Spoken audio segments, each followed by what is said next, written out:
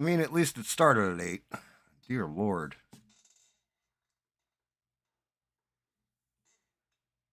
The microphone decided that it wanted to, for whatever reason, give out on the table and start falling every which way.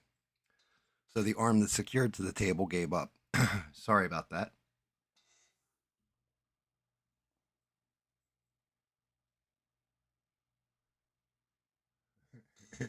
Good to see you, Steve Kerfuffle. Stranded, great to see you. We definitely missed you yesterday. It was good to see you. Stranded was in the stream, though. She was in at 4 a.m. Yeah, good to see you, Rogue.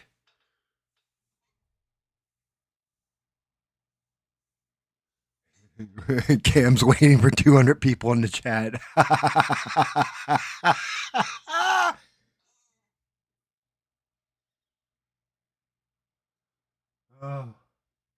Oh. Hey, Sheree, how are you? How's the greatest mods on these interwebs? I know he'll probably be a little late. SE, I think, is going to join me tonight. If not, I'll change the title if he doesn't make it. But I'm leaving it there.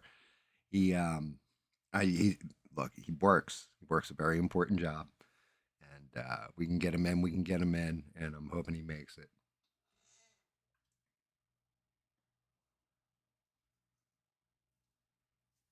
Oh, dear Lord. All right, let's look at the mess on the desk.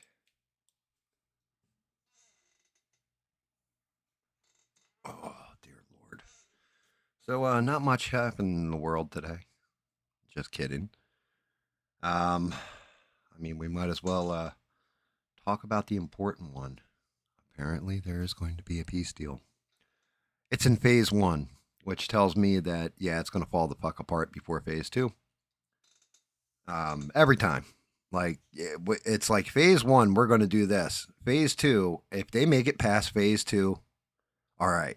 But do I actually think they're going to? I hope, but I don't think so. I think that it's hosed. Yes, Strandon. That's the hope, is that SE will be coming through. I was going to talk about a couple of the urban legends when I was a kid, which, I'm sure all of us have heard these urban legends. I just want to see how widespread they were, or if it was just local to my area. I mean, granted, it's only like 2 of them, but I'm sure you guys have your own local legends, and I'd love to hear about them. SE requested that we paint Michael Myers, so I'm going to do that one. Um, Meantime, we have good old Frederick Krueger. I may have to re-glue the one leg. He is good to go, or what have you. Like, he's painted and everything. The only thing was, I didn't have this done. So this got turned black.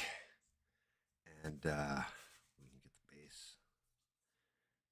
I might paint this tonight and just knock this out real quick. It's just some blood red here for the lettering. All here. And then everything else is just industrial looking. So we got him. Matter of fact, let me set Freddy down where he's not going to get busted up.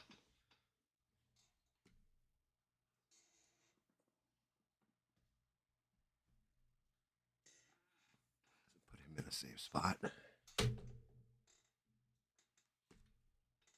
Man, I got the dropsies, the bumpsies, whatever you want to say.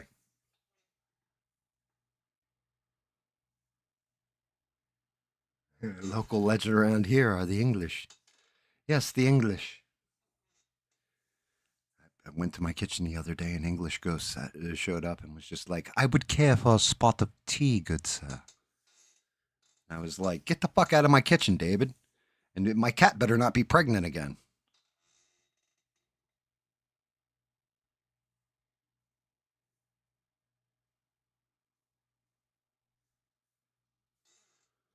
But yeah, I mean, everything else went into black, as you can see.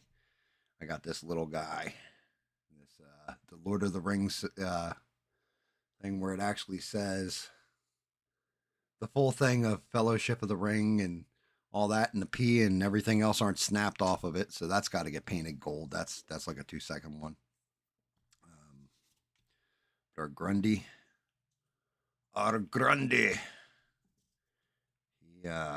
He's going to be an interesting one to paint, to say the least.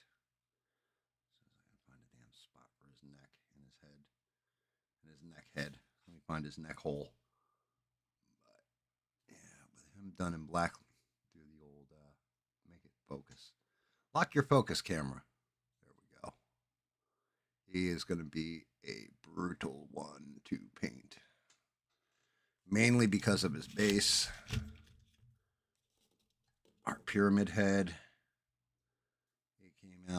He came out quite sexy. If I do say so myself. I did all the cuts myself on this one. So he fits together like a perfect puzzle.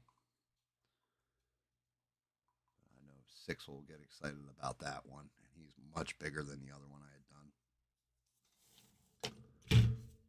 Oh, all over Grundy.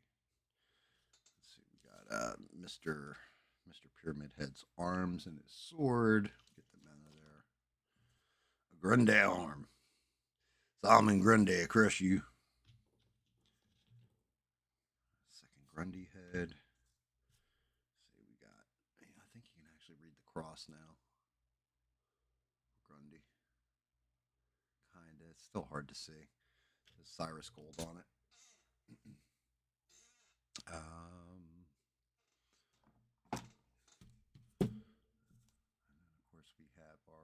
Captain America, he actually, like, once he got turned black, man, he's going to be a stellar figure once he's painted. Got him knocked out. Oh, shit. I just realized I forgot all the knives that go on Grundy's back. All right. The main one we're going to be working on tonight. And I'm going to have to even saw him down. Oh, yeah, Grundy's base. That one is going to be such a bear to do. You have all the swampy pieces and the ravens and everything else to it. Let's see. That's Captain America's base. There's Michael Meyers. Good old feetsies. Right here is where he's going to have to get cut. Right in the middle. Actually, I don't know what the hell. After I painted it, it actually fits together seamlessly, guys. I don't know what the deal is with that, but yeah, he actually went right together. Maybe I already sanded him, didn't even know. I don't know. My brain's on autopilot. We got his knife. Keep his pimp arm strong. Looks like the arm distorted a little bit. That's gonna have to get sanded. He actually doesn't look half bad. I mean, there's his hand. Oh. Pyramid Head is from a game called Silent Hill. It is my daughter-in-law's favorite game. See, my daughter-in-law gets spoiled because she is smart enough to know that I enjoy horror films. Very much so, especially the classics. And of course, like, horror video games, all that kind of stuff. Well, her stuff's like, who's your favorite character? Freddy Krueger. Like, okay, that's an awesome paint, thing. Oh, I love Michael Myers too. I love Jason Voorhees. She's the smartest out of all of them. Where she chooses stuff that I'm going to enjoy painting.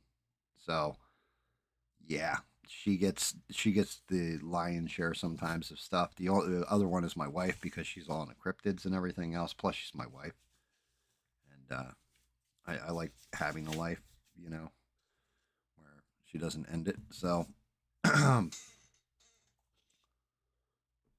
they get the bulk of them.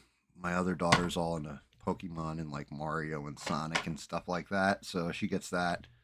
Then Kiddo, she likes odd and interesting things, but they have a deeper meaning to them. So, for example, I did the wizard from the cover of Stairway. Well, it's Led Zeppelin 4 is the album, but the hermit holding the lantern, walking the stairway or lighting up the stairway. I painted that for her, and she keeps it by her like bedside or whatever. But she also calls me old man, so it all worked out, you know. Like, and Zeppelin's like her favorite band of all time too. So it's just one of those things where sometimes stars align and everything else. And then the boy, he's all Lord of the Rings, which I did the Gandalf. Um, I got to see if I can find. I have the Mouth of Sauron. I got to do that head. It's like a bust of him. It's pretty cool looking, but I'd love to do that with the foul mouth. You know, like the crazy missing his lips, teeth all sharp and shit.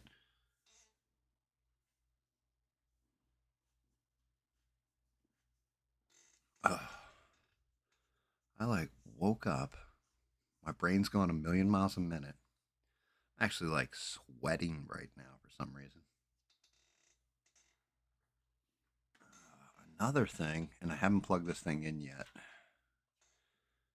This is some of the equipment my wife's gotten me. Now, granted, this shit, this shit is all nail stuff or the stuff my wife uses for fingernails, but she's fucking brilliant with it. So, what we have here, this actually will reconstitute paint. And it came with these. The way it works, if you've got something that's really like, you know, goopy and the paint separated, you take one of the steel BBs, you drop it into the paint.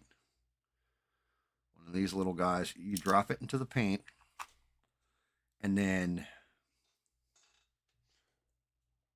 you press your paint onto the base like this and hold it, and it vibrates and shakes the paint inside, and it agitates the little metal ball, and it literally mixes it. It's much better than me just sitting your hand mixing it.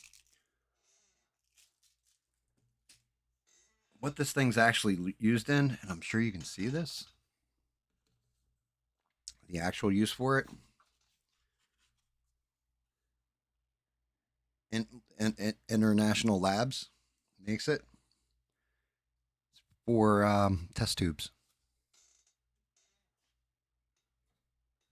They use it to mix up test tubes.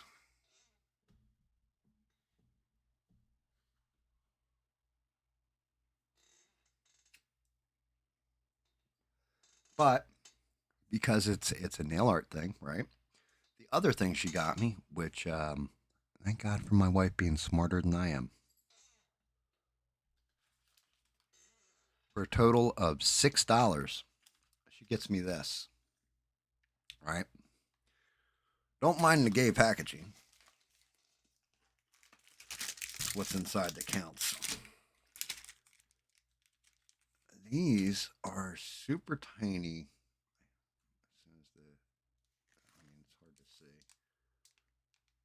These are eyelash dotters. Of course, you got different things. These are all for nail art. But for $5, this pack of brushes, these 6 brushes by themselves, is probably like $30 if I were to get it. What else? Oh, came with all these brushes too. All kinds of different stuff. You have, these are dry brushes. And then, I mean, granted, it's very girly or what have you. These are the most important things. These things here are for doing perfect circles. I don't know if you can see. It's like a ball on the end there. And then each one has an angle on the back of it. You know how I always struggle with the eyeballs and trying to get them round and all that stuff? Yeah, that's what these things are for.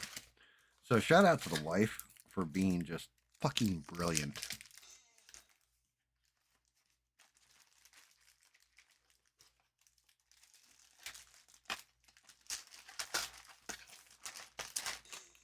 Wait a minute. What do you mean they're stranded? Are we talking about Shank Uger? Oh wait, no, my bad. And then one of the other fun things I woke up to this morning. Well, this afternoon, I got to get the original. because I actually have this action figure.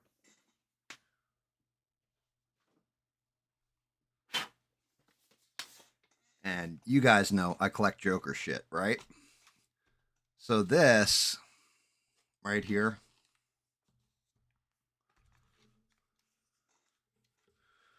I was talking about this when we were kids. We had like this plastic poncho thing that you would wear, and it would come with a plastic mask in it. It was Ben Cooper. So I think you can see that up here. Yeah, Ben Cooper, right? And they used to make them Chewbacca, everything else. They had, that's what the costumes used to look like. It was like a plastic thing that you pulled over yourself, and it had the picture of the character or something from it. And then you had the plastic mask. Do you guys remember these when you were a kid?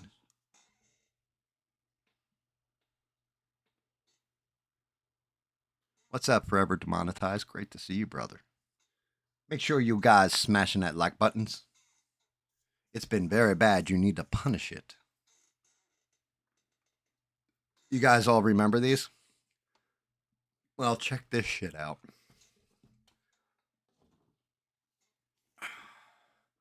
Apparently, they did limited runs of them, but the wife actually got it for me. The only one that has a plastic pullover to it. Well, they all have like some kind of thing in there. But yeah, this is the original mask. They've reprinted the masks, and then that's what it looks like when you put it on. I'd have a gut there, but yeah, they've put back out the Ben Cooper costumes for Halloween in limited fashion. So my wife's like, "Yeah, it's not for you to wear. It's for your collection." So that's cool because I've had this one for a couple years now. Like I said, they did a whole run of these with kids wearing them, basically. And now I got the actual costume that goes with it.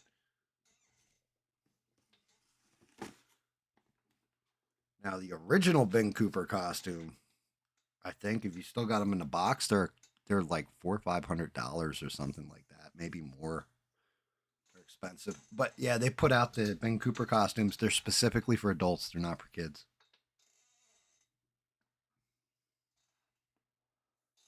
So that was a nice little treat to work there, wake up to. Holy shit! Oh, and I also woke up today to a pea steel. What do you guys think? What do you guys think about this pea steel? You think it's going to hold? Think it's going to last? I woke up to all kinds of craziness now. I'm thinking about it. Like the world definitely ain't slowing down as far as bullshit goes. I'll tell you that much.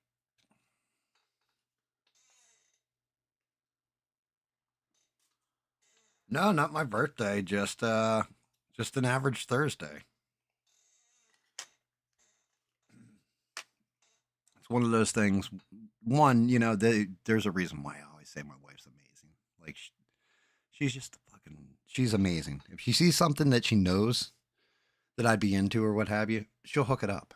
She'll be like, "Oh yeah, I saw this crazy ass thing, and I figured you might be able to paint it and repurpose it. I saw this cool action figure and was like, it's $20, but you know what?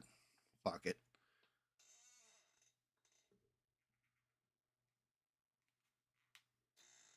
Yeah. So as far as that goes, that's where I'm at, too, Shrey. I look. I want to believe there's going to be peace. I don't see it. I think this shit ends, and immediately there's going to be something somewhere else over there. I think getting the hostages home is amazing. And to be quite honest with you, I think Trump does kind of deserve a Nobel Prize at that point. If shit ends. My big fear is you I think what's gonna end up happening is they're gonna do this whole Gaza thing and be like, okay, cool, yay, yay, everybody wins, right? And the hostages came home and all this. and immediately the West Bank is going to blow up.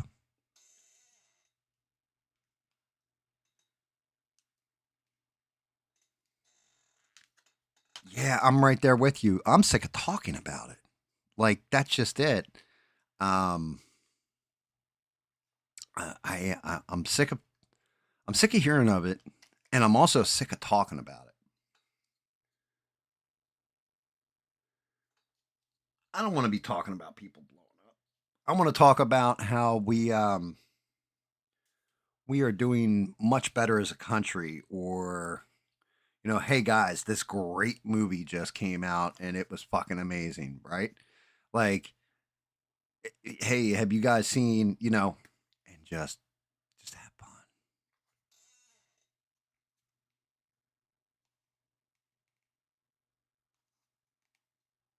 Stranded's like, oh, okay, you haven't seen a dent in the car.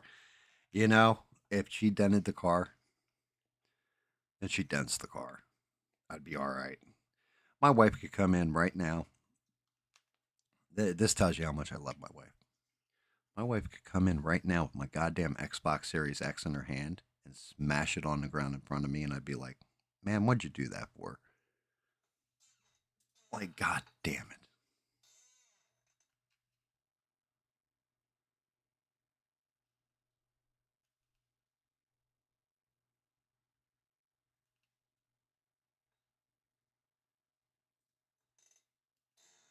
You want to know where it is? There's no money in it, Danny. That's why you're not hearing outrage. You need money in it. That's how stuff gets like if Congo had $1 billion that they could give away to different organizations to be pissed off on their behalf, then you would be hearing about the Congo. Yeah, Levin is pretty damn terrible. He really is. The other one I'm kind of over is Candace Owens. If you want to talk about somebody who's going to destroy somebody's legacy, if Charlie Kirk's legacy was Turning Point USA, Candace Owens is destroying it slowly but surely.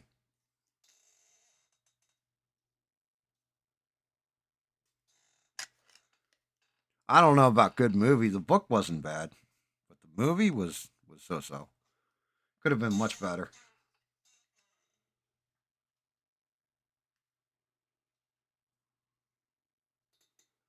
Yeah. Like asking questions is one thing, but alluding every 5 minutes to something being like, hey guys, I found out this information. It was definitely this, but she's not even saying definitely. She's not saying definitively anything. All she's doing is alluding to shit. And it's like, look, if you think they fucking did it, come out and say, this is what's going on. Here's my definitive evidence. Give me the evidence. Well, here's some text messages between people. Oh, now the big one is that, right before everything happened, Charlie Kirk said they're going to kill me. Well, you know what? I say this all the time, and you guys have heard me say it all the time. Ah, shit. I just kicked this over. I spilled paint on this. My wife is going to kill me. Doesn't mean my wife is actually going to fucking kill. Well, she may if, it was like, hey, I was sleeping with the neighbor for the past 4 years, something like that. Yes, then she's going to fucking kill me. But, like, it's just a figure of speech and, like, you deep dive it. Like, what the fuck are you doing?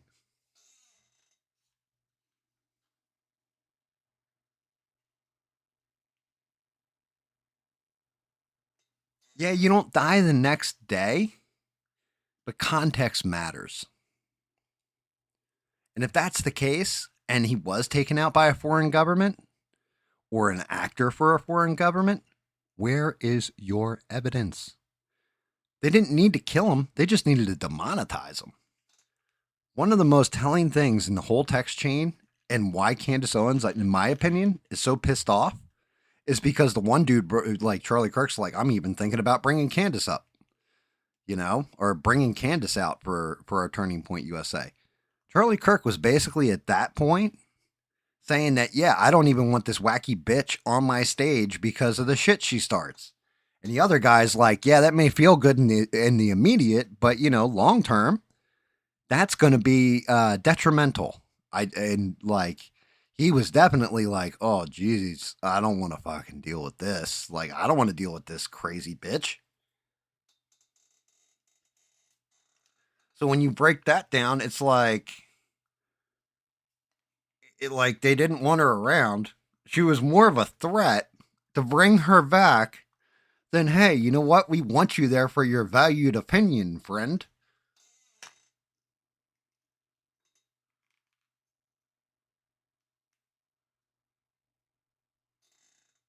I say let her cook too. I'm just saying, like, as she look, it's not a call for her to be silent.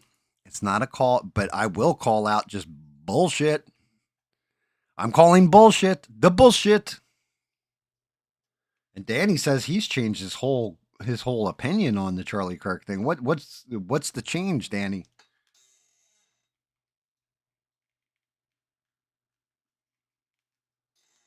I mean, my big thing is the only there I do have questions, but I also have seen, and I should bring it. Well, I'm not going to bring it up. I'm not going to deep dive the shit out of this because it's not a Charlie Kirk episode, right? I would have put that in the title.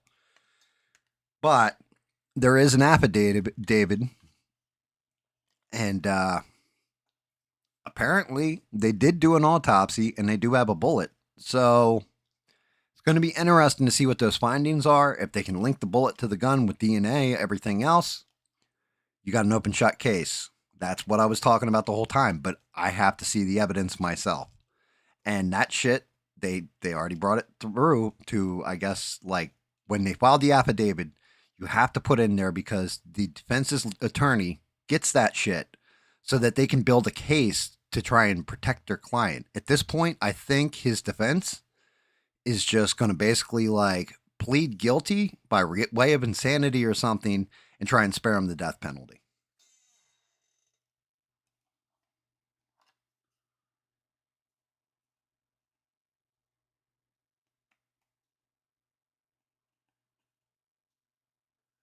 Yeah, Loomer's fucking kind of fucking nutty.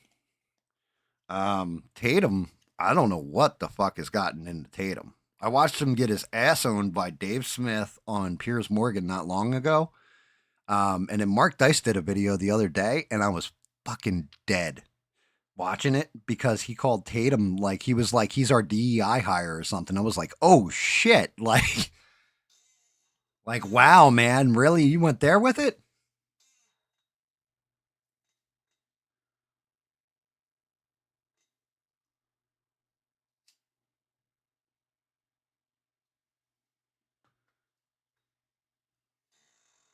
I got you, Danny. I mean, hey, look, you're allowed to think that way, brother, and I mean, I'm gonna say anything's possible, right? You never know, but I want the preponderance of evidence on my side before I say yes, this is definitive, and a lot of it's going to, we got to wait for the fucking case in the court.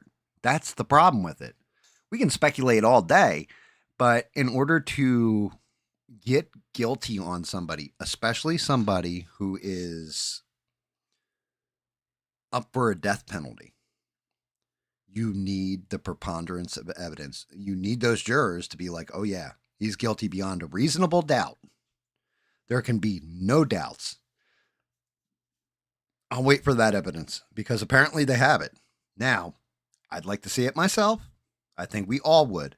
At the same point in time, we can't see it till the court case in a lot of cases, or well, in a lot of cases.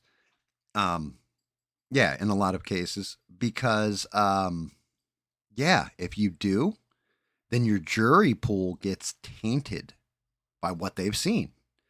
That's one of those things. You're supposed to, if the law works the way the law is supposed to work, then the the plaintiff or the prosecution needs to come forward and say, here's our evidence. The defense has to say, here's why we refute your evidence, and this is where this is bullshit. Or, hey, we're going to plea out and say he's guilty, but we don't want him dead. We want him going to jail for, 80 years or something, but he's alive and he's in jail, right? And with the possibility of parole maybe in like 1,000 years or some shit. But even then, it's win for the defense. So the big point is that it's up to a prosecution to bring forward the evidence, and apparently they have the evidence at least to on the affidavit to go after him. Now, I would like to see the evidence myself.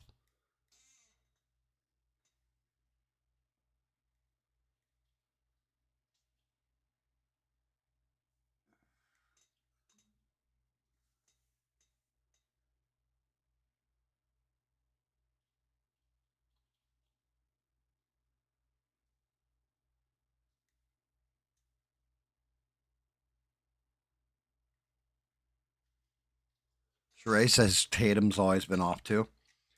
Um, my big thing is okay with Tatum. I like his content. I like him as a person. I think he's got a good message, and in most cases, right. My big problem with Tatum is when he starts talking about shit he hasn't studied it. So, for example, he was a cop. He was this, he was that, he was the other thing, right? Hardcore Christian, the whole nine yards. I asked Tatum something about the law. On an average traffic stop, this happens, blah, blah, blah, blah. Technically, he's been there, he's done it, he's chewed that dirt. He can tell me this is how the traffic stop normally would go. He can break it down to you, right?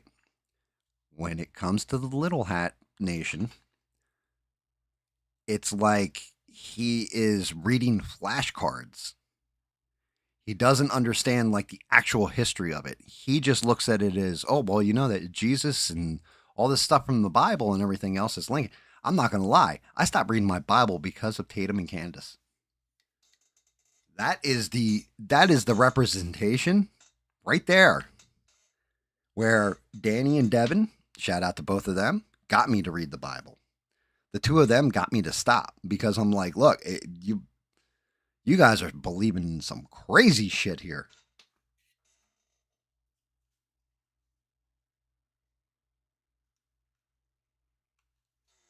According to Dan, see, like that's the shit I need the counter argument to, Danny. Right there, what you just said. Is that really the case, though?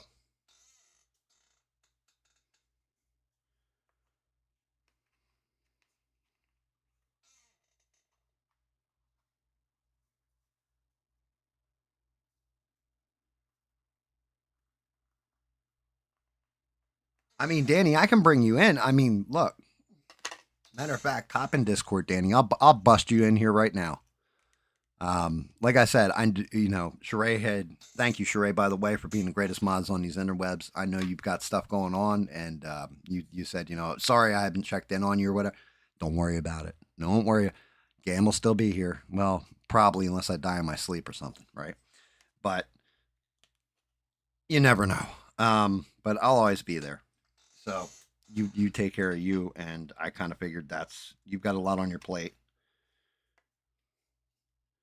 Um, but yeah, Danny, if you want to hop into Discord, you let me know, and I'll bring you in because SE will be here, a little bit later, and then we'll be going into urban legends, some spooky shit. But if you want to talk the just regular old shit, we can do it. We can chew some fat, as they like to say in the Weight Watchers. Yeah, that's perfectly fine, Danny. Yeah, I'll take you in, Danny. You and David, in particular, your voices have been silenced where you're at.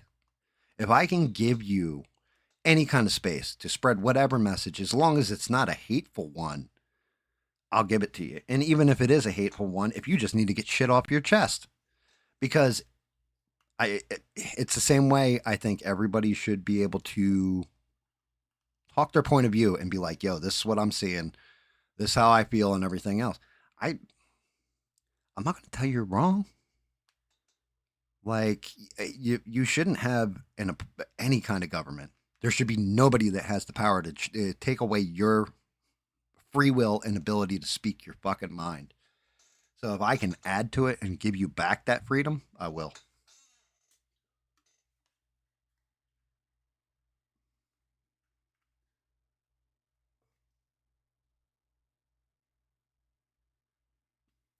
Yeah, and you're right, Stranded. She did do good with that stuff. But like I said, and Steve, I mean, that's just it. You're my man on the streets. You're supposed to tell me the temperature of the room, brother. So I'm definitely listening to you. But just remember, people. There's a reason why I don't go on Twitter because people are fucking insane sometimes. And yeah, I don't know if Tatum's getting paid by Israel, but he said something the other day. What? Okay, what's one of the biggest no nos that you don't do when it comes to, hey, I got a decent audience, a bunch of people that follow me and everything else. What is the one thing you never say? What is the one thing when you say at the GAM, he goes, "Oh, okay, no problem. That's how you feel." Unsubscribed. Don't want to hear anything else you got to say, and yeah, you can go fuck yourself. What's the one thing that you can really say outside of like kid kid diddling's good and bestiality's good or something like this? What's the one thing you don't do?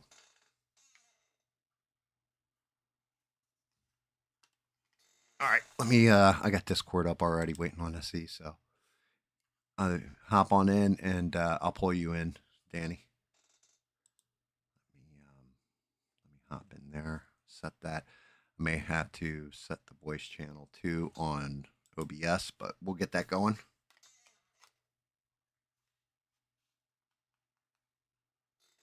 Yeah, I could believe that. He had BB on there and hasn't been the same since. The one thing you don't do, guys, you don't tell me as an audience member, man, you ain't going to tell me. You're still going to follow me and talk that nonsense to me. So it doesn't matter what you've got to say. The fuck, dude. You don't ever tell your audience that because they're your audience. Of course, what they say matters. It's not some troll. It's some dude who's been following you for 10 years and they say, hey, man, you're not acting like yourself. Oh, you know what? Then just unfollow me. Like, what? Appreciate the people that are following you, my man. Like, appreciate them because they go away. And when they go away, and if you don't give a shit anymore, then you need to hang your hat up and just collect that bag of money that you got coming in and go the hell away. Shut your channel down. Shut your mouth.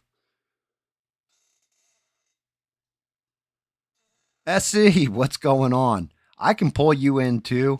I'm waiting because Danny said he's going to hop in. Um, Seeing if Danny gets in the general chat. I'm going to bring Danny in so he can speak his piece. You can hop in too, SE, if you want to do the Discord thing, and I can just pull you right in. What's not working? There you are, Danny. I got you. I see you in there. Hold on. I got to do it. I got to move you into GS test. There you go, Danny Boss. Oh, what's up, man? Oh, shit. Give me 1 second. What? It's not you. I had the headset like all the way the hell up. Go ahead, say something now. Oh, is it better now? I think it is. Hold on. Let me. Well, it's not, like I said, it's not you. It's my headset. I had that volume all the way up and just blew my eardrums. What does ABL say? He says, "Shut." What does he say when that happens? I can't remember what he said. I have no idea. He's like, "Rest in peace, headphone users," or something. Yeah, rest in peace, headphone users. I'm just chat. Sheree, we good?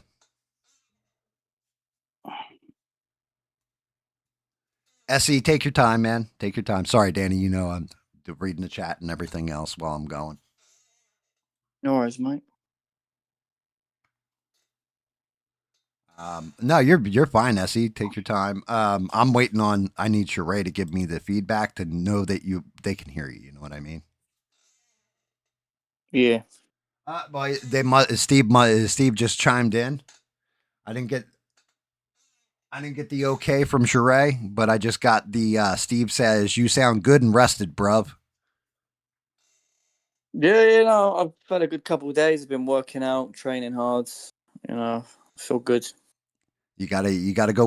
Listen, if you're gonna train hard, right, and you're hitting the gym like that, you need to go watch Rocky 3 and just watch Mr. T in that movie. Okay. All right. Yeah, that's good motivation. Yeah. Yeah, yeah. When they give him the interview, and he's like, I live alone, I train alone, I win the title alone. Balboa, you can't duck me. And then later on, they're like, do you have any predictions for the fight? And he's just like, yeah, pain. Just that's who you want to be, Danny. Yeah, no, he's a good role model, man. He's a good role model. I mean, it was kind of fucked up what he did to Apollo, but you know. No, no, no. That was Drago who killed Apollo. Oh shit, that was Drago, wasn't it? Wait, who did he kill? Was it? Oh, was it his trainer? It was Yeah. Mick. Well, Mickey was already having heart issues to begin with, and then he shoved him, and Mickey he was Oh yeah. so wound up from everything, he has a heart attack and dies. Yeah, that's how that one plays out. All right. Okay, All I got right. mixed up. Yeah, I'm not gonna lie at all. That is pretty much the end of the Rocky series for me. Was Mr. T Clubber Lang, because Clubber Lang, there's there's a couple parts to it, but he actually not only did he beat the shit out of Rocky and break him, but he absolutely broke him in the ring too. Like when he knocks him out, Stallone does the as he's falling and it goes all slow mo. Like that was it. The Yeah, noise that yeah, Stallone makes was like, yo, Mr. T just made you his bitch. Okay.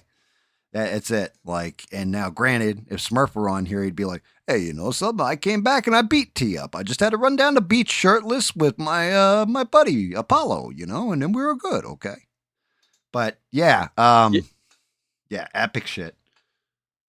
Yeah, my favorite was Rocky Four, man. I just loved the whole America versus Russia thing. Yeah, that was at the height of the Cold War. It's the same way. It's crazy, but he did Rambo 3, and that shit was in Afghanistan, and we were fighting on the side of Afghanistan against the Russians in that. So it's like, Hmm. yeah, well, I mean, different time. Russia went in Afghanistan first, got, you know, that was the whole thing. You don't go start a war in Afghanistan after they lost. Same way you don't fight Russia in the winter in Russia. You know, Yep, there's a reason definitely. they say that shit. But what do you got for me, bruv? How's everything going over there? How's the dog? How are you? Yeah, yeah, everything's been sweet. Been just keeping my head down as usual, doing the same old, same old. Been training hard this week. Yeah, everything's been pretty good to be honest. Nothing major going on. I mean, I've not been watching much stuff to be honest when it comes around, about politics and what's going on. I mean, I heard today something about the Gaza war, about there was a peace deal or some shit, but I don't really look into that anymore. I can't really, in all honesty, I don't really give a shit. I mean, it's probably not even gonna last long. There's gonna be some, there's other shit going on around the world. There always so. At the end of the day, it's out of my control, so it's not for me to worry about, really. So, with the peace deal, what happened is Trump basically said to Netanyahu, like, I've had enough of your shit, apparently. Now, granted, need evidence on this. We got no evidence on, but this is supposedly what happened behind the scenes was he said, yeah, I've had enough of your bullshit. Like, people are saying you're leading me around, and Trump's ego, I think, took over. And he just said to Netanyahu, like, yeah, this shit needs to end. Netanyahu basically came out and said, okay, yeah, we need to end this war, and then went back to Israel and told them in Hebrew, like, yeah, don't worry about it. Like, what I said was just basically lip service. So we'll see, but they are apparently, the hostages are moving because, Mossad's like spying on everything. Not going in and saving them, like with SEAL Team 6 or anything else. They're just going to watch from afar and make sure that these poor bastards have been tortured for, 2 years now or something. And they're supposedly moving the hostages and going to release them. We'll see. We'll see what happens. And then Hamas is supposed to step down his leadership. And Gaza, the border is shrunk since Israel is invaded. And it's supposed to get bigger. But we'll see what happens. I mean, I'm not hopeful either, Danny. I hate to say this.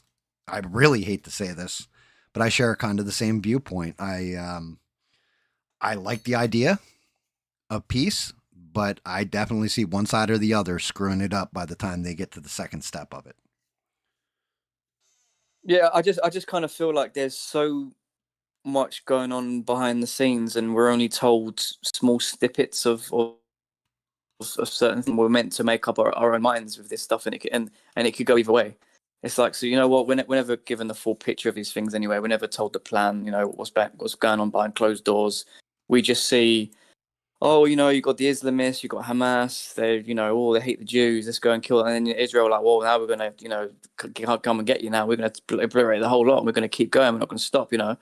And then Hamas like, well, we're not giving up the hostages. And then Israel like, well, give us back the hostages, or we'll keep blowing you up. And it just goes on and on and on. And you know, it's like Right. this has been happening forever for a long time now over there in the Middle East. You know, there's the Jews and the Muslims, and what the West always has to come out and bail out the Jews, does it all the time. You know, just like in the in the Crusades. I mean, we helped the Jews that retook the Holy Land, and we sacrificed all the Christian lives, and now we have to keep doing it, do we? Yeah. Well, I mean, here you go, Danny. Here's one of those painful truths out of the Bible. Who killed who was screaming for Jesus to die on a cross? Was it Pontius Pilate? Who was? Who who was it that actually wanted Jesus to die? Well, it was the Jewish people, the Pharisees. Correct. So that's just one of those things. I think Charlie Kirk had said this. Shout out to him for it when he was still alive. Or no, it was Tucker Carlson who said it, right? And everybody jumped on Tucker and was like, he's wrong. I actually looked it up.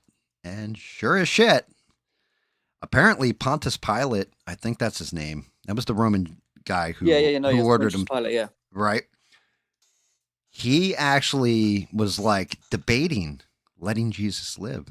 And yeah, the conglomerate of the Jewish guys around him basically were screaming, no, no, no, you got to kill him. Yeah, I think if yeah, correct me if I'm wrong, but I think so. But Pontius Pilate didn't want to, and he was like, "Okay, look, I'm going to put up to a vote to all of you people. You know, we've got either this guy here, who I think was another Jewish guy. I think he was like a criminal or something. I'm not too sure what exactly he did, but he was like, okay, guys, we can either crucify this guy or we can crucify Jesus Christ." And then the Jewish Pharisees and everyone voted to crucify Jesus Christ, and they let the criminal go free. I think that's the story. Yeah. Yeah. I mean, at that point, you're right. Why would people that are staunch in their Christian faith, all that kind of stuff, why would they even want to support them at that point? Like, not for me, it has nothing to do with people or religion or any of it. For me, it's all about who's at the head of a government. You know what I mean? That's how I'm always looking at things. I don't look at it as like, because I can't be judgmental on any religion other than, I don't know, unless your religion is like drinking small babies' blood or something. Yeah, I can't get behind that. But if you've got a decent message in your religion, one of peace and one of believing and wanting to be one with your God, I'm cool with that. It's like, hey, man, everybody's got to meet their God on their own terms, right? You don't need to take, for example, and this will make you smile a little bit. You don't need to take a bus full of children with a backpack bomb with you on the way to heaven, though, Yeah. And it's like, so I can't be judgmental in that thing. I also don't think, I heard this said the other, I don't think, good old Maury down at the local 5 and dime store who's working behind the counter has anything to do with the war over in Gaza either. So don't harass him. He's just average Joe Schmuckatelli. His religion just happens to be Judaism, Yeah, I do agree with you. I do feel like sometimes a lot of these conflicts, I guess, religion always gets brought up the first thing, like, oh, it's just the Muslims and it's just the Jews, same old thing, blah, blah, blah, blah. But you're right, sometimes when you got all these, like back in the days, they didn't have these big kind of globalist governments in these countries. It was purely just, again, it was mainly just the roots of these conflicts and wars was to do with the religion and stuff like that, you know what I mean? And to retake the Holy Land and all of this stuff. But now you could probably throw that into the mix as being part of the reason for this conflict, but there's obviously a lot more now. Like there could be just other reasons, other plans. Is it all planned? Is it all just happening for a reason? All this conflict, all this destruction, is it just so simply as same old Islamists doing what they do, and then obviously Israel defending themselves. I mean, I don't know. Maybe there's more to it. I don't know. So you want the simple answer? Simple answer is Yeah. this. You ever hear of American soap operas? Yeah. As the world turns, Guiding Light, General Hospital, or any of this shit that has gone on for like 30 years. Yeah. An even simpler one. Have you ever heard of the show Lost? Yep. Okay. So you have to build plot lines, characters, everything else through time, right? And as you go, the plot gets more and more convoluted as you're stepping through it. Like dun dun dun. They always have, you always hear it dun dun dun music, and it's like, it turns out that the guy she's been in love with for 2 months now is really her brother, and shit like this. That war has been going on so long that it is basically the longest running soap opera war drama that I have ever seen. So as stuff's going, it's going to get more and more and more convoluted. It's like, hey, October 7th happened. Okay, well, what happened before October 7th? This happened. And then what happened before that? Oh, this happened. That. Man, these guys are going to go until the entire place is turned into glass. Until the Holy Land is, basically like fragile, like they stamp on the side of Italian imports.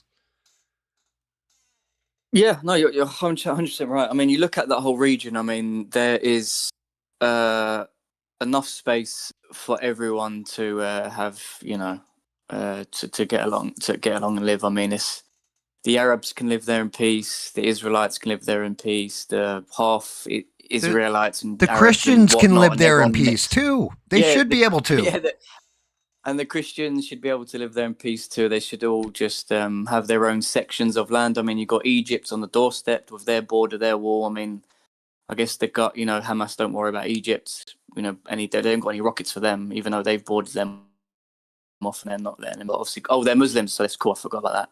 And then you've got Jordan, and then you've got all these, again, Arab wealthy countries around the world, like Qatar, that are funding it all, that don't seem to be taking any of them in and helping them. They're funding all the terrorism, though, but obviously they don't want to actually help the actual innocent Palestinians. Obviously, they just use them as cattle, if you know what I mean. But yeah.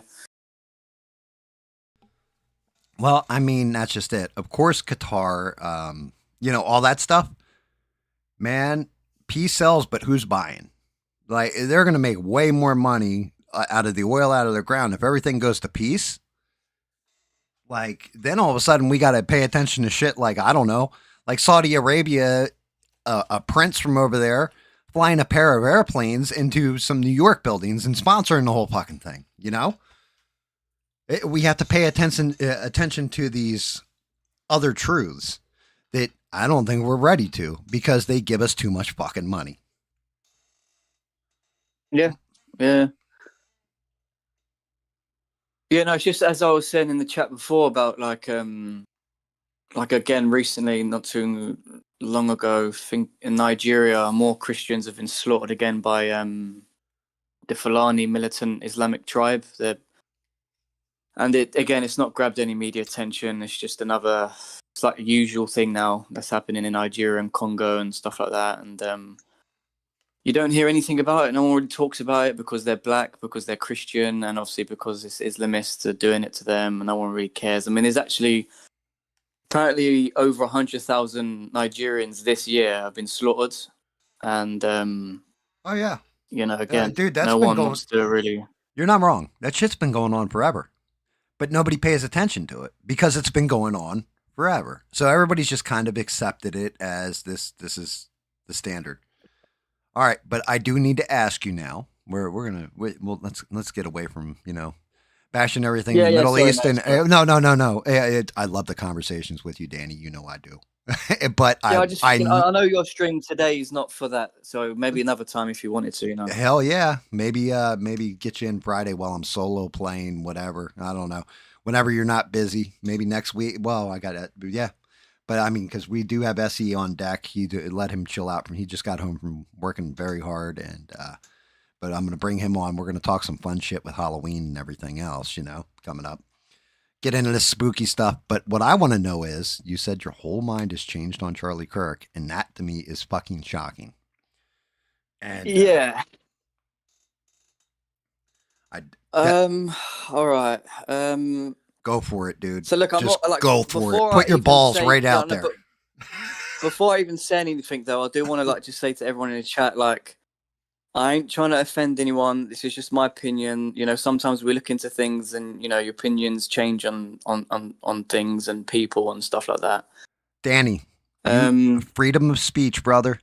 You fucking offend everybody you want to. Go for it. yeah, so obviously, because, you know, we had this long chat, like, you know, a while back about it all and stuff like that. And, you know, at the time, I admit I was quite emotional. I was angry because it's like, Yep. it was a shock, you know, it was a shock to all of us, you know, like I see him as a, you know, especially when you're meant to be Christian, you know, when a Christian brother falls, it's like, to me, it's like a brother's fallen, if you know what I mean. It makes me even more angry, like. So obviously it kind of got me a little bit. I know I don't know Charlie Kirk. It's not like I know the person, so I can't like grieve in that sense, obviously, but still, obviously, because he's a public figure and obviously everything he done and stuff like that, you know, obviously it was a shock, you know what I mean? Well, you listen to somebody So for a long time, Danny, right? Like you guys tune into me all the time. Oh, I die tomorrow. You guys would be like, oh, fuck, man. You know, like you'd feel some kind of yeah, way because you've definitely. listened to me for so long, you feel like you know me, right? So I understand that. You know, I completely get that part of it. But go ahead. I'm sorry. Yeah, no, it's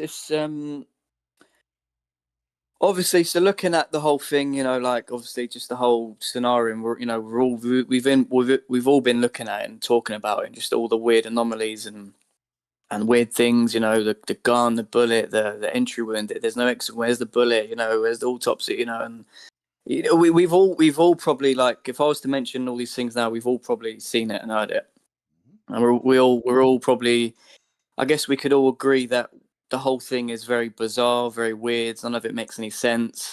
The more you look into it, the more weirder it gets, and it just, yeah. But I've looked into a lot of Charlie Kirk's history now, and like and I've looked into a lot of, like, basically Freemasonry and what Freemasonry actually is, and obviously the origins of Freemasonry, what it's about, the numerology, the symbolism, what they actually believe, and stuff like that. And I know you guys probably know a lot as well. And and Wait, my current opinion, right? Sorry, gone. I was going to say, wait a minute. You're telling me that, you know, the Freemasons, they're not like, you know, like what Nick Cage was chasing down in National Treasure. They're not like that. No way. Wait, so what was I have seen that movie, but what was that about? Dude, it's all about the Freemasons and their national treasure. Like they hid a bunch of treasure and they left clues and everything through numerology, everything else. So, like Ben Franklin, for example, his original set of glasses are like 3D glasses that allow you to read glyphs so you can find the next MacGuffin that they got to chase. Oh, okay. Yeah, that's what that movie's about. But it was a joke, Danny. Please continue. No, it's probably the funny thing is that movie is probably like very deadly serious there about it all. That's how they kind of get you. They all make it seem like it's a big joke, but yeah. And anyway, I've just been looking into all my opinions changed quite a lot in it now, and my current opinion on the whole Charlie Kirk thing is that it was or is a Freemason, and whether he is actually dead or not, I don't know. Whether he was a sacrifice for the cause or whether he isn't, and it was all staged, I can't say. I don't know.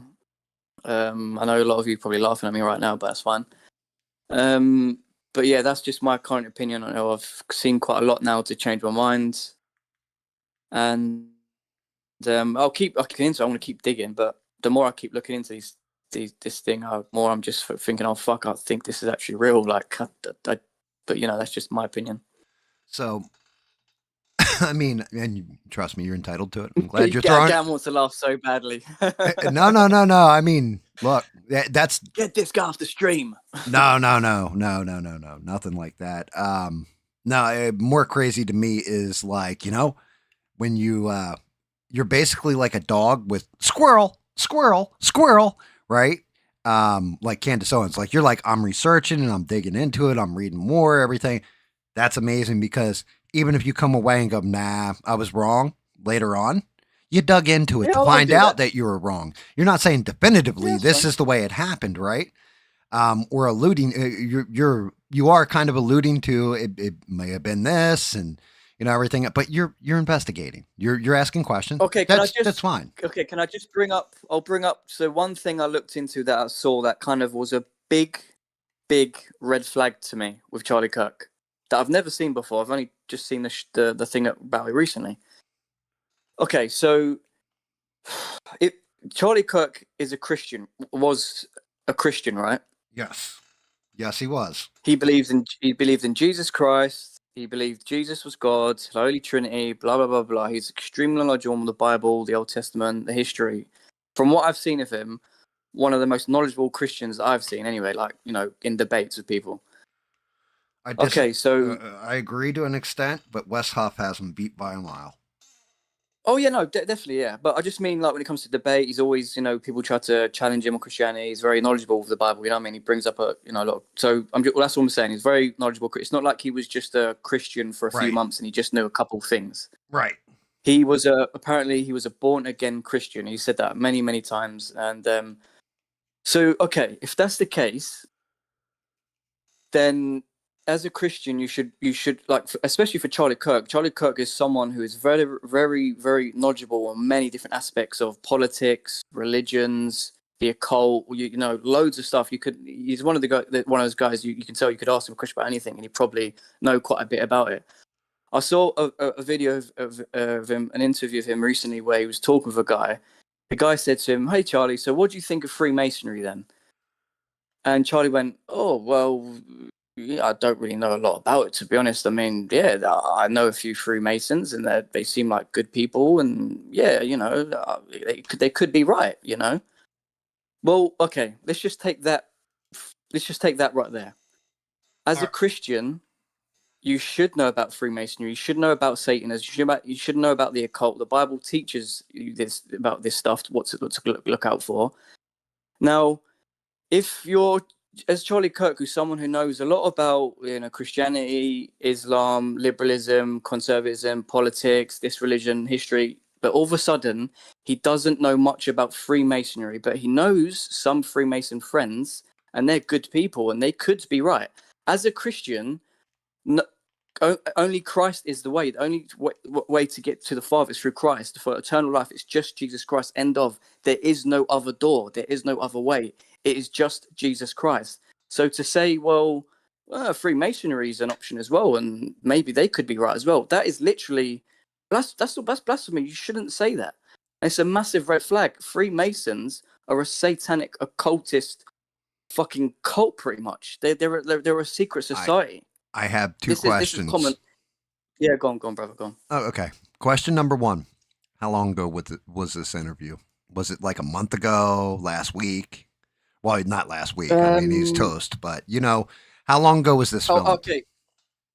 I don't know, but I'll send the clip to the Discord later Okay, or something, and you fair, guys can look fair, at it. fair. But I'm saying, does it strike you like it was 10 years ago, 5 years ago? You know, It um, probably within the few years, a few years. a few years. Okay, so here's one of my things with people saying shit. The internet is forever. You say something in an interview or say something asinine, and it sticks with you, right? The thing is, like, if I were to ask you, I don't know, let's go back to when you first started getting on your quest for knowledge with the Bible, everything else.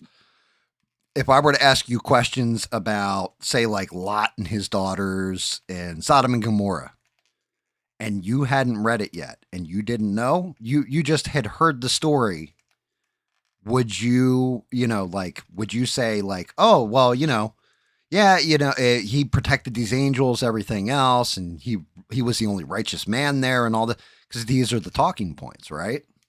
So Hmm. when I ask you a question like, yeah, but he was willing to sacrifice his virgin daughters to a mad mob of rapey men instead of the two angels, Does that still make him a righteous man? You would have been like, I'm not sure about that part of the story, anything else. I'm sure that, he had his reasons or whatever. Like, you would have just tried to answer the question, correct? Yeah. So that's just it. You've got to give a little bit of grace because maybe he didn't know what the fuck he was talking about. Maybe he was too focused because I have a whole different take on who Charlie Kirk was. From watching and everything I've seen, he was just a man. He's not a was he a loud voice? Yes. Did he have important conversations? He did. Did he get the youth to believe in him? He really, really did, man. And he had that message. Like his message was getting out there and countering the left, which is why they shot him. That's why you shoot somebody in the throat, silence them, right? Because they couldn't beat him in debate, stuff like this. Mm-hmm. I see the other end of it. I see the guy that is behind the camera, not the one that you're seeing on the camera. Okay. You see somebody like, just take your favorite Hollywood actor or a politician or whatever. Do you think they're the same behind the scenes as they are on camera? Maybe Donald Trump is because he's kind of an arrogant prick, if we're being honest. Egotistical, arrogant prick. But that's what we like about him, right? Like, that's what Americans like about him. Charlie Kirk behind the scenes had to balance out Turning Point USA. He had a whole corporation he's running, so he's got to deal with that. He's got 2 small children, a wife. He's got to balance all that home life out on top of, packing up, going to different places all the time on a constant basis, always on the move. I saw the working man. Like, I see the man behind it all, and it's a lot of balls that you're throwing into the air and trying to juggle at the same time. So I always give grace when it comes to, like, because I've watched some of his arguments, and in the beginning, like when he was arguing, I saw him. Matter of fact, I watched it when he was on Tim Pool and he was debating. I don't know if it was Destiny. I can't remember who the hell he debated on Tim Pool, but his argument was okay. You know what I mean? It wasn't fantastically. He didn't destroy the person he was debating. But if you put him up against him in like over the past year, it was a totally different person I was watching. He perfected, like, as time went. He wasn't real good in the beginning, but he got good. He learned to steel man his positions, his debate, everything else. So that's why I would be real curious, and that's why my question is, when did he have this conversation? Because if it's somewhere where he's younger, like even in his 20s, your opinions change a lot. My opinions have changed drastically from when I was younger. Because go ahead, Danny. Sorry. No, sorry, mate. Finish. Sorry. No, I mean that was pretty much it. Like, like the whole thing is you've gone into a deep dive because your perspective, and I get it. You're looking at this is my religion. This is who I am. It defines me. Correct. Christianity does define part of you. Like, I mean, yes, there's more to you. You have your own mind, your own independence, everything else. But at the same point in time, that religion is a huge part of you. And you immediately go, who's the enemy of my religion? Islamists. This, you know what I mean? Satanists. Like, you just listed off a bunch of them that you see as, but you've investigated those enemies. Charlie Kirk was more about swinging the youth over to his side. How many kids do you think are fucking Freemasons? Nobody's worried about a Freemason when you've got, people cutting each other's dicks off and turning them inside out. Like, well, that's the thing. That's one of the things that I was struggling with is like, how many people out there has he probably brought to the church and then brought to the Bible, brought to Christ? How many people out there, even or not even that, just even brought them over to the conservative movement, the MAGA movement? I mean, obviously a hell of a lot of people, but at the same time, that's not the point. Like, if we are going down my whole thing of right. The point of it all is that's not the point. That doesn't. The whole thing is a charade, is a circus, is a show. It's all planned, it's all staged. It's all just to create more division. It's all just to like. That's the kind of like again. But I hit. Okay, so back to the thing about Charlie responding in that way. Fair enough. If you're a a new Christian, you know, journey, and someone asks you these questions about other religious practices, you're obviously just going to be like, well, again, I'm new in the faith. I don't really know much about it. Obviously, this thing you're mentioning, Freemasons, I don't know much about them, so I can't really give an opinion on that. But all I'm saying is that I would put my money on this being a fairly recent interview, because by the looks of him, how he looked like it was only a few years ago. Like he didn't look like a young Charlie Kirk.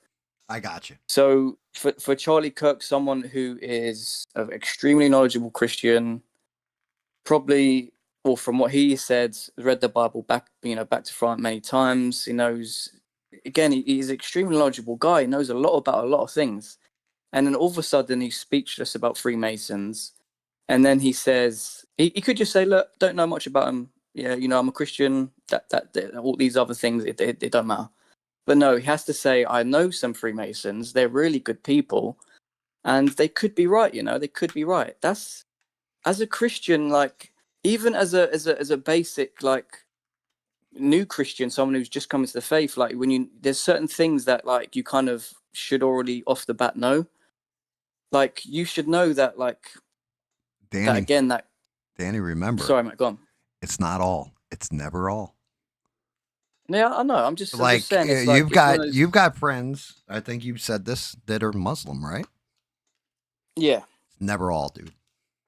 So you got to look at it that way. This is Charlie Kirk we're talking about. You know what I mean? Right, but so generalities or specificities. I think that's the way you say that word, right? Specificity. God damn it, I can't say it again. You know what I mean? Specifics. Yeah. Right. If you're talking about like, hey, because I've known a couple Freemasons, they were good people. Like, they actually were. I don't know anything about anything when it comes to Freemasonry other than what I've seen as far as, like, supposedly they keep the secret to the Holy Grail and where it's located, the Ark of the Covenant, like weird shit like this. Like, there's always a weird connotation with them because they are, like you said, a secret society. For all I know, it's a bunch of frat boys that are smacking each other on the ass and, being goofy. I don't know. I haven't researched it, so I can say I'm ignorant on it. But I do know people that were in Freemasonry that were actually, like, decent people. Like he said. Like, I can say the same thing. That's not all of them. Maybe some of them are fucking nuts and corrupt and doing satanic shit. But that's the thing, Gam. Like, you're right. Like, that's the thing that we all fall for, is we kind of go, oh, you know, like that. I know some. I could say to you right now, Gam, I know some Muslims who are really fucking decent, good people, like lovely people, the best people you ever meet. I know some Sikhs who are the best people you ever meet. Like, they're amazing. I know some. We could just go through that list forever and ever and ever. Forget that. Anyone can be good. Anyone can be decent. Yeah. Doesn't matter what faith, religion, whatever you believe. You can find all goodness in any kind of person out there. You have to forget about the human being, and you have to look into the actual doctrine, the belief, the scripture, like their whole philosophy, everything about their history, what they actually believe. Because you could have a Satanist, a proper, like, deep Satanist right in front of you right now, and he could probably talk to you for about 10 minutes. You could probably leave that conversation going, oh my God, that is the nicest person I've ever met in my life. But the whole thing their head. So here you go. Scientology. Yeah. Right. We'll throw Scientology out there. Tom Cruise, don't show up in my closet and try and kill me. Okay. That's all I'm going to ask before I go into this. But Leah Remy, I think that's her name. She is actually one of the most famous cases that walked the fuck away from the whole thing. She spent millions of dollars. She gave all this money to them, everything else. And they're like, yeah, as you get closer and closer, you learn more secrets, right? Maybe some of those Freemasons that he was interacting weren't high level ones. Now, granted, he's Charlie Kirk. He was an important figure. So maybe he did know higher level ones, and maybe he had some insight that I don't know. I can't tell you one way or the other. But if you only knew like low level ones, and it's something like Scientology, eventually Leah Remy got to the point where they're like, okay, we're going to show you these secret documents. You got to be shared to, sworn to secrecy. You can tell no one outside this room, blah, blah, blah. And then they lay out the whole bullshit of the religion where, it's alien spirits and they came down and all this kind of crazy shit. Right. And Leah Yeah, Remy yeah. went, "What the fuck is this?" and just quit the church. Like, gone. Like, I'm Yeah, out. yeah. Right?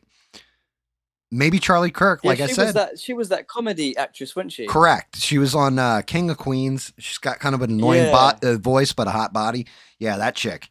But yeah, this is what I'm saying to you is maybe those are the Freemasons he knew. Maybe he didn't know the higher levels. I don't know. I can honestly say Yeah, see, he look, didn't. I like, don't know.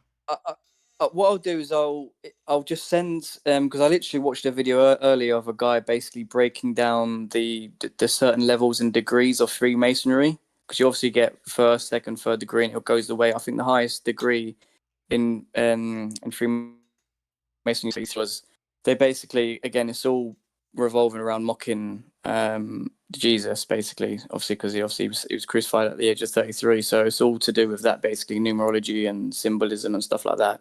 It's basically like heavily influenced by occult sort of stuff.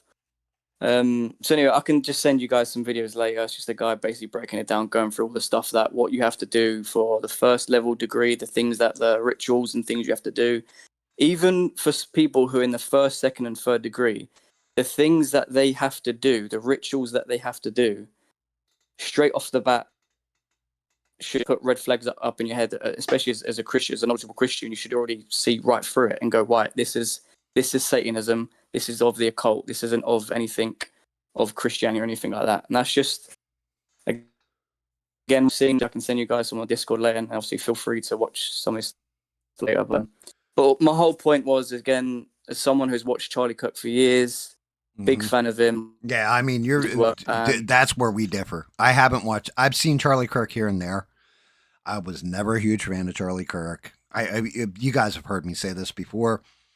I felt I don't want to see anybody get killed like that for having a conversation. Like that's the part that gets me, especially when you've got young children and everything else. And but at the same point in time, I saw how bad it hurt everybody else, and I was just like, damn, man, like you guys are all hurting over this one. So I'm not tearing into the man, or I always thought he was a good person. And I thought he was well meaning, but I was never like, oh, Charlie Kirk is the greatest thing since sliced bread. But there are people like. Did you guys? Good. So because I sent a picture to the Discord a while back of basically when Charlie was shot and he was on the floor, like he fell off the chair, his security detail kind of rushed around him, and you see them all kneeling down. There's a picture of someone took a picture of that moment where you see like 4 or 5 of his security team all wearing glasses, basically kneeling around his dead body, and they're all like, especially one of them, maybe the other 2 not so much, but one of them is literally smirking, is smiling. Yeah, I've seen that. I mean, I don't know. So what do you think of that? I don't know. It could be people react funny.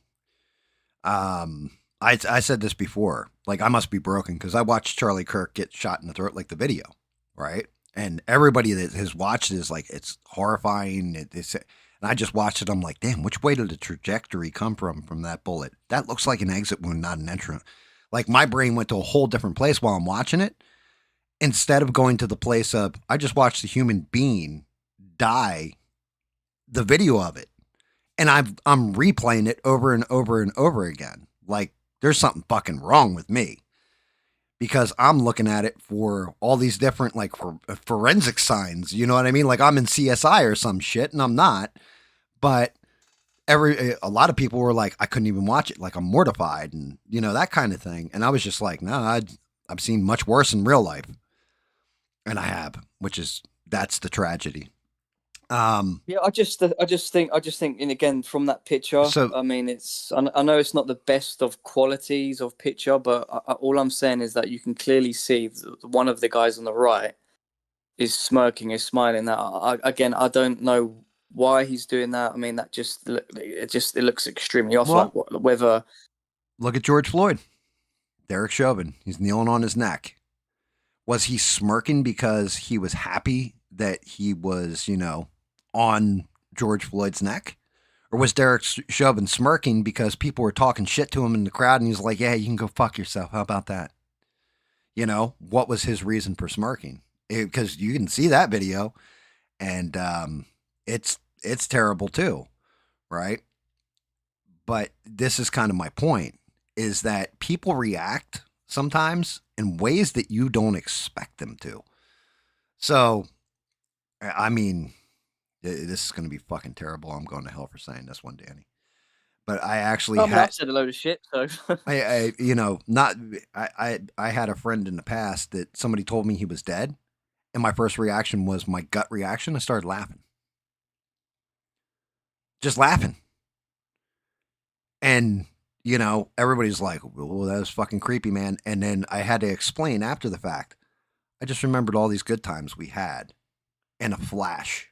Like in a one moment, like all of a sudden my brain went to, the time this guy came out doing the no more horses wearing a bathrobe, for example, in a fucking party full of people. Stuff like that, like went right through my head of all these crazy times I had with my friend. But my first reaction was, of course he went out that way. Like I started just laughing because it was an outrageous way, the way he went out too. And the way, I kind of feel like with that situation, it almost sounds like that. Obviously, that maybe it kind of just shocked you in the moment. You're kind of like laughing, like fuck off, like no way. We talking about like kind of right, like everybody else is mortified because the way he passed away. Right, it's a true story. Yeah. He, those little tiny mini bikes that they make for kids. Yeah. Like, I mean, they're so small, like as it almost looks like a clown riding one if like an adult sits on it. He was on his nephew's mini bike. He got it for Christmas. He takes it out to the street. He fires it up. He gets, he's being goofy on it, just pulling like, donuts basically with it and everything out, like just being a goof, hitting a little meep meep horn. And then started going down the street. I don't like where this is going. He starts going down the street. He pulls a wheelie on it, starts to ride it, and falls backwards, smacks his head on the asphalt, caused, I guess, a contusion on the back of his brain, and killed him. Oh, no. And I was just like, wait, that's the way he fucking, what? Like, and just started laughing. But then I'm like picturing it in my head because, like I said, same guy, the would you fuck me? I'd fuck me. No more horses from like Silence of the Lambs. He did that at a party once. He grabbed the bathrobe, went into the bathroom, came out with no clothes on except for this bathrobe and did that in front of probably about 30, 40 people. Girls included, like he ended up going into the bedroom with a girl later on, but he did it as a lark. Like he was a joker like that. And it was just like, of course that's the way he went out, And I like, for whatever reason, that was my gut reaction was I just started laughing. And I didn't mean to laugh because it's a morbid situation. It's dark as shit. Somebody lost their life. My friend's gone, there's all these emotions, but that was the levity he brought into my life. So that's what I'm saying is people react in weird ways sometimes. Yeah, but Gam, it's like, okay, look, so you're a security detail. You're part of Charlie Kirk's crew. You've been with him for a long time, as far as I know. He's been with him for many events. He's literally staring at Charlie Kirk. He's basically to his left hand side. He's staring at him.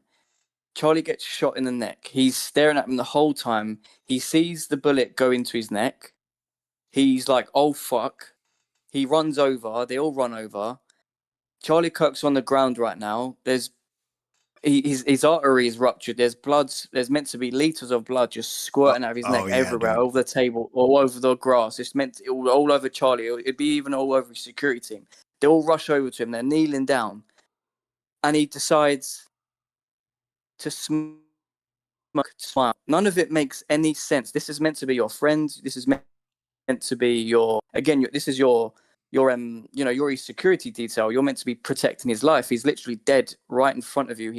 There's blood's meant to be gushing everywhere. You kneel down. You're meant to be on him, thinking, what can I do to stop the bleeding? Get a towel around his neck. Put your thumb in his neck to stop the bleed. You're obviously going to be in such you panic and obviously in all this trauma that you're seeing. But no, he smirks, he's smiling. None of it makes any fucking sense. It just really doesn't, man. I mean, like I said, people react in a moment. I can't explain it. I can't. I can't tell you what was going through dude's head.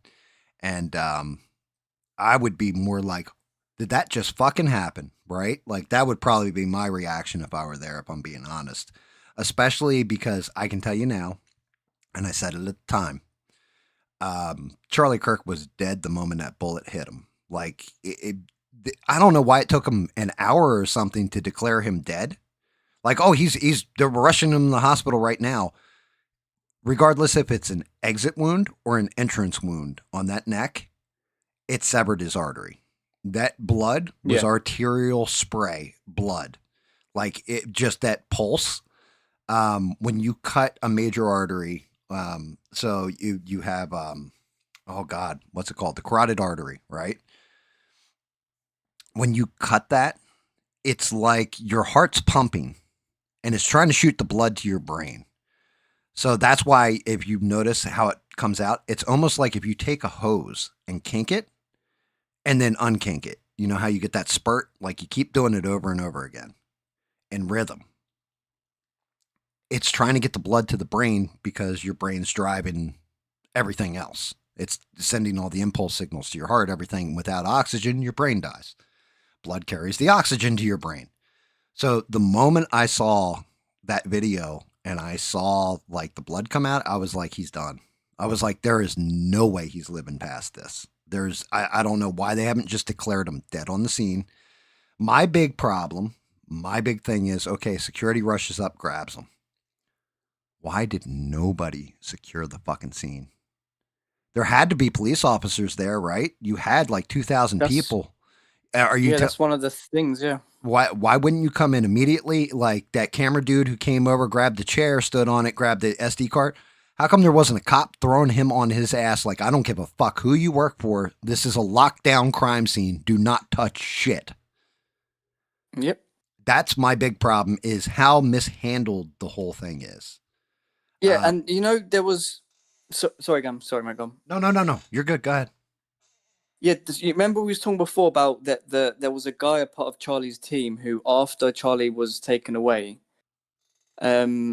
he basically just walked back into the tent area, picked up his chair that he'd fucking got shot in the neck in, that he fell over, and he just picked it up, stood on it, and was taking all the cameras off of the wall behind Charlie. This same guy, he's again part of Charlie's team. I'm not too sure what exactly job role he was in the team, but he's a part of Charlie's team. You see him before the event, talking to Charlie, hugging Charlie, all this stuff. He had like a green t-shirt, like black sunglasses on. As soon as Charlie gets shot, what he decides to do, all of a sudden, you just see him start sprinting behind the tent area to the left, basically, and then runs basically into like the parking lot, basically where all the cars were. Because you see him in like some other camera footage of like one of the people in the event, like you basically see them like recording the event. Charlie gets shot, and then you just see them running off basically backstage, like into the parking lot. In one of those camera footages, you see him, this guy with the sunglasses, standing on top of like a hill, like a green, like a I know what you're talking about. Yeah. But he's standing. He's talking there, on the cell phone against the wall. No, he's filming. He's filming it. Yeah, I mean, he's a cameraman. That's his job, right? Like he's part of the team. So I get where the guy was coming from with it, because remember, kid ran up, grabbed the hat, starts throwing in the crowd, right? Which is ridiculous too, because nobody should have been able to get towards that stage. Like, nobody should have been able to. No, sorry, but basically, so the guy, like, okay, no, I think you just got basically the guy, as soon as Charlie got shot, he basically runs backstage, runs on top of a ledge, and then just starts he gets his phone out and he just starts. You see him recording everyone running away.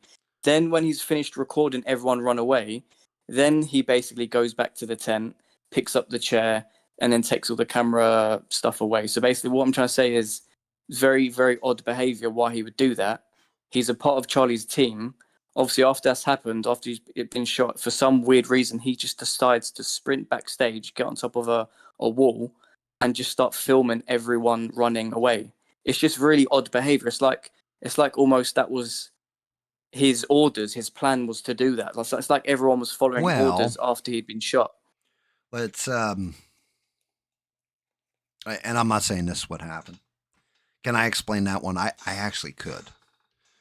So, yeah, go on. So let's say, actually, we can throw it back to JFK when he got assassinated. Why do we see the shot of JFK getting assassinated and everything else in the grassy knoll and all that stuff? Because somebody was filming it, right? And that's what part of the speculation is that, oh, there was a shooter in the grassy knoll, for example. Like, look, you can kind of see the shadow. It looks like a gun, all this kind of stuff, right? Maybe there's a second bullet in all this. Where do we get that footage from? Because somebody was filming the crowd after Kennedy was shot. So if you've got a shooter, you're not sure who the shooter is. Like, for me, one of the big fuck ups was when the old dude comes running up and drops his pants and all that and is like, I shot him, I'm the shooter, to buy the shooter time to get away. If you had a camera active and you're filming the crowd, maybe you catch something in that crowd that, you know, say there was a second shooter, say there is somebody else involved. And there's a good possibility, in my opinion, that there is somebody else involved in this. Who? I don't know. I don't know if it was a spotter. I don't know if it was somebody who's supposed to serve as a distraction or a backup shooter, whatever. But if you're filming the crowd and the reaction to it, somebody who is actually forensically trained and has that sharp eye, like, oh, that's all they do is, you know, look for this crazy shit in the background. Like you just mentioned, like this person, that person, did you see the thing with the security guard? Did you see that? Why are we seeing all that? Because somebody filmed not just Charlie Kirk getting shot, but the crowd itself. So if his logic was, shit, we don't know who the shooter is yet. We don't even know where the shot came from. Maybe I can catch it on camera. Maybe I can, you know what I mean? Catch a reaction from somebody out there that was involved in this, or the shooter himself. Maybe that's what went through his head. I can't tell you. I can't tell you for a fact because I'm not the dude. But you know what I mean? That could be a thing. Yeah. Like, you know, I understand with all these things that were like, there could be multiple explanations. Sometimes in the heat of the moment when something very traumatizing's happened, you're right. Sometimes people do react in weird ways, you know, different ways. We all react in, you know, different ways when it comes to grieving, when it comes to traumatic events. But again, when I've seen this whole event like a billion times now. There's too many anomalies, too many weird things that are not meant to happen. I agree. Now, this is one other weird thing, but probably there is a logical explanation to this. But in the beginning of the whole event, when Charlie comes in from the back, like obviously the car park, all the cars are parked, you see him walking into the event. And then the black SUV that is basically, you see the black SUV like drive in and then basically turn around and then basically park right in the middle, like basically almost like what, like the conspiracy theorists would say, well, because it's planned, because they're waiting for Charlie to get, you know, supposedly shot and then put in there, you know, ready for evacuation. Or another person would say, well, no, they're just driving in and parking right in the middle of the car park because they're maybe in a scenario like that if there is a shooting, then we can get out quicker. I mean, I guess there's two ways to look at that, I guess, you know what I mean? Yeah. Yeah, I mean, that's just it. Unfortunately, when things aren't cut and dry. And there's like so much other stuff. It's so much other stuff's crazy. Right. When things aren't cut and dry, the part of the problem is that we start looking for, and it's not just you, Danny, like, you know, don't think I'm singling you out by any stretch of the imagination. I'm actually happy you're asking questions because it just shows me that you're more intelligent than, you know, somebody who's just like, nope, this is it, open, shut, done. When you fuck up like the way they fucked up on this one, because that's exactly what has happened. They have fucked up so bad, you're leaving the open door to the conspiracy. They're talking about in the chat right now about, like Stranded said, Like that guy's first inclination was to get the camera, secure the SD card and all that. They should release the footage. We're going to see that. It's going to come up in the court case, I'm sure. If it were me in that situation, that cameraman situation, I get why he secured the camera, protect the equipment, save the SD card because he didn't want somebody stealing it. That's his excuse. Okay, I can buy that. I can actually believe that. Well-meaning. You know what I mean? Well-meaning idiot at that point, in my opinion. My first inclination would have been this. Nobody get towards this fucking stage. This is an active crime scene. Stay the fuck away. I work for Turning Point USA. If you come near the stage, I'm punching you square in the fucking face. That would have been my first inclination because my whole thought process would be, I don't know if the bullet's in him, if the bullet's not in him. He's dead, but my initial gut reaction would be, I need to keep people out of here. Like, stay the fuck off the stage. And that dude went for the camera or something, I would have grabbed him by the arm and been like, what the fuck do you think you're doing? Get the fuck off the stage. Like, stand over there. Don't let anybody up those stairs. You want to protect that camera? Leave it right the fuck where it is. Do not touch shit. That would have been me. Like, that's just where my head goes to. Is like I can't save Charlie Kirk's life. That would have been my first thing. Like, oh, he's shot in the neck? Well, one, I'm not a medical expert. Two, even if I grabbed him and applied pressure, he's going to fucking die in a minute anyway, especially like seeing the gore, right? Yeah. Because you're there, especially if you're somebody who was filming. Because when you're filming something, I don't care if it's on an iPhone or through a camera lens, you're looking at it. Like right now, my shit's pointed at my desk. I'm still looking at my screen and checking to make sure the footage is going through all the time. So when you're behind the camera, right? If your whole job is a cameraman, then you're legit watching through a viewfinder the entire time. So it's like, okay, well, I'm going to stand here. The cops will be here to lock this scene down. Nobody touch shit, because if that bullet's out there somewhere, now supposedly they pulled it out of Charlie Kirk during the autopsy, but I haven't seen the autopsy report. They haven't released it. And then you get bullshit like Tatum saying stuff. Well, they don't need to release that shit out to the public. Like, look, you've got people that are full blown, like, there was no autopsy done. They didn't do this. They didn't do that. They had an open casket for Charlie. Well, yeah, that's real easy to do. I can put you in touch with morticians that can explain to you people that were banged up. I knew a kid, and this is a tragic story, super, super sweet kid, had a farmer's driver's license in New Jersey, which let him drive at 16 years old. 4-way stop. Dude blew the stop sign because he was hammered. He hit a minivan head on and like launched up it. Like his car went zoom right up the front end. Killed 2 of the people that were inside. The 2 children that were in the back seat lived. But this poor kid, the car landed. His truck was like the next one up at the 4-way stop. The car launched over this minivan right on top of his truck, right on top of the cab of the truck. Well, I don't know if it's called a cab, but the driver's seat, basically, of the pickup truck, and literally hit him in the face, basically. Crushed the entire hood, the windshield, everything else. The bumper hit him in the face. I went to his funeral. His face was fully reconstructed. He didn't look quite right, but he looked right. Charlie Kirk got hit in the neck. It's basically like it's almost like me patching a 3D model at that point. You know what I mean? It's a small hole, relatively small hole, enough to end somebody's life, but a little putty there, little makeup, and you're good to go. You can do an open casket for the family. So to me, it's just like, if they did an autopsy, he's going to have the V down his chest, the whole 9 yards. You're not going to see that because he's going to have the suit on in the coffin. Things like this. But it's like, the problem here is the lack of transparency on it.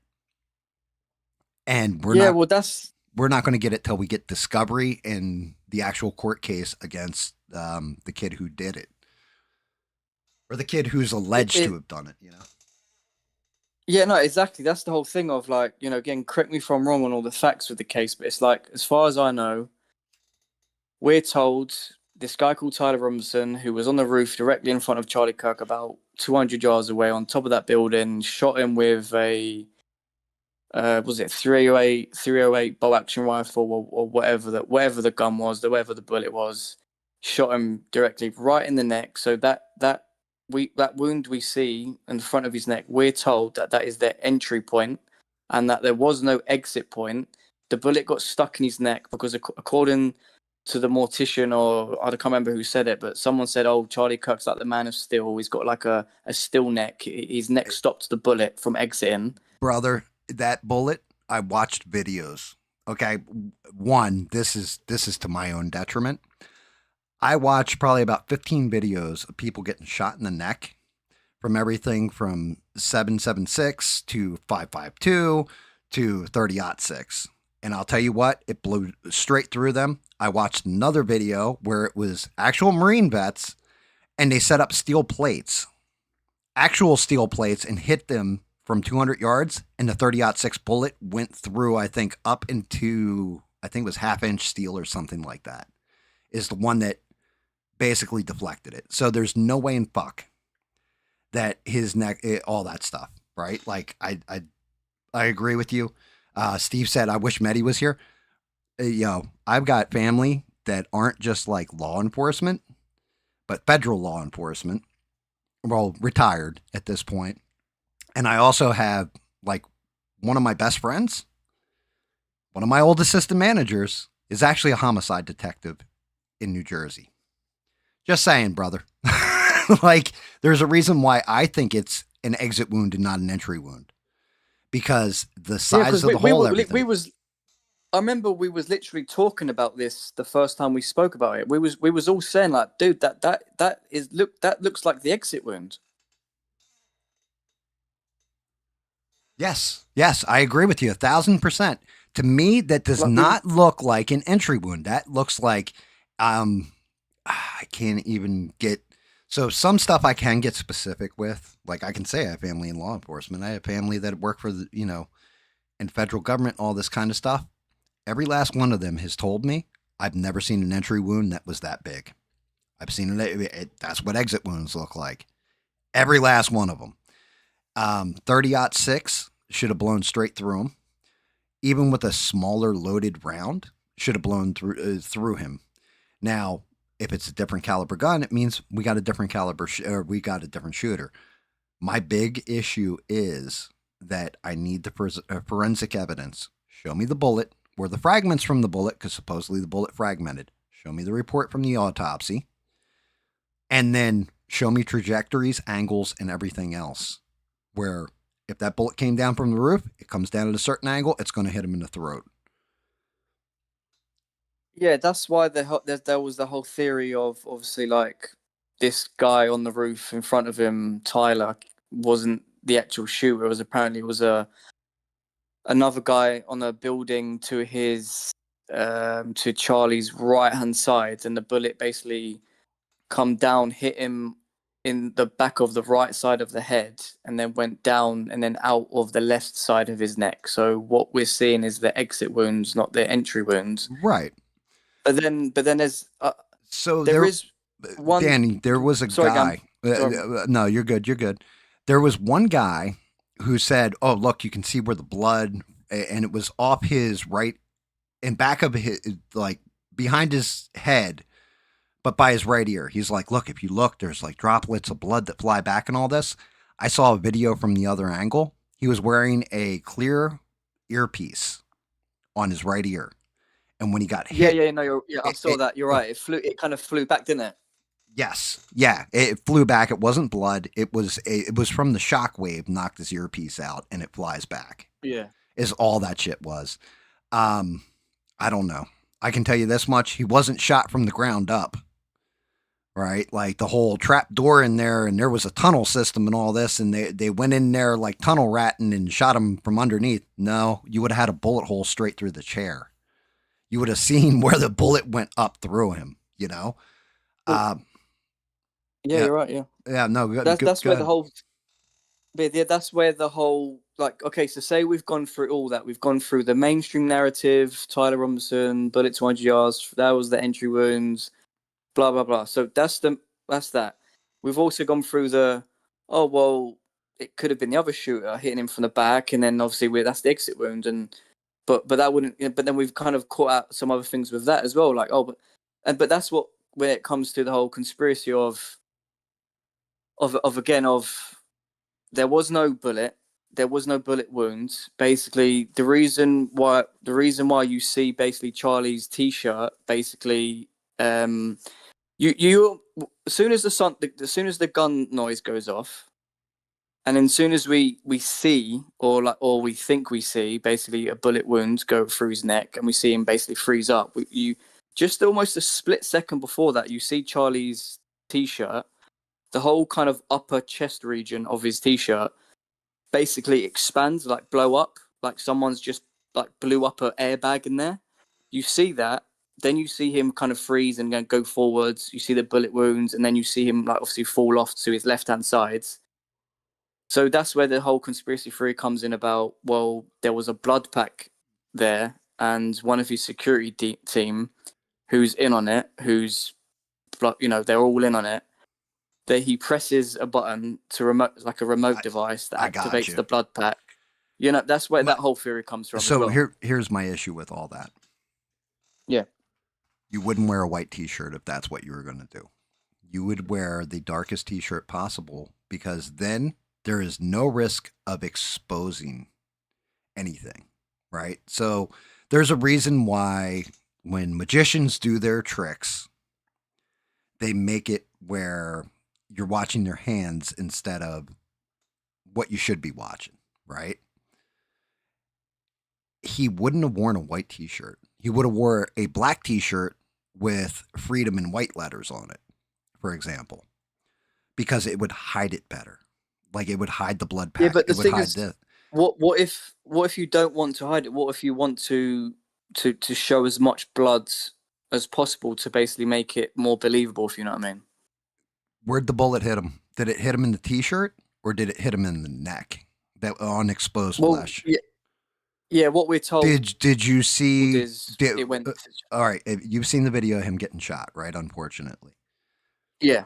Did his entire T-shirt just turn bright red with blood from it spraying, spurting out and falling onto his T-shirt, or did it shoot off to the side of him as he fell back? From what I've seen, it didn't. Not one drop of blood went on his T-shirt. Correct. And this is one of my things where if there was, like, say, because at first I was like, maybe he was wearing body armor, bullet hit the body armor, deflected up, right? We went over that theory. I think you and I did. Yeah. You would still see either a hole in the T-shirt, a small one, especially like there's so many people that have torn down this video, and analyzed it. You would see that, but if it penetrated and then traveled up, you would start seeing the blood pool under the white T-shirt. So the T-shirt jumping or whatever, that could just be the shock of the impact on his neck, made his whole body jerk. And when it did, if his shirt's a little bit loose fitting, it's going to ripple.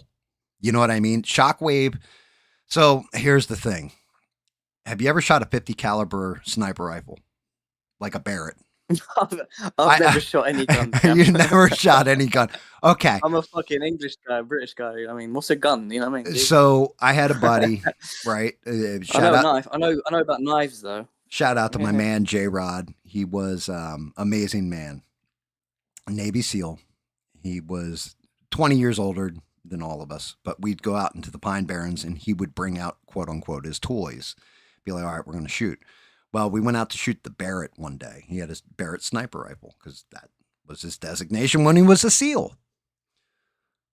He lined this thing up and he's like, okay, first things first. You know how they, in the movies, people put their face like here, and he showed us with the scope, like, putting your face right up against I'll use my cigarette as an example, which you'll see probably like 5 seconds later because we're not on delay when we're talking. You put your eye up against the scope and you're looking through it and all that. He goes, if you do that shit, you will blow your eyeball out of the back of your face from the shock wave from this bullet going off. You want to lean back like this. And he had it on a tripod, the whole 9 yards. Bro, this shot, there was 3 bottles we had lined up on these stumps. Shot hit the center bottle, and the 2 bottles off to the side of it shattered from the shock wave of the bullet hitting. And so this is my big thing is like, okay, I can understand the shock wave of it, of a 30-06 hitting something. I can understand how this works, that works, but where the fuck's the exit wound? That's my problem, is that it looks like an exit wound to me, not an entrance wound.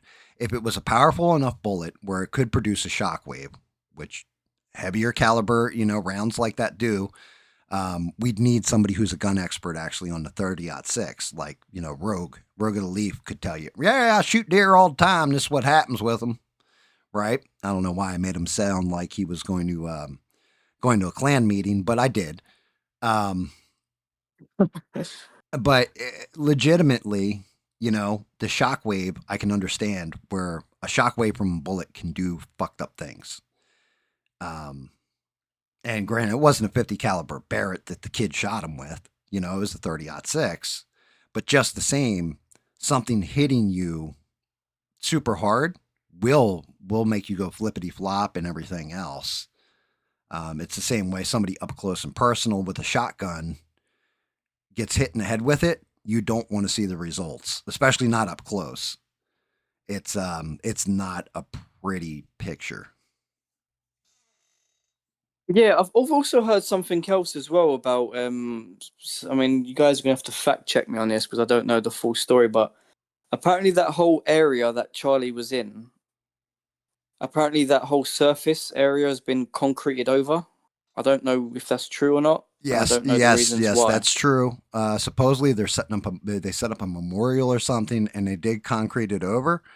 But to me, it's more they should have preserved the crime scene. Like that goes right off the rip. You contaminated the crime scene the moment some jerk off. And I don't care if that guy was well-meaning or not. He's a complete jerk off as far as like forensic evidence and police science, as far as figuring out a shooter, or FBI science as a shooter goes, or figuring out who a shooter is, what trajectory a bullet is, all this kind of stuff. That dude's a complete jerk off for going in and taking the exact chair that Charlie Kirk was sitting on, pulling it, standing on it, and removing that camera and that SD card. He's a jerk off for that. Like I said, secure the scene. Don't touch shit. I wouldn't want my fingerprints on anything if I were there. I'd be like, nope. I have nothing to do with this. Well, see, that's the thing, So that camera, that one that he took apart, that was basically directly behind Charlie, above him. So I guess the camera angle would have picked up, obviously, him, his table, everyone in front of him. Probably I don't know if it would have picked up the buildings. I don't know if it would have picked up the building that Tyler was on. I'm not too sure if it would have picked out, but it would have been a massive camera angle, and you'd have seen a lot of the stuff. I'm not too sure what exactly it would have picked up, but don't you think now, GAM, with this as well, is what do you think of? Well, obviously, Turning Point have got this camera. They've got the footage. Now, how do we know what to believe now with this footage? So, say if it does get released, and say if it does show something, or if it doesn't show certain things, how do we know the footage has not been edited or doctored, or things have been added to it or taken away? How do we know that? I agree, which is why, the guy's a total jerk off for touching that camera. Who knows if they cut, the Epstein video from the prison cell. It's like, oh yeah, here's the entire 12 hours of it, except for the 3 minutes that actually fucking mattered. We're not going to show you that. It's shit like that where it's like, okay, now I've got more questions than answers. You guys are jerk offs. It's just one of those damn things, Danny, where I need to see evidence. That's me as just my opinion, my take on everything anymore is I need the evidence. I've seen this Sora 2, I think it's called. Is it Sora 2? Is that what it is? It makes AI videos. And this fucking thing, I don't know if you know who Katie Porter, I think her name's Katie Porker. No, it's Katie Porter. She's like a big fat chick who's running for governor of California. She's like a complete bitch. But I don't know. Bro, they did this video.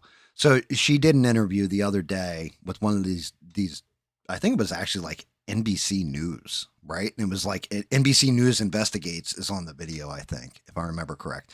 But the reporters asks her a question. She gives like a bullshit answer to it. And the reporter follows up on the question. And the lady's just like, yeah, I think we should end the interview right now. She's like, what? And she goes, well, are you going to follow up on everything you asked me? Because if so, then I don't want this to be a hostile interview. And like the reporter's blown away. Like, what the? Oh. Like, I mean, this chick got hostile with the reporter. And she's just like, look, I'm a journalist. I need to ask follow-up questions. Let's continue with the interview. It's just my job as a journalist to follow up on your answers. And she didn't want to, she's like, not if there's going to be follow-up. Let's talk about my policies and all this kind of shit, or the policies that are important to people and not the follow-up questions. So, like, bitch, what are you talking about? People put that shit through Sora too. And I swear to God, it looked like she smacked this chick around. Like, it looked like, but the AI did it so seamlessly, you would think, like, I give it another, like, 4 years, and we won't be able to tell what's real and what's not as far as actual film video. It looked real. Like, I couldn't even, it was hard for me to discern that this was AI. But, like, the actual interview itself really happened that way, and it really went shitty, but people put it through the Sora 2 AI generator, and then made it like, she asks a follow-up question, and then the big fat chick who's running for governor stands up and like smacks her in the mouth. Like, stuff like that. Someone put this on the Discord, please, because I got to see this. ABL covered that last night, according to Steve. And yeah, I didn't watch ABL. I was streaming, so I have not a clue what the hell he said. And if I'm being quite honest, I haven't been tuning in, guys. Sorry. He kind of bores me. But yeah, basically it sounds like that she was saying, like, look, like, can we just get back to the script? Like, I don't want to go off script. I know what to say regarding my policies because it's in my script. I don't want to go off the script. And obviously she got mad because obviously she didn't want to actually be challenged. You know what I mean? Well, yeah, but the funny part was the question that she asked, if I remember correctly, she said, okay, so California leans Democrat, but 40% of people that voted Trump will not vote for you. What's your message to win those people over?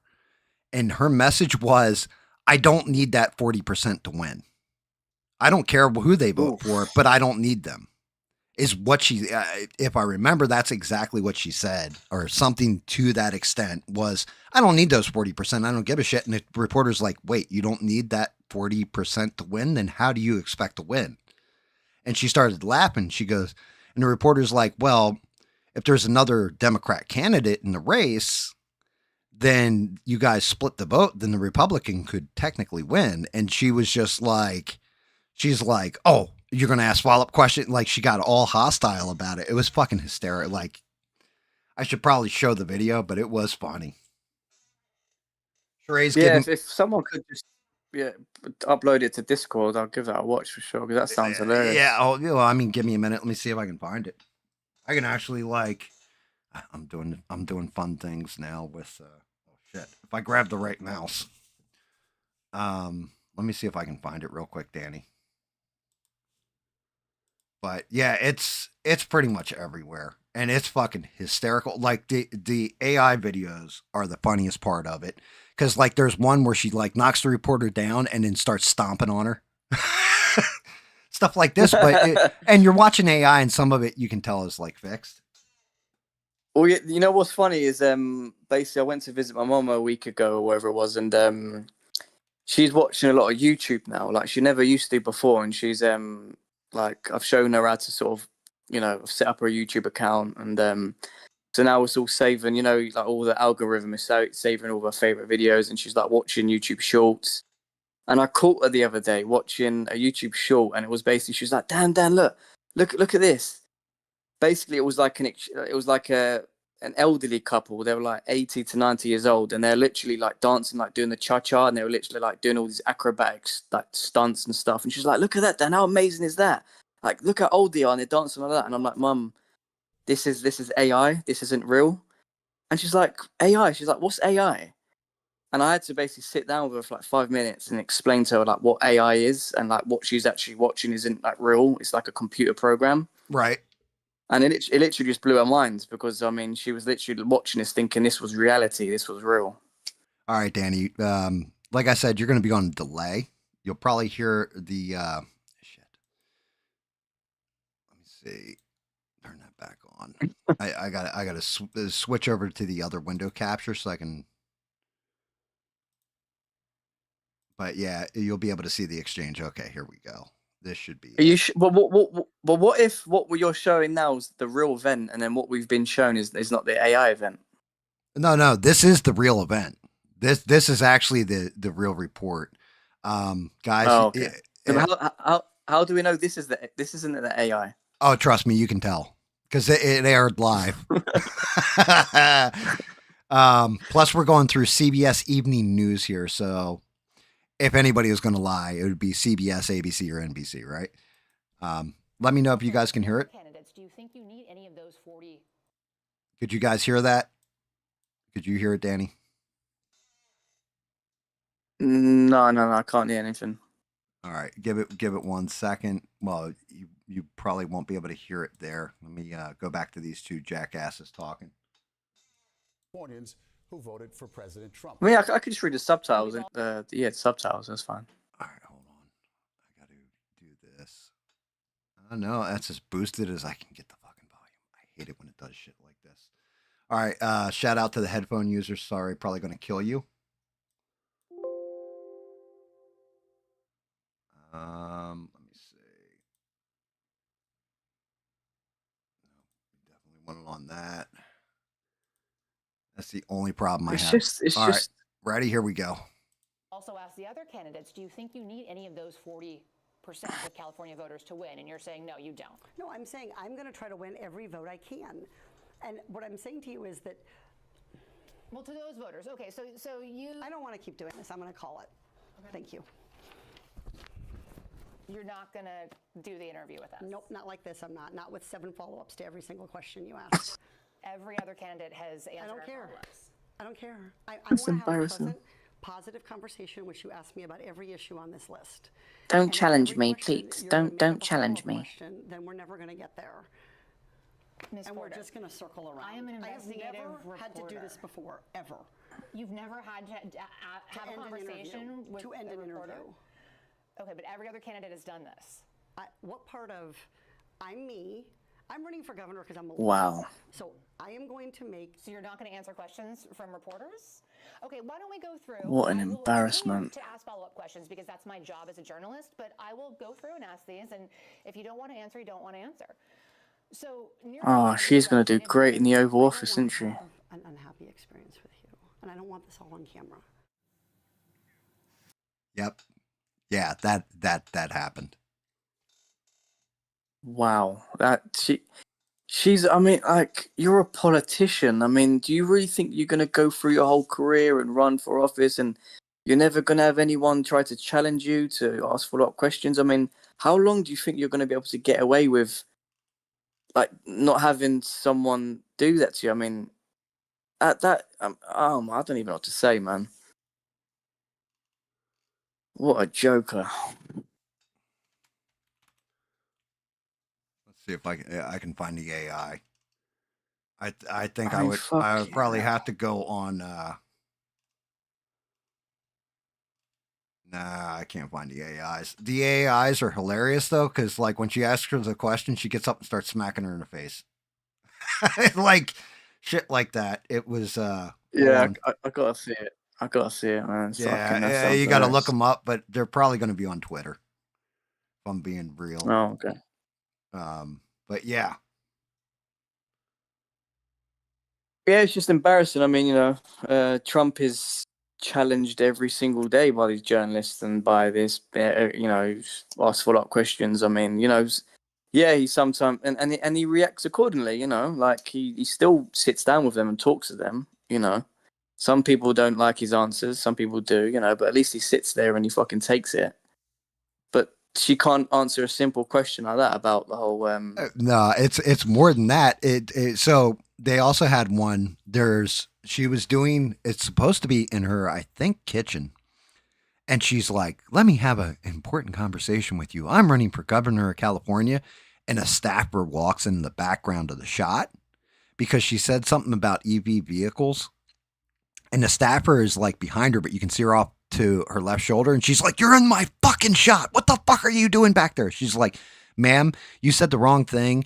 This is really what the message is on the EV vehicle things."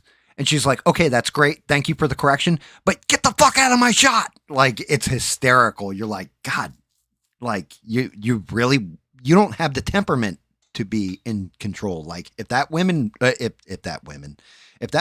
wins, and well, I mean, she looks like she looks like she ate 3 women, right? But if that woman wins the governorship of California, they're fucked. Like, absolutely fucked. Oh man, I mean, yeah. Look, it's just the whole thing's a fucking circus show, isn't it? Brother, you're not wrong. It's a fucking mess. But yeah, I can't believe you didn't see that video. I saw that video. I was like, what? Like the reporter, like, so you can't talk to reporter. You can't answer questions. Well, I don't need that 40%. Like, what? Like, what are you talking about? You're supposed to be like, you want to be a governor for the Democrats of California, not for everybody in California. Even Gavin Newsom is smart enough to fake it. Like, what are you doing, lady? Yeah. Well, that's the thing, innit? I mean, like, it's out there for people to watch and see now, isn't it? Like, obviously, like, she's been caught out, and it's just so easy for some people, isn't it? Yeah. I mean, like some of these people, like some of these politicians, are so easily rattled. It's embarrassing. You're like, you shouldn't even be anywhere near the fucking near Congress. I mean, you had the Hakeem Jeffries, and I don't even know who the other rep is, but it's like a Republican rep from New York got in Hakeem Jeffries' face earlier today too, and like he's holding up the report, like whatever bill he wants him to sign off on, and like Hakeem Jeffries is trying to talk shit but failing. And it's hysterical as well. I mean, it's just ridiculously, like, you can tell Hakeem Jeffries is uncomfortable. He keeps calling the guy, and he's like, "You're an embarrassment. You're this, you're that." He's like, "Look, 4 Democrats already signed on to this bill. How you don't want to continue the Obamacare resolution? Instead, you want to shut down the government, blah, blah, blah. Look, all you have to do is sign on this line, and everybody in your caucus will sign on this line," or whatever. Like, he just, like, the Republican rep tore him up, and not in a fun way. Like, it was funny. Like, the whole exchange is kind of humorous. Yeah, there's always something going on in Congress, isn't it? Same thing over here as well. There's sometimes you watch these clips of these people arguing, and you're just like, well, right now, Congress, we're shut down over here. Our government is technically, quote unquote, shut down. And it's one of those things where I'm more pissed off. I said this last night too on stream, but I'm more pissed off because they want to do a continuing resolution. So basically, the same funding that has been going on since 2019. This how long they've been kicking the shit down the road, right? Like 2020, I think. When COVID levels of spending, so funding to $1.7 trillion a year. We're not in COVID. Everything isn't locked down. We don't need all this extra fucking money being printed and put out, because all it's doing is diluting the economy and keeping inflation high. Republicans should be fighting to cut the funding down to pre-COVID-19 levels, right? yeah. Instead, they're just like, no, we'll just kick it down the road for another like 4-6 months or whatever, keep the government open. Man, you guys need to start cutting shit, and that's where you should be shutting the government down. Is like, no, we're cutting it back so this way the American consumer is making out better. The American person has more in their paycheck. Housing prices go down. This goes down. That goes down with it. Instead, it's like, oh no, we love the amount of blood that we're sucking out of the common American, and we're big fat healthy ticks. So we want to continue this resolution. And Democrats are saying, like, oh, well, no, because in this resolution, you basically are cutting funding for Medicaid, Medicare. Democrats are technically correct. The part that Democrats aren't telling you is it's really a loophole that if you don't have health insurance, you don't have this, you're basically, you can be an illegal immigrant, show up at a hospital, and the American taxpayer is paying the bill on it using Medicaid, Medicare. So the Republicans are also correct in saying, hey, you guys want to give illegals free health care. Can't have it. It's sucking away from the people that are actually buying into the system. So the whole thing's a mess. It's all fucked up over here. They just need to start. I think we need to line up Congress and just lock them all in, and then just take, like, I don't know, a couple knives, maybe a baseball bat, a pool stick or two, and throw them in there and on the floor and say, okay, you guys fight to the death. The last team standing, you guys get your way. And then we'll just settle it that way. And just whoever wins, wins. Just let them take each other out because they're all fucking scumbags. Well, no, it's so sad, like, because this is yeah, we're kind of like, Bob, what do you do in sorry, sorry, Danny. man, go on. No. Bob just said something that I honestly 1000% agree with Bob. He said, cut the budget. If you cut the budget, then you cut their kickbacks. Can't have that now, can we? Yeah, exactly. It's literally what it's about, isn't it? It's just fucking corruption, isn't it? Yeah, it really is. It's our I don't know when it got out of control. I don't know when shit went completely fucking nuts. And I can't blame Trump for this. I don't know. Maybe it was Obama. Maybe it was George W. Maybe it was Clinton. Maybe it's always been this way. And we've always just been ignorant sheep as far as our government is concerned, in my opinion. But man, it is fucking out there. And everybody that is paying attention, actually paying attention to everything, can see it. That this shit is corrupt as fuck. Like, I can't explain it any other way. It's just, there is so much corruption, and it's not just one side, it's both of them. That, like Bob said, those kickbacks. Yeah, exactly. Lobbying for this, lobbying for that. We need to get the lobbyists out of there. We need to get the money out of their pockets. And if you actually want to serve our country, you do it at the average that the standard American citizen makes. So if your average rate of pay in the state of South Kakalaki is $50,000 a year, that's what you get paid as a congressman. That's what you get paid as a senator. You can't take money from other sources. If you're in New York, you get, $125,000 a year, we'll say, is the median income. That's what you're locked in at. Whatever that shit is, wherever you're serving, because then that puts you in touch with your population. Then we can't claim you're corrupt. You get people that go in there and they're making $100 and some odd $1,000 a year, and they're walking away with million. I think AOC is worth like $4 or $5 million now. She hasn't been there all that long, and she's a dizzy bitch, in my opinion. Like, she's fucking nuts. She's got crazy eyes. I used to sleep with girls that had crazy eyes like that. I got away as fast as I fucking could. It's one of those things. And like I said, you get the same shit on the Republican side. You get some of them where it's like Mitch McConnell's a perfect example. Now, granted, he's gone soon, but at the same point in time, how long was his run? How about Chuck Schumer or Nancy Pelosi, or, go through a list of the ones that have been there forever. They're fucking nuts, dude. Yeah, and all the insider trading that they're all known for as well, caught out on. And well, yeah, I mean, if you're passing the law, and this is where one of my favorites, I got in a whole fucking argument with somebody personal text messages that's staunch, like progressive Democrat, you know, all that. And he's one of those guys that I can't just say, "Hey, how's it going, man?" without him coming back with, you know, well, Trump's a piece of shit and he's doing this, that, and the other thing. However, everybody on my side's an angel.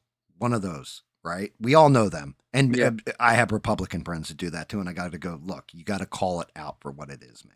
You know, call it right up the middle. This is what I see. Well, I don't see that. He's perfect. He ain't doing nothing. Shut the fuck up. All of them are corrupt. Like at this point, I'm seeing all the corruption in everybody. And, he like this dude, he just went all in on how virtuous the left is. And you're like, no, man, like what the fuck? Like, why can't you see the game? Like, why can't you see the con? And the American people are the ones who are getting screwed.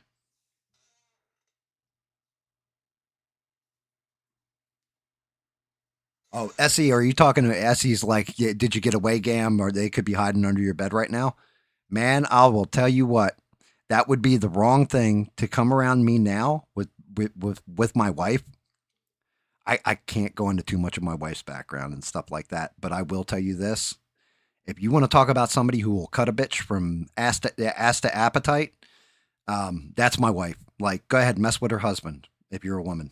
It will not end well. I never knew fear in my heart of any man, woman, or demon in my life until I got married. That's the one person who scares me is snoring in the other room right now. That's the one person who scares me in this world. Yeah, my mate, a couple of days ago, I quickly tell you, you kind of had a little incident with a guy. He was walking his dog in the morning to there's a park just not too far from here. He's doing his usual morning walk with her, and she's a massive German Shepherd dog. Right. I don't know if I've told you guys about her before, but yeah, she. So he's walking anyway. So he said that he's walking to park. Notices like a van pull up near him. Guy gets out the car and he's like delivering like newspapers off. He's like putting it in the stall thing, whatever. And he's basically walked up sort of close to him and behind him, and then he's basically like he said something to him like, "Hey, watch your dog, man. Like look like keep like." And he was like, "What do you mean watch my dog?" And the guy was like, "Careful with your dog. What you're doing with your dog." And obviously my mate's obviously baffled because he's like, "You're fucking walking behind me. What are you talking about with my dog?" So basically, this guy was like a Somalian guy, and obviously he started getting rude to my mate, and then he basically had a little confrontation. He went back to his van. Man, I'm a gunman. Like I'll pull my gun out and shoot you. He's like, you know what I mean? And then he just randomly said to my mate, "You Christian cunt." Wow. Now my mate wasn't wearing any any crosses, any like he wasn't fucking wearing any kind of like nothing. He's just like wearing a tracksuit, walking his dog to a park. But yet for some reason, this guy decided to call him a Christian cunt. I mean, my mate could have been a Sikh, he could have been a Muslim, he could have been Hindu, an atheist, like but for just some reason, he just decided to call him a Christian cunt. And yeah, they got into a confrontation, and my friend said that he was close to kind of like just letting his dog off the leash because his dog's already done this to someone before in that park when he was attacked there, and he just thought like if he lets his dog off here, that this guy's probably going to get chewed to death, and he just thought, you know what, he's just going to sort of just forget about it and just forcibly walk off. But this is what we're dealing with now in our society. Like we're dealing with these people. It's like, well, obviously, like the guy was most likely Muslim, and because most Somalians in this country are Muslim, and obviously, like Muslims don't like dogs. Because I'm not too sure if it's in the Quran or if it's in one of the hadiths, but it says that dogs prevent angels from coming into your home. So Actually, that's why they're. So, I can understand that, but I will tell you now, if you want something that detects evil, I mean evil in a person, This is what because me and my mate was talking about, which is funny. Yeah, yeah. yeah, if you want something that will detect evil in a person, get yourself a dog. Yeah, My that's what I mean, dog, right? I've told this story on here before because the guy my daughter is planning on, God help me, the guy my daughter is planning on marrying, right? He comes into my house and my dog loves on everybody. He's not evil. He's just a bitch. And the reason we know that this kid's a bitch is because the first thing my dog did was jump on him and almost knock him over and start humping him. Right? So right there, it's like my dog doesn't even have balls. Like he's had no balls since he was, we got him. Like we had him castrated or neutered or whatever you want to say. And he humped this kid, right? My dog detected right off the rip. My dog's telling me you're a bitch. And he needs to fuck you into submission because he doesn't even see you in the same weight class as him. If you want something to detect evil in somebody, that dog growls if it gets around something evil. We use him as like a metering stick. My old dog was the same way. He would, anybody that was outside family, he would growl and try to bite. We kept him on a short leash because of that. It wasn't like allowed to go roam the neighborhood because we were afraid he was going to get a hold of a kid or something like this or a woman. But at the same point in time, he could detect if somebody was evil. There's difference between them protecting their territory, but that's very telling to me because that's not something that I heard, that they don't like dogs, and that's why. Yeah, that's more they're protecting. Animals sense things that humans don't, and people. It's just flat out the truth. They see shit we don't see. They smell things we don't smell. Like, I'm sure if I cut a fart across the room, my dog can tell. Right? Now, my wife might not have smelled it while she's in the other room, but the dog will be like, what is that? Did you have bacon for lunch? Like he can tell. He's got a sensitive nose. But they definitely have a feeling about people. So if you really want to detect evil, keep a dog around you. Yeah, because I think I'm not too sure what hadith it is, but I think because I think originally Muhammad didn't have any problems with dogs because, like, since forever, like, humanity has kind of had a very like great relationship with dogs because they've helped with like farm life and herding and protecting the animals from predators, and so humanity and dogs have always had this great relationship. But I'm not too sure which hadith it is, but it mentions, I'm not too sure what exactly happened, what changed his mind, but I think black dogs are okay, but other dogs aren't. I'm not too sure the whole hadith, but it's basically, the thing is basically it prevents. Wait, so you're telling me good- they're basing it on race with the dog? Why is it got to be a black dog? Yeah, I'm not too sure if I'm getting it wrong where it's black dogs are bad or black dogs are good. I'm not too sure, but yeah, apparently other dogs stop angels from coming home, and also there's another hadith talking about, because Muslims say that alcohol is haram, and because the Prophet Muhammad said so, but there's hadiths that state that the Prophet Muhammad used to drink wine, but then there was a time where he got like food, like poisoning. Like, I don't know if it was like alcohol poisoning from the wine. I'm not too sure what happened, but he got sick, and then basically said that, okay, from now on, no one is ever to drink wine. It's basically haram. So it seems like there's been times throughout Muhammad's life where he went certain things, and then because it maybe affected him in a negative way, he decided to say haram, and because he couldn't do it anymore, no one else basically could, if you know what I mean. I got you. Yeah, I Because mean, some guy recently said to me, like, he brought up this whole thing to me. It was like a Muslim guy, and at the park, like, he was trying to talk to me about Christianity and alcohol and wine and Jesus, all that stuff. And then obviously he was talking to me about why alcohol is haram in Islam. And I just said to him, I said, yeah, that's really odd, mate. I said, like, you guys think alcohol is haram, but marrying 6-year-old is halal. It's very odd. good for you. Basically he just got extremely combative.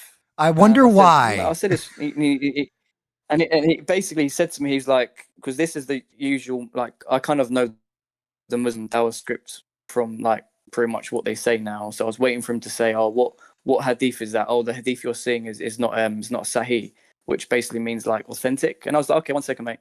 I pulled it up on my phone because I've already got all the pictures or the screenshots of all these hadiths ready to go.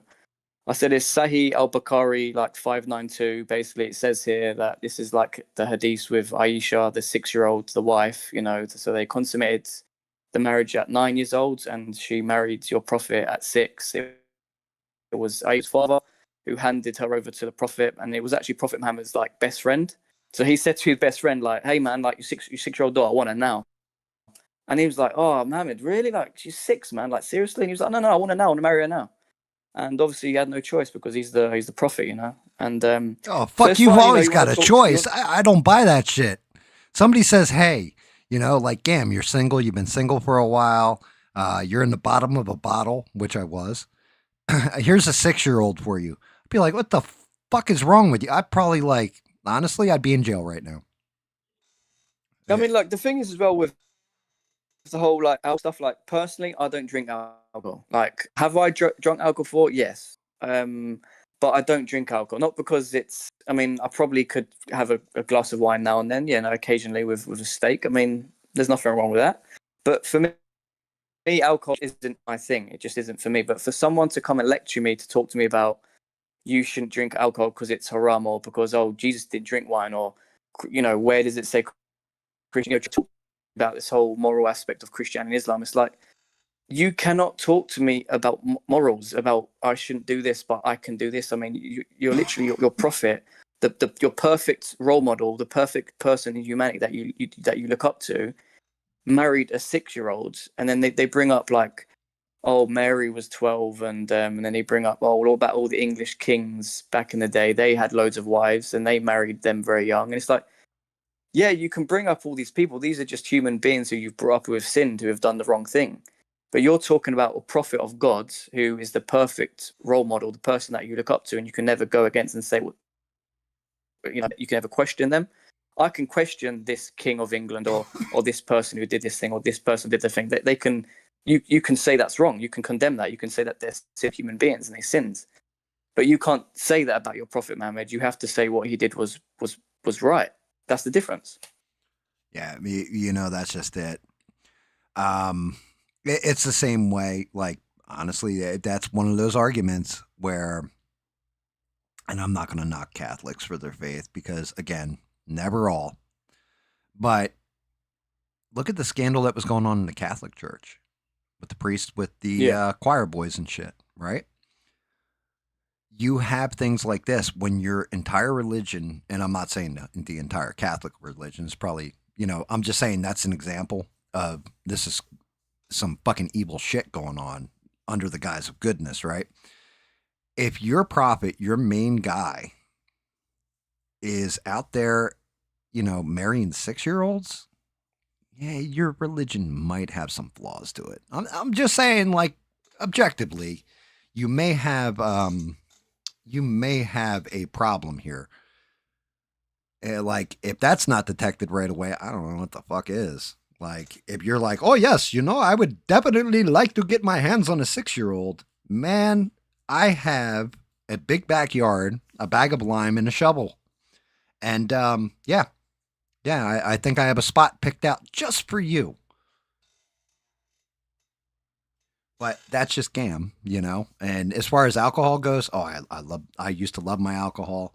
I still love my weeds whenever I can get a hold of it. But yeah, I stopped drinking. I stopped drinking a while ago.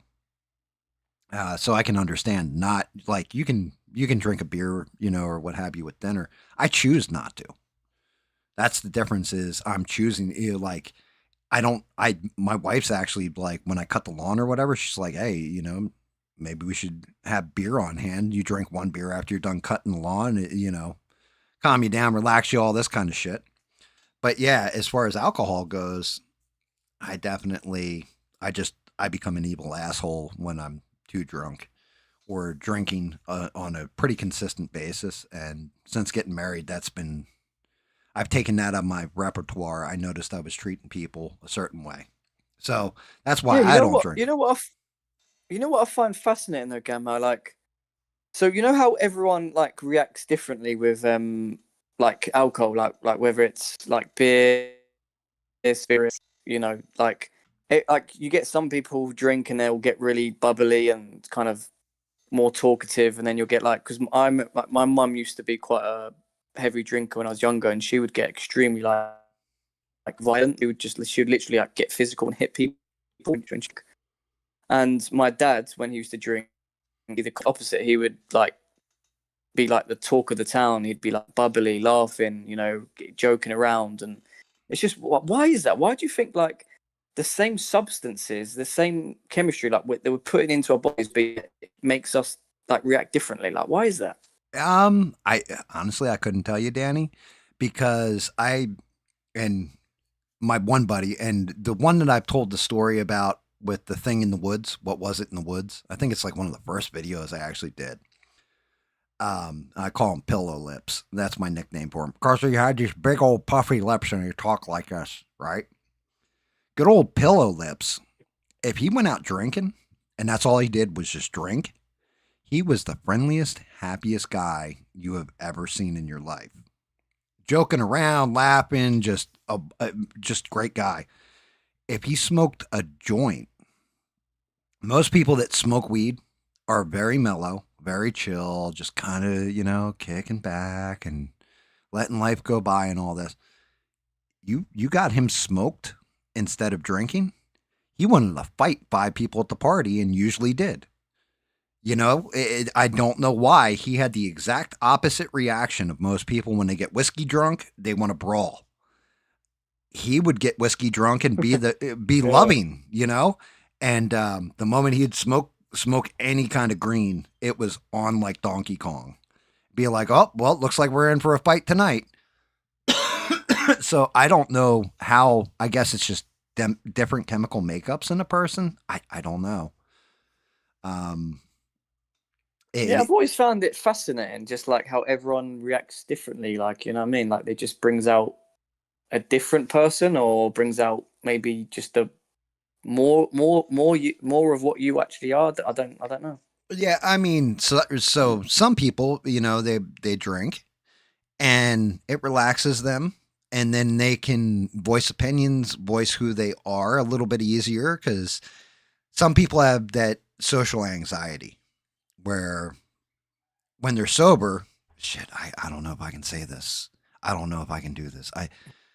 Others, when they drink, it's like you unlock the door to the demon, right? Like with me, that's just it. You want to see the devil wing come out, and you want to hear shit come out of my mouth that like you're like, damn, dude, really? Yeah, like get me 3/4 of a bottle of Jack in, and you'll hear some really funny shit come out of my mouth, but you're also going to hear some really horrible shit come out of my mouth. Like, is stuff like there could be a girl at the party and be like, man, you always been that fucking ugly? Like, I don't remember you being that ugly. You look like you got smacked in the face with a pan. What's up with your eyes? Your eyes are too close together. They scare the shit out of me. Go fucking stand over there. I don't even want to look at you anymore. Like, my mouth will go. Like, whatever's on my mind just flies out of my mouth, and it's not a good thing, because a lot of it, everybody has an internal monologue, and for whatever reason, I can't shut mine off when I'm drunk. And then there's times where I say stuff and I don't even mean it, but it just flew out of my mouth. Another reason why I don't drink. Yeah, I mean, like, you lot might laugh, but like, I've never actually like been drunk. I've only got, the furthest I've got is basically like, when you're kind of on your way to getting drunk, where you're like you're tipsy, if you know what I mean. Oh yeah.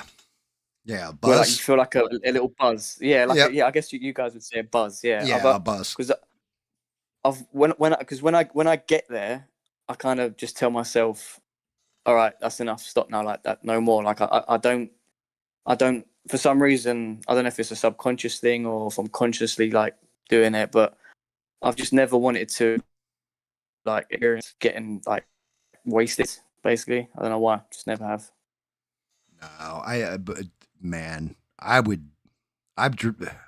yeah. There's a reason I don't drink anymore. And I'm sure I did plenty of damage while I was drinking.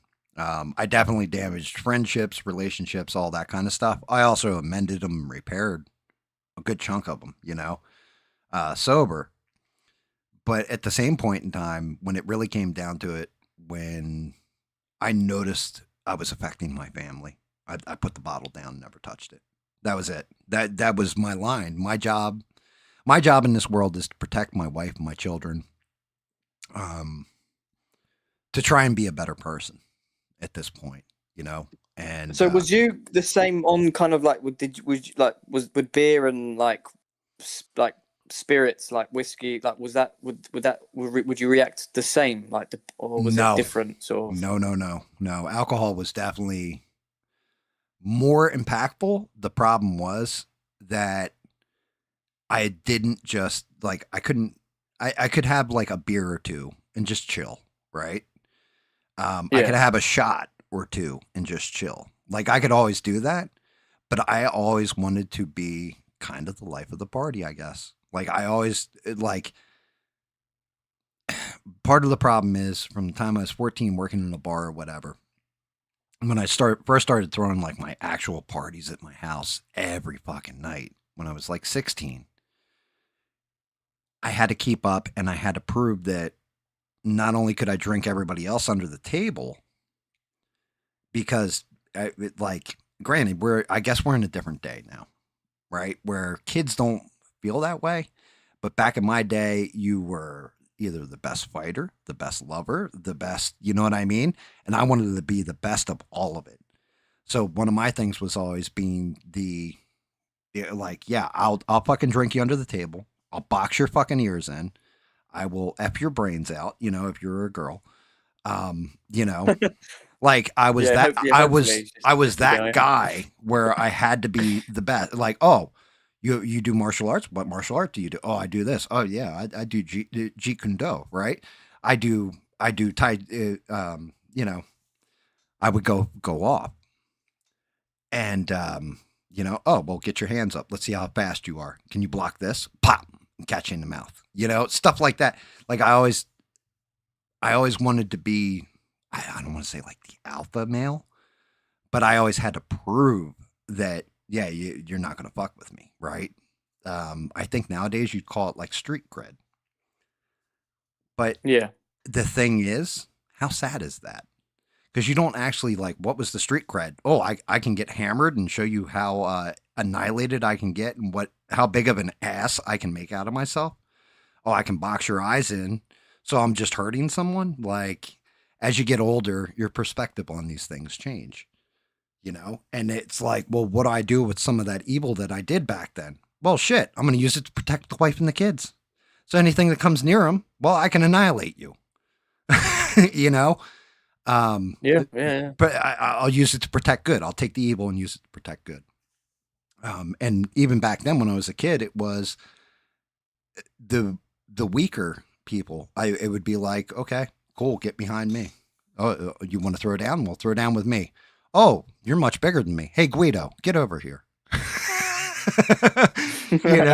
Like different time, different place, different person. Nowadays in society, I don't think it would work out. Like, definitely it would be GAM's channel would not be on YouTube. It'd be on World Star.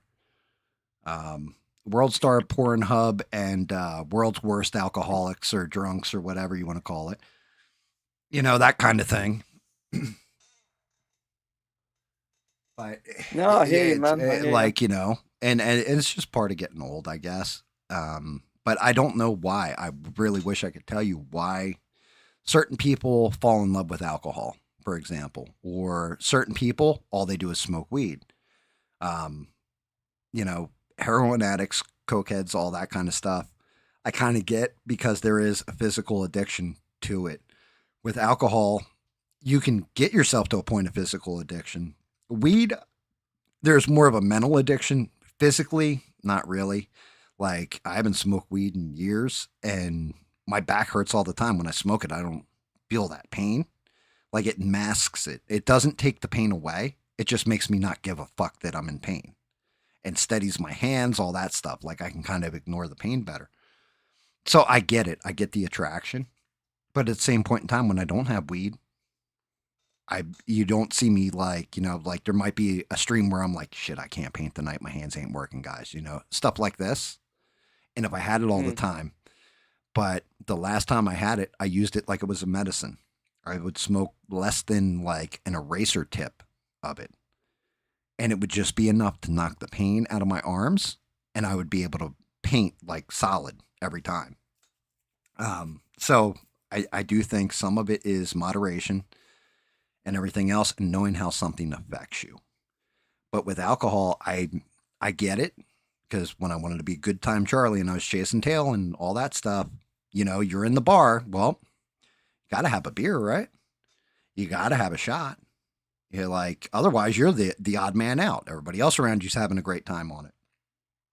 So, yeah, I'm like that dork in the corner, like, can I get orange juice, please? You know what I mean? yeah. Well, and you know what? That's not the dork. That makes you the bravest man in the room. That makes you the smartest man in the room. Because in my point of view, it makes you the smartest man in the room. May not make you the most popular, but at the same point in time, it makes you the smartest because you get to watch everybody else being idiots. Yeah, but Gam, sometimes I will go a bit wild and I'll get like a Pepsi or something, you know what I mean? Yeah, I mean, hey, look, you got to slow down. You got to slow down.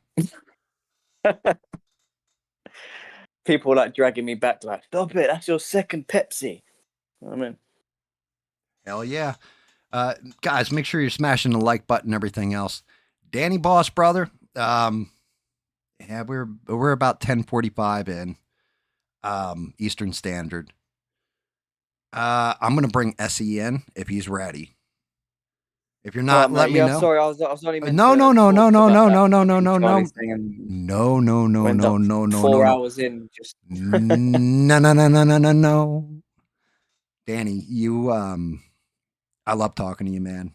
And thank you. Thank you. I had a fantastic conversation with you. I think the chat's enjoyed the conversation.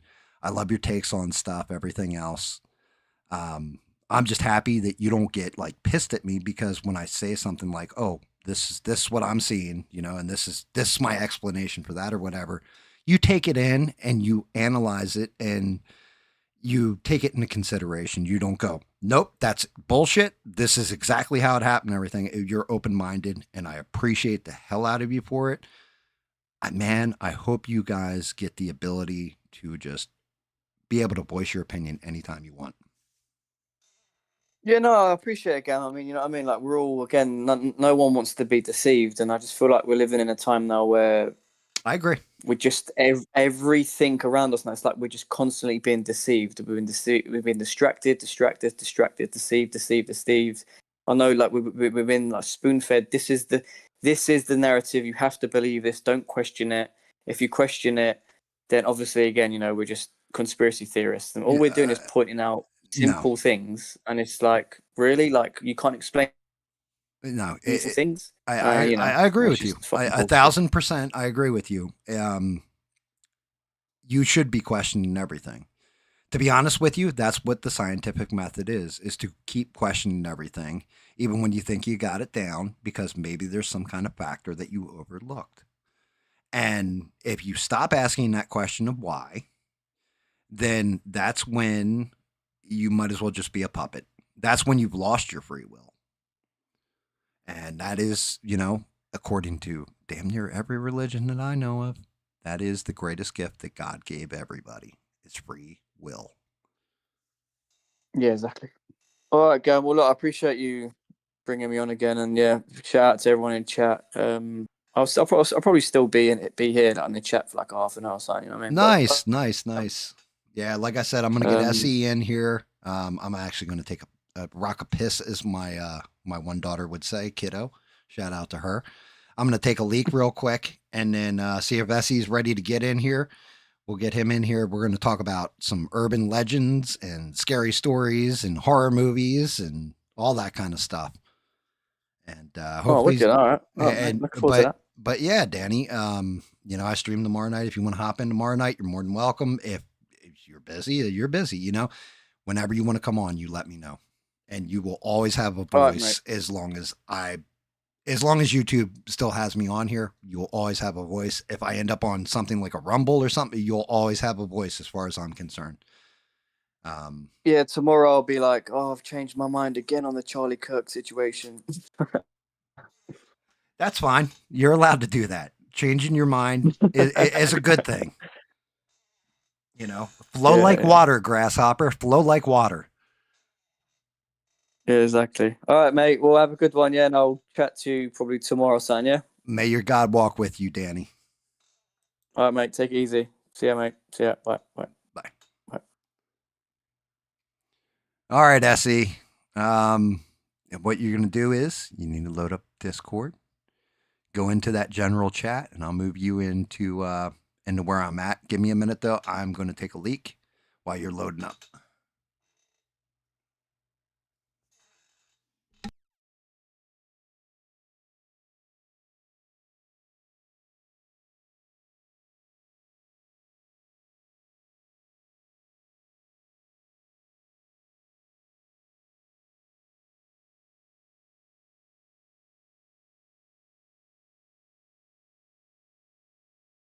Sonia, I'm getting ready to go on, okay?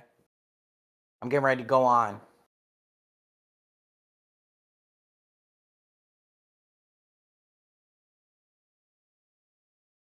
Getting ready to go on.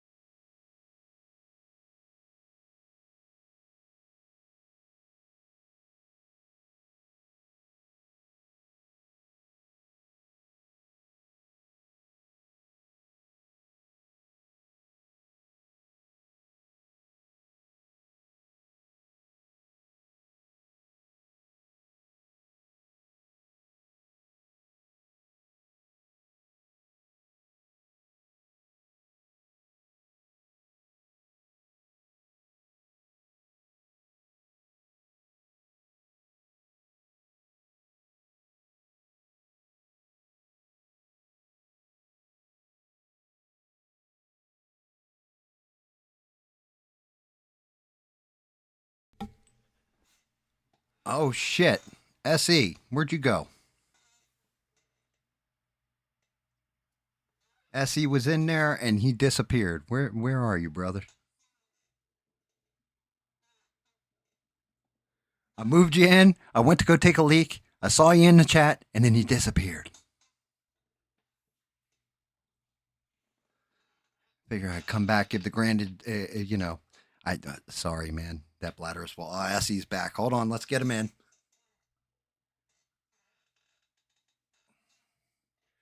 Got to grab the right damn mouse. There it is.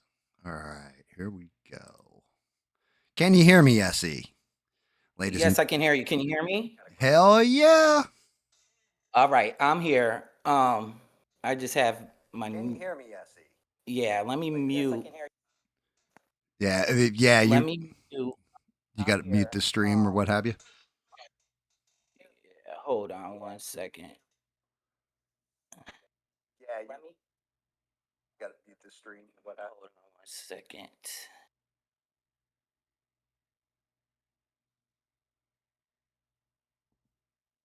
All right. Yeah, can you hear me now? All right, let's see if I got echo back. All right, there we go. I think we got it. Yeah. And I'm Sorry about that. I got you're my good. niece staying with my niece is staying with me, and I want to make sure she don't come out and say something while I'm on. So it's all good. What's up? Man, she's fine to come out and say whatever, but let's give that introduction. The latest, the greatest. Everybody's been waiting on them. The amazing SE Wolverines. In the house. In the flesh. I feel bad. I didn't even start a campfire for you to sit in front of while we're having this discussion. Instead, I'm going to slap some paint on this Michael Meyers, I guess. And how are you, brother? It's fantastic to hear you. I know everybody's been waiting on you. Also, shout out to Danny Boss, too. I think that was a fantastic conversation with Danny. I always Oh appreciate yeah, I him. like Danny. I like Danny. I Danny's a good guy. Man, the UK silencing guys like Danny, David Mon, like it pisses me off. Like everybody needs to have their voice out there, in my opinion. Hmm Even Now the I heard this. I heard yesterday. I'm not really for sure, but somebody said that somebody got arrested, or the police called the guy in England down to their headquarters because they were drinking more than one sugary drink in public.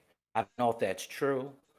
I asked Danny about it. He didn't hear of that, but talking about Pepsis and stuff earlier, um, I heard that they literally called a guy in England down because he was drinking too many sugary drinks in public in England.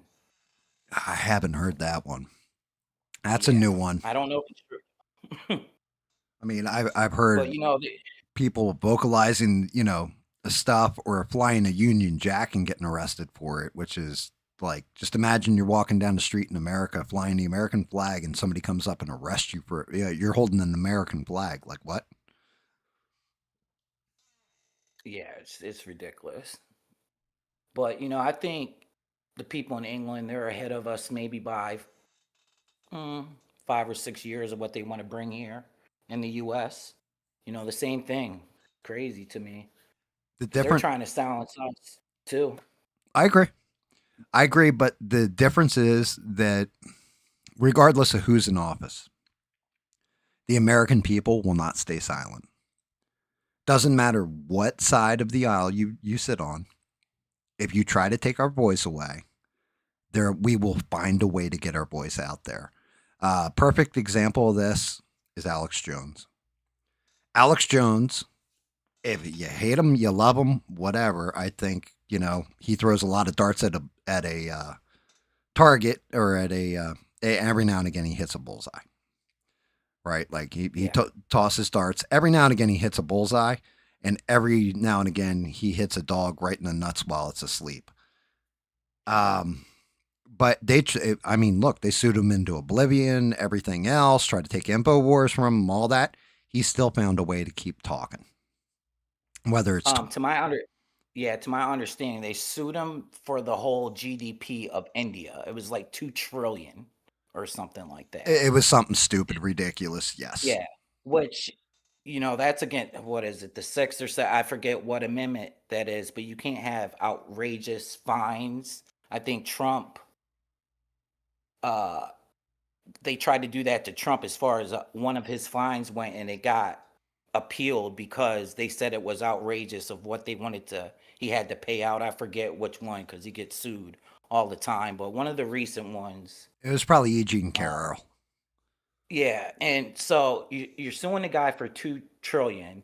As far as I know, the thing with Alex Jones just went through, so they're saying he may be off the air anytime now. I've heard that before, but we'll see how it goes. But I mean, the guy can say what he wants to say, in my opinion, and they're just after him. And when they come after you like that, there has to be a reason why they're coming after you like that.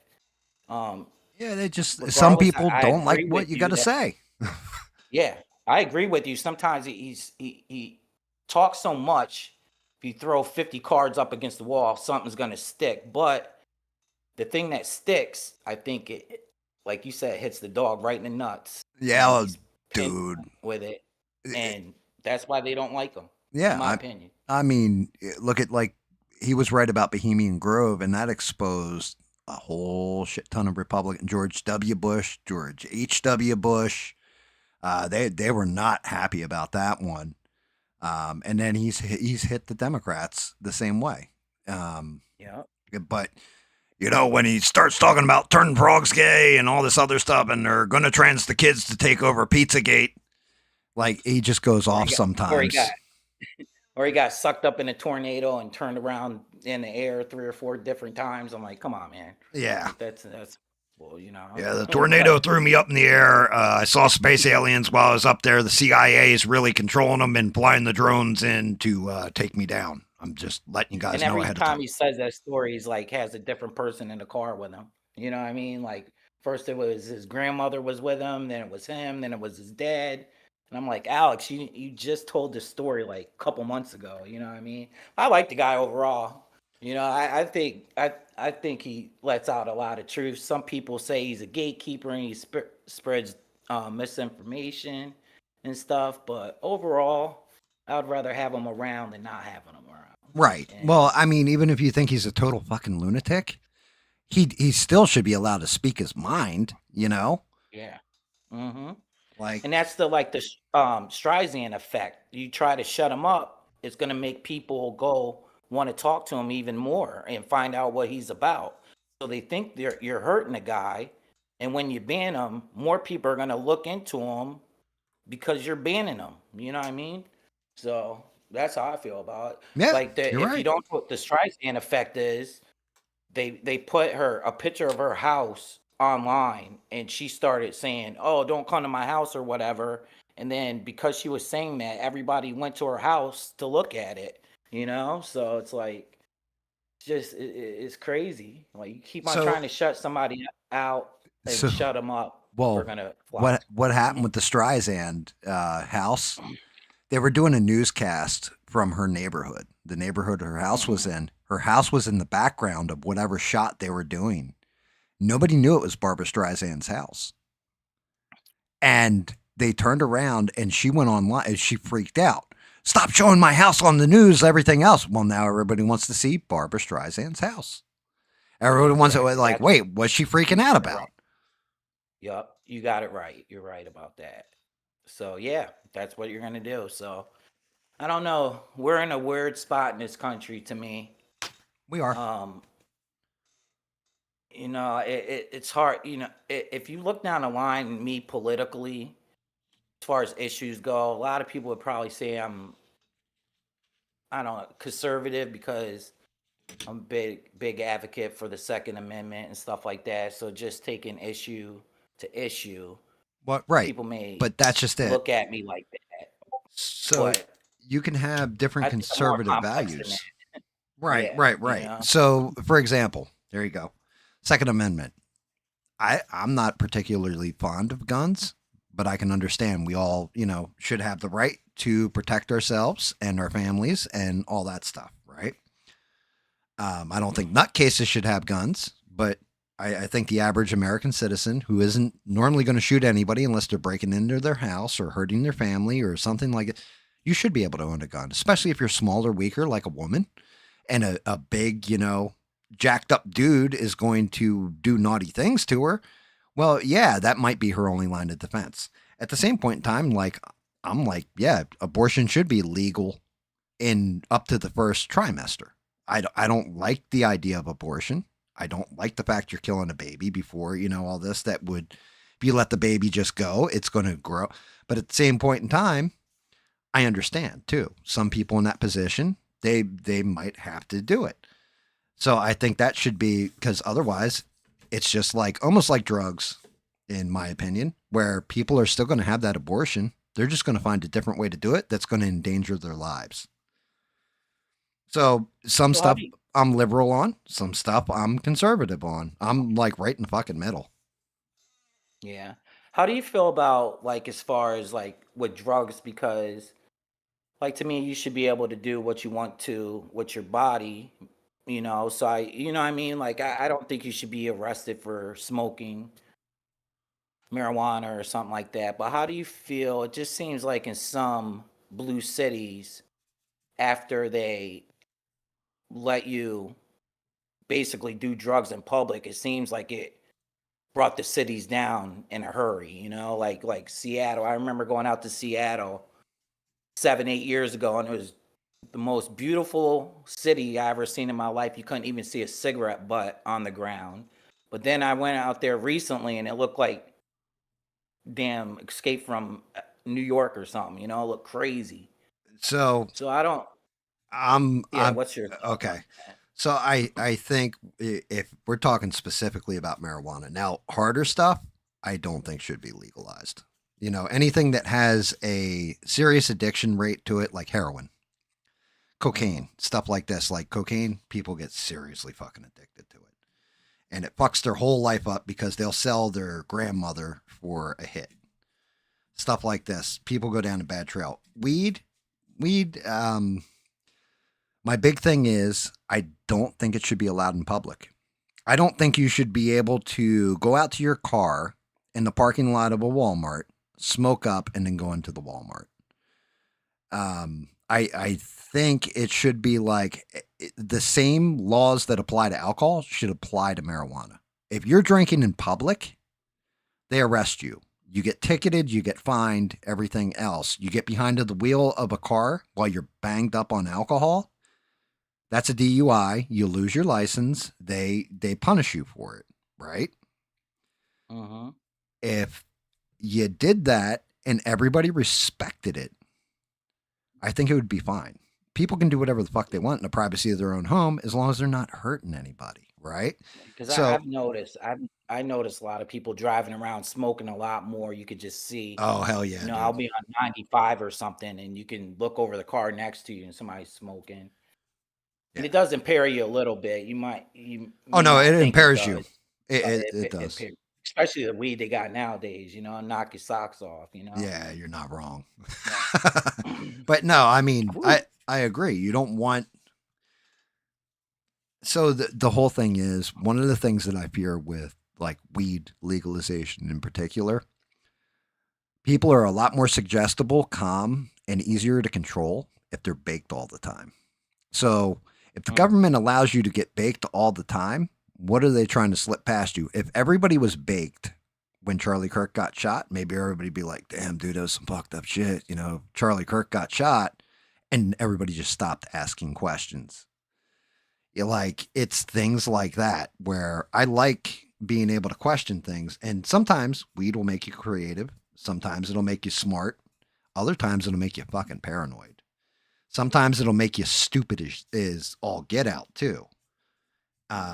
So it's one of those mixed bags where if you're in the privacy of your own home and you're not going to hurt anybody, you get behind the wheel of a car, your reaction time slowed from smoking weed, and you blow through a stop sign and kill a family of 3, for example. That's a problem. Yeah, it's not good. Yeah, it's a problem. Yeah, I hear you. That's it. It just seems like there's just overall, politically wise, they just seem to be putting their stomping on our rights, you know, and you give a little here, one administration gives a little here, another or takes a little away, let me put it like that.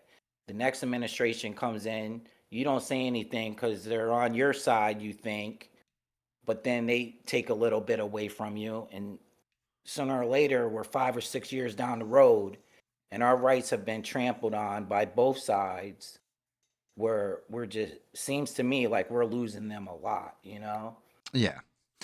So it's just crazy to me where we're at. You're right.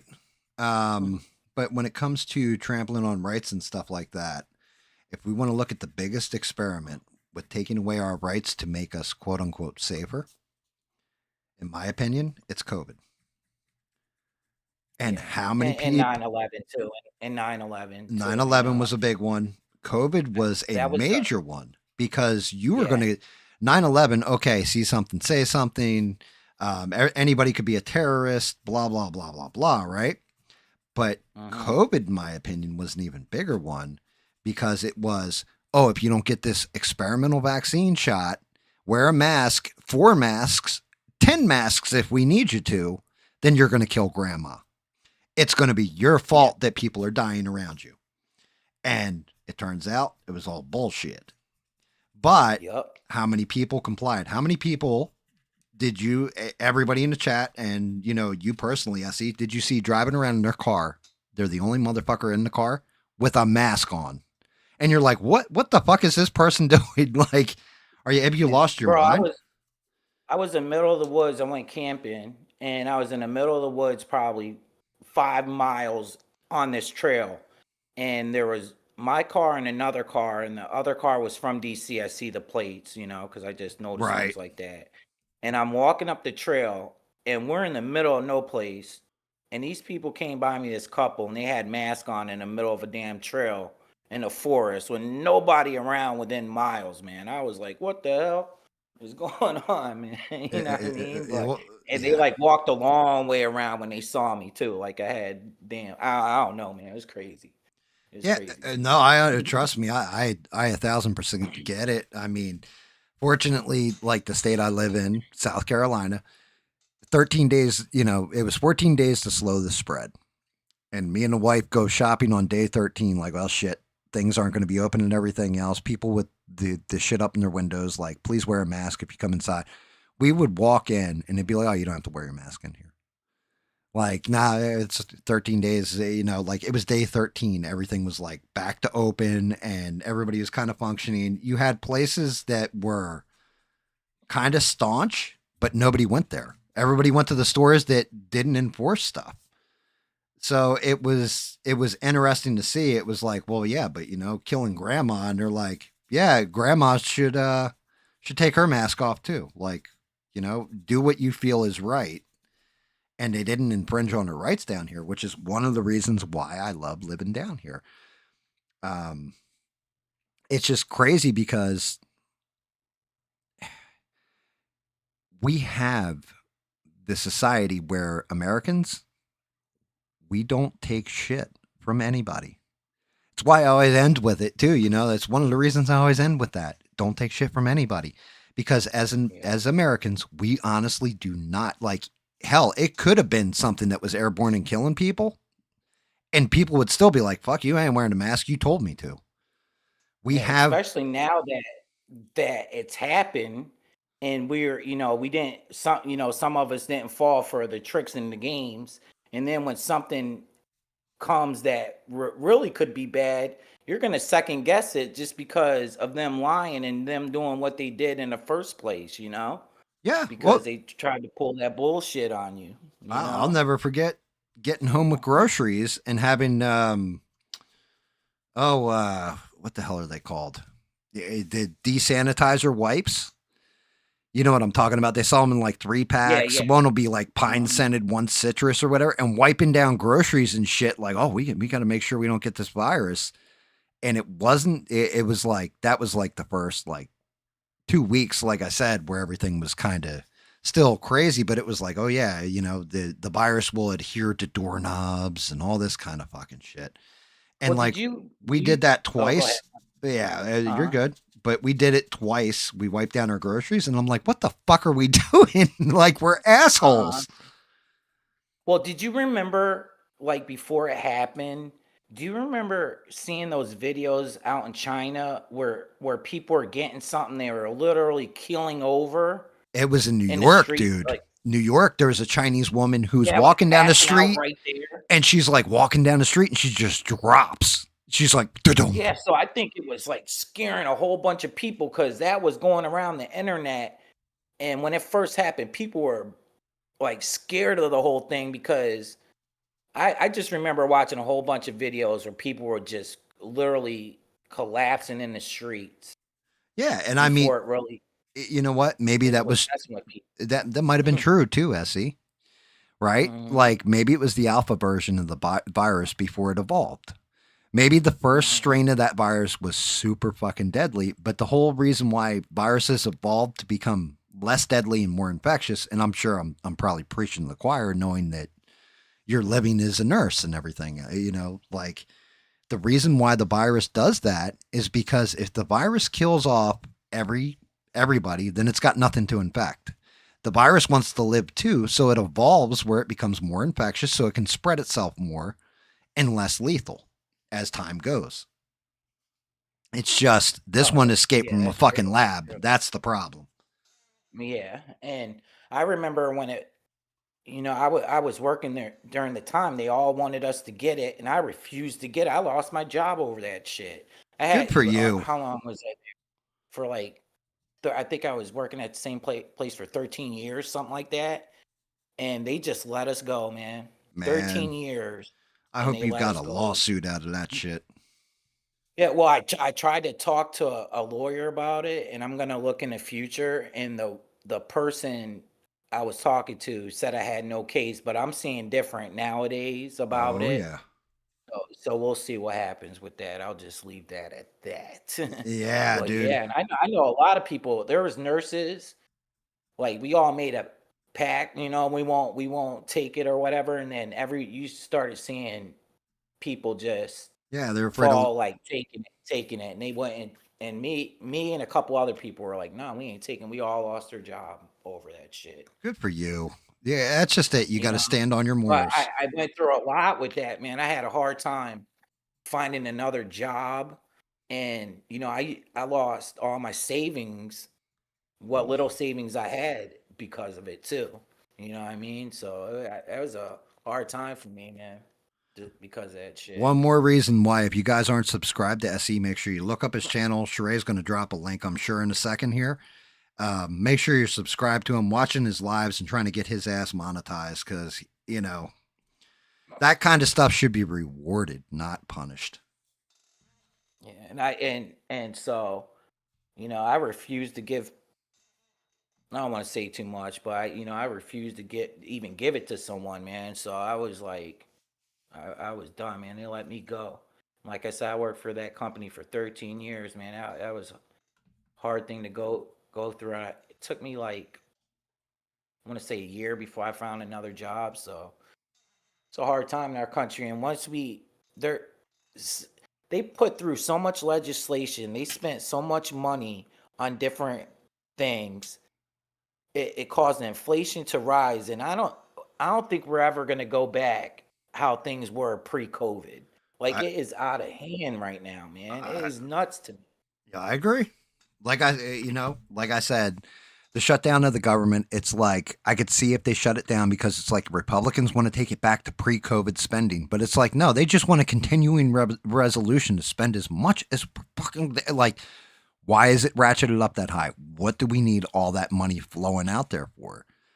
Every dollar you're producing, you're diluting our dollar, its actual value. And then people are wondering why prices are through the roof. Why does it cost me? Like, why is my house that I bought 10 years ago, why the hell is it worth triple the amount from when I first bought it? That shouldn't be. Not in 10 years. That's fucking ridiculous. If I was a young like if I was back where I was 10 years ago and had to buy this house again, I couldn't afford it. You'd be done. I'd be fucked. That's what. Yeah, that's why sometimes, I'm not saying this is right at all, what I'm about to say, and I hope people don't read in too much of what I'm about ready to say. But when we were younger, we all struggled at a certain age, like 19, 20, 21, you're struggling, but we had a way out of it. You know what I mean? Like, you work hard after a while and you find your way out of it. Nowadays, those kids don't have that option when the damn house costs $300,000 to move into. You know what I mean? You're right. And you're right. So when you sit there and you tell people we're living in it's capitalism that's hurting you, but we haven't been in a capitalist society in a while. It's more like a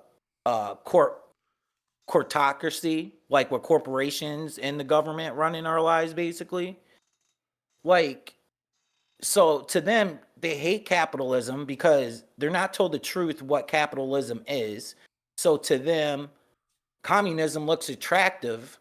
They're not seeing what's on the other end of that communism, like me and that communism isn't good, but they're trying to how to find a way out to afford the American dream. Like, everybody wants to live the American dream, and I'm not saying I agree. I'm not saying I'm communist or nothing like that. I don't like communists, but I'm just saying I think we could do a little bit better of trying to help young people and to achieve the American dream, because it's drastically different from when we were growing up now. And I've recognized that, man. What I'm saying? I don't know if you hear what I'm saying. No. I got you. I follow you 100%. I will disagree with you on one point. Uh-huh. Here's the point I'll disagree with you on. Communism does work. It just doesn't work on a mass scale. So if there's 10 people, y'all know each other, y'all have the same values, everybody kind of sees the world the same way, and you live in a commune together. And it's like, okay, Essie, you're really good at, the medical end of things. I'm really good at the technical end. Joe Schmuckatelli is really good at the farming end. This person's really good with like animal husbandry and can raise, cattle and stuff like this. We got this other guy over here that's really good with this, and we all live together and we all share each other's abilities with one another. None of us are profiting off of it. We're just living peacefully together and alone, often like a little commune. There's 10 of us. You're fine. The moment it gets big, that's when shit gets fucked up. Well, I have a huge family, you know that, and not the niece that's with me now, but I have another niece, and she's a doctor. She's a doctor in sociology, very educated for as young as she is, and she's all for it. And Yeah. I keep asking her like, why are you for it? Like I said, she's very educated, and why are you for it? And she always describes it as like you're trying to climb over a fence and you use the government as like getting a chair to help you over the fence to boost you up over the fence. You know what I mean? If you're following me, I got you. just I got you. to They're give you like, a helping hand over the fence. But I always tell her, what makes you think you could trust them at the end of the day when you can't even trust them right now? Like to help you, like you can't trust the government and everything. So what makes you think if you turn everything over to to have communism in the country that they're going to look out for your best interests? And So- she can never answer that question, man. She can't do it. right, right. I mean, and this is, if you really want to stump somebody with it, you say, which thing in the government, which thing does the government do that actually works the way it's fucking supposed to? Which thing have they perfected outside of lying to the public and lining their own pockets? Have they actually gotten right? Like what do they actually do correct? So if you put them in charge of everything, like your food sourcing, and you can only get it through the government, do you think that's going to work right? I No, think hell no. hell no. Government can't Like even like take care of our own veterans, for God's sake. No. And that the new mayor that's coming up in New York, if you believe what they say, he's way ahead, and he's talking about having government run grocery stores and stuff. So Yeah, and they're going to fail. careful what you wish for, man. That's what I say. And Careful what you wish for. I was saying this to Smurf last night. I think you were on stream when I was saying this. My problem is, Mom Donnie's going to win and all this. Okay, well, good. That's going to turn New York into a just pit where everybody that has money is going to flee that state and that city. Yeah, I heard you Right? say that. Yeah. And that's And just, in New York, the taxes are high as hell right now. You know how it is up there. That's why most people come Dude. down here because of Jersey, and yes. you know how it is. Oh, I yeah, came down dude. here. New Jersey, right? True story. My mother, she still lives there, right? Well, for now anyway. She's going to pass soon. But she lives there, and yeah, the taxes on a 2-story rancher on an acre of land are $8,500 a year. Where I'm at, I've got an acre and a half, almost 2. Like, technically, I can stretch it to 2 if I need to, because nobody gives a shit about the land behind me. It's all forest or what have you. But acre and a half of property with a 2,700 square foot house on it. I pay $900 a year on my taxes for my land. Look That's how it. big a difference it is. Like, I mean, yeah, like it's And just, the car insurance is crazy too. yes. The car insurance in Jersey is nuts. When I was, and we're going back to my 20s, like mid 20s, right before my car accident, the car I had was a 99 Contour, and I was paying $1,200 because I couldn't just buy the car outright. This back in like 2001. I couldn't afford the car outright. And so, I'm making payments on it, everything else. My car insurance was $1,200 a year. Right? Or no, my bad. $1,200 every 3 months. Yeah, every 3 months. Every 3 months. Now my car insurance on actually 3 technical cars is $1,200 a year. Yeah, that's a huge difference, man. So I don't know. I'm just trying to understand people better. I'm trying to. I never say I'm trying to wake someone up, because you're either know what's happening, or you don't care. But I'm just trying to understand people better and quit being so judgmental, looking at younger people a certain way. Because I understand what they're going through sometimes, man.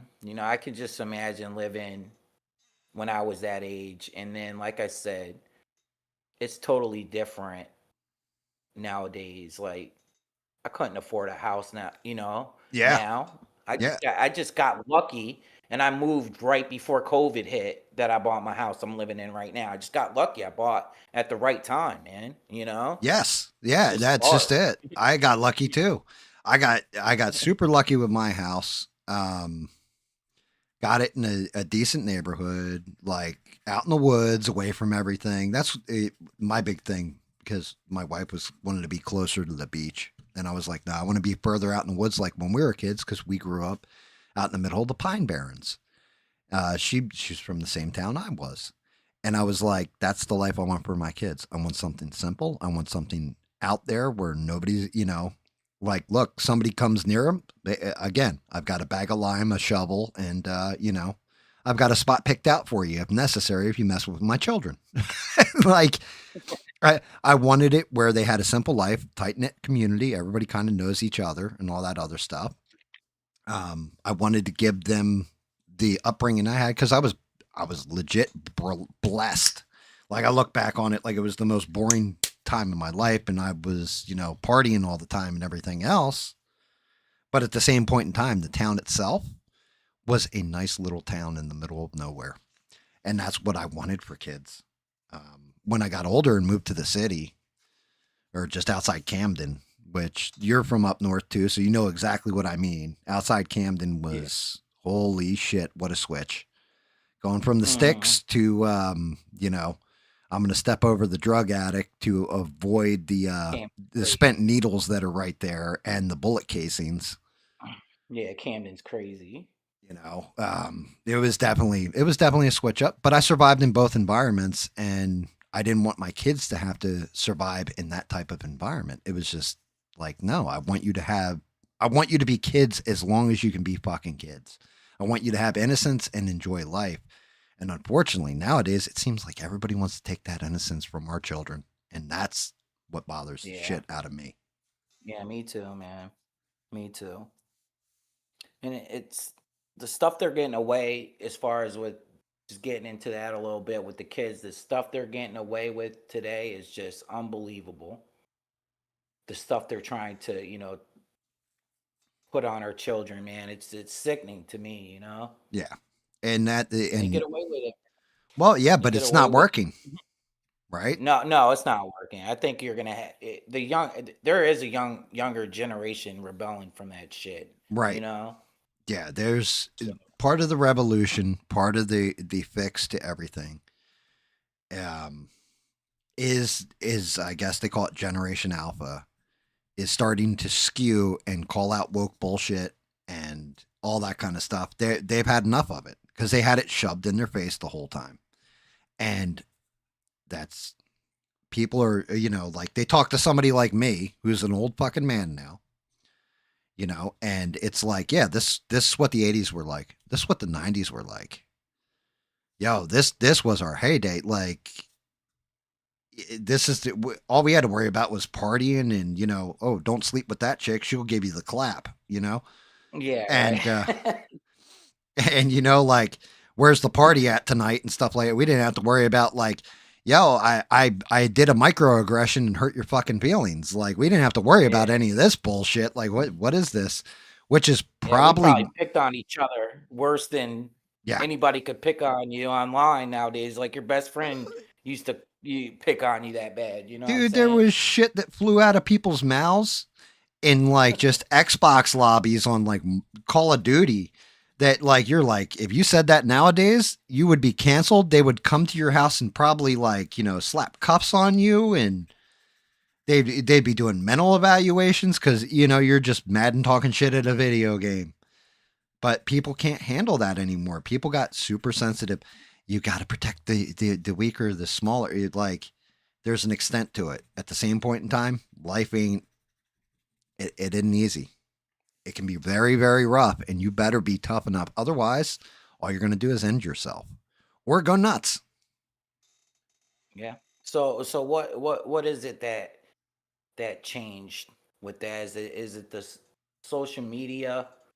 Like why did it change so drastically so fast? My take on it is, and this is one of those things. You have empathy for people, right, Essie? No, You're probably too much I should. right. Probably. Okay.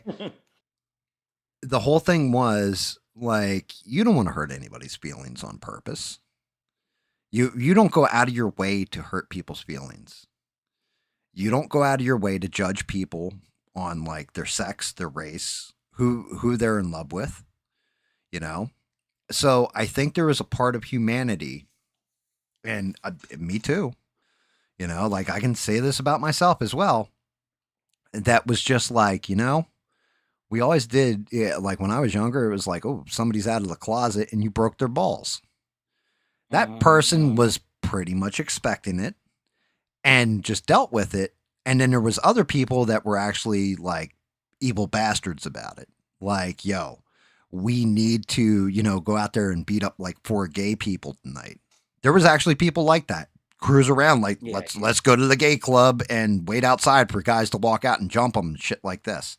Didn't happen all the time, but it happened enough where a sensitive or somebody who is empathetic, I don't even want to say sensitive, I sound gay when I say that, but empathetic to that person, like, yo, why let them live their life? They're not hurting you. They're not doing anything.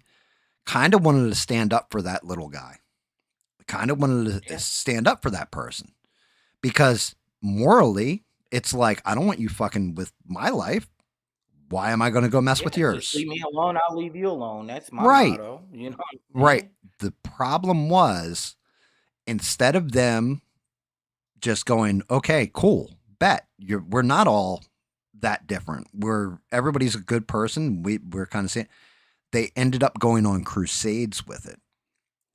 Where it was, no, unless you acknowledge that my gayness is a special trait, that is, you know what I mean? Stuff like that.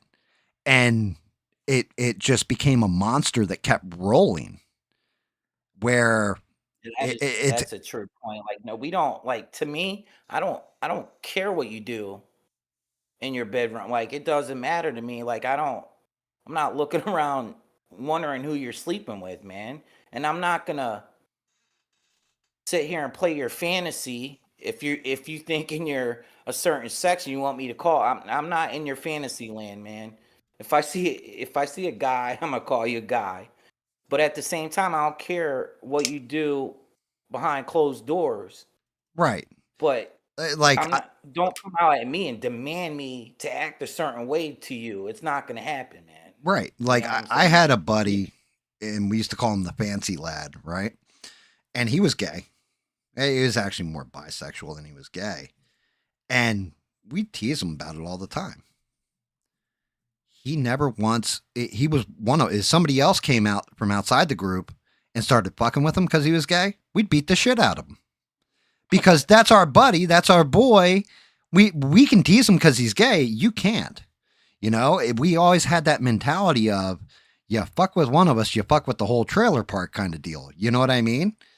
And that's just it. He also understood this because there was no malice in what we were doing. We just were guys and we're breaking each other's balls. That's what guys do to each other. But yeah, there became a point. Now, if he ever said to us, like, I demand you recognize me and like wash my feet because I'm a gay man, we would have been like, yo, you go fuck your mother. Matter of fact, I'm kicking the shit out of you instead.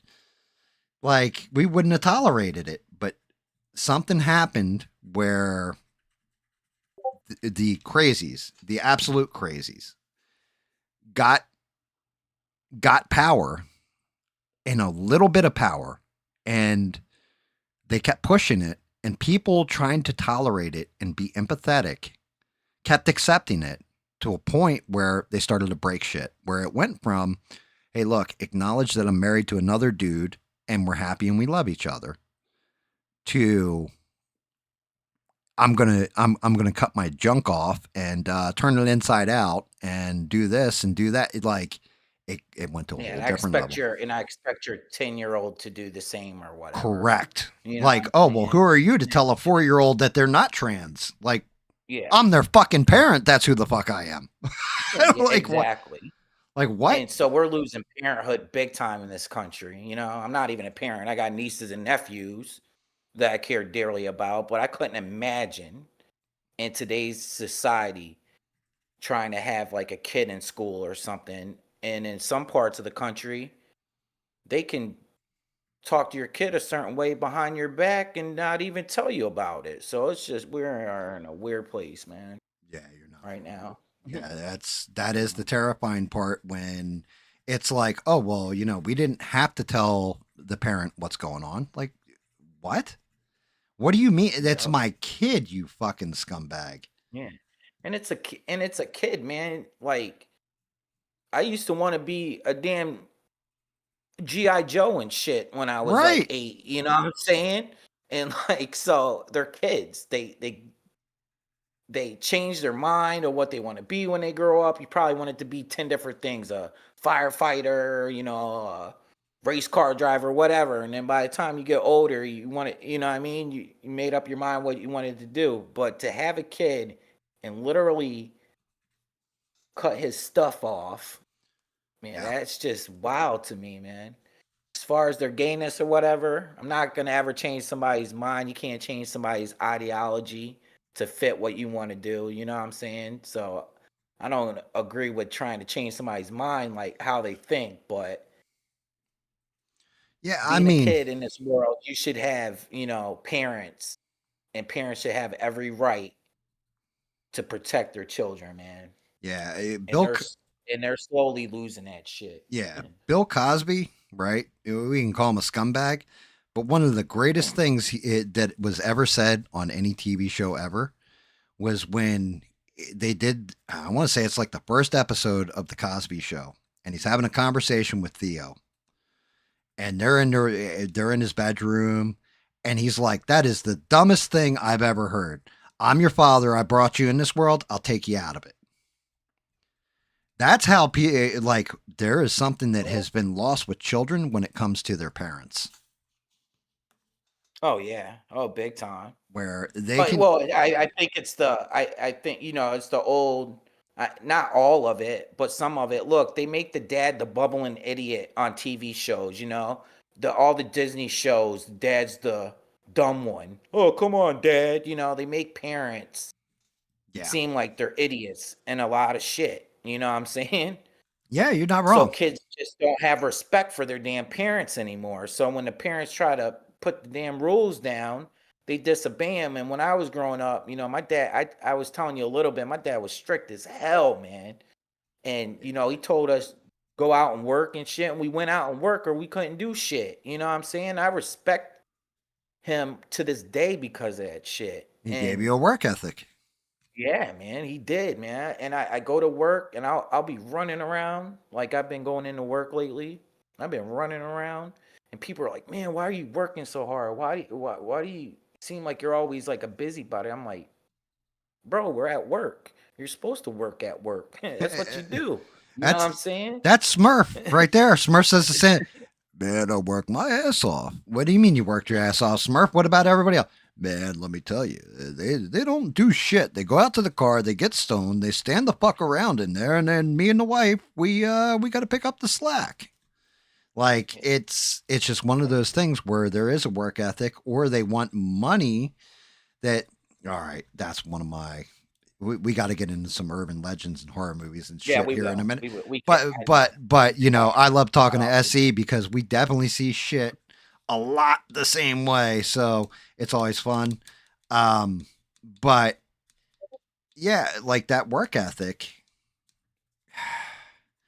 you can't. I don't know. It's crazy. People are like, I need $15 an hour to bring people up for food in a fast food restaurant. Excuse me? Well, I need that to live. How about you work your ass off, work your way up to shift manager, work yourself up to assistant manager, work yourself up to store manager. There's a reason why they're called entry-level jobs. It's supposed it's supposed to introduce you into the workflow so that you work harder and you build on it. And then guess what? Then you get paid $15 an hour to be like a shift leader, an assistant manager, whatever the fuck.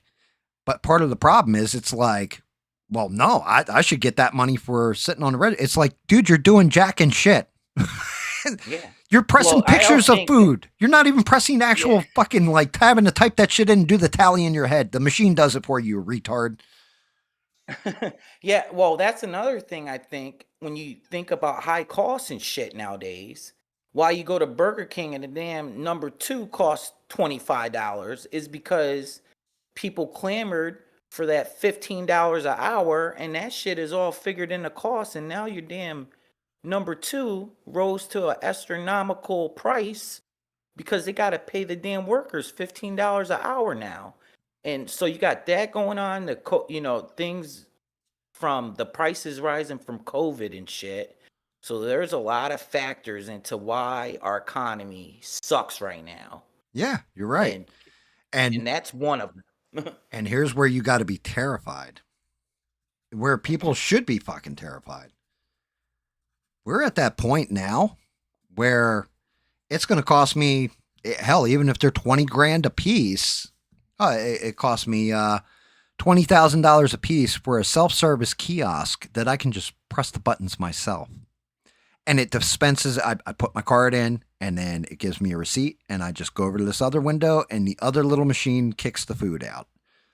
We're getting to that point. And, I want $15 an hour. Guess what? For 20 grand, I'll pay somebody $100,000 a year. And they just come in and fix the machine once every 6 months. Make sure it's got a maintenance cycle of one, you're going to eliminate all these jobs. Robot to flip the burgers, or hiring or making a robot to flip the shit. You don't. It's getting to that point where, like, look, you don't understand. You're talking your own ass out of a job. Like, oh yeah, I need a $15 an hour minimum wage. Well, you're fucked, because now I've legit just invested in machineries, and they're going to do the job. And yeah, I don't need you anymore. Thank you. Your services are no longer required. Yeah, it's getting to the point like remember the legend? We'll talk about this to start it off. Remember Paul Bunyan? Mm-hmm. Remember Paul Bunyan? Babe the Blue Ox, yeah, absolutely. Yeah, and then the machine came and the machine started knocking it down, but Paul Bunyan got it. But we're getting to the point where you're not going to need Paul Bunyan anymore. You hear what I'm saying? Just a different way of looking at it. I was thinking about that the other day. We're getting to the point where the machines are going to start running every damn thing. Was it Paul? Not everything. Well, no. Not Paul Bunyan. What was his name? Was it Paul Bunyan? It was Henry something or other, where they were laying railroad tracks. And I want to say it's Henry something, and I'm going to kick my own ass because I can't remember his name.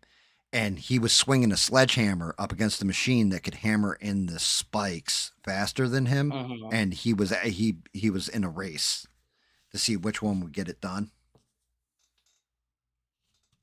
Maybe I was wrong about the date. Yeah, I think that's what I think that's right. I can't fucking remember. but John it's Henry. John in Henry. the There chat. it is. Okay. All right.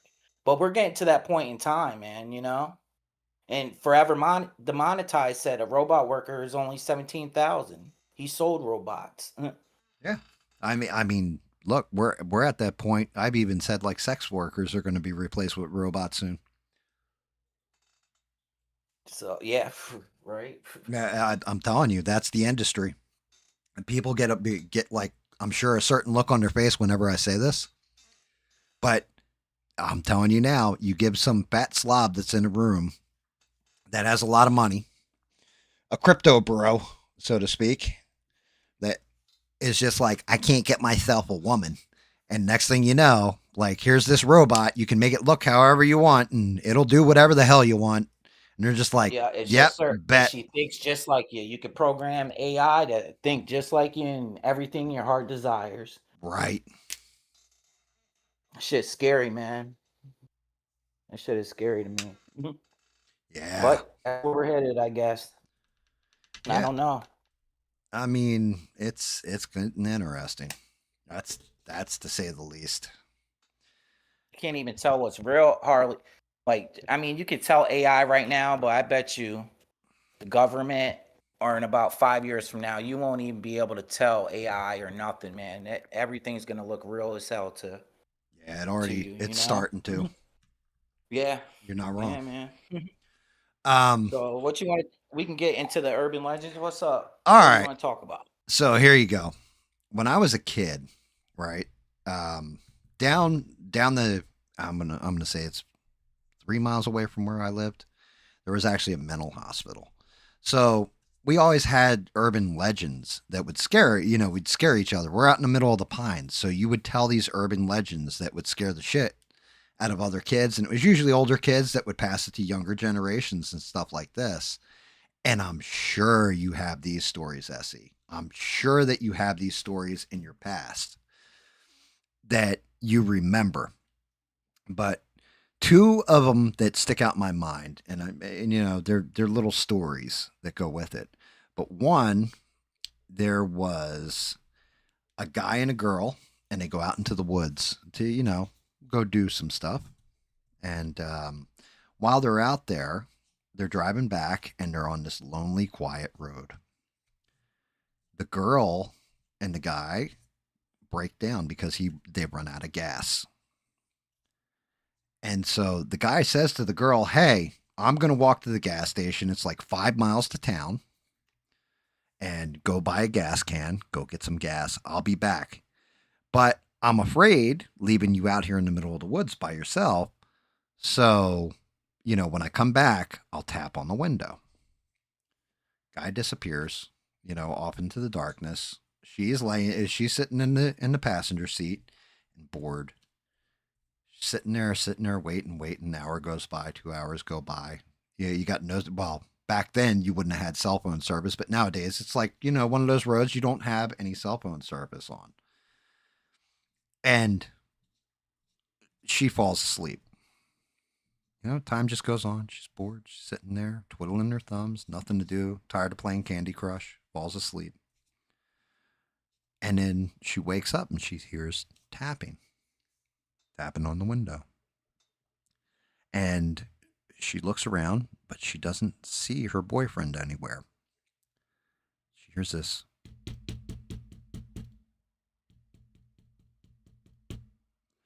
This tapping on the window. She opens the door, starts to step out of the car, and looks up. And there, hanging from the tree, disemboweled, is her boyfriend. And his hand is draped over the windshield. And as the wind blows, his hand blows back and forth and taps on the windshield. Have you ever heard this story? No, I've heard something similar to it though. Something kind of similar. So, Hey Beans, should I do this in the demon voice for you? No, go ahead, Essie. I'm sorry, I had to. No, just something similar. Just them being on a back road, they run out of gas, and he said, "I'll tap on the window 3 times when I come back, so it's me." And the guy comes back, he gets caught by a killer or whatever, and he cuts his hand off, and it's sort of the same thing, and then it's his hand hitting on the window 3 times. So So with it's sort of the same thing. yeah, with us, this was a story about Carranza Road, right? So we had a go ahead. Well, no. So it was actually like people would tell this story like it was fucking fact.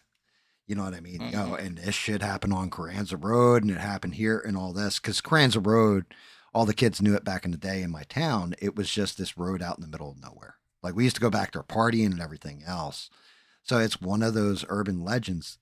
I'm curious to, because I know you grew up northeast, stuff like this. I was wondering if you ever heard that. But like you said, you heard a variation. Yeah, I did. I heard a variation. Now I was more up north, like near Newark. So it's kind of very similar though. You know what I mean? So you're more South Jersey. Mhm. I was more like central northern New Jersey, Gotcha. but sort of the same thing. But it could be one of those things, somebody tells a story and it gets, It's turned spun. around a little bit as far as the story goes. You know what I'm saying? What they say like that. So Yeah. sort of the same story I did here. Yeah. I mean, the second We had story. Oh, go ahead. No, go. no, go ahead. You start. You start. Go ahead. No, because I was going to go into the second story, but you had more to say. Mhm.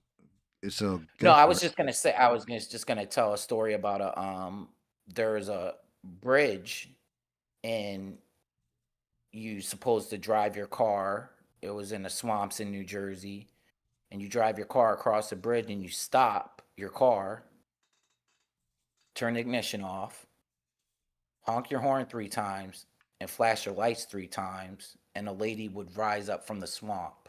That was an urban legend that I heard. That her ghost that got hit on the road that got hit on the bridge, she would come up from the swamp if you did that. Yeah, I've That was never a heard that one. That one's new. yeah. That's a cool one. Mhm. That'd have been really, really fucking bad. We would have gone out there and done it. Same way we all did Bloody Mary when we were kids with the mirror. You know, Yep. that's fucking crazy shit. So the second one, and everybody I think has heard this one, right? Because we've seen it in movies. But guys driving down the road, and like I said, we had the mental hospital there, so kids used to tell this shit like it was, oh man, did you hear what happened? No, what? They saw him again, the guy with the hook for the hand. Everybody knows. I think it was what I Know What You Did Last Summer. They kind of covered this guy with a hook for the hand. But the story was, guys driving down the road, and he sees a hitchhiker on the side of the road, and he goes to pull over, like to offer him a ride, make sure he's okay. And the guy's walking, he's hunched over, you can't see his face, and he rolls down, hey buddy, you okay? That whole 9 yards, and the guy leans into the window. He can't really see the dude's face. And then he just sees his eyes. And he's got that crazy, creepy look in his eyes. And he's talking, and the driver is just kind of like, yeah, this guy's a little off. Like something's not right here.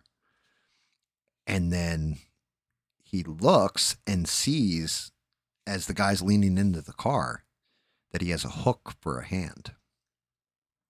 And he's like, oh man, like this is really weirding me out. He's like, all right, look, you seem to be okay. All right, I got to go. And he starts to take off. And he gets a little further down the road, has to take a piss. He gets out of the car, goes over to, a tree, takes a leak or what have you. And he thinks he hears something moving in the woods. So he goes running back to his car. He jumps in. And he gets down the road, like he feels like something's chasing him. He gets down the road a little ways, and he turns on the radio because now his heart's kind of racing. He's headed towards this gas station. He hears over the radio, what was it? Like, I don't know, we'll call him the Massachusetts Mangler, who's been locked up in Ancora Developmental Center, home for the mentally insane, has escaped tonight. Be on a lookout for him. He's, and they go through the whole description of this guy he's seen, and they say, and he's got a hook for his hand. He's murdered 5 people with that hook. And before this guy gets to the gas station, he keeps hearing clanging. So he's like, damn, did I get a flat tire? And he pulls into the gas station. He gets out to go fill up, and he walks around the side of the car, and there hanging from his door handle is the guy's hook. You ever hear that one? No, I didn't, but that was good. I like that one. Yeah, dude. That one, Yeah, it just one of those. And like as kids, we used to tell this shit like it was fact to one another. Like, oh yeah, did you hear about the dude with the hook for the hand, the murderer that escaped from Ancora? And what's scary is Ancora really is, and I don't know if it's still there. It really was a mental institution that was maybe 3 or 4 miles away from where my mom's house was in southern New Jersey, out in the middle of nowhere. And there were times where people would escape from it. The cops, we had nothing but state troopers. We didn't have local cops. Our local cops were state troopers that were in training. So every now and again, it'd be like you'd go out to the road and be like, yo, why is everybody getting pulled over? Is it a DUI checkpoint, something like this? Nope. Somebody escaped from the mental asylum and they're looking for him. So as a teenager, it would scare the shit out of you whenever you tell each other that story, especially if you're out in the woods. oh hell yeah, that's good though. We had this one. You probably heard something similar to a lady pulled into a. It's not really a legend, but more of a story. A lady pulled into a gas station, and in Jersey, you have people pump your gas in Jersey. Yeah. If you don't know Yeah. that, it's like one of the only states anymore that you literally have a attendant. You can't pump your own gas. It's They thought illegal back to in the pump your day- own gas. Yeah, yeah.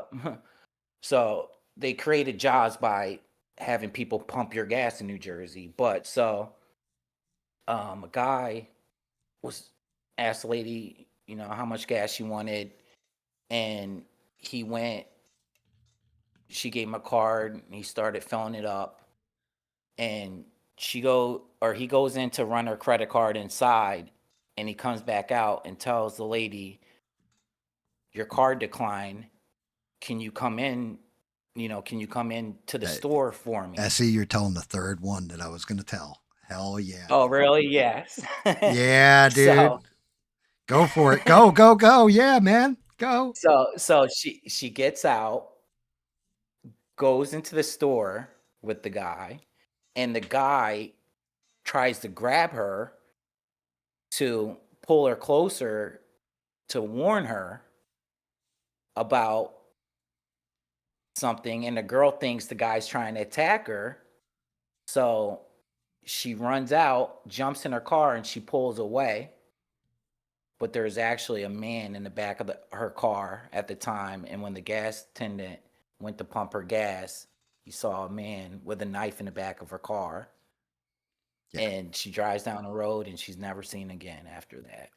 So, yeah, I heard that story. I definitely heard that story, but I heard it a little different. And she actually got out of it in the story I had heard. But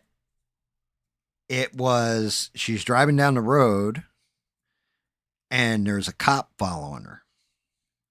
And the cop sees her.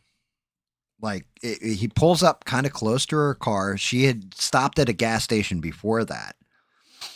And the cop goes up, pulls her over. She pulls over, license, registration, proof of insurance, and everything else. Ma'am, can you step out of the car? But the cop is acting very bizarre. Like something's, like he's kind of getting handsy with her. Like, ma'am, and he grabs her by her wrist. Ma'am, as she's handing the ID, ma'am, can you get out of the car, please? Yes, I'm doing a stop. I need to see if you've been drinking tonight. Please get out of the car. And she's like, no. I don't need to get out of the car. I haven't been drinking and everything else. And they start to argue and everything. And then basically out of nowhere, the cop pulls out his gun and points it at her because she will not get out of the car. And when he points the gun at her, she realizes he pulls the trigger. She, of course, like screams, closes her eyes, and realizes he didn't shoot her. He shot behind her, and there's a guy with a knife who was about to plunge it into her. Yeah, Oh, that wow. that was the variation on the story that I had heard. But the Yeah, cop, when he sort was of same coming thing. up, yeah, exactly, and that's what I'm saying. Urban legends like that. I don't know, like trying to think of it, like other ones. Like you guys have to have some in the chat.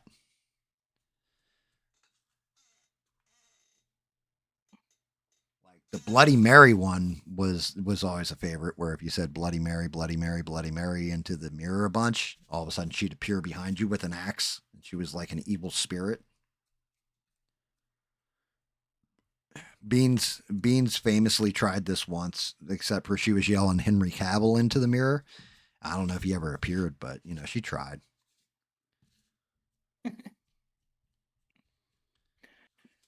There's one that this is in Maryland. This is the same little town. They had that movie, The Blair Witch Project. You know that Oh movie? yeah, wow! I thought that movie was Yes. hysterical, actually. Well, they're actually geniuses how they market it, right? Yeah, it was Probably one of the great marketing, but man, like I was like, really, this is what we get? I thought this shit was going to be scary. Like I was because they disappointed. released that what was it, a little Discovery Yep, show right before it, and everybody thought the shit was real. yep. Like that was probably one of the biggest money makers off a movie ever, probably. Because they totally made it up, and then you watch the movie and you don't even see the witch one time in the movie. I was like, what the hell is this? What everybody was talking about? It was huge back in the day. But I've been camping in those woods a lot. I have a video on my channel right now, me in in that town. Like I've stayed at the right outside the graveyard where she shot up, showing the little kids' graves and stuff. Oh yeah. Came down the same woods they had the movie they showed in the movie. It's called like the Black Woods. But Why they got going to be from the black? town, yeah, why it got to be black, right? But going in the town, going to part of it, it's a hill, and that town is very significant when it came to like the Civil War.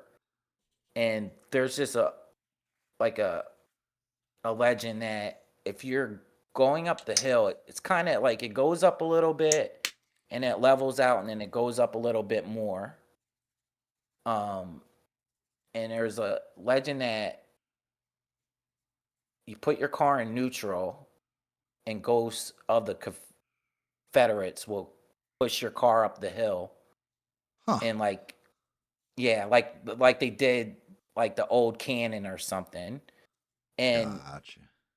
some people really think it because it actually gives you like it's weird. It's like I tried it. It's like a optical illusion how it works or something, because how the road, if you hear me, like you go up the hill and it kind of levels out and then it goes up a little bit more and it kind of takes your car by itself. It's kind of weird. It's hard to explain, I guess, over the just No, trying to I explain it. gotcha. It's like it's like an optical illusion where your car seems to be going uphill for a brief second by itself if you put your car in neutral. But the urban legend behind it was put your car in neutral. They call it Spook Hill, and you'll have Confederate ghosts push your car up the hill. So I thought that was a Yeah, good one too. that's actually A lot of cool. people. That's a cool local Mhm. legend. And it actually did it a little bit. It does it a little bit. So So we had one out in the Pine Barrens, and this was one of those. I unfortunately last Halloween I told it, but it got debunked. Like the lead up to last Halloween, I was telling it, and I was able to debunk it finally. But there was this thing out in the woods, and every kid, every day, most kids that hung out in the woods, I hadn't seen it personally, but there were definitely a lot of us that had seen this white thing with these bright red eyes. And it would be like, there was one time where everybody was at a party, and there, like everybody, of course, is Jersey Devil, all this kind of stuff. But one time everybody's at the party, and if Bubba were in the chat, he'd be able to tell this story too. And they were all out at the Carranza Memorial drinking, and they saw this white thing with red eyes moving through the forest tree line, crunching. They could hear it in the whole 9 yards. And I mean, these guys aren't nuts. They're really hearing this. So everybody kind of fucking panics, runs and jumps into the car. And Bubba actually had he had an old station wagon that his mom had given him, right? So they all piled into the station wagon, like jumped into it, and he hit the gas, and all of them swore that the car, like the thing must have run over to them, because the car went down before it took off. So the back end of the car went thunk down, like something heavy landed on the back end of the car, and then it just, he already had his foot to the floor and it took off. And that was like one of the first sightings of this white thing with red eyes. Everybody called it Whitey. All the younger kids called it Whitey because they saw it too. Like it didn't have to be like older people out partying. Younger people were seeing it, and they would see it around this one Girl Scout camp all the time. Everything else. And everybody had this, man, I heard it. It chased me. It was snorting, grunting, and all this kind of stuff. And as soon as I heard it, I saw it first, and it was always like, one of my questions was always like, did you smell it? Did you ever smell anything? And nobody could ever tell me, there was no change in smell or any of this. But yeah, like I saw it. My one buddy, Danny, the one dude who was, the whole Jersey Devil story, like maybe it was the Jersey Devil, maybe it wasn't. He had an encounter where he was cutting through this Girl Scout camp called Inawindawin. Maybe one of these days, maybe I'll pull that up on Google Maps, show you guys what I'm talking about, some of these landmarks. But he's cutting through it, and he looks up in the tree, and there's this white thing. He said it was probably like a foot and a half, 2 foot from his perspective up on a branch. And it was bright white, and it had bright red eyes that reflected back when he shined a flashlight on it. And he was terrified, and he ran for his life and all that stuff. He said, I wasn't super afraid, but it was definitely enough for me to be like, what the fuck is that? Let me get out of here. And this has been like one of those legends that has gone on in that small town. And the name of the town is Tabernacle, by the way, that I grew up in. It's one of those legends of Tabernacle that has existed for generations and generations and generations. Well, as an adult, and somebody who was like, shit, now the internet, we've got all this information out there and everything else. You know what that shit was? In Danny's case, what he saw up in the tree, the big, white thing and all that, it was a barred owl. He was seeing a barred owl up in a tree. When he put the flashlight on it, They can be fairly big. They got red eyes too. Right. Like their eyes were weird. Was a barred owl. But the one that all my friends saw when we were kids, the one out in the woods, that what it turned out was, it was an albino deer. Oh, wow. It turned out that there's a farmer who was like, check out this albino deer. It's got to be super old. Look at the rack on it, everything else. And sure as shit, this thing was eating leaves off of one of the trees. So it's got its front hooves up on like this tree out in his backyard or out in his field, off on the edge line. And it's eating leaves off it. And it turns its head, and the eyes reflected back red, like bright red. And I'm like, motherfucker, that's what that shit was out in the woods. That's why they could hear it moving and everything. But the only thing that ever got me was, why did the station wagon, why did it go down before it took off with all these guys in the car, And then I figured that part out too. And that was a little bit harder to debunk as to what it was. What it turned out is that when he punched the gas, there's sugar sand back there. The car dug into the ground because all of them jumping in the car while he's slamming the gas dropped the weight on the car. So the back end, because remember, it's an old station wagon, so they're rear wheel driven, dug into the ground before it took off. Yeah, and it sinks down because it has that As sugar sand. Yep. Mm-hmm. And so it's unfortunate that, last, I guess, close to Halloween, I had to sit there, and I know there's people that had watched my videos before. They're like, when are you going to talk about Whitey? When are you going to talk about Whitey? When are you going to talk about Whitey? But I've always said this. If I can debunk it, I'm going to debunk it. And unfortunately, yeah, I can debunk it. But for years and years and years, we're all like, yo, we got to be careful of the damn white thing in the woods when we go drinking. Everybody ready to go drinking? All right, yeah, man. But that white thing shows up, I'm the fuck out. Especially if you've been drinking a little bit too. Oh, yeah. You probably speak yourself out and shit. Absolutely. There's a now this is a story that I wanted to tell on my last live that I did that I never got a chance to tell because it started to because of rain. rain. Yeah. Yeah, because of rain. I had a rain delay, so I'll finish it up on your great channel. Oh, thank you, man. I So mean, my channel's shit compared to yours, but I appreciate nah, you nah, anyway. I just been doing it longer. That's all. That's all that is. And Well, like that's I'm special. yeah.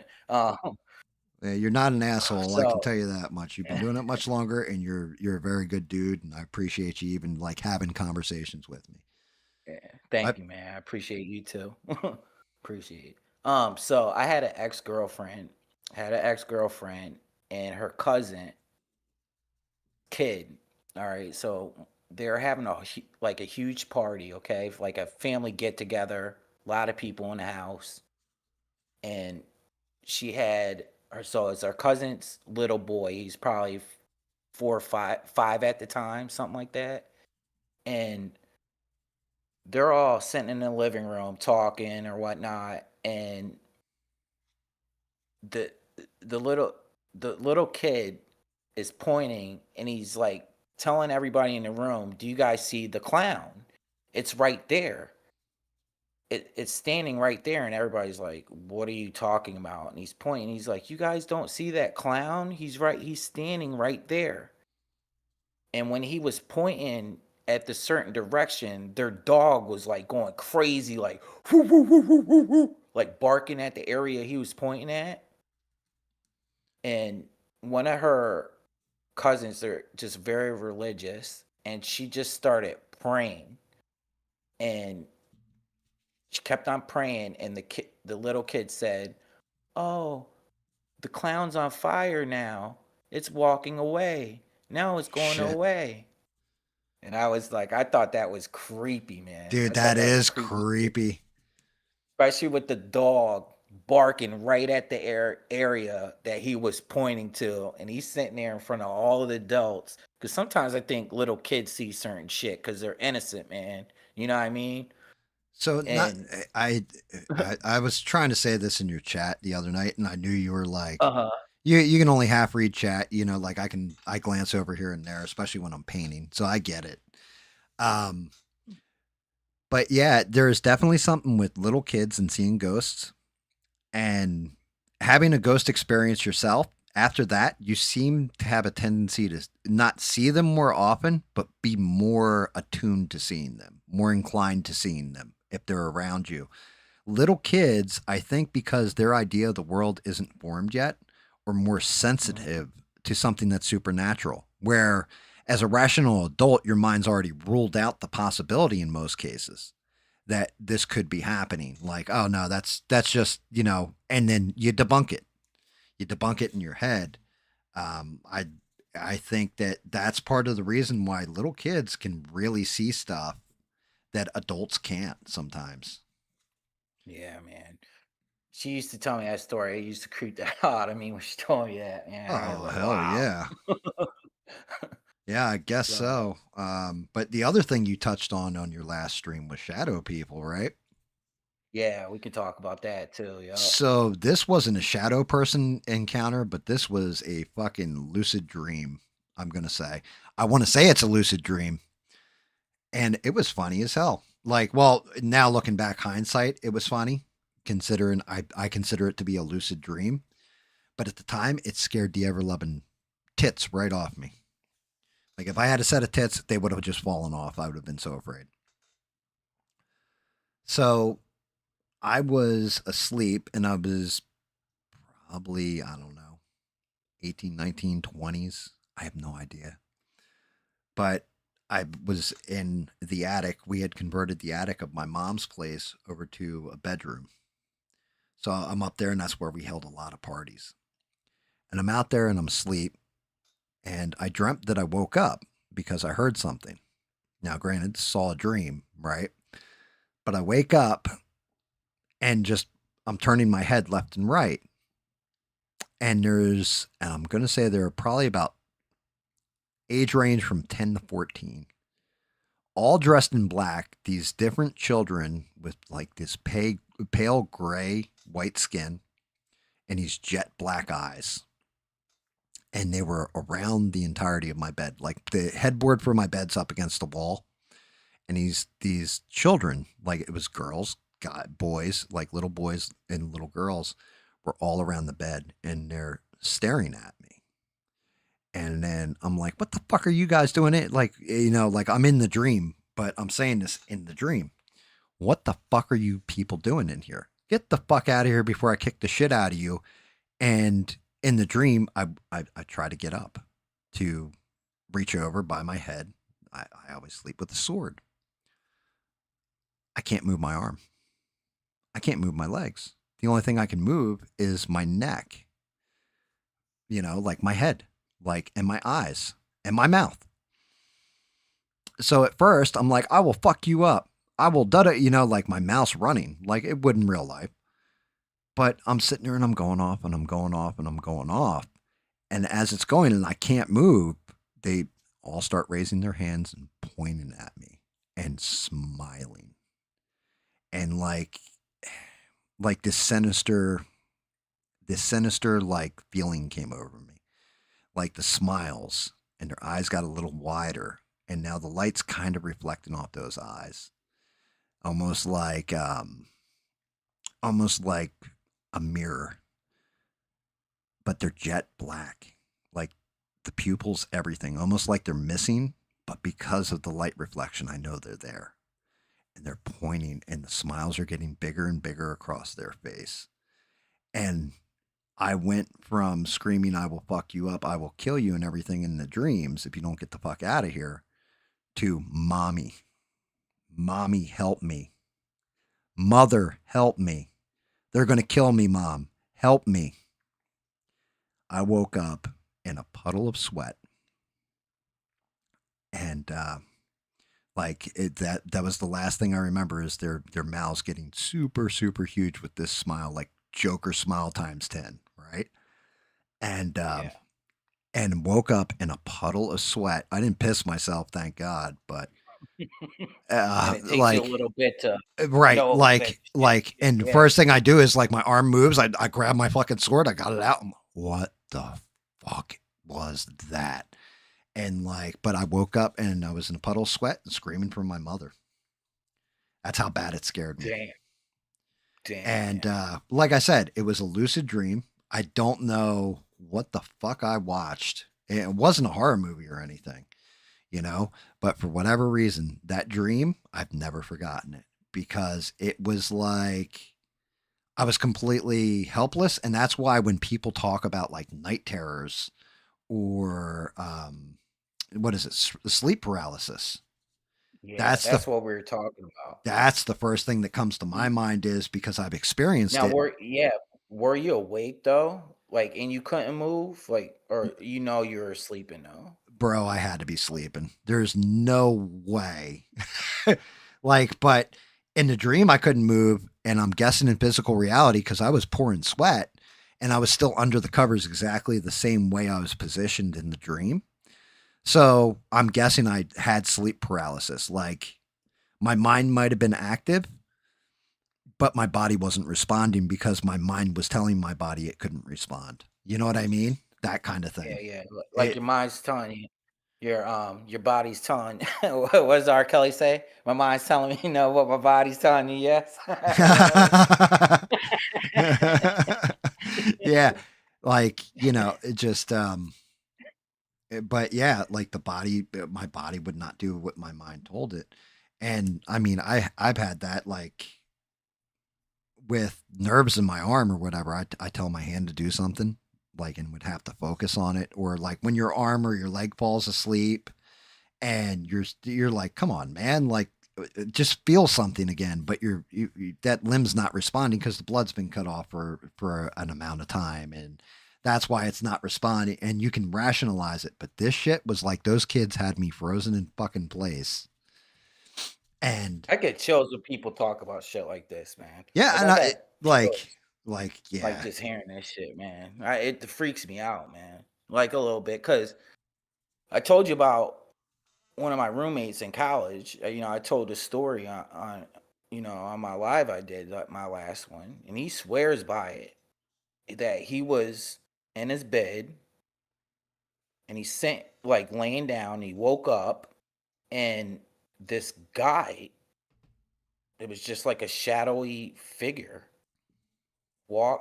just kind of walked into his room at the foot of his bed and was just staring at him.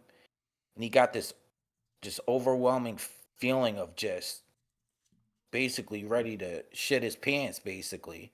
And this guy's like, he couldn't see his face. It was just like a shadow person. And he said he tried to move and he couldn't move, and this thing just kept staring at him. And he swore by it, man. Like, and when he's telling a story, I was just like, just the look on So his face yeah, when he talked about you that, knew he man, wasn't I was lying. like, fuck. Like, it impacted him and left that impression on him, and you can tell. Yeah. Like, I've got a whole bunch of ghost stories. Halloween, like when we're at Halloween is when I'll tell those, because they all pack together and actually kind of fit in the same thing. But I will tell one of them with shadow people, and it was when my sister had to be 4, I was 7. We're 3 years apart. My parents were first divorced, and it was like kind of one of those stormy kind of nights. Not October, probably like November, a little bit past it, but it was cold out. And it was one of those, hey, mom, can we sleep with you kind of things. We're little kids. So my sister went in first, and then I went second because my mother had a king size bed or what have you. And we lay down. Everybody falls asleep, and then I woke up. I heard a noise. And I'm like 7 years old, and I look, and I see it, like the shadow of somebody. Like, it looked like if somebody was dressed in complete black, except for no facial features, anything else, and a shadow. And I saw them just outside my mother's bedroom door, like almost like they were peeking in. You know what I mean? Like into the room. So I start screaming, wake my mom up. Like, there's someone in the house. Oh my God. We got a burglar in here is what I'm yelling. My mom grabs her 38 special. She always has that next to her bedside. Points it at the door or what have you. Jumps up, and because I'm freaked the fuck out like a 7-year-old kid. Slams the door shut. Pushes the dresser up against it. Grabs, because back then no cell phone, so it's landline. She had a landline next to her bed too in the room. She calls the police. The police show up. They end up going in through our sliding glass door, which was unlocked because we're out in the country. She locked the front door, but the sliding glass was open. So cops come in through that. They search the entire house, call her back. Hey, you're clear and all this. And then, my mom's like, oh shit. Checks on me, and I started running a fever. So she was like, oh, you must be getting sick, and it was just a fever dream, that kind of thing. And later on, with other ghost stuff, shit started to happen. That's when we realized, like, no, I probably saw a ghost. Like, it was probably my first introduction to a ghost. And but the whole thing was, when people talk about shadow people, that's what I picture, is that moment when I was a little kid and it scared the fuck out of me.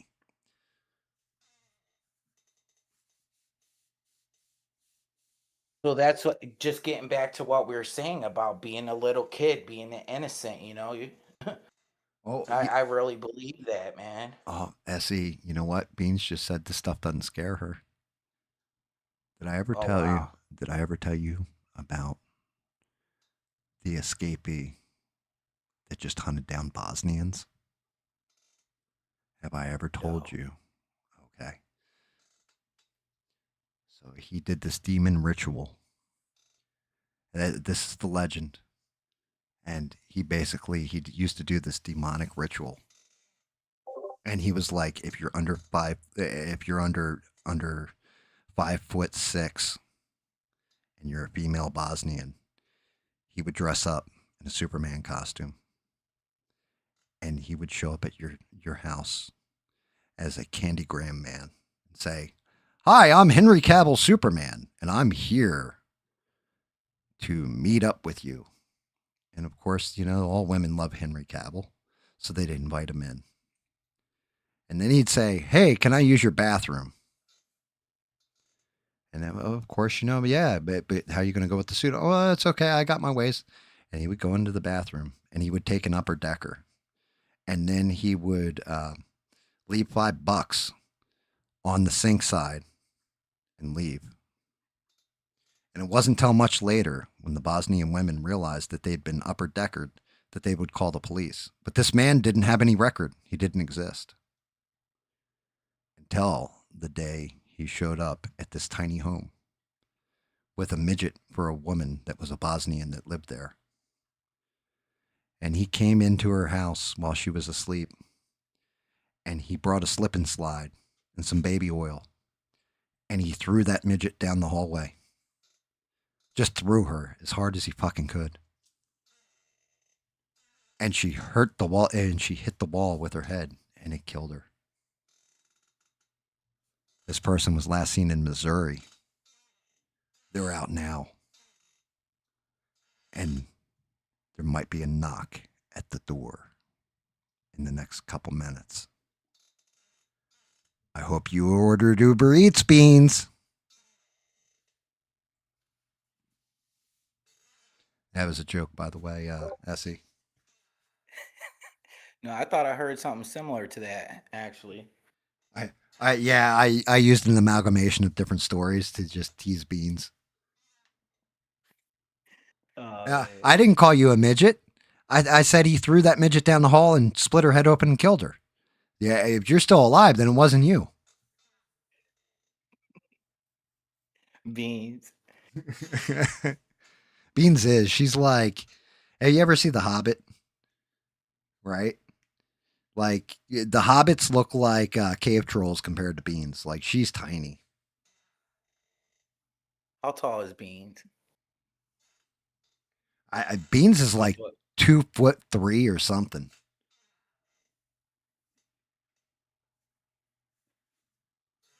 Yeah, unfortunately, one time, and I'm sure you probably heard this. You've heard me discuss this before, Essie. I scared the ever loving fuck out of her one time by accident. I didn't do it on purpose, but I turned on I have like the voice synthesizer or whatever for the microphone, and it's a program. So I had turned it on and I was doing a demonic voice as a joke and didn't realize I didn't turn it off and talked for like 40 minutes with only Beans and like maybe one other person watching me. Sheree had stepped away to do other stuff, so she didn't even know that it was going on. But I kept talking and Beans was like, "Yo, you're scaring the shit out of me. Stop with that," and everything else. And I'm like, "What are you talking about?" And then looked, and sure as shit, it was on like the whole time. For like 40 minutes of the stream was just me going, "Right, let me tell you about this." And just having normal conversation. I'm burning in blue now. Like, just what the fuck? Sound like Beelzebub or something. Yeah. That's what she's 5'2". Wow, she's a little shorty.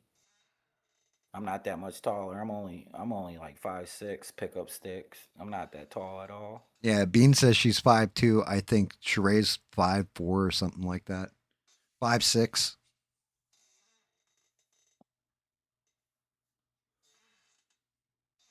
5 2 and 3/4. 5 2 3/4. There you go. um, they're talking about. I'll tell you a story about a Ouija board.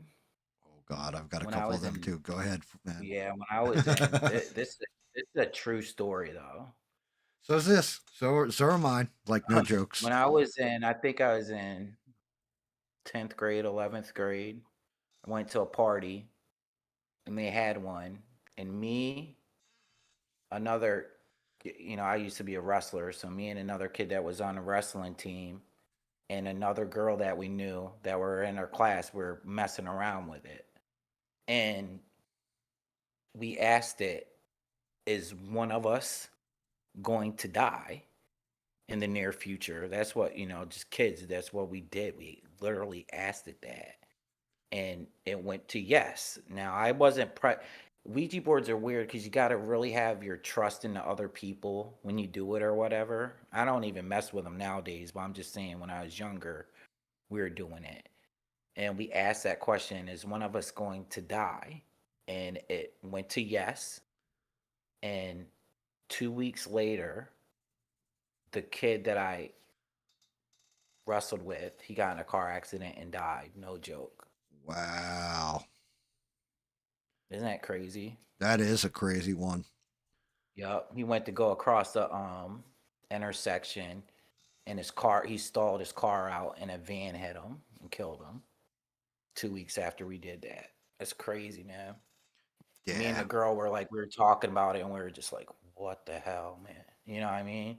Yeah, like so the whole thing is I get you. You got to have that Could have trust. been just a mad coincidence, but it's just weird, Yeah, like somebody else controlling the board, like oh, people are just Yeah. trying to scare each other or what have you.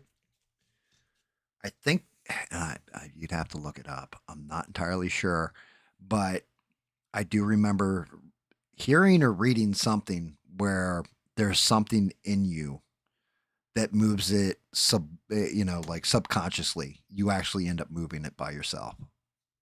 Wow. I could believe it. But who knows? Who knows? I mean, you're talking about something, people are like, oh, well, old witch boards and all this shit. It was like, no, it was a Parker Brothers project or, Yeah. like board game that they came up with. I was so stupid. I used to think like it was called Ajua, but it was Ouija, and I thought it was called Ajua. Ouija. 'Cause you know how they Yeah. spell. Yeah. Yeah. I mean, I was hey, like, it makes I was sense. like, the Ajua. Yeah, I said, yeah, we was messing around with the Ajua board. Ian asked, Yeah. did you ever see Faces of Death?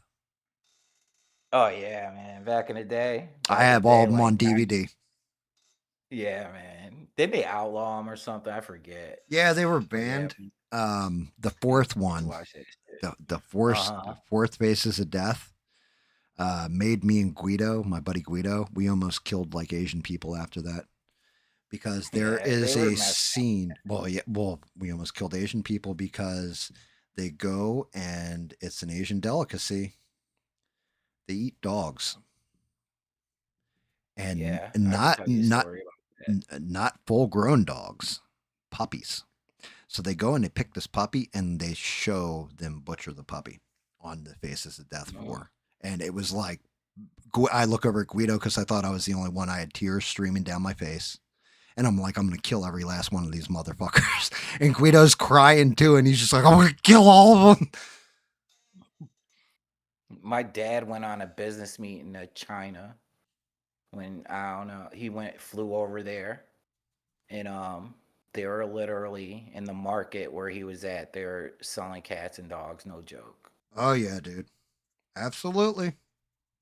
I mean, So you got that's how many wow. billion people over there? And they were starving at one point. So you'll eat anything. He had like a chaperone the whole time, like by his side, like they wouldn't leave him alone or whatever. You know what I mean? They like followed him the whole time. Yeah. Like he was there. It was crazy. Yeah, I don't know. I can't, dude. Like I lose my shit with that kind of stuff. Yeah, you always heard, the old urban legend, the Chinese place Yeah, with the cats. serves cat. Yeah, you know what I mean? Yeah, I mean, and that might be actually the case sometimes. Because for some reason, a certain Chinese store around where we live, there is always cats by the dumpsters and shit. You know what I mean? Yeah. So kids would always say that shit. I don't know how true it was, No, but people would always. everybody always said that shit. Like that. Yeah, I think that one is a universal. I think yeah, urban legend about Chinese people with the cats. You had the whole thing with they're eating the cats, they're eating the dogs with Trump or whatever. The yeah, thing yeah, yeah, is, yeah. actually, they do eat the cats in And they do. Haiti. Yeah, Yeah, they actually yeah, do. they really do.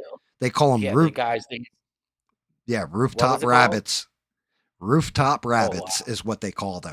I know the guy was called Barbecue or whatever, like the warlord over there.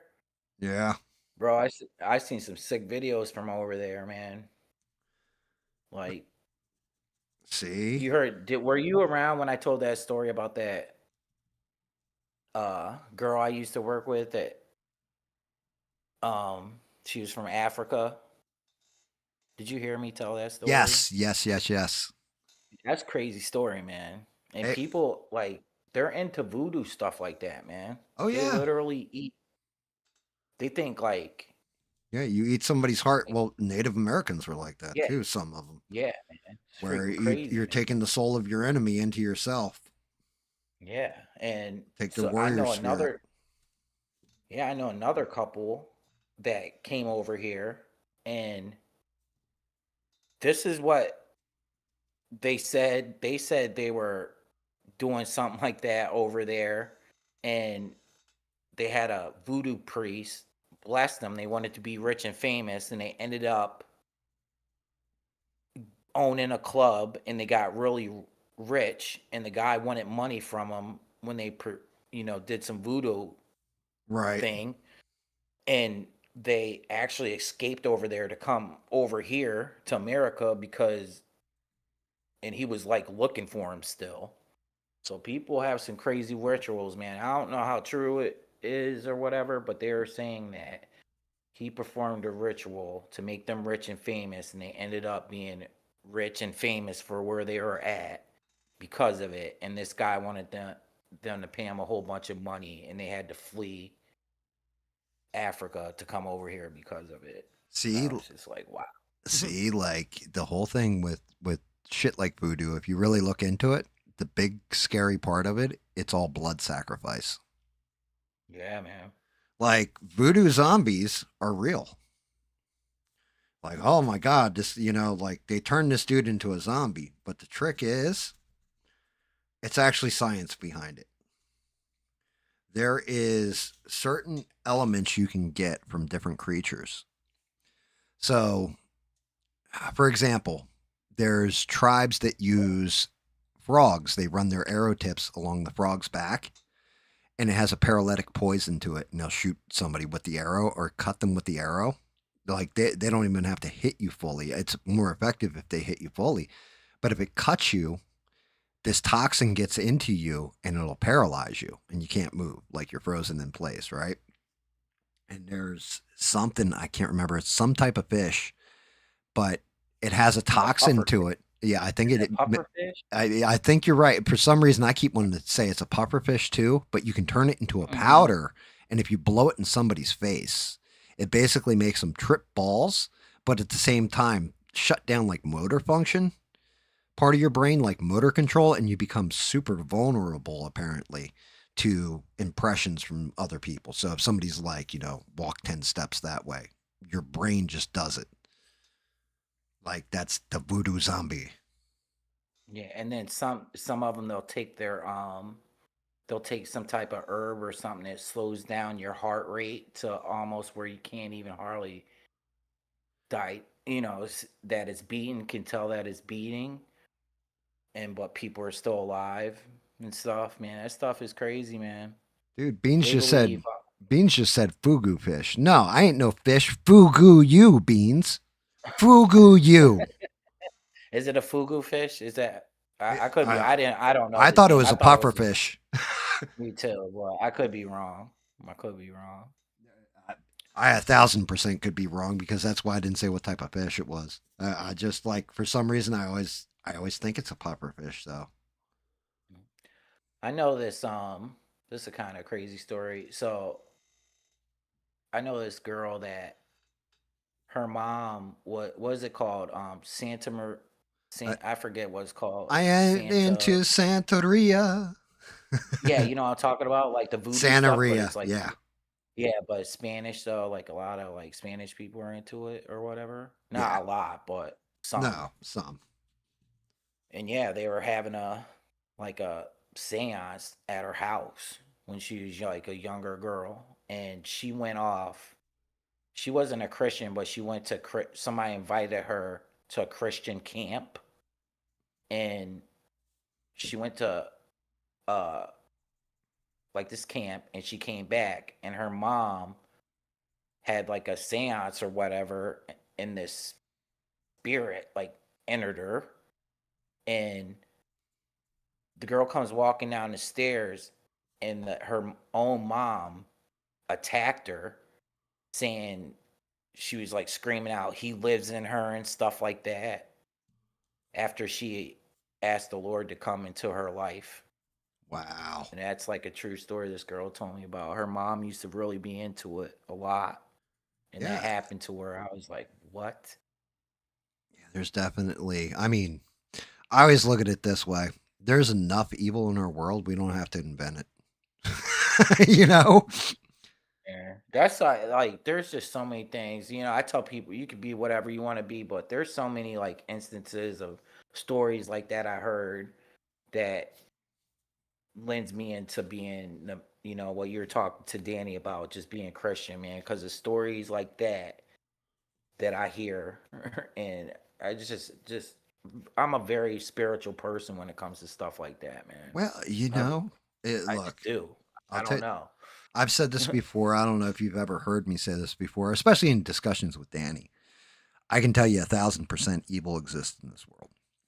I've seen some severe evil over my time on this planet. And if evil exists in that extreme, then good has to exist in that extreme. So Hmm. why couldn't it be, like if you're going to be a religion or believe in stuff like that, then Christianity is pretty good teachings, some good lessons in there. You know what I mean? Um, Because at the bare minimum, I mean, was it telling you not to murder? You know what I mean? yep. So it's not like it's trying to tell you some craziness to do. It's just good things to live by at the bare minimum. You know what I mean? Right. Yeah, it's good moral values, reality, don't bang your neighbor's wife because you're going to be mad when he's banging yours, stuff like that. But there's some important lessons and values in it, which is why I don't poo poo on people's religions. I do joke about it, and trust me, I piss people off when I do that, because people, and I can understand, are very serious with their religion. But I've often explained it that I believe in God, and I believe my God has a sense of humor. So he's probably laughing at it too if I, make it, if it's actually funny. If it's not, then I'm in trouble when I die. But I'm going to, err on the side of caution, I guess you'd say. I don't want to be an evil person. I've tried to keep evil out of my life. I've definitely kept evil as much as I could out of my kids' life when they were little. Because I've seen horrific and terrible things that I've seen the evil that one man can do to another. And, Yeah, man. you know, There's a lot of it out there. the only thing I can do is kind of balance scales is all I can do. I can be, I've said this, hell, I think I even said this when I was talking to Danny. Um, all the villainous or evil things that I ever did in my life, like I had definitely said this to Danny tonight, chasing tail and like fighting everybody and being, the guy who could outdrink everybody, stuff like that. I ended up using all of that for positive things in the end. Like any kind of wicked evil that I ever did, I always turned it back on evil itself, if that makes sense. There's certain specifics I can't go into because I don't know about statute of limitations on shit, but You know how that goes. Well, maybe you know how that goes. I think you might know how that goes, but you have to. I've always turned it around. So it's like if the devil ever gave me a superpower, it would be to turn around and basically beat his ass. Like I would whoop his ass with his own evil, if that makes sense. Yeah, man. There's a lot of evilness in this world, I believe, man. Stuff people do to one another, it's crazy to me. I don't know, man. I just never been like that type of person that wanna go around and hurt others. Like I was talking the other day in the chat and I was like, I don't get people just going around trolling people online, just going talking smack I talk a on lot their of smack, but I don't do it No, well, like. you could talk. I mean, you could talk smack, but I don't get when people go to somebody else's channel and talk smack on the Yeah, person that's I, talking. Like to me, I don't know, bro. If you don't like it, just fucking yeah. leave, man. Like if you go You know what I'm saying? specifically, like you're going specifically to someone's channel to disrupt it and make them, Yeah. like just be a douche. Yeah, that's a whole different story. That's a whole different Some matter. people get off on that shit. You Yo, know what you're I'm not saying? wrong. Any troll that I've had, actually, tell you the truth, I think 3 of my subscribers were actually trolls that came in here, and some of them were funny, some of them were complete assholes. But I always I handle my trolls different, I guess, because if they're funny, I'm gonna laugh at it. You know, like if they actually, Yeah. if they can hit me with a good line, I'm like, oh shit, like yeah, you got me, I'm laughing. But But if it's they're super like corny or whatever, you're like, get the hell out of here, right. man. Then you just make fun of them for like, yo, you got to do better than that, man. Like I expect I expect you to be a much bigger class of troll coming in here and just ripping my balls. Like I don't want somebody who's had sex with their sister recently coming in here and breaking my stones. Like, god damn, dude, take your dad's dick out of your mouth and like hit me with a good line for a change. Oh man. Have you ever heard the story of Peter Stump? Do you know who Peter Stump is? I have not heard this one.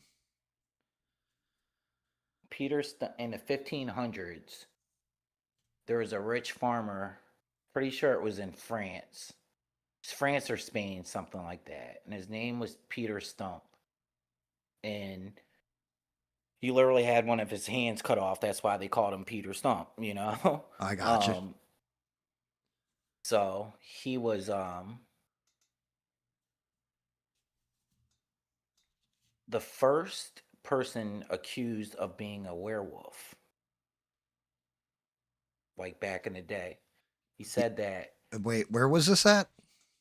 I think it was in France, if I'm not mistaken. Okay, yeah. I So could be. it would have been a lupus. Yeah. Okay, that makes sense. Yeah. Yep. And so he was a rich farmer. He got along with the whole town at the time, and everybody liked him.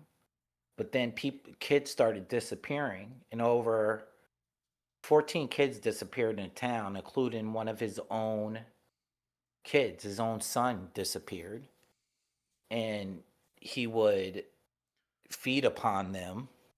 And when he got caught, he said that he signed a pact with the devil, and that the devil gave him a belt to wear, and that belt would turn him into a werewolf. And he was one of the first people that got burnt at the stake for being a werewolf. And I guess that's where werewolves come from. Like one of the first stories where it ever happened. So I was reading about that. I was like, wow, it's crazy. His Yeah, I name was mean, Peter Stump. lycanthropy. Just like the old back in the day, all the witchcraft stories and stuff, the witch scare. Oh, dude, yeah. Well, that's what was it called? What the hell? I had to read that book when I was a kid. Goody Proctor. What the hell was the name of the book? I want to say it's called The Crucible, where it's a group of girls and they don't like the one girl, so they and her name was, I want to say Goody Proctor is the name of the little girl in the story, and so then they claim that she's got them under a witch's spell and the devil is like controlling them, and they start like throwing themselves on the ground and having fits and all this, but they're full of shit because they just don't like this girl and want her like burned at the stake, basically. It's twisted. Yeah, man. A lot of people thought that stuff back then, they thought like tuberculosis would get made people into like a vampire or something, just different stories like that. Well, I mean, look You at what tuberculosis does, though. You're coughing up blood, stuff like this. The actual first vampire story that I know of isn't even like, yes, you have Vlad Tepes, the original Dracula, supposedly, right? But the first one that I actually know in recorded history was a woman who was an aristocrat, and her name was Elizabeth Bathory. You ever hear of her? No, was she in the States? I was reading something about somebody. Was she in the States? No, Or was it in England, like back in the day? no. This is Uh-huh. way, way back when. Elizabeth Bathory believed that the only way she could keep herself young and her skin pure and all this stuff, she would have servants that she would torture, female servants. And if they were virgins, she would have them drained of their blood and put into a bathtub and would bathe in it. Actually, I did hear about that. She tortured one servant because it would be freezing where she was at, like it would be sub-freezing temperatures. She would make them stand outside her window and pour water on them from like up high from like a chamber pot. So basically her piss and shit and everything, would dump it on them and let them freeze. Yeah, evil, evil shit. Yeah, man. So that's where we get. Did you know that the King of England is supposedly kin to the Vlad the Impaler? Like it's in his No. family. Like Really? yeah, he's literally like so. Vlad the Impaler had two sons, and his two sons was related to the King of England's like great grandmother. So the King of England's literally part of the House of the Dragon, and he goes over there, like he stays there in Transylvania. You can look it up. The King of England is really related to Vlad the Impaler.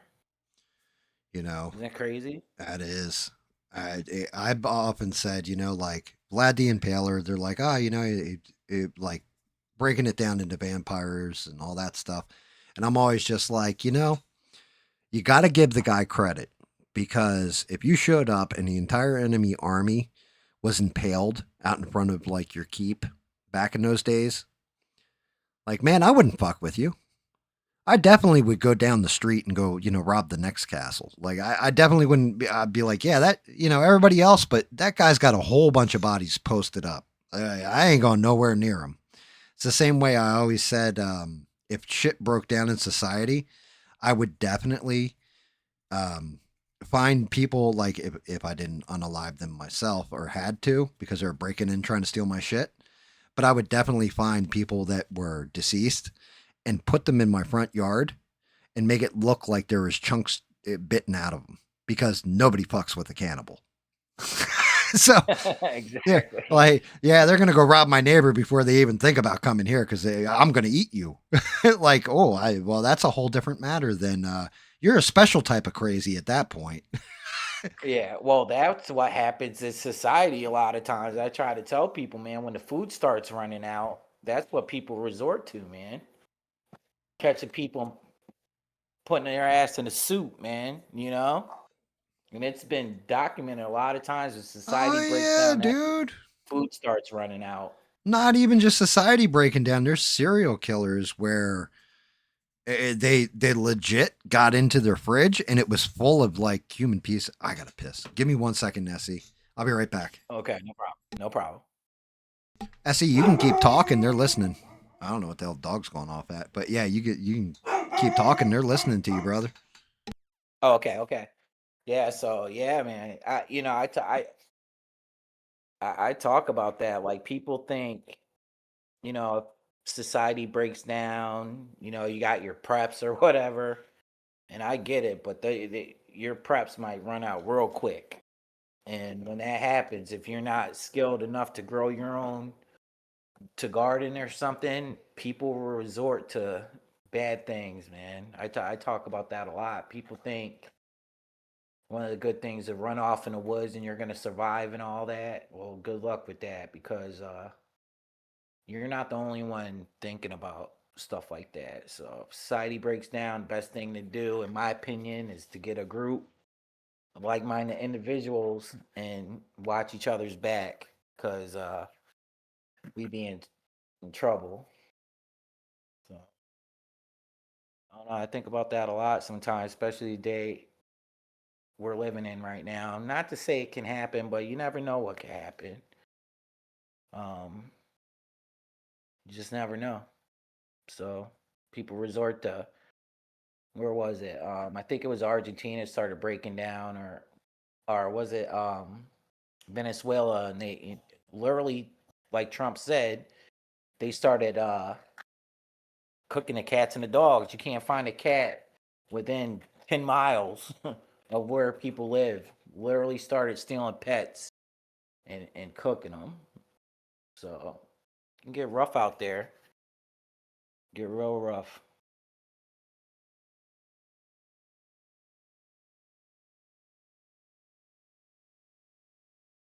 Yeah. Well, I don't know. Beans, I read your question. Let's say I'm all out like prepper like crazy, but yeah, I stock up. Yeah, I do. Cause I don't know. Like I said, I used to like I have a food dehydrator, and when I lost my job, that kept me going for a while, because I was broke, man. I barely made it when I lost my job due to not wanting to take the shot. So yeah, I try to stock up, because you just never know what can happen to you. You can lose your Smart man. job, anything. Very, very So yeah, smart. I try to I try to have extra food. Am I like a all out prepper? I do try to stock up in extra stuff, having extra stuff around. Yeah, I do. Because I've just been in so many bad situations in my life where things haven't gone right. I've been between jobs or whatnot, that I've relied on that stuff to get me through, and it worked. Thank God that I did that, because it helped me out a lot. Yeah. Yeah, and you're not wrong. I mean, I'm one of those people too, Essie. I don't have rich parents that are coming in to save my ass. I don't have Yeah. it's been me standing on my own for a long ass time. And now it's me and my wife, and thank God for that, you know? But yeah, it's one of those things. Sometimes you got to cut yourself to the bone, everything. It's like, damn, I gotta live off dehydrated food. So I've often said it's better to have it and not need it than need it and not have Yeah. it. I I went out a couple. It's like 4 years ago. I paid cash for one half, because they're expensive as hell, but paid half cash, put the other half on credit to get a uh uh like a food free, to freeze dry your foods and shit, Oh yeah, like one of those harvest rights. Yeah, man. And when I lost my job, I lived off that shit. You know what I mean? yeah, that's smart. Because the stuff works for like, if you do it right, it could last for like 25 years, man. It saved my ass, man. Like I said, I blew through all my savings. I didn't have a huge savings account, but what I did have, I wiped that shit out.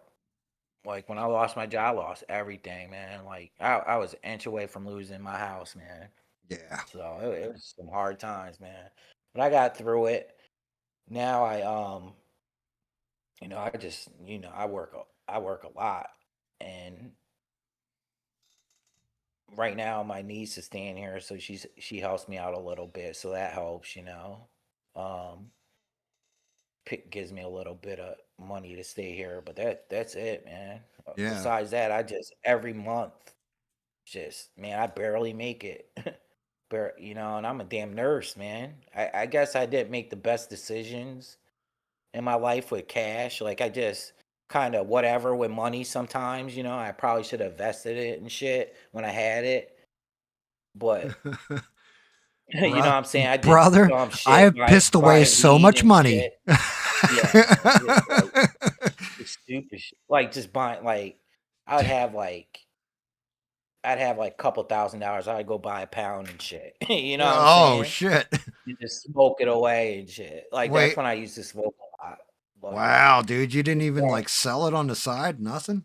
No, I just smoked the shit, man. Just like Oh, I holy used to, yeah, shit. I used to smoke like a lot, bro. I used to smoke like 10 blunts a day, man. God I damn. slowed down. But yeah, man. SE was SE sounds like he was the embodiment of the song. I smoke 2 joints in the morning, But yeah, smoke 2 but then joints at night. right, like, but then you wait, you go through that damn, and I partied through my whole 20, like from 18. I was in college from when I was 18 to 32, man. That's how much I like partying and shit. No, I I'm literally right was there in with you. college till I was 32 years old, man. So you know how much money and parties I've been to in my life? I'm lucky I'm Oh, alive. yeah. No, I'm You know right what there I'm with saying? you. I made some dumbass decisions in life, and like I said, I just got this damn house a little while ago, and that was like the best decision I ever made. But trust me, I fucking struggle big time, like Yep. big time, because of just medical bills, all types of shit like that. I do dumb shit, man. See, that shit. This is where I said back in the day, me and SE would have been thicker than thieves. Like we really would have been because we got too much in common. It would have I'm been like, telling you. But my honestly, friends would we be like, both would have "Damn, been you're dead. still in college." They'd be like, "Damn, you're still in college, man. You've been in college for like 15 years, bro." Like, I'm like, "Yeah, man." And I used to make because I'm like the black sheep of the family. Like I'm the fuck up, All my Oh sisters, yeah. like, they're like nurses and shit. Well, I'm a nurse too, but they got their shit together. Like my brothers are teachers and shit. But I'm the one that's always used to get in trouble and suspended from school and had a real big temper. Somebody used to say something to me and I just punch him right in the face. Like, and bro, yeah, that's where your friend SE's at, man, in life, Brother, I'm right there with you. Dumb shit. Probably left girls I should have stayed with and dumb shit, man. That's why my ass alone all the time. You know what I'm Yeah, saying? but you know what? That's the thing. I will tell you this: the smartest decision I ever made in my life was marrying my wife because she actually, like I said, never knew fear in my heart from any man, any government, anything. Like I was fearless till I got married to my wife. I say that jokingly and lovingly and everything, but it's the truth because the whole thing was my wife says it. I raised you better than your mother did. Like Jeez. she smartened me up because man, the path of fucked upness I had left behind me was just unbelievable. Like I just don't even know why I did it though. It's like because you're having fucking too much fun. But it's like it's stupid. Like, I messed up a lot of good relationships, man. You know what I'm saying? Like See with never me, go full retard. I went full retard. retard. Bro, you know what I mean? Yeah. I definitely went full retard quite a bit. But that's just it.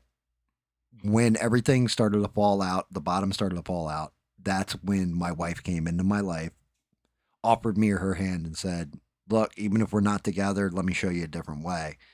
And it was because of that, because my wife's loved me since we were kids, right? She really has. She's my first girlfriend. Like I met my wife in kindergarten, Essie. Wow. See, that's just special, man. And 30 something years later, she shows up at 30, actually, yeah, 36 years old. She shows back up, or 35 years old. I wasn't 36 yet. Shows back up in my life out of nowhere. Just, hey, how you doing? Haven't talked to you in a long time. And it went from there. And I can't make that shit up. Like it's the way it fucking happened. But she went through her life experiences. I went through mine. There's no comparing notes.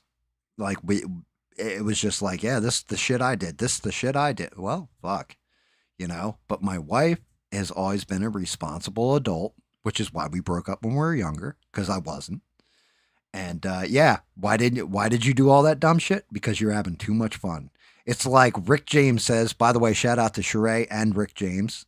Not that Rick James, but you know, Chappelle says, I'm sorry, Charlie Murphy. I was having too much fun. Right? I understand. Like when he says that in the skit, I'm like, oh, I get that. Like it was just too much fun. I was having the fucking time of my life, but slowly killing myself at the same time. Bro, I look back at it and like just like people are like married now and shit, and I'm just like, I'm dumb, man. You know what I mean? No, Like, it's not about fuck you made shit. honestly, it wasn't the right one. But whatever. The You right learn from your one, mistakes, I guess. right? But I can tell you now, just from my own personal point of view, and maybe I'm wrong. Maybe it's not this way, but the right one, you'll know them because they won't leave you in shit. They will stand by your side in your darkest moment, and you'll know that's the one. You'll be like, damn, this one is the one that is not going to fuck me around, not going to, you know, I'm not going to screw them around either or any of this stuff. Like, it's just, you know it when you see it. Yeah, I look at myself like, because I'm a hard critic of myself. I'm like just like super immature. You know how guys just take a Oh, while yeah. for shit to Dude, super I'm painting immature, fucking kinda, dolls, as Mister says. at the time. I'm painting dolls right now. Like super immature. Are you serious? I got a fucking Joker costume sitting here that's like from like 1980 something. like I'm a You know big what's fucking funny? kid.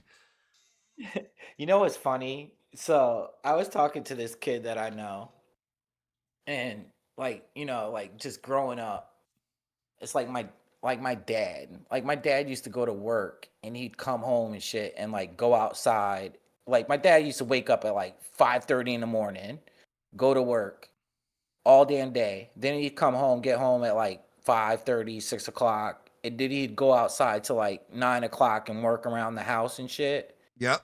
And then he'd wake up and do the same over and over again, right? And I can't imagine like when I get, well, I'm that age now, kinda, but I sit around and play like video games and shit. Like my dad you never see my dad sit around and play a video game and shit. And it's just the difference of people our age compared to like my dad's age is just totally fucking different, man. You know what I'm saying? Like Yeah, it's just I do know different. what you mean. I Like we'll mean, be in an old folks home with a fucking Nintendo and shit, playing Zelda and shit. You know what I'm saying? yep. Like compared to some of these people, man, it's just drastically different. I'm not saying it's bad if you play video games. I play video games. I'm just saying compared to like people my dad's generation, man. My dad sometimes he looked at me just growing up. He's like, man, when are you gonna fucking grow up, Yeah, man? like You know what stop I'm being so saying? fucking lazy. You know what I'm saying? I was just like, Well, I don't just know. just Dad, think how I got it from you. I learned it from watching you, you Dad. dad, No. yeah. Yeah. One, we got Smurf in the chat too. What's going on there, Oh, what's up, Smurf? It's good to see you. I hope work's going good, and you're not packing too much shit over there, unless it's on some guy that pissed you off. Okay. And yes, that is SE. Yes, It's it's different. It's SE. just different. Yeah, I mean, just think how Bina's poor kids must feel. She works like 10 jobs or something like that, and they're like, "Mom, like, oh my lord." They're like, I only work 4 jobs. You work like 10. But yeah, you're not wrong. Like my dad was kind of the same fucking way. Like, Yeah, man. for the 7 years he was actually around me, he'd come home Well, from work basically, and didn't even just, really yeah, you didn't even didn't see even him. really show you any. My dad was like, do this, and just you didn't. My dad was a lead by example type of guy. Like he didn't like give you any stock tips or some shit like that. He would just he Yeah, wasn't the most comforting dude, I guess I would say. You know what I'm saying? He yeah, just was like really like just military minded and shit. Like just yeah. I don't know. I See, don't my know, man. my buddy Guido's dad. He was the one. Like I had a lot of because my dad was never around, so it was always like other people's dads were really influential in like forming my opinion of what you should be as a husband, a father, all that stuff. And like I learned different things from each of them. And there was like my one buddy's dad was like all about wilderness and everything. My one buddy Jake, his dad built like the fucking. I helped him when I was like 10 to 13 years old, helping him build a barn for stabling horses. Like it would literally sit there with us. Like he would never say like, "Hey guys, how are you?" or anything. He'd always be like, "Men, what's going on?" You know what I mean? Like, but he did everything himself, like by hand. That's how my dad is. Like he like builds houses and shit. Like, you know what I'm saying? Like he built their house they're living in right now. Yep. And he's just like he's a workaholic, man. You know? Yeah. I went home. I can't do went that. home recently and he's like limping around on his leg. Like clearly something wrong with him, right? And I'm like, "What'd you do to your leg? You're walking all fucked up." And he's like, "Oh, nothing. What are you talking about?" Just walks off. You know what I'm saying? That's the type of guy my dad is. Yeah. Like that. Yeah, you're not gonna Like not. find where he's hurt. Yeah, You you know, he ain't gonna say shit. they're built Like, different. you know what I'm saying? And Yeah, if you man. think they're built different, I mean, I don't know, like my grandfather in particular, that man was fucking made out of steel iron. Where my dad's like, yeah, he was a different type of breed. They during World War II, he was declared dead for 2 months. He wasn't dead. He just got separated and had to go behind it. It was alive behind enemy lines, not captured or anything, and had to fucking find his way out. Like, and he's like, yeah, you know, because my dad's like digging through his stuff right before he passed. And my dad's like, yo, what the hell is this? It's a telegram to, you know, my grandmother, his mother. And he's like, and it's saying that you're deceased. And he's like, oh, yeah, that was hilarious. Like, what, dude? How come I've never heard this story? And like I'm totally different. Like you see me limp if I limped around and my dad asked me, I'd be like, "Oh, I'm all fucked up. My leg, I hurt it. It hurts right here." You know what I'm saying? That's my Oh, wife does that to me all the time. Stop being a bitch. Like what? Like, oh God, my hands ain't working, my knees ain't working today, and my wife will be like, "Stop being a bitch. Come on, push through it. Come on, put a little dirt." And she'll say it to me. Rub a little dirt on it, right? Just to break my balls. that's what we're talking about. Like girls could just take pain, man. You know, they have babies and shit, man. You know what I'm saying? Like compared to men. So Beans said she only worked one job when she was raising a kid. Good on you, Beans. I'm just saying, your work ethic, you have a hell of a work ethic. I was actually complimenting you. Yeah, Smurf says he's not built for full time. He's always broken. I'm always broken, you know. The weed ain't doing it for me no more. I'm going to have to just inject weed right in my veins, and then maybe I can push through and pack some stuff for you guys to buy on Prime Day. Yeah, that's a rough job though, I heard. It- Working for Amazon doing that shit. I mean, yeah, I believe it, but I don't know. I it, never did it, but I just heard brother, stories it that pays well though. yeah, I know it pays good. Like we got one where well, it's not where I used to live. And they pay good, but I just heard it's hard, that's all. Yeah, Like I long can believe hours. it. Uh, I can believe it. Yeah, it's crazy. All right, Essie. So I got to ask you, what's up? why the old school movie monsters instead of new ones? Well, I'm just I don't know. I like the new ones too, don't get me wrong. Like I like Jason and Freddy, stuff like that. I guess that's old school now, right? Yeah, now man. Yeah, so I Yeah, like shit we're like there. that. But I do like the old, like it's not old, but like Bram's, like the old Dracula movies and shit. Like I Yeah. do like that. I Now, don't know why. now, are you talking like just Bela Lugosi black and white Dracula, or are you talking no, like not that Cri- old. I'm not that old school, like but just like like Christopher Lee 1970s Dracula kind of shit? Yeah, shit like that. Or Blackula. You ever see Blackula? Oh yeah, dude. Absolutely. So yeah, I just but I like I got man, you're gonna probably think I'm weird, but I'll sit there and I got the whole thing of Friday 13th, like every movie, and so I'm always alone a lot. I spend a lot of time alone, so I'll go camping by myself and just play that shit in the middle of the woods, man. And I got a little, I got a little DVD player, and I'll sit there and watch Jason in the middle of the woods by myself watching that shit. Like Yeah, that's you the ever type hear of shit I'm the like you all of a sudden you hear a noise and all your imagination does is key, mama. Yeah, I don't know. I like being like living on the edge like that. I don't know why I do it to myself, but I do. And we were talking about dogs and stuff. I used to have a dog. He died a couple years ago. Sorry to hear that, But man. yeah, it sucked, man. I love that dog. His name was Sprockets. Oh. But he was like a hound dog, and I'd be out in the middle of the woods by myself, and he would sniff the air and shit. Like I could tell when he was acting different, he's quiet. Oh yeah. But I could tell because the hair on his back would stand up, and he would sniff the air, and he would give me like a half an hour warning before somebody came up, walking up a trail or something. So that's why I like having dogs when I go camping, man, because they're just alert as shit, more than I could ever. I couldn't tell if a person was a half an hour away. That's crazy, Yeah. Better hearing, better Yup. They eyesight. can smell. They can smell. I mean, And my yeah. dog now, I got a Akita. She's huge, but Oh yeah. she got hurt though. She hurt her back legs. Yeah, I saw that video. Yeah. Hopefully she So recovers. Poor thing. yeah, she got the surgery on one of her legs. I got to get the other one done, but the shit is like, it costs $4,000 a leg, man. This shit is expensive, man. Oh, dude, you're not fucking wrong.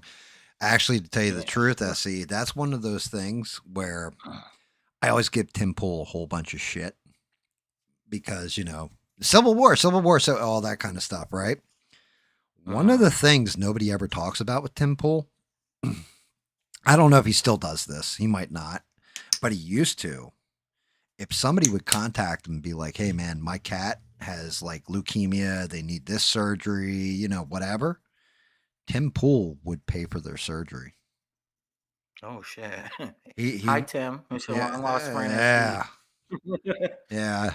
But no, that's cool though. But I mean, that. yeah, because he loved his cat. I can't remember what his name, remember, Mr. his little Bocus, cat, and stuff like that. But he would help people with their vet bills, actually, believe it or not.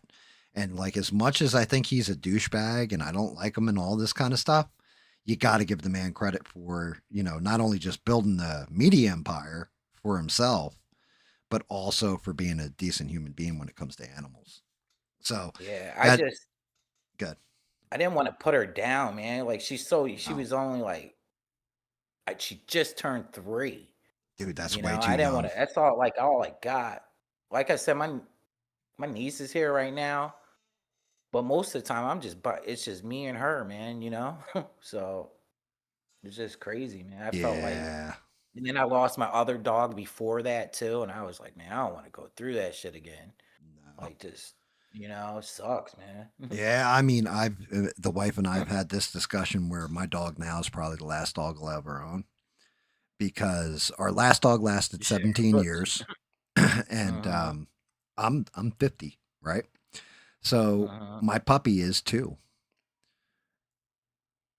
Figure he lasts even 15 years. I'm gonna be 65. I'm getting close to that age where I smoke. Everything else, right? You never know, and I don't want to leave the poor animal behind. Like, oh, Daddy just checked out on me and fucked off. Then I'd make him feel like how David Mon feels on a regular basis. Yeah, it's just I vowed when my last dog died, I was like, I'm never gonna get a dog again. I was like that type of person, Yeah, because the shit hurt me, man. Because I had him for 15 years, you know what I mean? And I didn't want to get one, and then my best friend got her for me for my birthday, man. So I was like, That's awesome, I'll though. take her, But I Yeah, don't know, man. trust That's me, it. animal death. I this It's past like it's like year, my kid. Like I don't have kids. Like I right? said, I'm like by myself all the fucking time. I'm by myself, so You it's need like a that's the companion. only thing I got. So Yeah, I mean, unless you want to start investing in robotics, you're in the best place yeah, right. possible. Um, fucking It's not this fun. It's not no, fun, man. Losing dude, a cat. this It's not this cool. past year. So I have the outdoor feral cat colony, and it usually limits itself to like right around 15 cats. Well, all the mama cats got pregnant. There were in total 21 kittens out there, and I buried 20 of them over this past year. There's only one left. We're talking like baby kittens. Like I'm walking out on my front step, and there's two of them like just laying there, and I'm like, I got to bury another fucking two. I got to bury another one And here, you're another in, one there. and you're in the country, right? So one day, this happened like a while back, but I had people in the country, at least where I live, they don't care about their pet. Like they just let them No, roam. no, they don't give a You know shit. what I'm saying? And it's crazy because one time I had like this is years ago now because that I had a cat, but the cat passed away, and it just came up like limping to my house, and I took care of the cat. But up the road from me, somebody just took a bag of cats and like threw them. Yep, You know what I mean? And dude, it's you're not just wrong. sad. It's fucked up. Yeah, like there's plenty of times where I see dogs walking around, outside or I have to be careful when I walk my Yeah. dog because he's always on a leash. Like my dog is part of my family. It's like you said, one of my kids, right? Um, but yeah, there's times where I've gone out and it's like, oh, it's going to be a hurricane later tonight. It's going to be like because we get severe fucking thunderstorms here and shit like this, and I'll have to Mhm. walk the dog, and it's like, I mean, you can't even see. It's like two midgets throwing a bucket of water at all times at your face with some of these downpours, and you'll hear like down the road, like poor dogs chained up outside. The owner left it outside in the rain, Yeah. crying, and you're Yeah, like, man. dude, who I the don't know fuck does why. this to an animal? Why do you have an animal, you asshole? And around me, you might have the same because you're in the South too. Yep. Like we have like a lot of people that have like a lot of hounds, like hunting dogs and shit, Oh yeah. and they leave them outside. They'll chain them up with like a 2-foot chain. Mm-hmm. It's fucked up to me, man. It's like don't do it. And then you'll see like all the time, like at our grocery store or on a stop sign, help me find my dog, a little Right. sign and shit. And I'm just like, you dumbasses, man. Yeah. Like, I mean, my dog right I'm, now, I got my dog because from it's a place that yeah, that's why we had to get him neutered, all this stuff. But he was being trained and all that to be a bait dog for dog fights. yeah, wow. And like he's got this scar on him. It's like where they were cutting him with a razor. To Jeez, get man. him used to, being able to take bites and stuff like that. So the other dog would tear him apart for practice. And it's like if Yeah, see, that's some dumb shit, man. I That's what they do. I Like, a lot ever of country catch people do that shit. dude, I ever catch the motherfucker who did it, man, I like a bag of lime in the shovel, dude. Because you hurt my Yeah, pup. like, the whole Michael Vick thing, that wasn't too far away from me. They got, what I mean? Oh yeah, Um, dude. Yeah. remember Michael Vick got Oh yeah, hell that yeah. shit was right up the road from where I live right now, man. I'm like, what the hell? They had that whole like dog fighting club and shit or something they did. I don't know what. I was just like, wow, man. All Yeah, right. man. So Forever Demonetized is asking, have we covered Hassan? And I'm guessing you're talking about, and I asked, Steve was going over this with me. Yeah, I know a Hassan, little bit about it. I could talk about. I don't know anything about it other than like Uh-huh. little spots here and there. And Steve was mentioning to me last night. He said it's a bunch of shit. Yeah, from what I know about it, people. I guess he had a shock collar on his dog. People are saying, that he had like a shock collar on like his little. I think he has like a little like look like a little min pin or just a little dog or like a one of those hot dogs or something. It's just a little thing, like a little tiny dog. And he had like a shock collar on his dog, or people are allegedly, Well, yeah, dude. and Because I'll tell you what Steve because you could hear Kerfuffle the told me. dog like he pressed a button, you could hear the dog like yelp or something. I didn't watch the video, so I don't know. This is just what I was like Right. reading about, So but I usually trust shout out to Rebel Without a Reason too when he comes in. That guy's great too. But Steve and Rebel, they keep up on everything on Twitter, on, like news cycles, all this stuff. So this way they actually inform me on a lot of crap when it's happening. And according to Steve, he's like, the dog caught its toenail on the carpet. He's like, if you watch the okay, yeah. video and it yelped, like it caught itself and yelped. And we've all had a dog do that, right? So I haven't watched any video. I don't know exactly what happened, but if Steve's telling me that, usually Steve's pretty damn spot on with his reporting. Like he doesn't just come to me with nonsense. Yeah, Steve's a smart dude. Like I seen a picture and it was like blown up. Six is saying the same thing. And yeah, it kind of looked like it, but I can't really tell because the picture wasn't really like 100% clear. I can't hardly see anyway, so fuck, don't take my word for it. But one lady was like, "Oh, it's right there." And it did kind of look like it to me, but it wasn't like a high definition picture of one. I'm not really for sure what to believe, Yeah, I mean, I don't know. knew people had shock collars for their dogs, but they had those invisible fences outside where they'd have to walk the dog around the perimeter of the yard, and then if the dog got too close to it, it would shock them. So this way they wouldn't run out in the street, things like that. Yeah, one of my neighbors have one. Yeah, I've never seen it where somebody put a shock collar on a dog to shut them up. Like, I know guys who did that with their girlfriends at times, but never a dog. Did it work? Only during sex. I don't know, but I guess the guy. He He's lefty dude. He's a Yo, lefty, right? he's apparently a hardcore lefty. Like I've never watched his content, none of that shit. But at the same point in time, I'm not gonna. I don't care what side of the aisle you're on. If he's actually torturing an animal, then he's a piece of shit. On top of being a piece of shit, if he is a lefty, But Yeah. if he's not, you got to call it what it is. Yeah.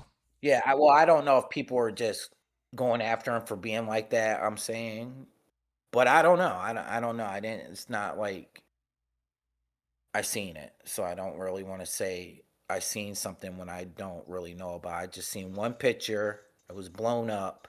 Kind of looks like it to me, but it really wasn't clear. Sheree asks a good question. If you did have something like that on your animal, would you be stupid enough to show it off on a live stream? Yeah, it's dumb shit. You know what I'm saying? Like, dude, it's just asking for trouble. It's like having a little kid, you beat his ass right on live stream or something, I don't know. Funniest Apparently thing. people are like on this kid about the shit though. One you of know my what I mean? Like they're on him. Yeah. Yeah. I mean, and that's just it. Like Steve, that was Steve's thing. And Steve's not a left wing guy, None of us are. And he was just like, yeah, it's bullshit. Like they're going after him pretty damn hard. And no, the dog caught its toenail. Huh. Yeah, I guess they said he just yelled at it or something. I'm not really for sure though. You know what I mean? Like he was yelling at the dog. Yeah, I mean, But sometimes Yeah. My dog does dumb shit. I yell at her like, "Don't run out in the road" or some shit. You know what I'm saying? It's not like I'm being mean. I love her to death. Yeah, my dog gets know. ampy too. He can do some crazy shit, and I always do the same thing. He'll get me so mad where it's like I want to beat the hell out of him, right? And every time he does that, you know what I end up doing? I reach down and like my hands will be shaking with anger and everything else, and I give him a giant hug and I kiss his forehead and tell him I love him and all that stuff, and then just back away from him. I love you. I don't want to kill you. Like Yeah. I give you a hug, but you know, one time I he spoil my damn dog. Yeah. A spoiler. yeah, my dog's spoiled too. He's a good puppers though. He deserves it. I'll spoil him, you know, for the rest of his life. But so I don't know, man. It's just I really think like we're just in hyper, like the opposite, you know, just the right and left, man. It's just like prime at each other, man. It's just big time, you know. I mean, technically, that's What do you think probably about this whole like Civil War thing? Like, what do you? I know Tim Pool talks about it every other day or what every day, but well, what do he's you been saying it for like? years. Yeah, You like know, everything leads to civil war with him, but legitimately, we're close. yeah, it's crazy. I don't think it's going to be a Civil War like everybody expects. Like people. Dress, First of all, if let me put that on it, if yeah. because I don't know, but if it's not gonna be because you don't know, you won't be able to tell who's on whose side, man. Yeah. It's not like one side to have gray coats and the other side to have blue coats and Well, shit. you It'd be like you will it'd be know crazy. you will know to a certain extent who's on whose side and all that kind of stuff. The actual people that would start a civil war or do this kind of crazy shit and legit breakdown, you'll know right away. Um, you'll definitely be able to tell them from other people, like just normal ass people that want to live their lives, be left alone, and all that. The reason I think we're getting close to civil war, is it all comes down to everything going on with ICE right now. Chicago, Portland, um, oh God, what's the other place? LA. When you have a state government, the federal government is supposed to override the state's government, right? And the fact that you've got these ICE agents, which are federal agents, that are being attacked, and the state government isn't helping out like their brothers in blue, so to speak. You've got governors telling, you know, hey, tell everybody stand down, don't help these guys. They're basically being given an order from the federal government that's supposed to be overseeing everything. And they're overriding like even the president's word. You know what I mean? So at some point, something's got to break. Now, what scares me, because if you had asked me a while ago, will there ever be an assassination attempt on a right-wing political figure? I'd have said it's possible. Maybe you might get some nutcase out there, take a shot at somebody, you know, something like this. Kind of like Bernie Sanders supporter at the one baseball game. Yeah, that congressional baseball game Then or softball game or whatever. Then you had one guy who actually did almost kill Trump, like legit almost killed him. Millimeters, I'd say, like an inch, we'll say, to be completely fair, that would have killed him. If that bullet had been over by an inch, he hadn't turned his. Shit would have been that shit Right. would have been devastating. Then to me. immediately after that, you have another nutcase set up at his golf course where they caught him before he could get the shot, but he probably clearly, if he had gotten a clear shot at Trump, he would have taken him. Right. And then most recently, you have Charlie Kirk. The big problem that I see with everything is that you have to look at the reaction to people on the right and not even the entire left, but a good chunk of the left when Charlie Kirk got killed. He was a bigot. Just He like was making fun of hateful. it. Oh, look at that. Oh, it's such a shame Charlie Kirk got killed and all that. People are losing their Cutting jobs. clips up. They'd You- cut clips up. I've seen some weird shit, man. Right. You know what I mean? You've normalized people getting assassinated. Look at Luigi Mangione, who took out the healthcare guy. And trust me, I get it. I'm not saying like I shed a tear for that man, but at the same point in time, I shed a tear for his family because just because he's a scumbag doesn't mean his children are, doesn't mean his wife is. You still Yeah, but killed I think somebody's dad and father and stuff. There's a I reason think why. there's a board that makes decisions. Like one dude ain't running every fucking thing. I think it was Oh no no stupid, no man. no no no! Their CEOs don't ever get that fucked up. They're evil motherfuckers, Well, I'm not especially saying of healthcare companies. I don't know the dude. I don't know the dude. But just with me, man, I don't wish death on fucking nobody, man. On nobody. No, I just think I like don't that either. shit you don't come back from, man. I I'll never cheer that shit. You I know what I'm saying? I That's just me though. I think the way you beat dumb speech is with smart speech. I think the way you expose people is with letting them talk more, letting them show you who they are. You know what I mean? Show me who you are by keep talking. I can do 12-hour live streams. I piss people off with them. I say shit sometimes that just angers people. I have people that are really good people that follow me, like Beans, for example, has been pissed off at me where I got to tune out of this fucking show. Right? I think I, they want to go back. I don't think the chat wants to talk about politics. we'll You know change what it I'm saying? back to horror movies here in a We'll second. change it back. We'll But change it back. you know the damn thing is that the whole thing is yeah, when you've got one side that's celebrating the death of the other side, you're right there. You're right there for it because then now you're justifying it to yourself, and that's Yeah, I a just slippery slope. think cooler head should prevail, man. That's just that'd be devastating to me, man. I don't know. Like I don't ever want to see something like that happen. I don't know. I don't know. You know, We'll look, see. it's not for me to solve. It's just for me to survive.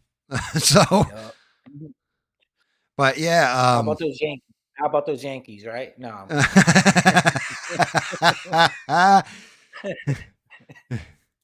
Uh, I don't but know. we'll get back. What's your favorite? Let's do a direct turn. What's your favorite scary movie? What's your favorite like scary movie out So there? back in the day, there was this porn. No, I'm just kidding. No, back at like The Exorcist by far is my number one Yeah, of that shit is all creepy. time scariest movie. And multiple reasons behind it. One, when I was a kid, it would freak the fuck out of me. And then I got to see the version you've never seen before, quote unquote, is what they re-released it in the theater as, where she does a spider walk down the stairs. Shit Yeah, I scared the shit seen out of that. me, right? Yeah, When that shit is creepy. when I was a kid, it was always like, oh my God, I could be possessed by a demon, you know, that kind of thing. Mhm. As an adult, My great aunt, I had a great aunt that lived right by those stairs in DC. She passed away, but she used to live right there where those stairs are in The Exorcist in DC. yeah. Yeah, she used to live right by those stairs, man. So what Yup. terrified me as an adult is I put myself in the perspective of the parent. So just imagine you're watching your kid go through this and being completely helpless to save them, do anything, you know, change anything. Like your hands are tied. You're watching your beloved daughter just this evil thing ravage her where, you know, it's making her do stuff with a crucifix and scars showing up, puking pea soup, head turning around 360 degrees, talking in a voice that sounds like me after too many cigarettes. Like, everything about that movie for me, even to this day, is still like, damn, like you nailed it. You actually, it's scary when you break it down. Like, what do you do in that situation if you're the adult? What do you got? What's your Um, favorites?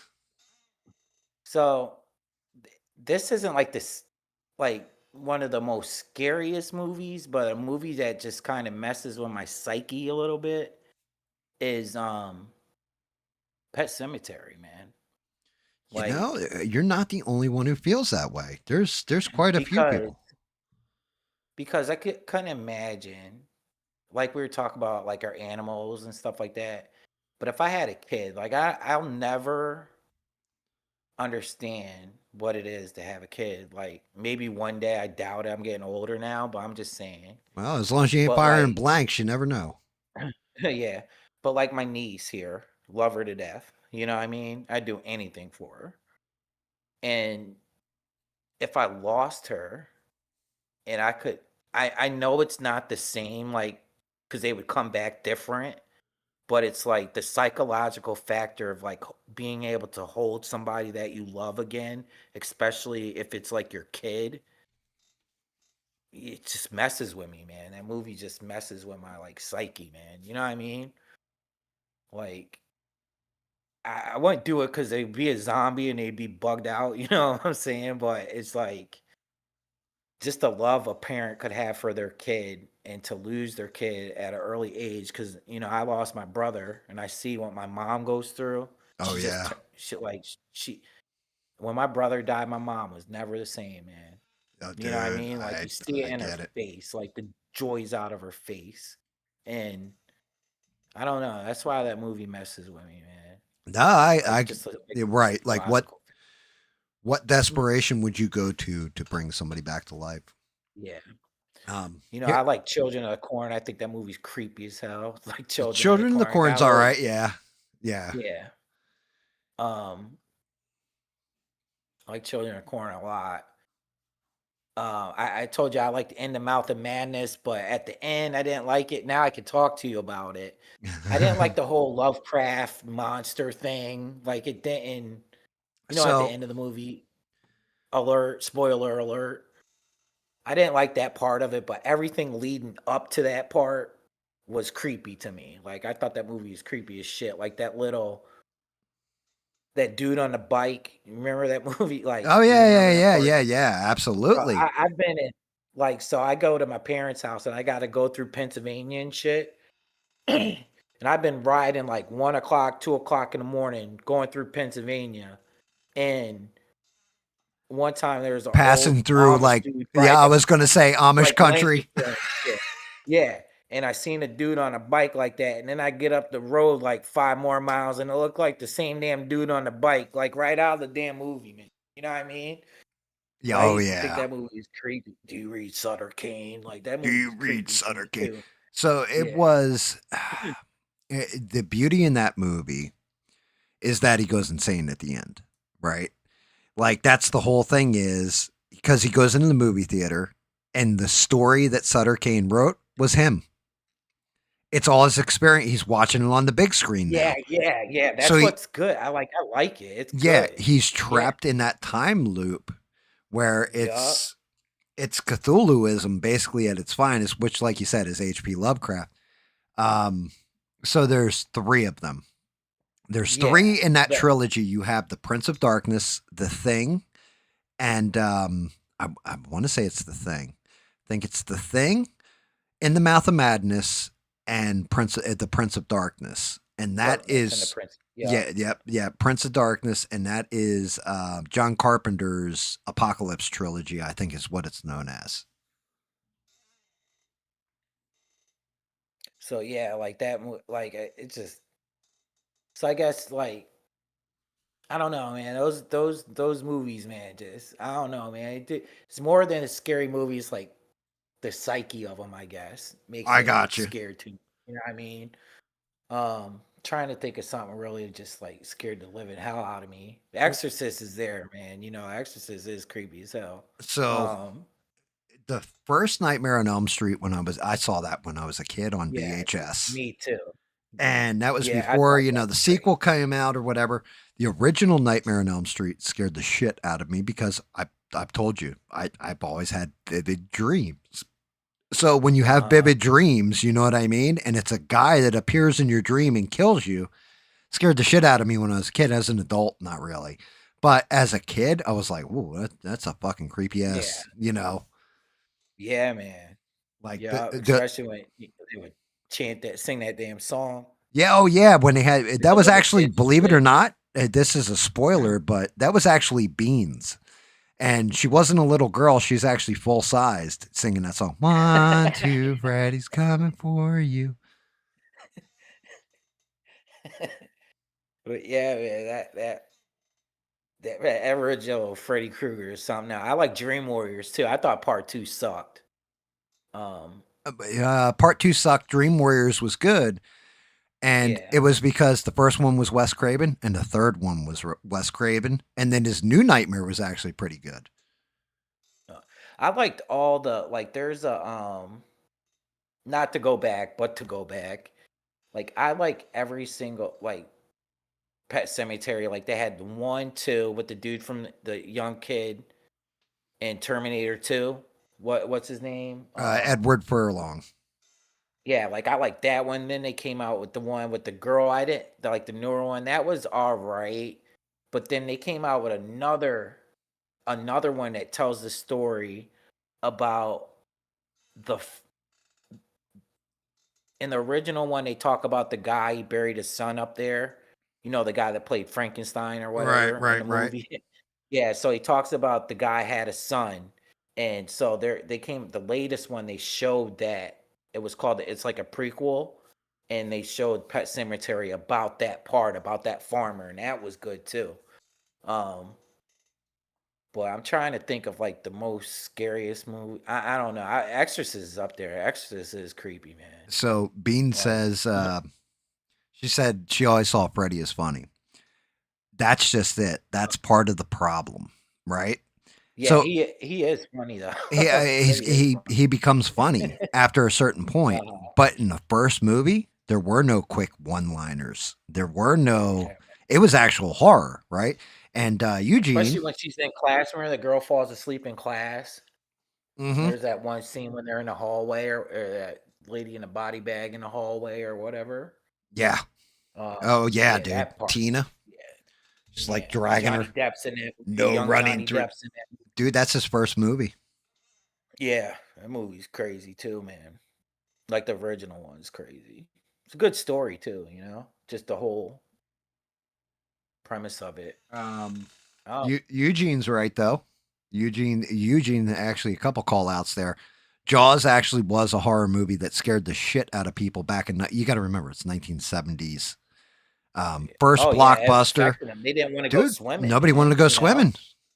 Like in Jersey, they didn't want to go. I No. don't know if you want to go swimming in Jersey anyway. Yeah. Well, not anymore, you know. But back in the day, it would be like a crab would get your foot, and you'd be like, "Oh shit!" and like sprint out of the water as a kid. And then Terminator was actually originally a horror movie. It was supposed to be like fear of a nuclear apocalypse where machines took over the world. That, you know, that is That's a horror such movie. A great movie. Original Terminator is a great movie, man. Great movie. Hell yeah, dude. The best part is you get to see her boobs. That was me when I was a kid. I was like, oh, I saw boobs. How was the movie? It was good, but I got to see boobs. I liked Freddy versus Jason. I thought they did that good. Like I liked Freddy versus. Entertaining. It was fun. Yeah, that's a good popcorn flick. You know what I mean? And they did it good. Like they didn't make like they made it like I would have envisioned. Like, you know, Freddy could control Jason a little bit. You know, I liked it. Did you ever go to I used to live right by Crystal Lake where they shot the movie at. Yeah. Yes, I have. Yeah, I haven't been. I lived there the whole time, and my cousin moved from Virginia up there, and I moved back, and he's like, "Yeah, man, we just went to the whole Jason Crystal Lake thing." He's like, "You never went to it? You lived right there?" I'm like, "No, I didn't even know it was there." But and I think it's like the second movie I ate at the same diner where you remember that guy. There's a scene where a guy's in like a Corvette and he's picking up his girlfriend. She's working at a diner or something. I think it's part 2. Yeah. And yeah, I ate at that diner. But yeah, I'd like to try that. The whole Crystal Lake, like go right to it, man. They'll let you film in there and everything, right in Jersey. I mean, the original Friday the 13th is a mind fuck because it's the mom the whole time. Yeah, it's the mom the whole time. You know, you don't even have like any kind of Jason until the very end when he pops up out of the water. It's a nightmare she's having. Looking crazy. And then takes the chick out. I think it's part 2 right in the beginning. He comes in and takes her out, right? Yeah. What's your favorite one? Do you have a favorite one? Like Friday 13th? Um, so Sorry. different reasons, but there's 3 of them that I really like. I want to say it was part 5 with Corey Feldman, Okay, so where I think he that's is that 4 or 5. no. Well, tell me about it though. I'm sorry, I cut you So off. it's Tommy. He plays a Yep. kid named Tommy, and basically he's doing like all kinds of horror makeup and all that. And then the way they beat Jason at the end, Corey Feldman like shaves like a bunch of his hair off and everything else. So he's only got spots of hair, and he's like, "Look, Jason, I'm you, I'm you." And while Jason's like looking at him and can't figure it out, it like confuses him. They take him out. Yeah, I like that one too. That's not my favorite, but it's like my next sort of favorite. But I in that movie, remember the dude in Back to the Future, Crispin Glover? You were Mhm. talking about him the other day. He's Yeah. in that movie. Yeah, he's a Did creepy you see him fuck. dancing? Have you ever seen him Yep. dancing in that movie? Yeah, it's so funny. He's dancing with those twin girls or whatever in that movie. That shit is silly as hell, man. That scene. Yeah, And well, you him know, dancing. It's just like, gotta look when it was made. But yeah, that one, part 7. I think that's called. Is it The New Blood? I think it's called The New Blood, but it follows the girl who's a psychic. okay. And her dad drowned in the lake or whatever, and that's basically the ending of that. She like, because it was awesome. I loved the fucking like, oh, Jason's battling like a chick with psychic powers. You know what I mean? I always liked that one. Yeah. And then, believe it or not, part 10, Jason in space. Oh, you like that shit? Do you Dude, really? that shit fucking cracks me up. It's a comedy.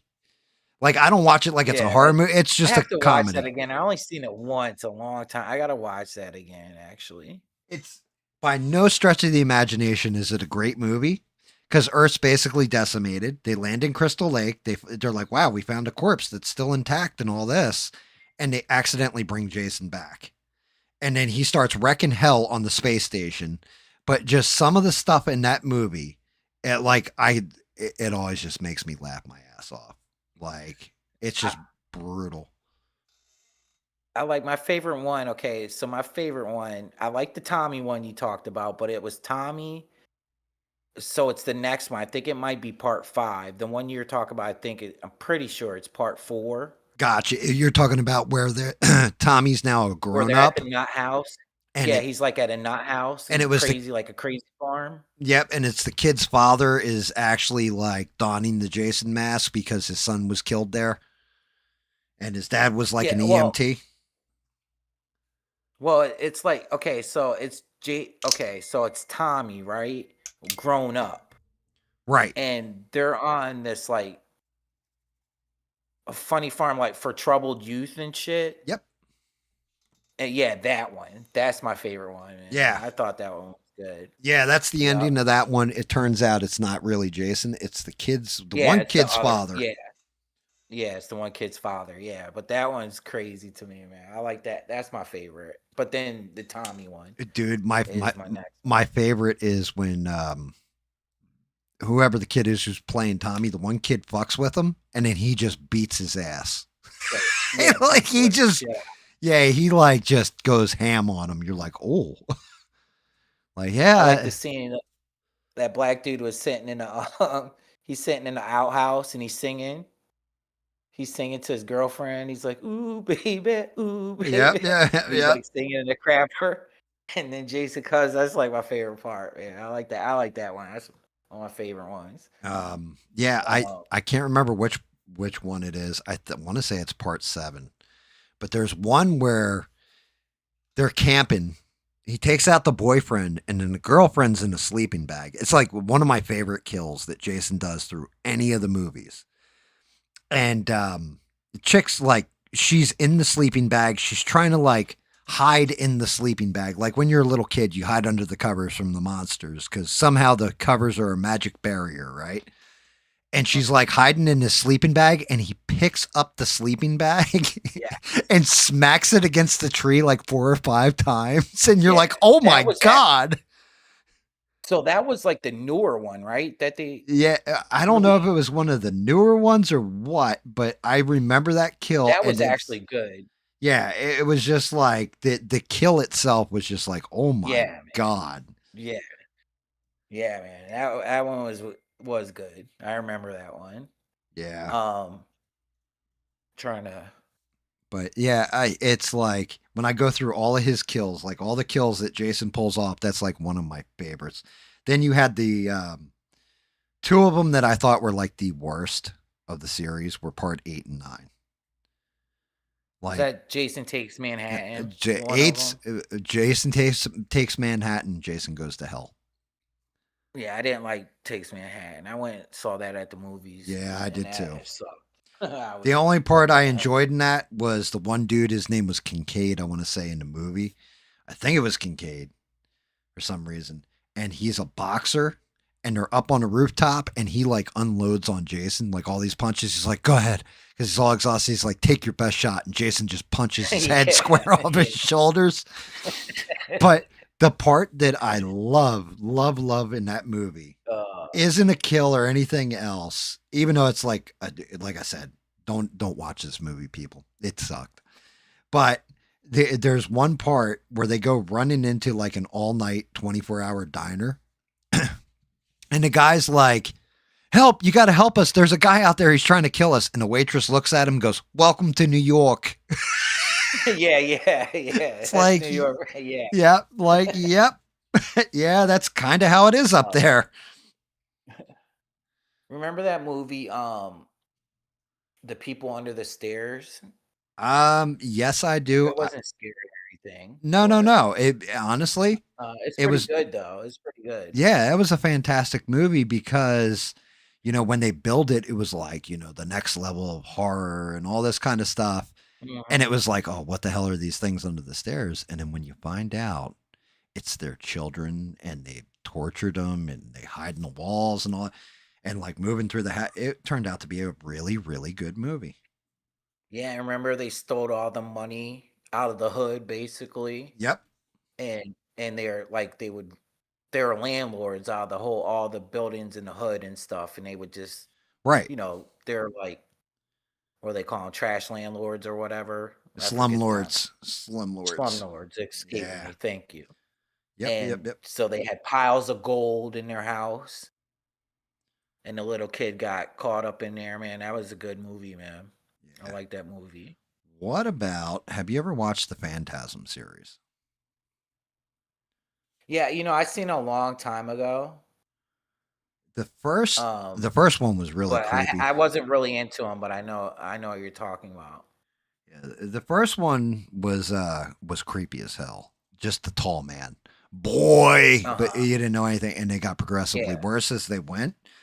But it does have one of my favorite weapons ever in one of those type of movies, and that was, there's a part, and they break into like a hardware store. And they make like a flamethrower. They make all these different weapons. And the one dude, Reg, the bald older guy, takes like, I can't remember what it is. It's the thing you use for like to get the oil filter off on your car. And he takes one of those and he wraps it around a pair of double barrel shotguns and then saws them off, like the barrels off at an angle. And I waited the whole damn movie to see him use it. And he finally does. And there's little creatures that are chasing him or whatever. And there's 4 of them lined up. I'm like, oh, here it comes. And sure enough, he blows like the backs out of all 4 of them at the same time. I'm like, yeah. Yeah, I gotta watch that. It's been so long since I've seen that movie, man. What about Hellraiser? Do you like Hellraiser? So I did. Hellraiser 2 was probably the pinnacle of it for me. After that, it got weird. Yeah, well, part of what ruined Hellraiser for me to begin with, I saw your comment 2-6 about Puppet Master. you and I are going to discuss movies one of these days too, and then we'll get into Puppet Master if that's your thing, bud. Yeah, I know Puppet Master. That's a good movie. Yeah, they're good movies. I like those movies. They're goofy, but they're cool as shit at the same time. Mhm. But shit, what movie were we just talking about? Hellraiser. Hellraiser. My big problem with Hellraiser is Clive Barker is into BDSM, and specifically gay BDSM, which is where he got the ideas for. Ugh. Yeah, whereas You know that. that's where he got all the ideas for the costumes and everything in that movie. So when you go back and look at it, knowing that, all of a sudden it becomes a sexual. You should have told you that. Right now it's a sexual fetish movie, and I'm like, I don't know about this shit, right? But But do you outside think of out that, there? Do you think out there? I'm not picking on you if you're out there and you're listening to this. Do you think? yeah, you do you as long as it's consenting, hey, whatever. Don't hurt kids, animals. GAM's 2 golden rules. When it comes to that shit. But yeah, outside of that though, looking at it, where they're demons from hell, you summon them. You summon them with your desire. Everything. I like the concept. I mean, Yeah. it was a great concept. The second one was probably my favorite because the shocker that always freaked me out when I was younger was when the doctor gets turned into a Cenobite and then he starts changing like the female Butterball, Chatterer, and Pinhead back into humans and killing them off. Yeah, that shit was creepy. Dude, when he turns the Chatterer back, he slams him up against this post and the post spins around. And as it comes back around, you realize the Chatterer is like a 13-year-old. And you're like, oh, that's fucked up. Yeah, man. Yeah, I just like the characters, like the Chatterer. Like, I just like those characters or whatever. But I didn't know that about the movie, about the other stuff. I didn't know that. Yeah. Yeah, I mean, the one that I actually prefer by Clive Barker, that's who does that. Yeah, Clive Barker, right? Yeah. If I'm not mistaken. Yeah, I Pretty think sure it's Clive Barker. The one that I actually prefer that he did is called Nightbreed. I don't know if you've ever seen that. I haven't watched that in a while either. Bro, Nightbreed for me, because now they have a director's cut of it. I gotta watch. See, some movies, man. That's why I want to have this discussion, just to remind me to watch some of these older movies. Yeah. So like Nightbreed, there's a line in there that always sticks with me. It's like it's all true. Like the one monster dude is saying to the main character, he's like, I'm a monster, I kill people, I belong in Midian with the rest of you. And he's like, oh yes, it's all true. He's like, Oz is over the rainbow, God is an astronaut, and Midian is where the monsters go. And like, it was fucking just, I don't know what it is about that line. It always got me. But the doctor that's pursuing him, that's the serial killer, and puts the mask on and is going around and wrecking everybody through the movie, and then wants to burn Midian to the earth and all that stuff. Man, it's just something about the whole thing. Like, I like the concept of I probably haven't seen that movie in a long time, man. There's a cemetery somewhere out there in just middle America, USA, unassuming and everything else, and underneath of it is an entire city of just the most horrific monsters. And not all of them are evil. Sometimes humans are worse. Like, something to it.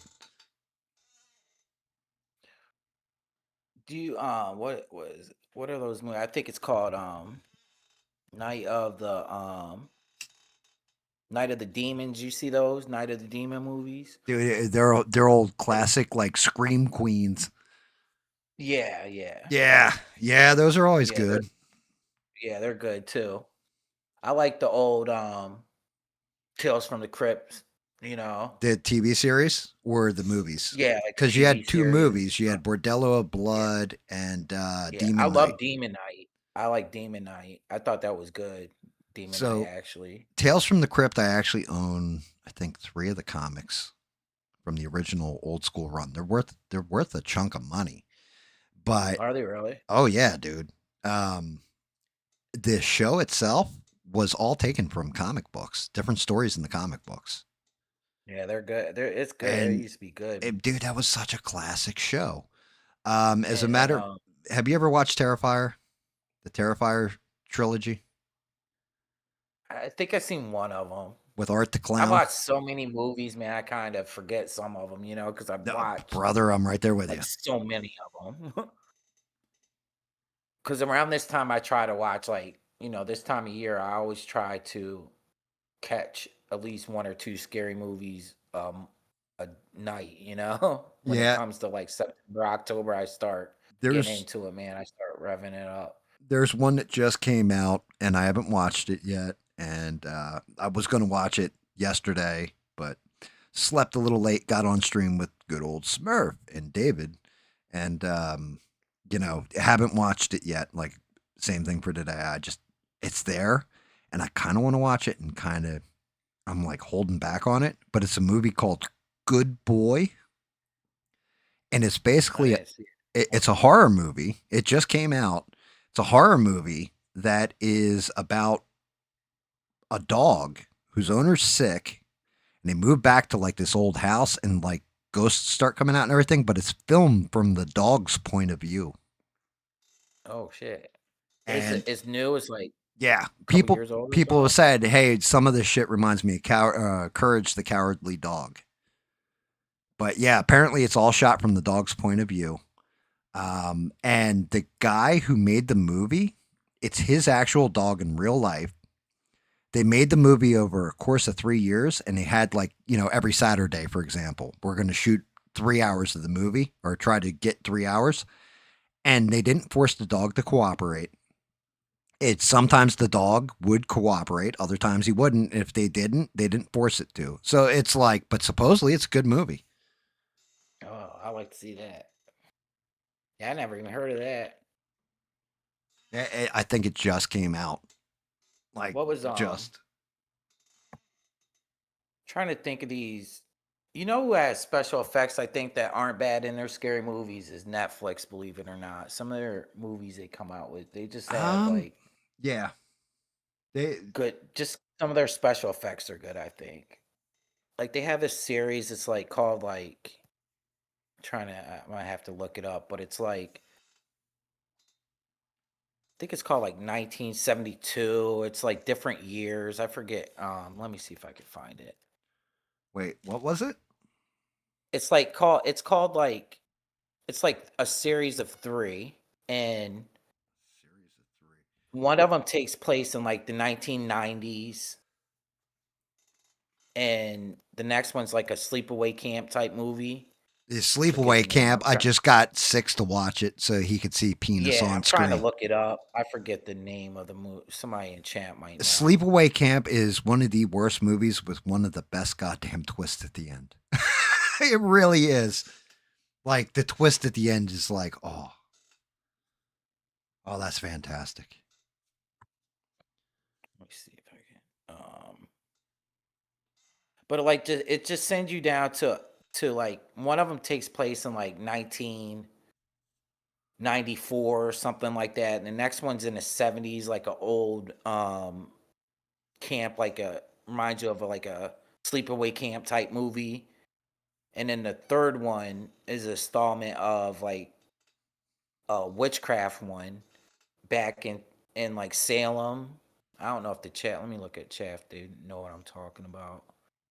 And it's just a good little damn series that they got. That's pretty. It's good. Huh. It's Yeah. like a good series they have. It came out like last year. I'm trying to find it. So there was one recently. I didn't like all of them that were on there, but there's one that's just fantastic out of the Tales, and it's called Tales of Halloween. There's Yeah. some of them are funny. Like there's one with like the little kid's gonna egg this old dude's house, and he's in like a Is that devil the one with costume. there's like 15 stories or something? Oh like that, yeah, or something dude. like that? But the one that knocks it out of the park for me, because there's one where there's a guy who's like Jason Voorhees and a little alien lands and wants to be his friend. Yes, I remember that shit. Right. But Uh-huh. the first story of it, like these people are throwing like a Halloween party, and they're like commenting on like different little kids, like they're half shot in the ass, and it's a nice fancy house and all this, and they're commenting like the lady brings her small child up to the door, trick or treat or whatever, and like the guy's like, you can tell something's not right. Like he's like, oh, what a cute little kid, but you're just thinking like, ah, he's drunk, right? Mm-hmm. And then all of a sudden, out of nowhere, these kids in Halloween costumes start appearing in the house all around him. Like it's like 3 or 4 of them, and the one kid just like takes a knife and just decimates this chick, like decimates her. Man. And then, oh no, that's right. It starts off with they ring the doorbell. Guy answers door like trick or treat, and the kid starts stabbing him in the guts. He turns around, he's like holding his guts in, like ah. And they start taking him out, and the one chick runs out into like this back shed that's right next to a pool, and she's in there, and there's like a table in there, and there's jars, but you can't really see what's in them. And she's like on her phone. She's like, oh, come on, get rid of it, get rid of it, get rid of it. And this one kid walks in, he's wearing an eye patch, and you think he's just like a pirate costume. Mm-hmm. And it turns out that like it was like 4 or 5 people were torturing children, like legit, like they tore out the one kid's eye. And like the chick has a picture on her phone of her holding it over her mouth like she's going to eat it and stuff. And like the kids just get their revenge on them. It was fucking, I love that one. Like it was great. Yeah, that's a good ass movie. I know exactly what you're talking about. That's a good movie, man. Like good little short stories. Right. Yeah. I mean, granted, I don't know. I'm sure I can never remember all of the ones that are in there. Right. But Trilogy of Terror, the little fucking, whatever it is, fertility doll. It's like a little tiki doll that it's bound with like a necklace, and it's chasing a woman around, and it's like, trying to kill her. I can't ever remember what the hell the name of the doll is, but like if you saw it, you'd be like, I know exactly what you're talking about, because this doll is like, it's probably up to this your knee in real life, but it's this little tiny like a voodoo type doll or something? Yeah, dude, it looks like a voodoo doll. Yeah. I kind of remember it vaguely. And then like basically she ends up getting it and putting it in the oven and turning the oven on and like killing it. But then gets at the end of the movie is her sitting there and she smiles and like she's got the doll's teeth and she has a knife and she's just stabbing it repeatedly. Like the doll took her over. The movies I was talking about, it's called Fear Street. And that's the ones on Netflix. And there's like 3 parts of them. And what's cool about it, it's like one of them's called Fear Street 1994. And it brings you back to like how 1994 was. You know what I mean? Like growing up and shit. Oh, really? Yeah, they do a very good job. Now, that one isn't the best one out of the series. That one, it's entertaining. It's all right. But the second one is Fear Street 1978. And they go to this, like, sleepaway camp, like a camp. And that damn movie, they did very well. I give Netflix their props. I know a lot of people don't like Netflix or whatever, but the damn special effects in that movie, they did a hell of a job in that movie, man. There's 3 of them, and I recommend them just because they're entertaining. The nostalgia of them, going back to like, you know, when we were growing up and shit.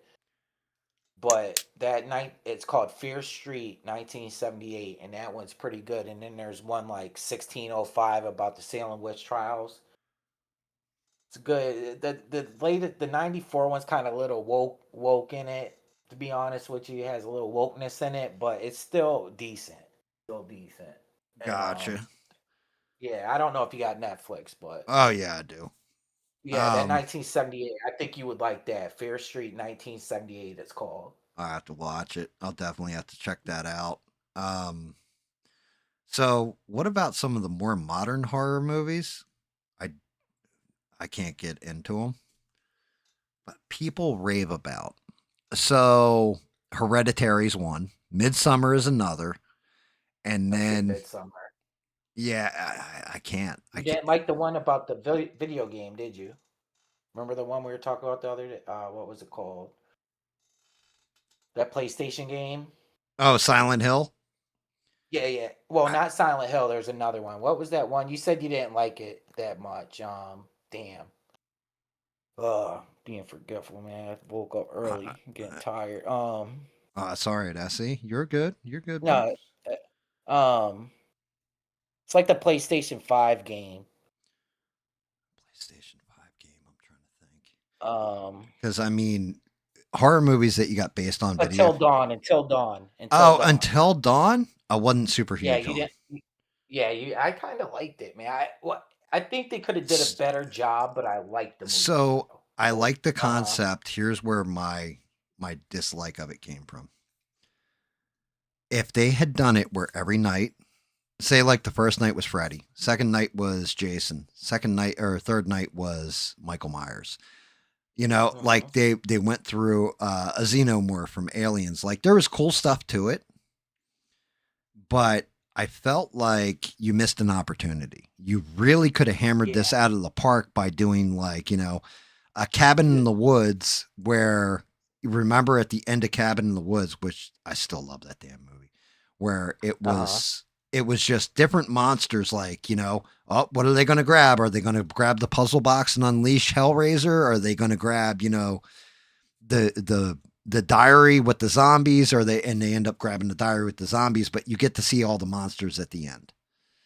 Yeah, that would have made it better. I hear you. Yeah, so it's just, it's not so much that I hated the movie or thought it was trash. It's just, I hate it when you get a great concept, but I can see it where it could have been done so much better. Yeah, you got to deliver on it. I get you. Yeah. I still think just the concept of it was pretty good though. Like it was kind of just the concept of it I thought was written pretty good. Yeah, I mean, there's lots of movies like that though that I watch and I'm just like, man, if you had just gone this route with it, you could have done this so much better. Then there's other movies where I'm like, damn, that actually caught me completely. Like John Wick's one of those movies. I'm like, oh great, we're getting an action revenge flick, everything. And then you watch John Wick and it's like, yo, this isn't just an action revenge movie. The way the gunplay is done, everything else is amazing. It's the same way. And everybody was always like, oh, it's just a Matrix ripoff because the guys dress the same. And, you know, there's what's known as quote unquote gun fu in it instead of kung fu. It's a movie with Christian Bale called Equilibrium. Yeah, I've seen that too. Dude, that movie, I was like, oh, it's another Matrix ripoff, you know, because when it came out and everything, I love that damn movie. I like the whole idea. The government's taking away everybody's feelings. And, you know, like the main guy, like he ends up going off the meds for a little bit, realizing like, oh shit, the government's basically fucking with us, and then just goes ham. And Christian Bale is fantastic in it. Yeah, they got it. Hollywood don't make them like they used to, in my opinion. Not at all. But not even close. But there's few and far between. You can find a decent movie every now and then. Yeah, you know what I mean. Yeah, every now and again they nail it. Like like the Predator. Did you see the latest installment of the Predator? The Badlands? About the Indian? Or no, Prey. Yeah, Prey. I thought that was good. Like, dude, I actually was shocked by that one. I was like, oh, this is going to be some woke bullshit. The girl's going to be all powerful and take down the Predator. And it's like, no. She had to use her intelligence, her speed to beat the Predator. And even then, so you liked it. Oh yeah, dude. It caught me completely because I was ready to just write it off as some woke bullshit until I actually watched it. Me too. And then I watched it. I was like, oh shit, they did it. Actually, they did a good job on this movie. Yep. Man. Yeah, like the way they did the girl in there, it's the same way. I said this, I watched, and recently, I mean like probably 2 months ago when it first came out, Ballerina, a John Wick story, right? Where, I haven't seen that. Or from the world of John Wick, Ballerina. And I was like, oh, here we go. They're going to take the chick. She's going to be like super uber. John Wick ain't going to be, you know, like, isn't going to hold a candle to her. And in the trailers, they show John Wick. I'm like, oh, here we are. Like, this is where they fuck up John Wick. And then watch the movie, and John Wick kicks the ever loving shit out of her. And I'm like, Yeah, I okay. haven't seen that. I like I was just reading chats, like those sci-fi apocalypse doomsday movies. I love that shit, man. I watch the cheesiest like sci-fi doomsday um apocalypse movies, man. I like them.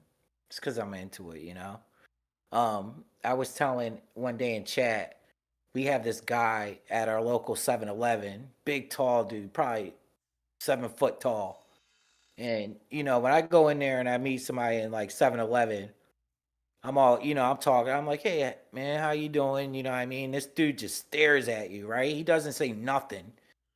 And my nickname for him Silent Hill and shit. Like, you know, call his ass Silent Hill, man. I say, like, you know, I'm like, hey man, how's your night going? He just stares at you and shit. I'm like, start calling this dude Silent Hill and shit. Oh, man. Said hi to me one night. I was like, I couldn't believe it. I'm like, damn, Silent Hill can talk and shit.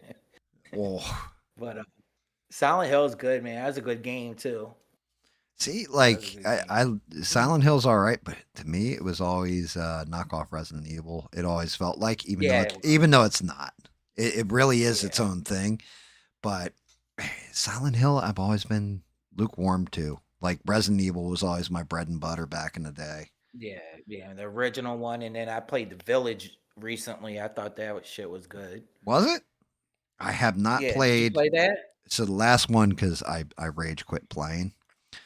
Mhm. Because I was just like, really, now it's Wesker's son, was 6. Resident Evil 6 was the one that made me kind of rage quit. Yeah, man. I always thought they were decent. That Village one's not bad. That Village one's not bad, man. I liked it. So trying to think of something else like Well, here you go. Beans is talking about 80s, 90s, right? So how about space vampires from I think it was either late 70s, early 80s, the space vampires movie. It was called Life Force. I don't think I ever seen that, man. Okay. One, there is a really hot chick who walks around naked through 90% of the movie. Is like the main vampire, but it's legit. They find this spaceship just outside of Earth's orbit, and they find people inside of it. They're like, what the hell? So they bring them back down to Earth, and then it turns out they're space vampires, basically, and sucking the life force out of everybody. It's Shit. yeah. But how about That movie. What about Event Horizon? Event Horizon is a classic, dude. Yo, I that movie's love shit. the That movie's concept. That movie's bro. That's a good movie to me, man. Yeah, Event Horizon, crazy. absolutely. So I like, because I like the whole concept. Like, oh well, we bend gravity, and then we send the ship through and all this, but it disappeared, and where did it go? And it turns out another dimension where it's basically hell. Like, it went to hell and back, and the ship actually is alive now, and just fantastic. Well done movie. Yeah, man, that's a great movie. Lawrence, Love that movie. yeah, Lawrence Fishburne's actually really good in that as the captain. So Sam Neill, the guy who's in. Hell yeah. Yeah. Man. They just did. It's just well written. The movie, just the whole concept was cool. It makes sense. Like, they could bend time. You know what I mean? The whole concept of it. But made yeah, it as far as the a 80s great go, because Beans has mentioned 80s. How about Deadly Friend? Did you ever see that? I don't think so. So this one's one of those cheese but classics. So this kid has this girl that's his friend, but he's like a geek, and we're talking like 1980s geek. So you think Revenge of the Nerds type geek. And his big thing is he has a robot, and it's named BB, and it's this big yellow robot. Goofy old school 80s robot. And he basically, his friend dies, and he transfers her consciousness into the robot, or the robot's combination. I never Wait, seen that. he transfers the robot's consciousness into her to bring her back to life, and then she goes on a killing spree. It's fucking creepy. Yeah, I never seen that. It isn't. She doesn't have like red. Does she have red hair? Yes, Movie she has she has It's that short. 80 no, she has that 80s high talking hair where it was teased up. Oh yeah, it's like teased out. Oh no, I haven't seen anything. I was thinking about Yeah, something else. but she walks through most of the movie going BB, BB. No, I never seen it. Did you ever see that movie I was talking about the other day, Trick or Treat? Oh hell yeah. That You, movie's a shit too. yeah, you got that one. Then you have Strangeland with Dee Snider. Yeah. With the heavy metal. Oh God, what was the other one? And then when you were first talking about Trick or Treat, I thought you meant Trick or Treat with the old curmudgeon dude. It's like a bunch of short stories, and there's an old curmudgeon Because dude. there is a couple of them. Isn't there 2 movies called that though? Yeah, I think so. There's like, but one of them, I'm talking about the old one with like Ozzy Osbourne's in it, and Gene that Simmons. kid, Gene Simmons, he plays like a disc jockey in it, and you play the record backwards, like the last Yeah. song. So that the guy other did. one, and I want to say the kid's name is Sammy in there, but it's like this. One of the stories is, and it's one of the more popular things, is because this kid's wearing basically like a pumpkin head on his costume, and Pumpkinhead's another set of movies, but he's Yeah, wearing a pumpkin like head on his outfit. He's like this little kid comes knocking the door, but the old curmudgeon's all like, no trick or treat, no trick or treat. And then like he tortures the old man and he's like a little demon. Damn, I don't think I ever seen that. But yeah, You ever Pumpkin seen House? House, the 1 and 2. Yeah. Yeah, you have House, they're but good. the first one had William Catt in it, Richard Mall, who played Bull on Night Court. And that was actually my favorite of the 2. Yeah. Whereas, They're good. yeah, his kid disappears into the swimming pool. Mm-hmm. And then he like, That was a great movie. yeah, that was actually a really good movie when I was a kid. I used to watch it all the time. But yeah, the Pumpkinhead series, the first one, That shit was good too. yeah, where the dude's kid dies and he goes out and summons Pumpkinhead to go get revenge for him. Yep. There's another movie. Actually, it's like a Jason Voorhees movie. It's called, I want to say, is it called Slaughter? But it was more recent, and it's a throwback to, Like the old slasher. yeah. And I'm trying to remember what the hell the name of it is.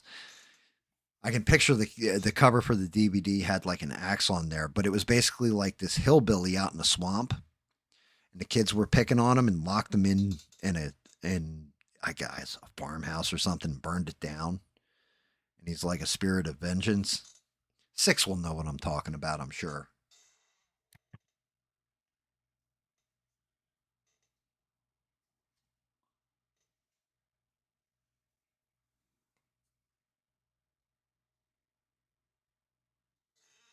Like, yeah, go ahead. Did you ever see that movie about Lizzie Borden? Do you know who that is? I know who that is, but no, I don't know if I've seen the movie. I don't know what the movie was called though. Yeah, it's about that lady. I think it's in like New Hampshire or something, and they said like she freaked out and killed her parents with an axe. It's like a true story. They accused her of Right. it, Yeah. but she got I guess she got acquitted or whatever. But that movie's not that bad. I forget what the name of the movie is. Yeah, I definitely, I don't know.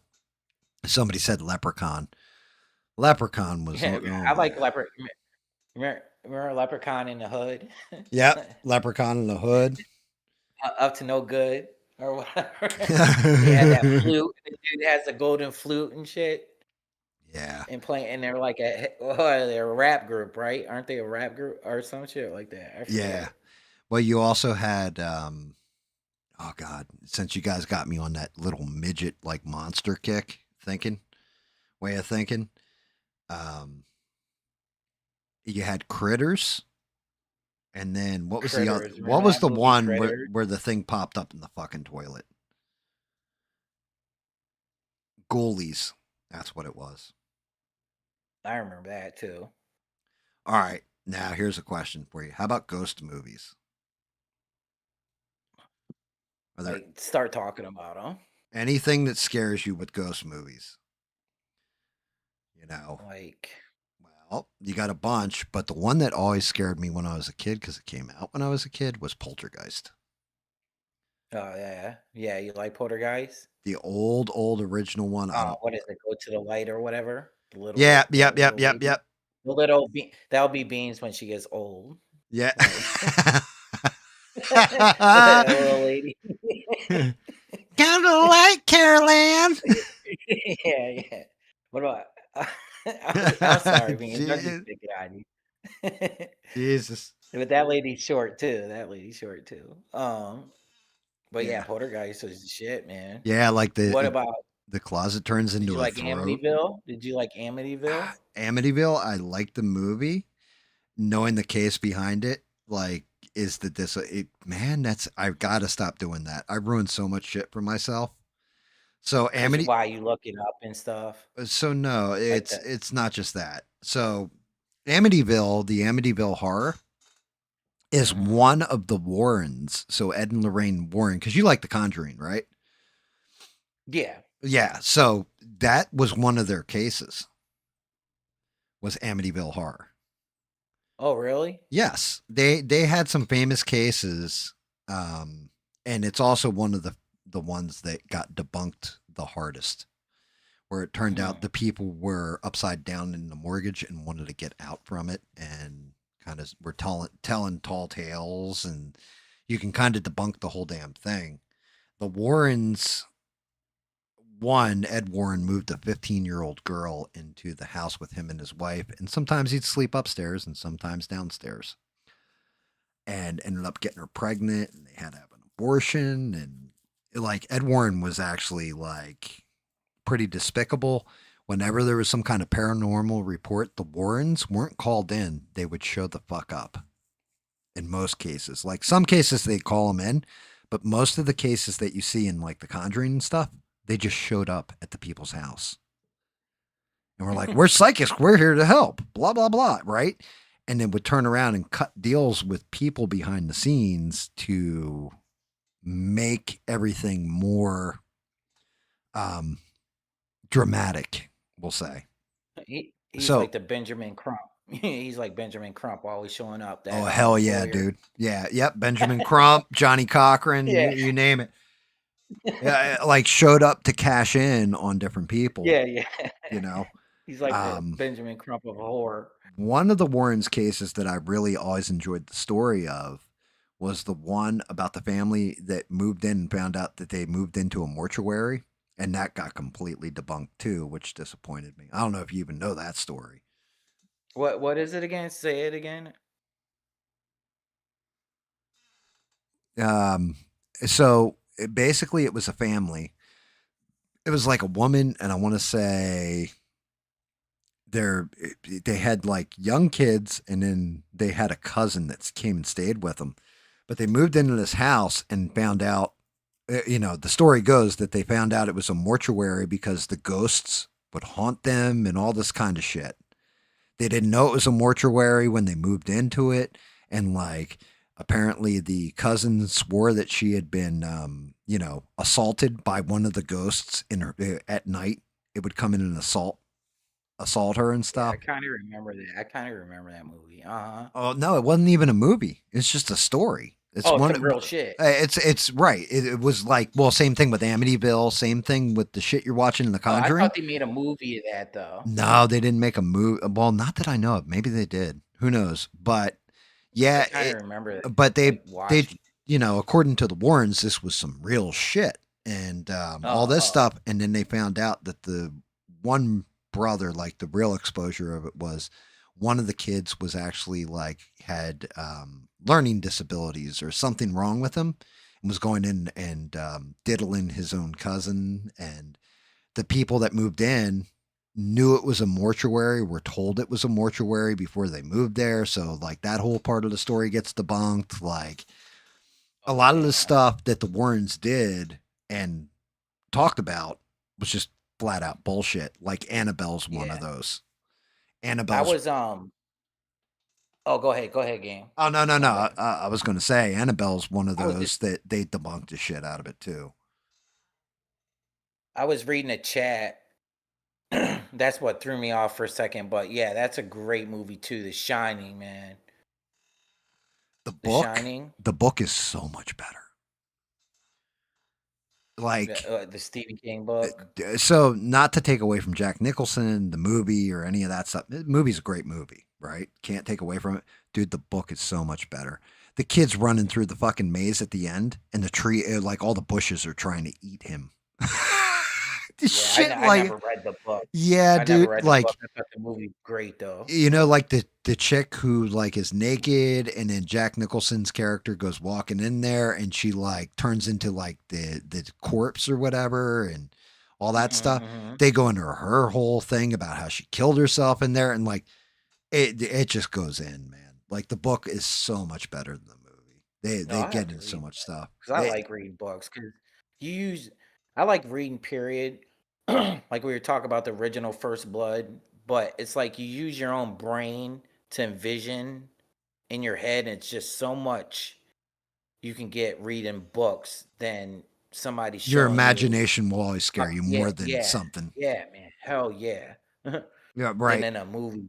And Because a then movie wants you to see certain things, but a book is your own imagination and and your mind can lead you to some crazy places, man. And Bean You said know? the others. The only thing is, for me, the others they telegraphed the ending in the trailer, so that was one thing I was like, oh, that's going to turn out she's dead, or they're all dead, right? And yeah, sure enough, I the others I wasn't a big fan of.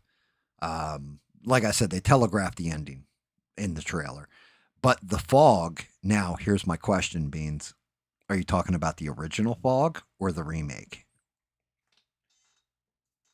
You have John Carpenter's The Fog, which is the original, and then you have the remake that they did with Tom Welling.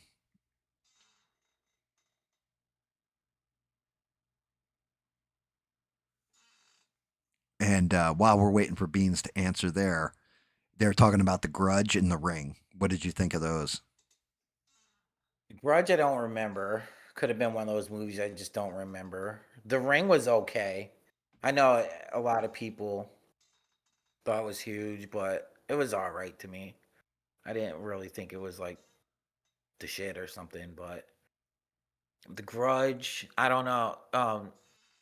So I forget so many movies, man. Tell me about The Grudge. So The Grudge was if somebody's horribly murdered in a place, they basically leave behind a darkness and it affects the next person who does horrible, awful things to other people. And it keeps passing. And the American version has Sarah Michelle Gellar in it. Now, I saw the original, um, the Japanese version, because Ring and The Grudge are both Yeah, both of them Japanese. had the Japanese and the American version, Right. right? And so now The Mhm. Grudge, make sure if you watch it the first time, watch it in the American version, then watch it in the Japanese version. And the reason I say this is because unfortunately, and I'm not trying to be like any kind of racist here, but every one of the girls in the Japanese version are all dressed in like the little schoolgirl uniform that they wear. Uh-huh. Uh-huh. They all look almost fucking identical. So when Oh wow. I saw the Japanese version first and could not follow, I was like, this fucking movie makes no sense. What am I watching? And then I watched the American version and went back and watched the Japanese version. I'm like, oh, that was much better. Now that I understand that this grudge, this darkness is passing from one person to the other.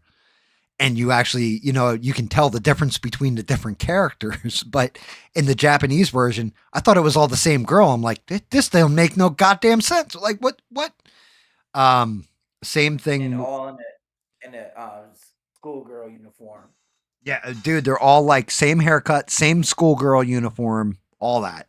So it's like you can't tell. Like when it passes to a different person, I couldn't tell the difference. Like I was like, maybe I am fucking racist. Like they look the same. Ian said the movie Hostile or Hostile, I'm guessing is what he means. Hostle. I Yeah, that was good. I remember that. I couldn't The get into hostel. it because like torture porn doesn't really do it for me. Like where it's like the crazy that's torturing somebody and tearing their teeth out and popping off one of their testicles and stuff like that and just keeping them in Like a room and Saw. Did torturing you them. like Saw? Saw, I liked the first one. Yeah, I did too. And then they got a little weird. Yeah, they Or started they getting got repetitive. yeah, Kind of. yeah. It was just all of a sudden everybody's a disciple. You know what I mean? It's like Yeah. oh, I asked you about that one movie. I don't think you had the same reaction that I did, but that movie Talk to Me, I thought it was all right. bro. I thought that movie was decent, man. It could have been better, like a little bit of it, but I thought that movie I mean, was wild, man. I didn't think it was terrible. Like I wasn't like, oh, this was terrible and what a piece of shit. I thought it was all right. It was okay. I thought it was better, one of the better horror movies I've seen in a little while. But I don't So know, maybe I just like the style of it. I've never. I said I was going to make this fucking video, Essie, and I'm surprised Chad hasn't killed me for this yet. Said I was going to put in top 10 greatest twists in horror movies, right? Top 10 horror movies with the greatest twists. Beans mentioned a movie called Orphanage. Have you ever seen the movie The Orphan?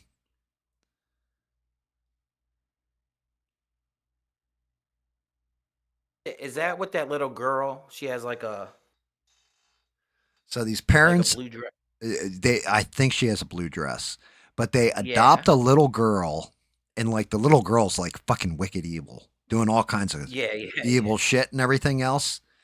And then, Uh-huh. spoiler alert for anybody who hasn't seen this movie that's been out forever. But here is why that movie actually makes my top 10. At the end of the movie, it turns out it's not a little girl, it's a midget. Yeah, Now, it's like a midget. It's like a midget. Yeah, that's right, what makes it it's fun. she's like a 30-year-old midget. Now, Yeah. what's fucked up about that movie is it's a true story. Where do they take place? I don't know. You can look it up. It's out there. But yeah, the movie actually is a true story. This 30-year-old woman or 20, I think she's like 25 actually in reality, but she was a midget and pretended to be a little girl and got this family to adopt her. Yeah, there's stories of that And, happening and in like real killed their life. pets I've and read all other kinds of stories. crazy shit. Yeah, man. Like a little beans getting adopted. Yep. That's now it was Beans' origin story. That's how she got to America. Poor Beans, you're just catching, live rounds over there. She's trying to enjoy the show. I try to stay away from how tiny Beans is, but Nah, I just figure. I think he's. I I like short women. It's cute. It's cute to me. Um, what about Jeepers Creepers? She brings up Jeepers Creepers. Did you like that movie? actually I liked the first one because when I first read the license plate, much like the people in the movie, I was like beating you. That's pretty cool. And then I was like, and then later on, it's like, oh, be eating you. Like, oh shit. Yeah, I thought the first one was just that truck he drove. I thought that was kind of creepy. Yeah. Was Yeah. it the first one where it's like his sister and the kids going? They seen him throw the body down that hole or whatever. Is that the first Jeepers I think Creepers? that's the first one. The second one, man, the second one, the movie wasn't as good as the first, right? But the best part of the second one is it's a dad and he's like a farmer or whatever. His kid gets taken by the creeper and, like eaten or whatever. Yeah, I remember that one. That was good. That's decent too. The I part liked I it. love about the second one though is that they're like, it's like 4 a.m. The sun doesn't rise till 6 o'clock in the morning. And the dad takes down the creeper at the end of it. And the creeper's going to die as soon as the sun comes up. And the dad beats its ass like savagely. Like just, you killed my son, and just starts beating its ass. And then it starts to like heal up, and the dad beat its ass until the sun came up. Like for 2 more hours straight, he just went savage on this thing and beat its ass till the sun came up. I was like, God damn.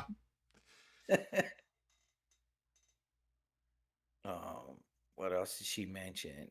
Jeepers Creepers, Candyman. Candyman was always decent, I thought. Did you like Candyman? So Candyman, also somewhat based on a true story. And not the whole, oh, there's, a guy living behind the curtain who only comes out when Madonna sings Like a Prayer, right? So the actual story is creepier and actually more terrifying to me than the actual movie. The actual story behind Candyman was a woman who was schizophrenic.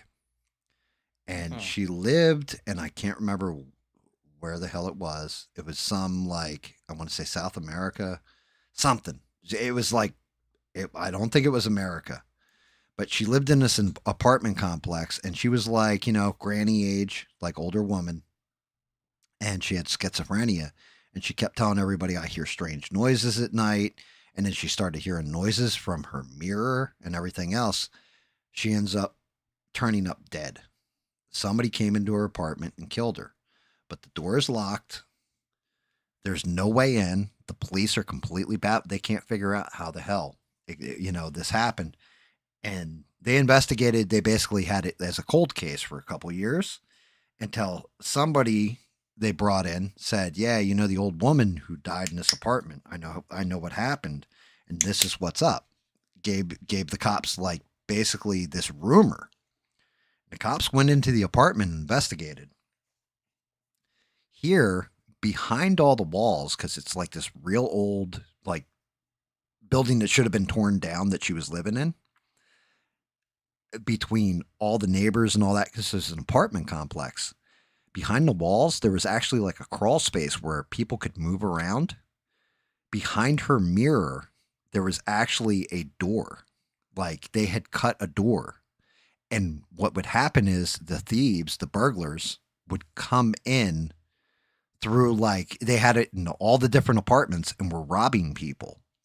She happened to be in there thinking she was having an episode. The guy ended up moving the mirror and taking it down and took her out. And that's where they got, Candyman look in the mirror 3 times. Yeah, look at it, man. I never heard right? that. Wow. But yeah, it's a true story. And honestly, the guy who covered it, shout out to him, is Mr. Ballin. I don't know if you ever listened to his shit. Yep. Yeah, he actually, look up, I think the video is called They Based the Horror Movie Off This Case or something like that. It had a title like that to it. But yeah, he actually goes in, and you know how he does. He tells the whole damn story, and that's what it was. It turned out that this old lady, everybody just thought she was nuts. And she was actually hearing them move through the walls, like these thieves move through the walls and stuff at night, and thought, like, oh, my mirror's possessed. So yeah, and it was a cold case for a little while, and I figured it out. Wow. Yeah, I was telling that on my stream, man. I don't know if you came in yet about like all the older people saying they see a little boy under their bed and stuff. Yeah, I heard that. Dude, I was there from the beginning of the stream this time.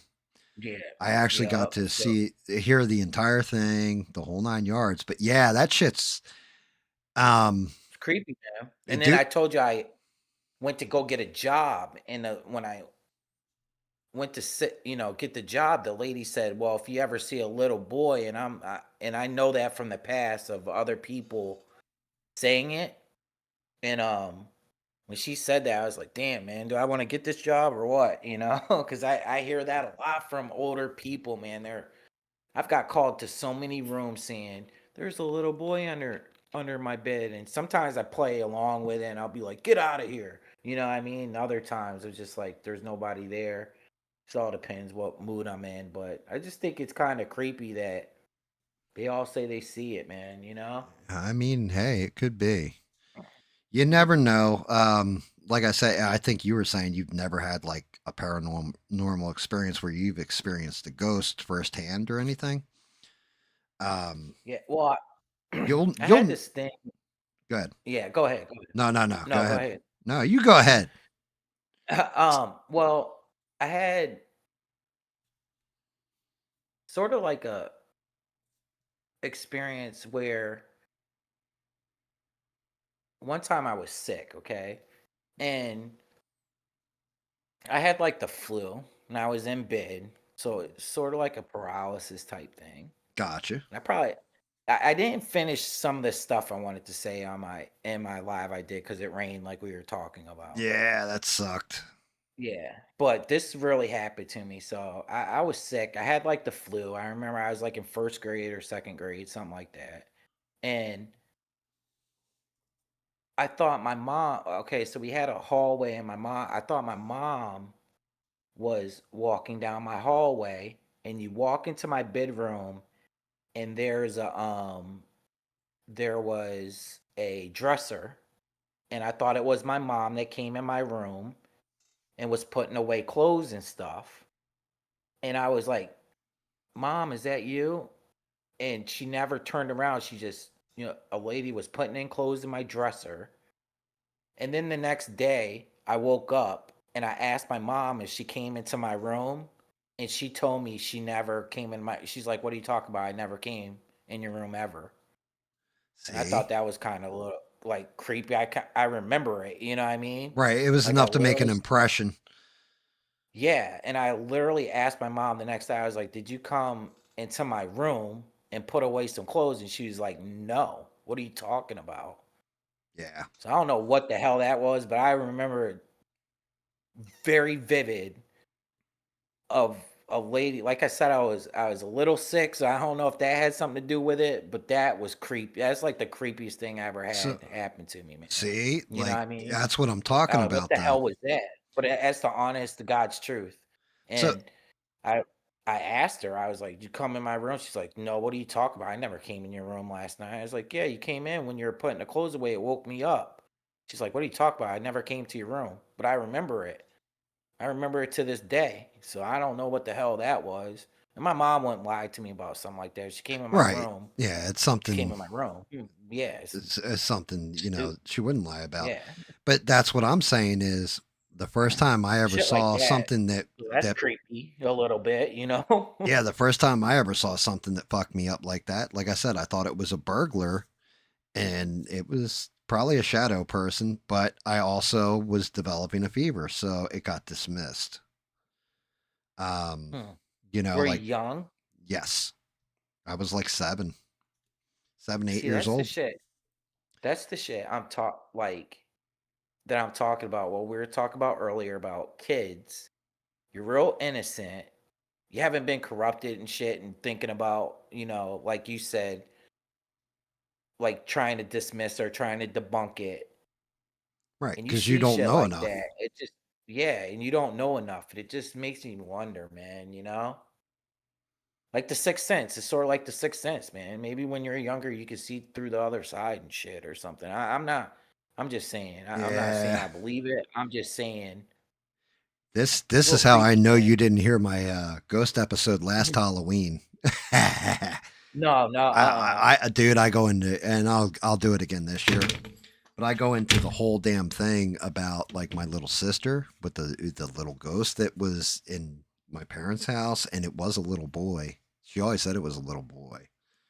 Um, there's a whole bunch to it. It goes over a good period of time where there was a girl I was dating who saw it through the internet. Was like, "What's with the little boy behind you?"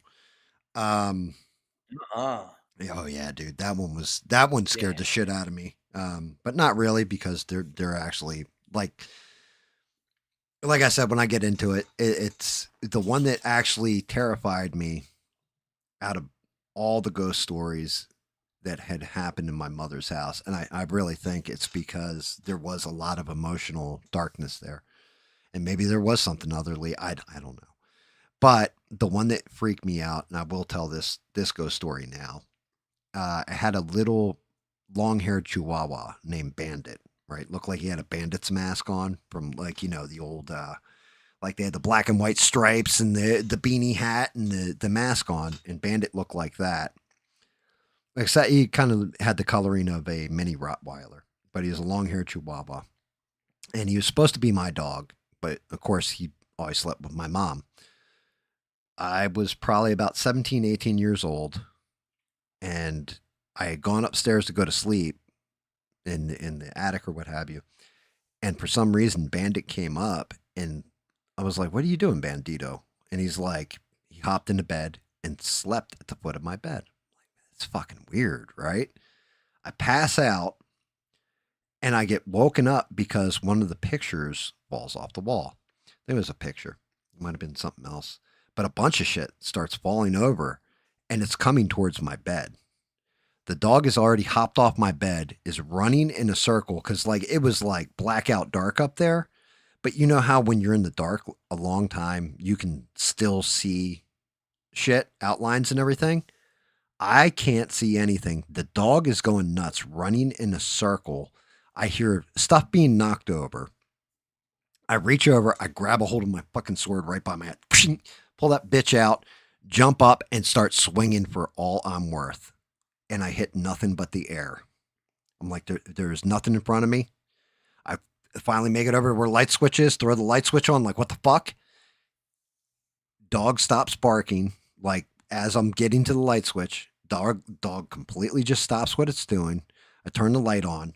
There's nothing there. Shit's all over the floor. And I look down at the dog. Dog kind of looks at me, goes down and goes to sleep with my mom.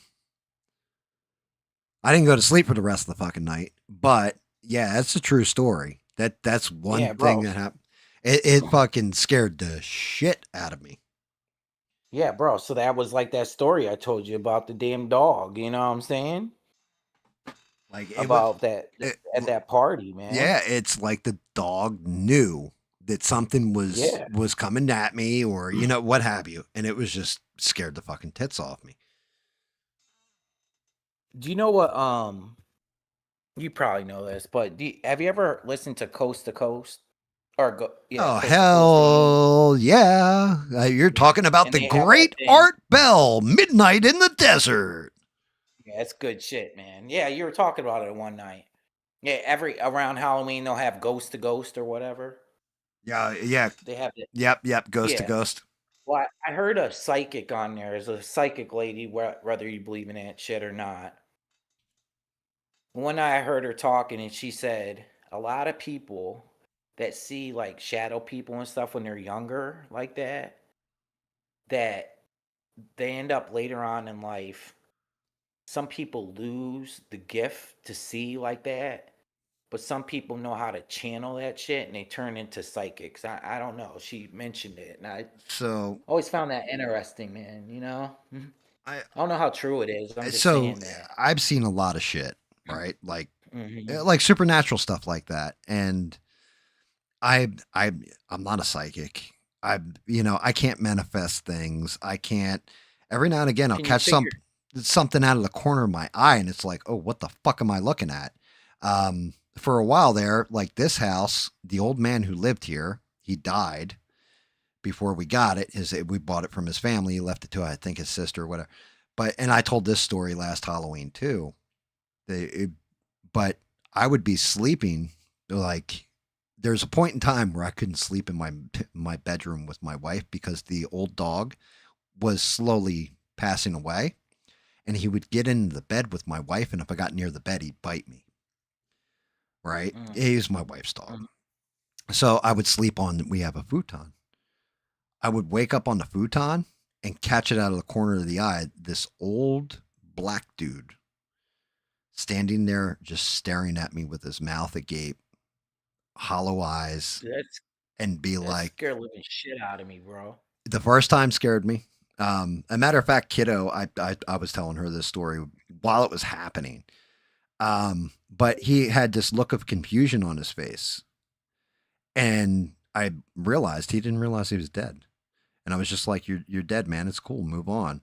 And my wife's often said, like, yeah, I feel that presence every now and again, but it's a good presence. It's not a scary ghost. It's like it's protecting the house.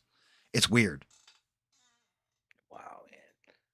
It's like, are you the type of person that when you go somewhere, like you figure shit out, like you don't need a GPS or something? No. Like you just okay. I'm just saying because this lady said a lot of people that have that ability when they get older, they can just go to a town and just figure shit out. Like you, if you're looking for a place, you know what I mean. No, I do get weird I'm feelings like like that. that. I got a good sense of fucking direction. Like I could just like I hardly not saying I can't get lost, but like you could drop me off in the middle of fucking forest someplace and I could just figure the shit out. I don't know how I do it, but I just do it. For me, You know, yeah, so like direction sense or figuring my way out of, stuff like that. That's one thing. Walking into a place and going, oh my God, somebody was murdered here. Not really. Every now and again, you'll get a vibe of something happened here and it's just something dark happened here. You know what I mean? Like it's an old house. you'll Is get it an like a old chill house? up your fucking spine Uh-huh. yeah, there was definitely some bad juju that happened in this place. I don't know what it Yeah. is, but Is it a real old house or is it kind of newer or? I mean, Oh, I don't know. I would have to go back huh. and look at like actual records from different places. But, Uh-huh. it's not like I was drawn to this place and there's a ghost here to tell me something or anything like that. It'll just be like, man, I get a bad vibe. You know what I mean? Like, Yeah, like yeah, something I, fucked up happened. the best way I can describe it to you, and the easiest way I can describe it to you, have you ever, and I know you have, especially like talking to you about histories and all this, have you ever gotten like that feeling when you're hanging out with somebody like, yo, this dude's Yeah. going to get me in some shit. I'm in danger right Yeah. now. That kind of feeling. Imagine that. But you walk into a Yeah. place and you're just like, yo, something's not right in this fucking place. I've gotten that Yeah, you vibe know how I before. felt like that over? You know how I felt I had that feeling over? So one time I met Jay-Z, right? This is back in the day, like I'm talking like 94. I met Jay-Z and I thought he was the evilest motherfucker I ever crossed, man. Straight up. Wow. Like, yeah, I felt like I can't even explain it, man. No, I I got you. can't even Like explain something's it. just not right there. Yeah, I'm just like, this dude is bad news, man. Mm-hmm. And like it was before he even came out. And so he had a concert. And I told you I used to be like really into music and stuff. And he had a concert and we were all backstage and I just met him. And I just said to myself, I was like, man, this dude, there's something about this dude that's like creeping me out, right? And he was like, oh yeah, I'm coming out. He was just saying, yeah, I'm coming out. You'll see me, man. He's like month or two, my video will be like on BT and stuff. He was saying this, and sure enough, he was telling the truth at the time because like Right. He literally blew 2 up. months. Yeah, bro, he came out where I always remember watching BT looking at the shit like, oh shit, right?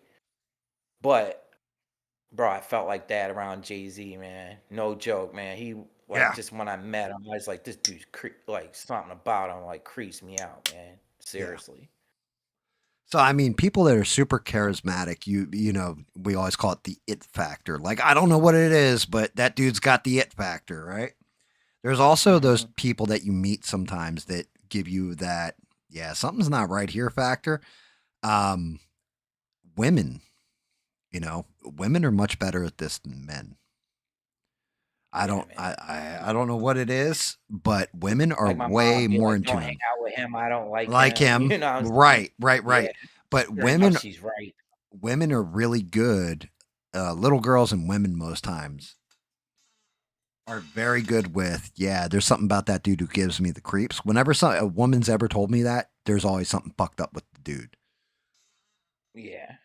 Like There's my a mom. name. There's a name for that. Smurf It's SE.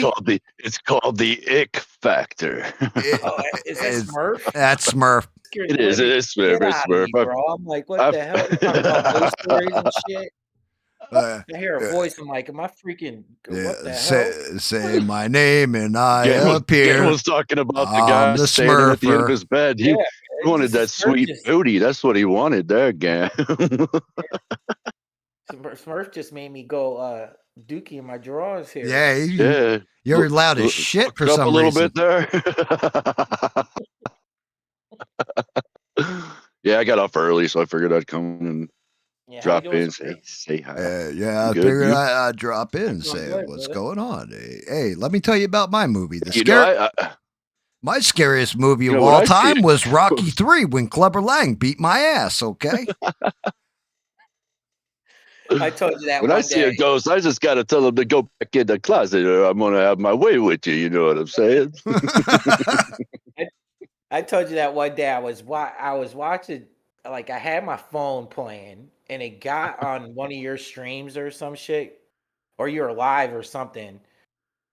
And I wasn't paying attention because my phone was sitting on the couch and Smurf was on.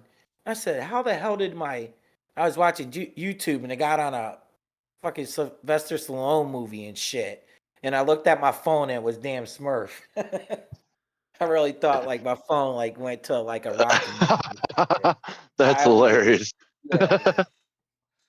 Thought it's Sylvester Stallone movie playing and it was just me talking. I was like, how the hell did my YouTube go to a Sylvester Stallone movie? So that's the damn thing with Smurf, right? Like, yeah, every now and again I'd sit there and do his voice and I'd be just joking around. Hey, what's going on? Hey, Smurf, how are you? It's good to see you tonight, right? And then everybody thought I was just being a fucking dick, right? Like everybody's like, oh, he's just making fun of him like he's Sylvester Stallone because every now and again I was doing the or retarded or something, right? Like either he's retarded or he's Stallone, you know? Because every now and again I'd go, "What is your daddy? What does he do? Let me show you the secrets of crime," right? Like trying to do a Schwarzenegger impersonation. So everybody thought I was just joking right up until we started playing video games, and then out of nowhere everybody's like, holy fuck, he really does sound like that. How did you get? I always wanted to. How did you get the nickname Smurf?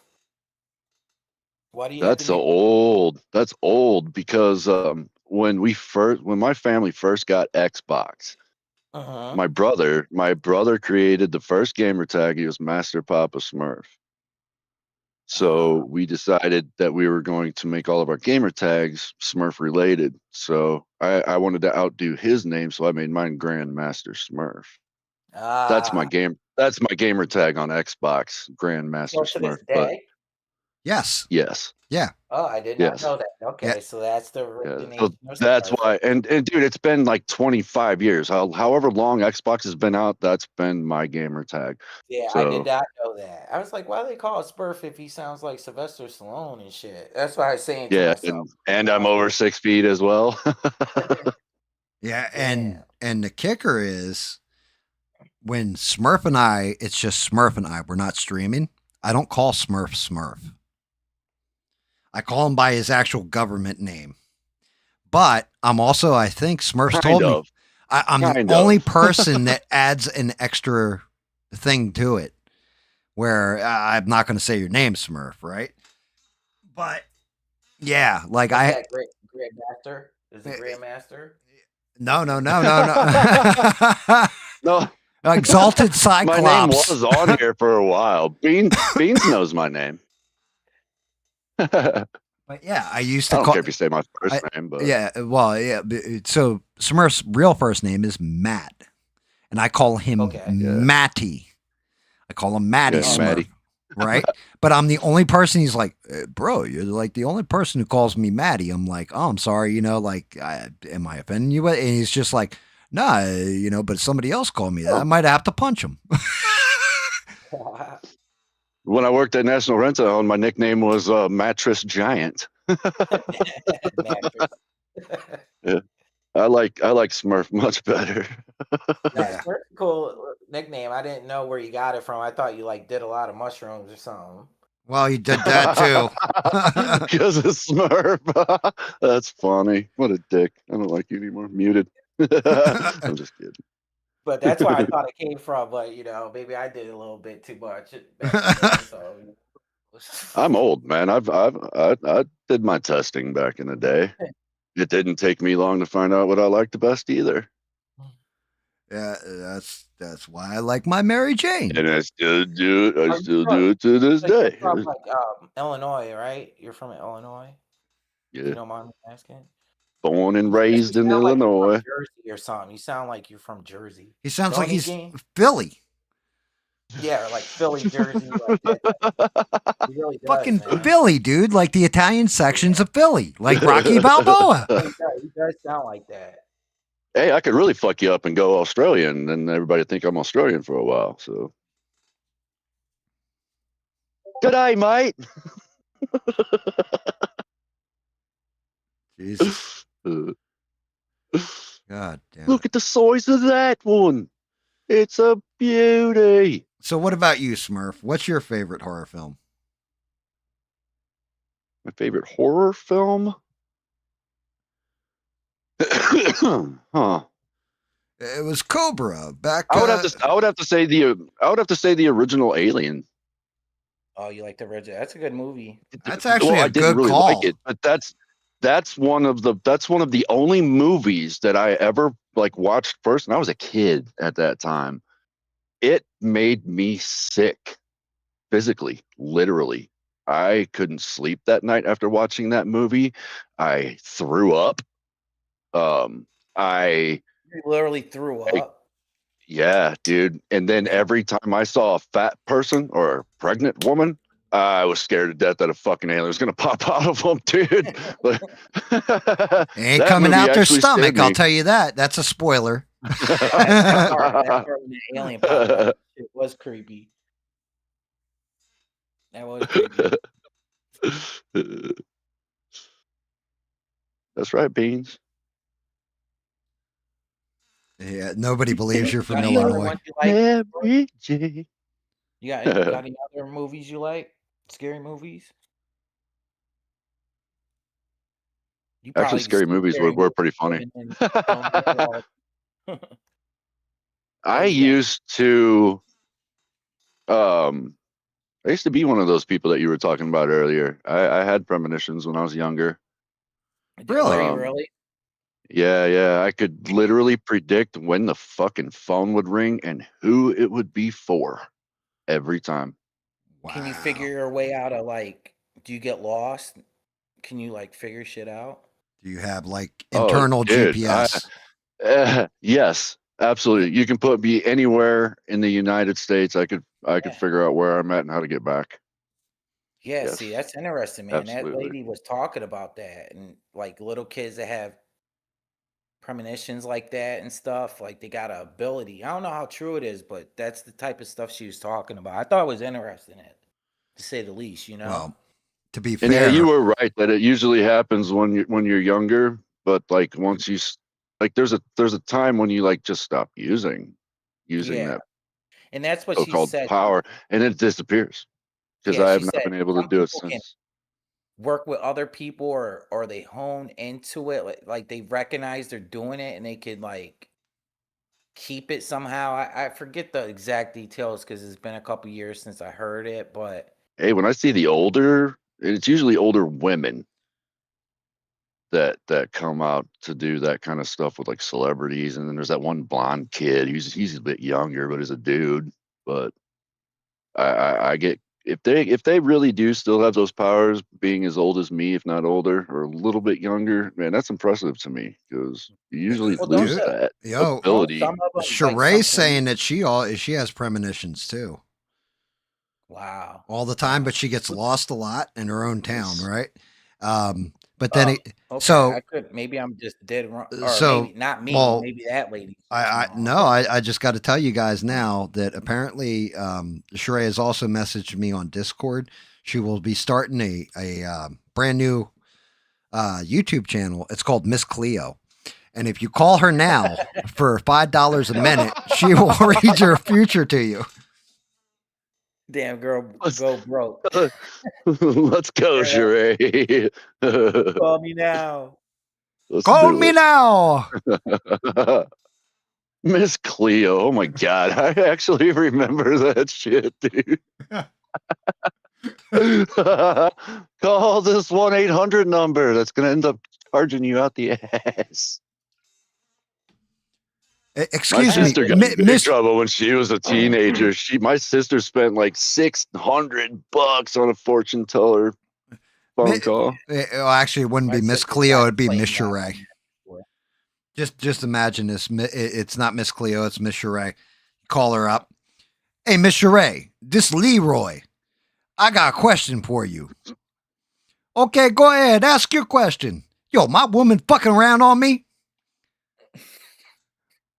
The cards say, why? Yeah, man. Yeah. I'm gonna The beat cards that also bitch. say it's a man, not a woman.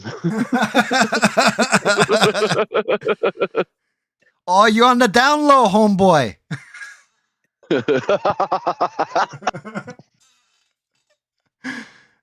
The spirit world has communicated. You on the down low. Oh shit. Oh my God. He's like, Dude, you just killed me with that one, dude. The down low. That's a real thing, dude. That's so fucked up to me. I don't like it. Well, I think isn't there like sometimes police really use psychics to help solve cases and shit? Like in real life? There's Like, there's ever? been Yeah. there's been times, Yeah. but sometimes they pan out, sometimes they don't. Okay. So it's like There's not so exact science. the big problem with psychics to me is Harry Houdini. Harry Houdini, he had a thing. His mom, when she was dying, he loved his mother, and he promised if they made a promise to each other, if there was a way they could talk and communicate from the other side, and psychics were real, that the mother would give a password to whatever psychic he went to, because he wanted to, like Harry Houdini. Of course, there's always some trick to him escaping. Right, like whether it was his assistant slipping the key to him or whatever. Right, he wasn't a real magician. It Right. was Well, it no. was, All trick of magicians. the eye. Well, yeah, he wasn't like a wizard. He was an actual magician, which is all mathematics and Right. tricks. Right, like it's sleight of hand. So Yes. he went to all the different psychics, and every last one of them failed to give that password. He was able to debunk almost every damn psychic in America, overseas, the whole 9 yards. Not one of them got that password right. Yeah, see, psychic, that whole topic of psychic is it's an iffy subject. Yeah, I mean, I would have to have a real true psychic come and tell me some shit that I don't think that anybody else would know, and then I would at least be a believer about that one. I mean, there's people who you get feelings. Some people swear by him, man. Yeah, some people also believe that Santa Claus is real and Joe Biden was our president. So too. Yeah, right. I like to be more in the mindset that I control my destiny, not. I wouldn't even go talk to a fortune teller anyway. Me either. But because that's just because I don't want that to determine which direction my life goes after that, because it'll always be in your head. Up to the point of telling you something you really want to find out, and they're like, "It's hazy. I need another $20 to." I'll tell you a little trick that I can still do right now. Dude, we don't want to know about you masturbating. I can make it. If I bitch about something, I can make it happen. I will it somehow. Like me and the wife be going to work, and then we hear something about there could be a possibility of power going out, and this is what I'll say. Well, damn, the power doesn't ever go out when we're at work. And then that night, boom, power goes out. We all get to go home. What? And then, I can change it up and be like, damn, the belt never freaking breaks when we're here. And then it freaking breaks. Like, what? It's almost like the universe is listening to me, bitch. Yeah. And then the wife goes, man, man, I need to go buy a lottery ticket. Well, fuck, man, we never win the fucking lottery. Still can't win that one yet. Damn it. But it gotta seems keep- like all the other stupid shit, I can get that to work, but Hmm. not the lottery. I don't know if I'd want to win the lottery anyway. Might have some fun spending money, but nowadays you just go broke winning the lottery. Plus in Illinois, you have to become public Yeah, that if you sucks. You'll have if you everybody win it, trying to get some cash out your ass, man. or trying to fucking rob you. Yeah, rob you. Even worse. I It's a mean, digital world, man. I don't keep cash on me.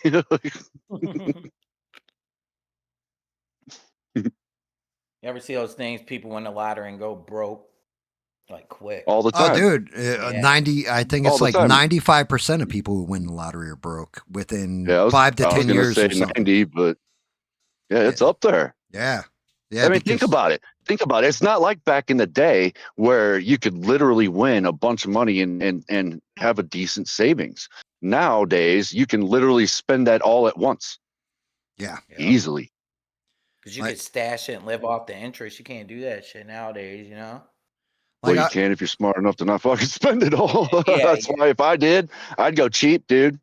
I'd go cheap. I'd find a house just big enough for what we need, not something that we want. And then, maybe a cool car. So But- so now to tell you the secret. Try to live cheap. That's how rich people stay rich. They live like they're poor. Yeah, man. That is actually your trick. You've got to live humble. Because what do you really need? Like, Yep. hey, I bought like 3 Asian chicks from over in Korea. They'll be here next week. Like, shit, you're broke. It's It's just a bragging factor. I have a doctor. I had him forever. And he has money, man. He has his own clinic and stuff. And he drives around a old ass Acura. You know what I'm saying? Oh A yeah. lot of other doctors that I know have Porsches and shit, but like my doctor, he'll drive a 2000 Acura around. You know what I'm saying? So I'm like, I know you got cash stashed away, man. Oh, Wolverines is in trouble. And also Beans, I fully agree with that. I would be too, except the part about vlogging about cute guys in Italy. Hey, don't fool nobody, Smurf. You ain't fooling me. Ah. I would be one of the cute guys in Italy. I would actually be the cute guy in Italy. Okay. Beans, I'm short. You know how I'm short, so I'm just it's glad to pick on somebody my own size. You know how they say pick on somebody your own size? That's why I'm picking on you, Beans, because I'm short. I'm only 5. Hey, Wolverines, hey, just quit while you're ahead, bro.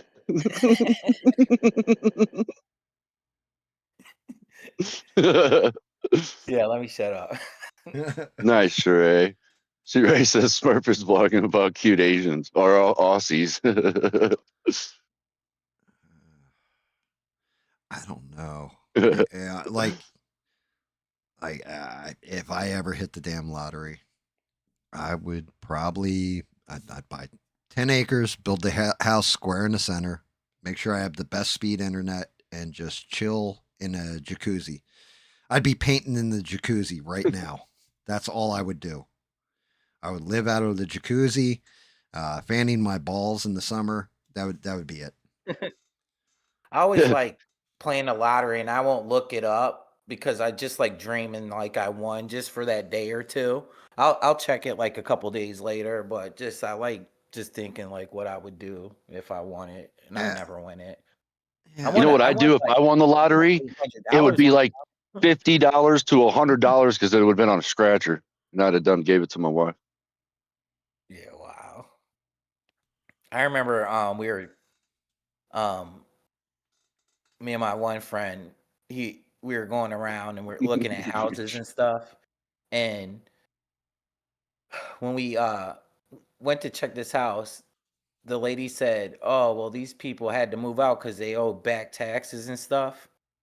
And but in one of the rooms downstairs, they had like, I don't know, 8 garbage bags full of lottery tickets, scratchers that they never won. And I was like, damn, they could have paid the taxes if they, You know what I mean? They were just Oh, wishing, yeah. hoping they'd get it.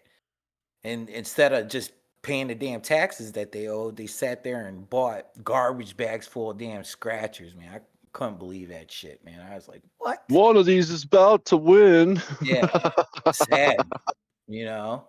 Yeah, it's the same way. Yeah, that's how they get Any people, though. anytime I get a lottery ticket, the wife always says the same damn thing to me. She's like, "Do you want me to play a certain set of numbers?" And I'm always like, "No." It's like, "Why not?" I'm like, "If I'm supposed to win the lottery, it'll be random chance. So what the fuck is the difference?" Yeah, man. I hate going in a store and somebody's ahead of me getting lottery tickets, man. That should take all damn day. I'm just like, oh, will you come on with that shit, man? Oh We'll yeah. be in a line with just stat. My ex-mother-in-law would buy hundreds of dollars of them damn scratchers a Yeah. day. And a bunch of them would be like $5 each, like the bingo tickets. And man, I can't even tell you how much she probably lost. I would hate to know that number every day. Hey, you can't win if you don't It's play. that dream, man. It's that dream people want, you know? A lot of people want the easy way to get rich, and fortunately, you got to work for that shit, you know? That is the truth. You keep wishing. Yep. Wish. And I've seen people homeless quicker than shit going to the boat.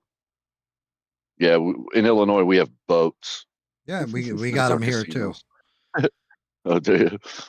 Yeah. Dude, that's just it. Like, some people know when to, like, you give me $20, I go into a casino, I'll make that $20 last all night and be hammered, especially if it's in Vegas. Because I'll just sit at like a penny slot machine, feed that $20 in there, and bet like 5 cents at a time. Never win. Maybe break even. Maybe come out like $1 ahead. I guess the biggest I'll be trick is fucked up. you just have to know when to stop. That's the thing. Like You have to know when to Rogers, stop. man. Kenny Rogers got to know when to know what's going on. You know Oh what I'm yeah. saying?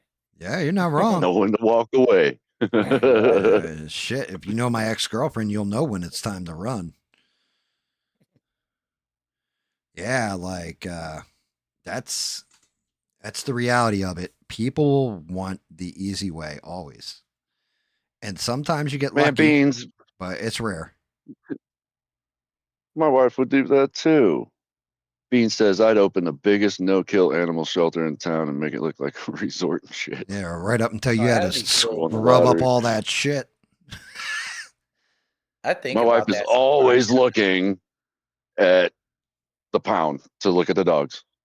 Yeah, I Man, refuse it's so to do cute. that. I don't want another dog. I don't want another dog right now.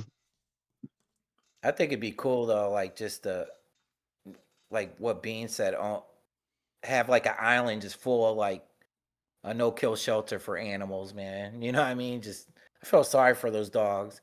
Them damn commercials that come in like that. You know those commercials they play at late night and shit. In the where it shows the arms dogs? of the angels, Yes. far away from here. Yeah, I change that shit every time I see that shit. I'm like, damn, man. Or mute. Yeah, I mean, they know how to play on the emotions. Yeah, man. Like that's one of those tricks. And you see them, and the dog's always got like the sad eyes because they like pepper sprayed it right before they started filming.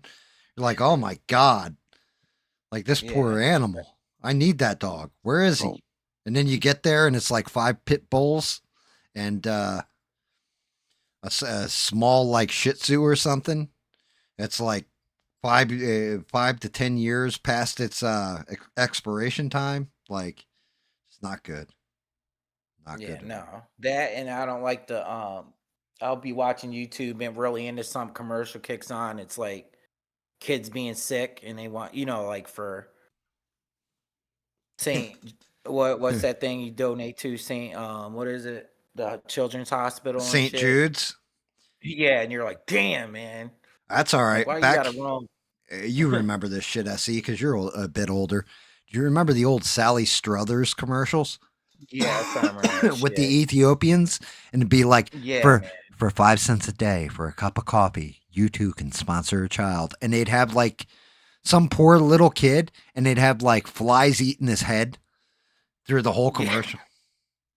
I don't mean Getting to laugh. already, you can tell he's already hurting and starving because his stomach's bloated like he's pregnant. Yeah, the Yep. stomach's bloated all out. I remember You're that like, shit, what man. the fuck? Like, I'm eating my cereal trying to watch Transformers here. Get the fuck what? Yeah, Yeah, I'm trying not to puke, but you're telling me 5 cents is going to help this kid? Yeah. Fuck you. Here, take my credit card. Shit. But it'd be right in a movie, or you're all in a movie, and then that shit comes on, and it just messes with your emotions. Oh, Sheree sponsored one of those kids, she said. Oh my god. That's smart. With her allowance. Damn. I think we should come up with a new one. I think we should do like an all-star tribute, and then we'll have Smurf at the end do the voiceover, right? But it'll be like, hello everybody. Like, you know, me and Essie will come out in suits or whatever and be like, hello everybody. For $5 a day, you too can sponsor a poor British child that's been censored on the internet.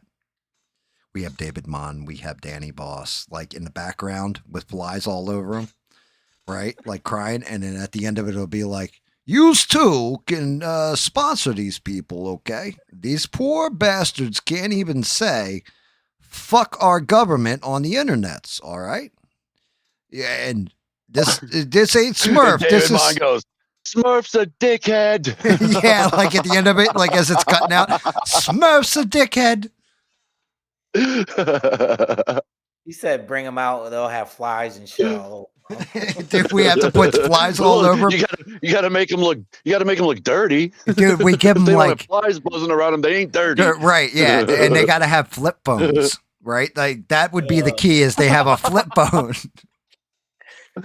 One of the old ones from Matrix. Yep.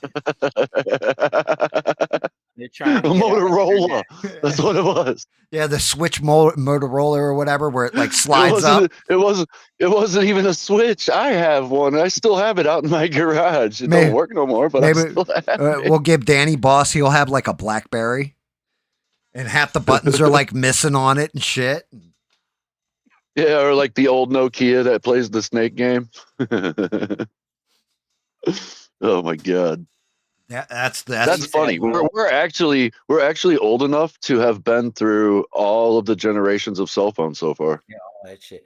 I had one where you flip the screen and you could get on like you could order like ESPN and shit on it at first. Oh yeah, I know what you're talking about. And yeah, I used to think I was the shit with that, man. And my dumb ass spent all this money on that damn Till you thing. found out how much the subscriptions were. Yeah, it's like, what the hell? Like the dumb shit. That's what I'm talking about. It was cool though. Shit. Like Shit, I remember back in the day when we thought we were cool and we took my mom and dad's car phone out of their car because it had a bag and a battery that charged. yeah. We could carry it around like a freaking purse. Have to snap Yeah. that fucking magnetic antenna on top the fucking roof while you're driving. My aunt had one. Remember them big ass cell phones when they first came out? They were huge. They look Like like the old ones. like the old cordless Yeah, phone with you the used to have in your antenna- with the kitchen. antenna Yeah, with the out. antenna- yeah, and they were real big. With the though. antenna out, it was like 4 feet long. Yeah, it looked like a damn brick or something. like a dude, huge shoe of some yeah, kind. like what's that? Oh, like that dude on Get Smart. Is that the Yep. show? Used to be like a shoe phone and shit. Yep. That's Get Smart. Yeah. Yeah. Yeah, that's what I'm saying. But yeah, you two can sponsor an underprivileged, censored British man. Right. Fuck yourself, mate. Fuck you. Oh man. Somebody might feel sorry for him, you know? I'll tell you what, not just that, they might actually like get some girl to not just sponsor him, but like bring him over to the US and marry him. Like, oh, I like that accent. It worked for Henry Cavill. For just a short period of the rest of your life, you can sponsor. Yeah, for the short period of the rest of your life. Holy shit, dude. So we need, yeah, it would be the Psychic Friends Network with Miss Sheree. And we could do one where it's like, have you ever been teased about being a midget? These new shoes will make you 6'4" overnight. Have Beans come out, and she's Yeah. like in like these platform Yeah. shoes that are like 2 foot taller than than she is, and she like straps into What? them. You may need a ladder to get into these things. We call them stilts, but you will definitely be head and shoulders. Nobody will ever make fun of your height again. Are you only 5'4"? Would you like to be 6'4"? Just like that? Just like that. I get picked on because I'm so short. So you could throw me in a commercial, man. You know what I mean? Yeah, there you go. It's for dudes too, and Essie just puts his hands on his hips. He's got like some tall ass like Brittany Griner basketball player in front of him, like her head's coming right up to his dick. Like, that's right, bitch. I'm taller than you now. I got like last year or the year before, man. I walked in to get some matches and it carded me for it, man. Because I look like a little kid, basically. Like, you know what I mean? The lady carded me for matches. I'm like, are you serious right now? You carded you Like, I for gotta put matches? Yes, I gotta pull my seat in my car. I pull that shit all the way up, bro. Just or my feet would be hanging off. Oh, it's just a I was widow guy. Oh, you're so wee. Oh, this Well, I poor told you- kid got to sit in a booster chair at the restaurant. I said that on my live one night. I hurt my leg real bad. Like, I messed it up a couple years ago. And when I first came out with my channel, and I was in the hospital, and the damn doctor pulled the sheets back, and he's like, "Oh, you're just a little guy," and I was like, "What, dude? Thanks, You doc." just made me spit my cigarette right out from between my lips, dude. The guy literally said that to you. "Oh, you're just a little guy." I'm like, "Oh, thanks, man." David Mon had something similar happen to him. It was during his physical. Oh, Jesus, you're just a little guy, David. Right, don't you judge? He got real butthurt when that kid was like, "Your dick's the size of a Tic Tac," and he's like, "Yeah, then that's why your mom's breath smells so good."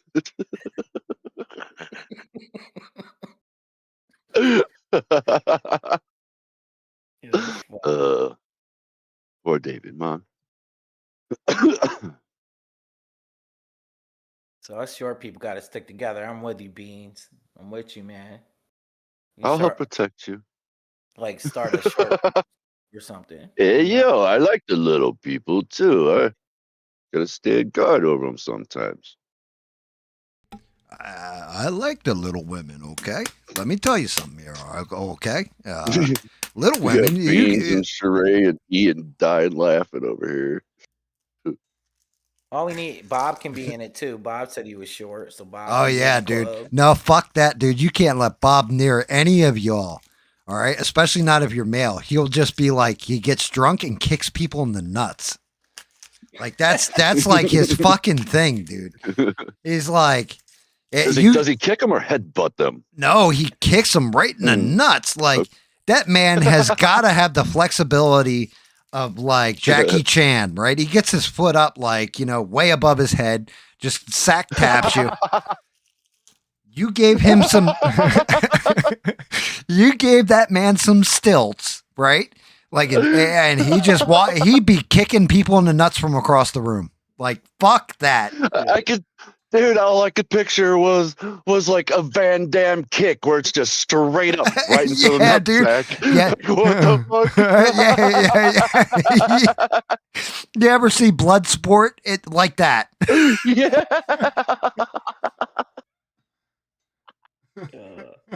Again, you're the first person I've ever heard say kick to the dick. I haven't heard that in a minute. Wait, say what? When you said kick to the dick, we used to say that growing up. Dude, that was like my wife. I've said stuff to my wife, and she's like, "What the fuck did you just like?" Shit spear was one of them. Like, oh, I got hit with a shit spear, and she's like, "A shit spear." I'm like, yeah, that's you might think of it as like bubble guts, but for me, right, it's when you eat something and it hits your gut just at that right moment, the right way.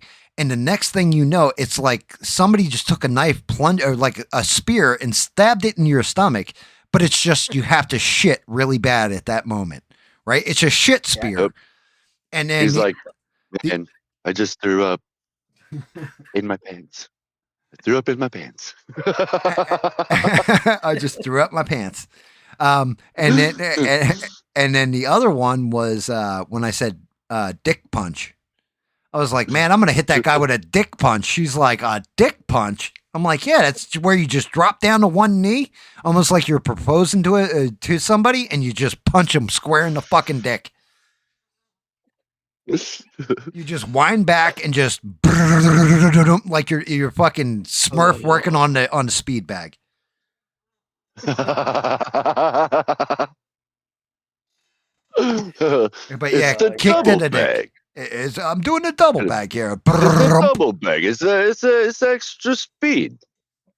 Yeah, when you said that, it had me rolling because we used to say that, growing up, man. Oh yeah, dude. Kick to the dick. We always said junk. We never said dick. But over here, we said junk. Oh fuck no, dude. Northeast, we used to say dick.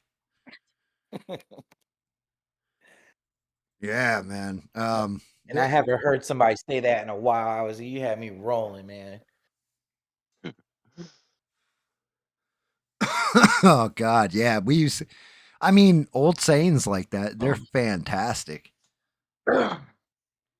Like, there's stuff that we used to call each other.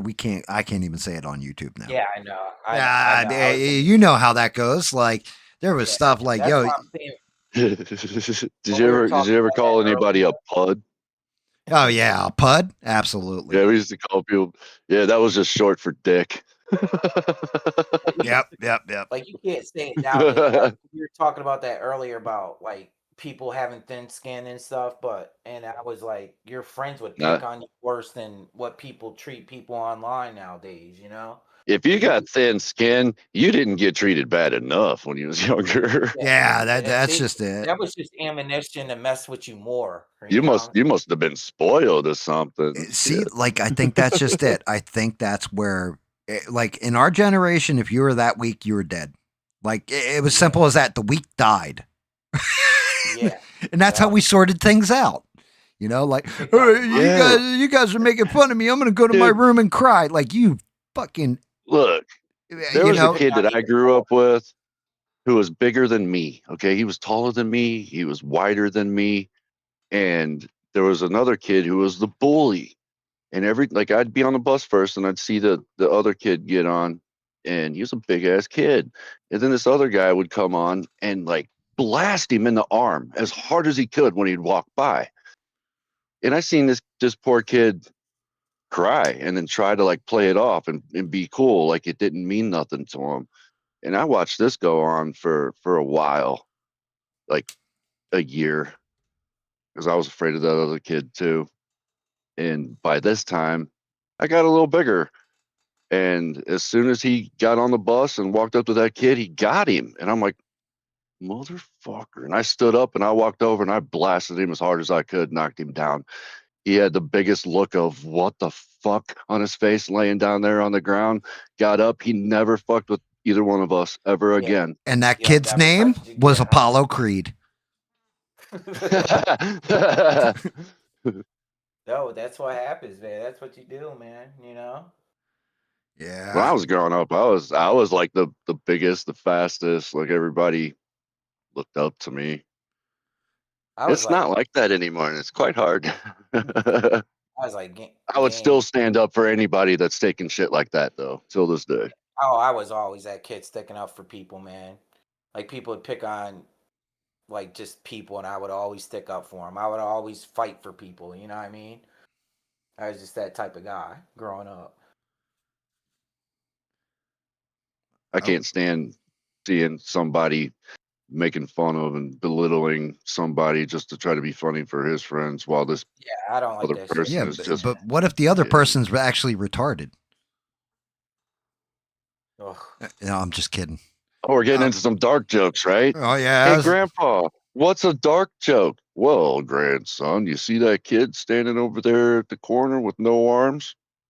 Ask him to wave. What kid, Grandpa? I'm blind. Exactly. Oh shit. Dude, I went to 3 high schools my senior year because game I was like you. I would Ooh, always fight all the time, like all the time, steadily getting kicked out. Oh. And I only ran one time from a kid. so little. Yeah, man, I would How you just get in so much trouble being so little? people would say stuff to me, and I had such a temper. People would say stuff to me, and I would just haul off, and I wouldn't even talk to them. I'd just punch them. Yeah, oh, Reminds like yeah. me of that. Young Guns. Hey Yeah, Billy, what'd you kill him for? He was hacking on me. yeah. But one time I did run, and it was this kid, man. He was in the special class. You know what I'm saying? And this dude was like 25. He looked like he's like 25, but he's slow. You know what I'm saying? And this dude looked like a damn grown ass man in high school. You know, I was like in 9th grade and shit. And we're walking down the hall, and he kept on stepping on the back of my shoes, but like making you have a flat. You know what I mean? When people step on the back Oh of your yeah. shoes. And I'm like, I didn't turn around at first. I was like, who's messing with me? Kept on doing it, and I turned around, and it was one of those dudes in the special class. You know what I mean? Grown ass man. I freaking just took off running from the kid. He picked up one of our teachers one time in gym class. Our teacher. He's a big dude too. Picked our teacher up over his head and just literally body slammed him on the ground. Man, I was like, damn. Because they would have like grown ass men in there that were like mentally retarded, man. They were like grown men in our school, man. It's crazy. Oh, they tried to do that at our junior high, and we voted against that.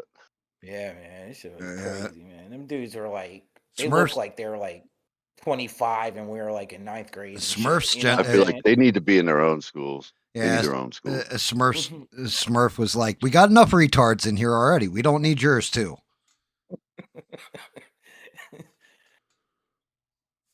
Yeah, charade. They can be mean as hell, but man,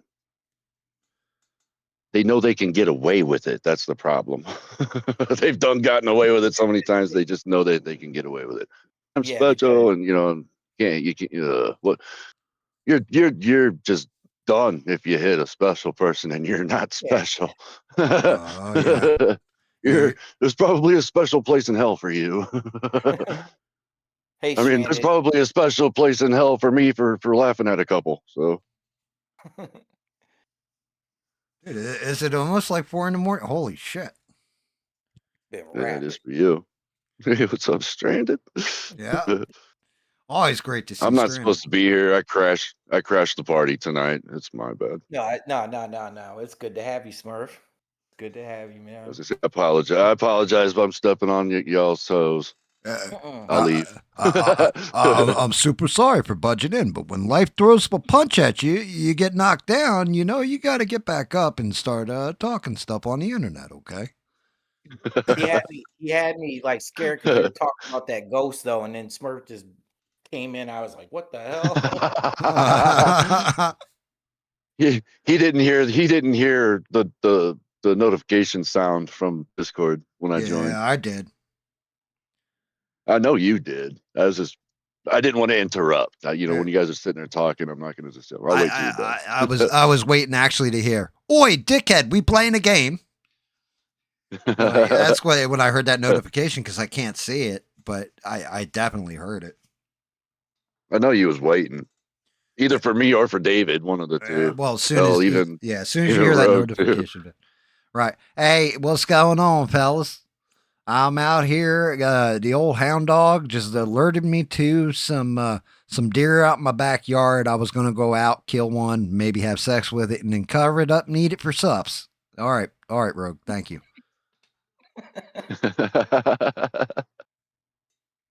Is that what we're calling it now? Sure, tag team stream. Tag team stream. It's got a nice little flair to it, doesn't it? Yeah, it's Freebird rules, as they say in the wrestling industry.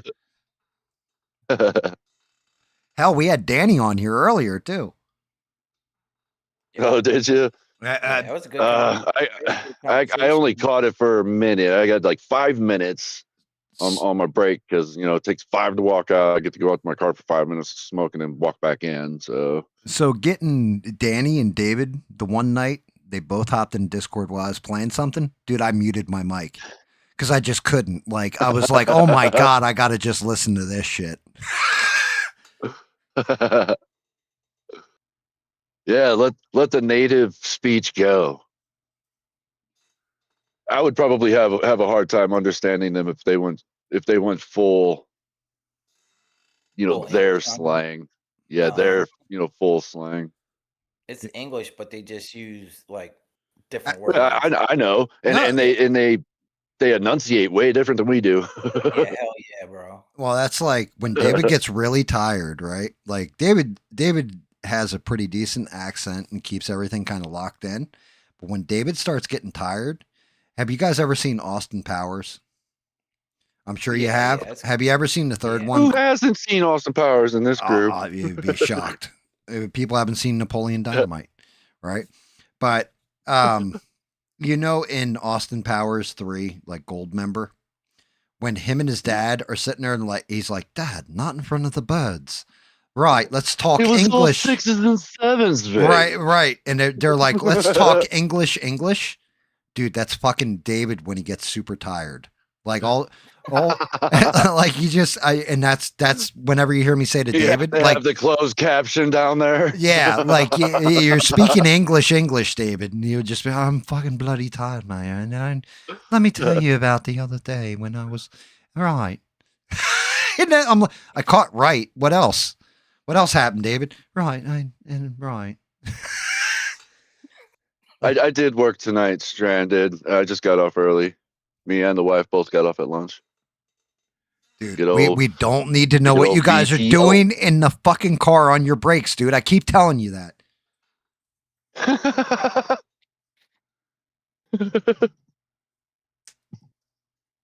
Wait, Sheree hasn't seen any Austin Powers?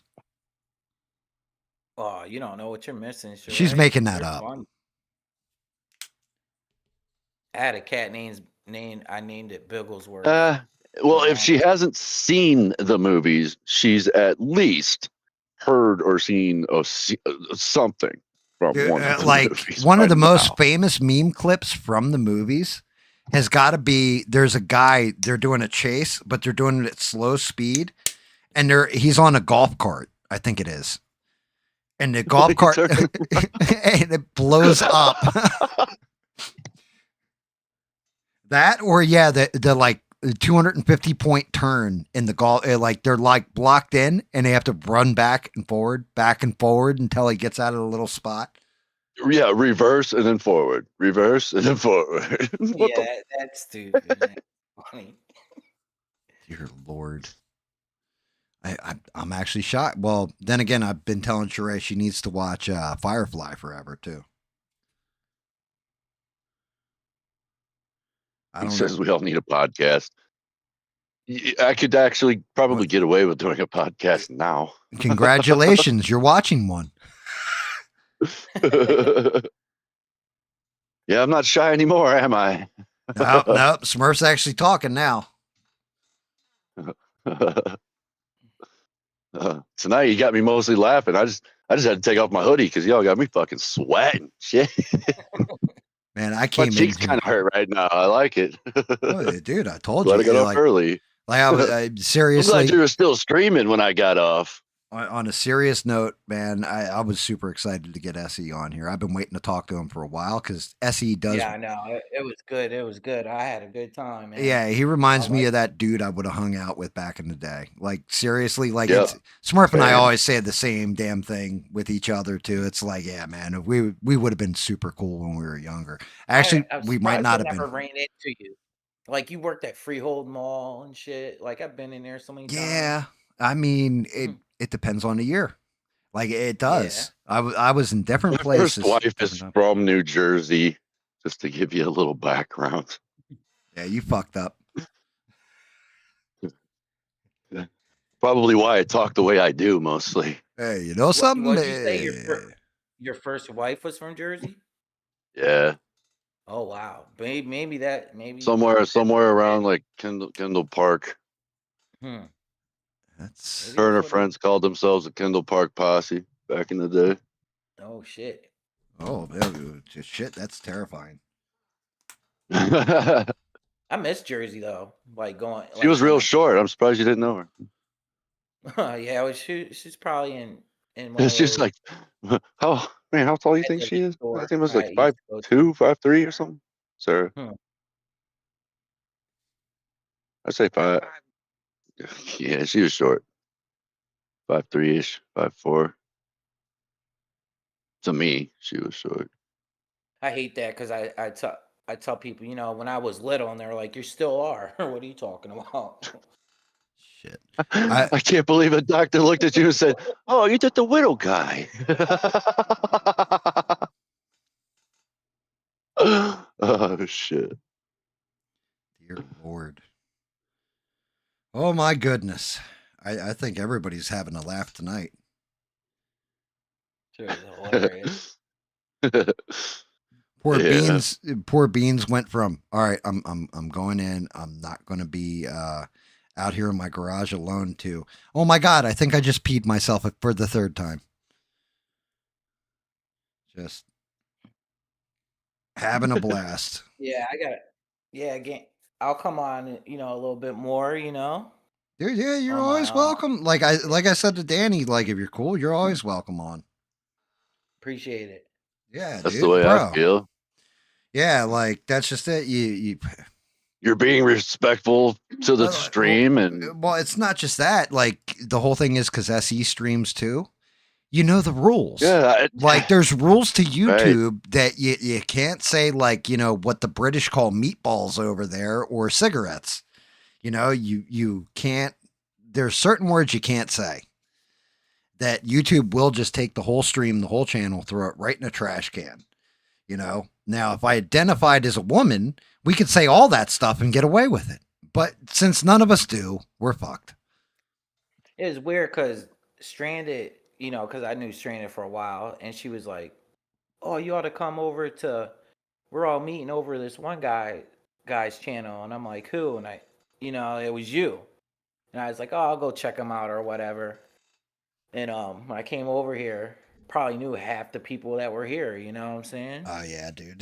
So, They're amazing. Like the one thing I can say, and like Smurf and I, that's just it. You and I have had an offline conversation, Essie. mhm. Smurf and I have them all the time, right? And we always say the same damn things. It's always like, damn, dude, we got some really good people that want to laugh and bring something to the Look, we may not have table. a huge community right now, but it's a good one. Yeah, Yeah. See, I like it like that though. yeah. Like I like And small communities like that. and then the second thing we Yeah, like always, nobody's gonna be as close and fucking with each other the way that we do if there Mhm. was thousands of people, yeah. Well, maybe they or it will. would just be one big jumbled mess. You know what Well, I'm saying? well, Everybody's if you're adding them two at a time, 10 at Cool. a time, five at a time, and they're Get to coming know one in, another. right? And that's where I get blown away with like some of the bigger streamers. It's like, yo, how do you not even know who is in your fucking chat on a regular basis? Like they're there every week, my right. guy. That's weird to me. Like I Um, could pretty much There's a name few people that I've seen that I haven't actually met yet on yours, on but on on it'll just be a matter of time. on games. no, on your Not a, streams. On mine, yeah. Yeah, Smurf Yeah, watches man. your I stream just too, well, bro. yours too, though, Gam. oh, okay. There was a few on one of the other ones that wasn't gaming. It was one of these painting ones that you do, I believe. Interesting. There was a female one. I think it was like Medi or Oh yeah, she's yeah, old school. I haven't met that person yet, and I The think there was a AI, she couple other does like the people. music. She does the music channel too, right? No, she Oh, doesn't like do any. Eugene. No, Well, Eugene doesn't do AI. Eugene was somebody was no. complaining about something about. Medi doesn't do any streaming. She Who just does the pops in here and music there. though? Who does Uh, the one? so Somebody. It's like Sorry, Eugene. I got you mixed up with so you somebody got else. Eugene does his own music. Six Six does music and then E-Rock. I thought it was a girl. I thought it was like a girl from Canada or something. Oh, you're talking about Retro AI. Yes, that's what I'm talking about. I don't know she did music. She's really fucking cool. But the Yeah, big she does, one like, that Smurf and I always say at the end of every damn stream, like it would be me, Smurf, David, last stream. Any stream is always, damn, dude, we got the most amazing mod, Sheree. Like, by far, Sheree's that, cool as shit. yeah, dude. Like, Always giving you props, Sheree. yeah, Always. there's like Sheree just make sure if we start to go off the rails, I just got to look, and if it says allegedly from Sheree, I know I have done fucked up and said something I shouldn't have. You're like, oh shit. I love it when she pops up and says allegedly. Right.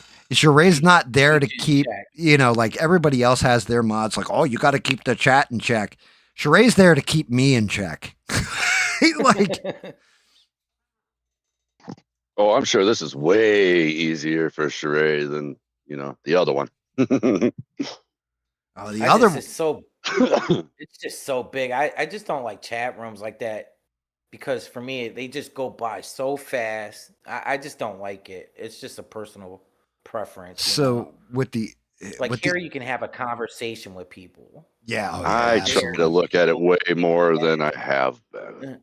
So with the other channel, the one fucked up thing with that channel and why you actually need mods on it is you have people that come in and they're racist just to be fucking racist. It's like, bro, come on now. You be a better troll than that. You know what I mean? That's like the lowest fucking, like, really? That's what you got? I'm so past that shit. Yeah, I mean, if I got some stuff on there, I might have to whip my nutsack out and just drop it on the table, like under the camera, right? Like, Did you put your nuts on my drums? Yeah, did you put your nutsack on my drum set? But yeah, you get stuff like that. You get people who want to come in there and be edgelords and listen to what I can type in the chat and all this kind of. So I get why you need mods for a chat there, but this chat, I'm pretty sure people come in. And you're going to get people are going to make fun of you. Not just that, but if I see it and it's something corny like SE said, I'm going to break your balls. And I mean, seriously, break your balls. And that dude. They don't want to come back, Yeah. Well, either that or else I'll tell a funnier joke than them. And then at that point, they sub and they like the video, which is always nice of them.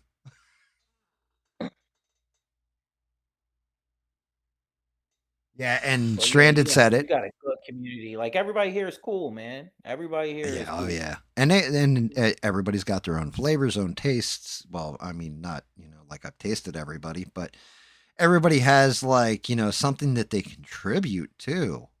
Like whether it's a interesting story, interesting backstory, sad story, whatever. Funny. Everybody has something that they add to the damn stream every time. Well, like the game streams, it's not like a regular game video that you would watch on YouTube, because that person is usually just talking to themselves and just talking to try to, keep content going. Where we get to play the game, explain what we're doing, but still get to interact with the chat at the same time. Like, right. Plus you got other so much better to me about different topics and shit. I like it, man. And we talk about everything. It doesn't matter. Yeah, it's bad when Smurf and I have conversations about like, yo, dude, you're old, I'm old. You ever sit on your ass long enough to get hemorrhoids?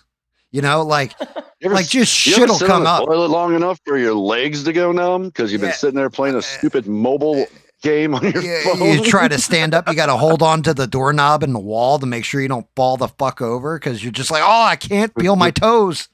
Hey, babe. Hey, can you come lift me off the toilet? I sat here too long. Oh, shit. At least I'm not old enough to have one of them stupid, like, like they got the walker handles on some old people's toilets to help them, like, push themselves back up. Dude, I have one of those to hold myself down. Sometimes the eruption, just you got to like pull up on that damn, like just hold the cheeks down because otherwise you'll lift off like a good foot, maybe two. You got a grab bar. You got grab bars. That's what I always say. It sounds like when females pee. I swear to God, it's not just like a regular pee. Like a guy will go and pee. It makes a specific sound. Not women though, man. They're like it's a space shuttle lifting off because it's like damn man, chill. How you not getting friction burn or something? Dear Lord. Not wrong, but dear Lord. Oh my goodness. You got like a little peanut head. That's the Michael Myers. That looks good, man. I'm working on him. His that little peanut head. I'm trying to keep the mask where it still looks that filthiness, you know what I mean? I got to get the hair though. The hair is going to be the problem. Cuz it's like I can't tell if it's black or brown. It depends on the fucking picture.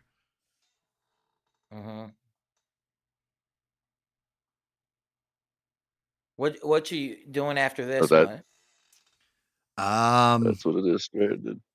I don't know if it's going to be it. Whatever it's going to be is going to be a multi-parter because everything I've got, like I got Captain America here. I got who do I got? I got I got Solomon Grundy. Solomon Grundy I kind of want to do, but I also have Pyramid Head that has to get done. And then I got more that I got to put in the oven and cook. Like the one I'm working on for the wife right now is Throng. And I don't even think, or Throg, his name is. I don't even think you guys know who the fuck Throg is. But it's basically a frog version of Thor. Nah, I never even heard of that. Dude, it's hysterical. Like I can't believe they modeled him, but I gotta do that one for the wife. She'll get a kick out of it because he's like this weird little side character in Marvel Comics. You know how you have Peter Porker, the amazing Spider Ham. It's like a pig version. Yeah, it's like that, except for it's a frog version of Thor. What got like how long have you always been into like models and shit? Like growing up, did you have like like car models and shit? Oh no, well not car models. I was into actual models. They were really my thing. You know, the kind that wore bikinis and lingerie and shit like this. He had posters of them all over his walls. Dude, yeah, they're there. They're there. But no, it like I wasn't huge on models. I wasn't like it. So the whole thing is having a shitty childhood. Well, I can't even say that completely. I just had a rough childhood, right? But I was always like go to work at 14 years old, for example, at a bar. And that kind of life. And so it's like the one thing I was always told was stay the fuck away from your creative side. Now my mom, right, she was like, I like, because I used to write stories here and there, she'd be like, I like the stories, I like reading the stories. So I'd never had a parent encourage me to be creative, paint, all that stuff. My sister, on the other hand, is actually she's got like her master's in like art education or whatever. She is a fucking amazing artist. Like, is she younger or older? 3 years younger. Yeah, she's 3 years younger, and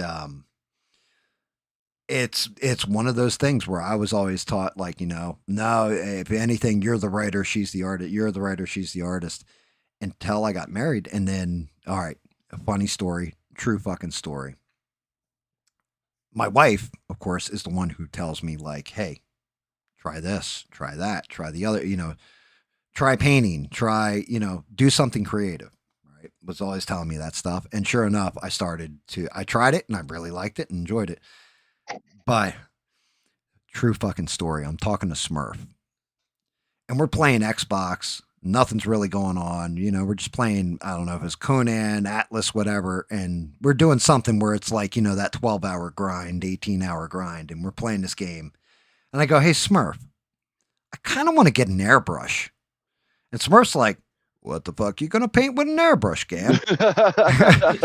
I remember that. Right? And I'm just like, that's just it, Smurf. I don't even fucking know, but I just want one. So Yeah. so I ended up getting And I had already had one, and I started telling him shit about the Mhm. airbrush. So Mainly make sure you keep that fucking tip clean, man. yeah. And Smurf's going through it with me and everything. And I'm just like, I don't know what the fuck. Like, I don't know what I'm going to paint. So then I ended up painting like the garden gnomes, like redoing them, like, you know, the one's Captain America, one is fucking Martian Manhunter, you know, that kind of shit. And then I'm talking to my wife, and she had gotten me maybe 4 years prior when they first came out, because I saw one and I was like, oh, that's really cool. I want to get one of those. I could probably do some really cool shit or create really cool shit with it. Was one of the first 3D printers, but it's a PLA printer, right? So it's plastic, but everything was like super ridged, and it's not all refined like it is today. Like, I was like, man, this thing fucking sucks. And then I started watching videos, of course, airbrushing. Well, I catch somebody who's painting minis, and he's making the minis on a 3D printer.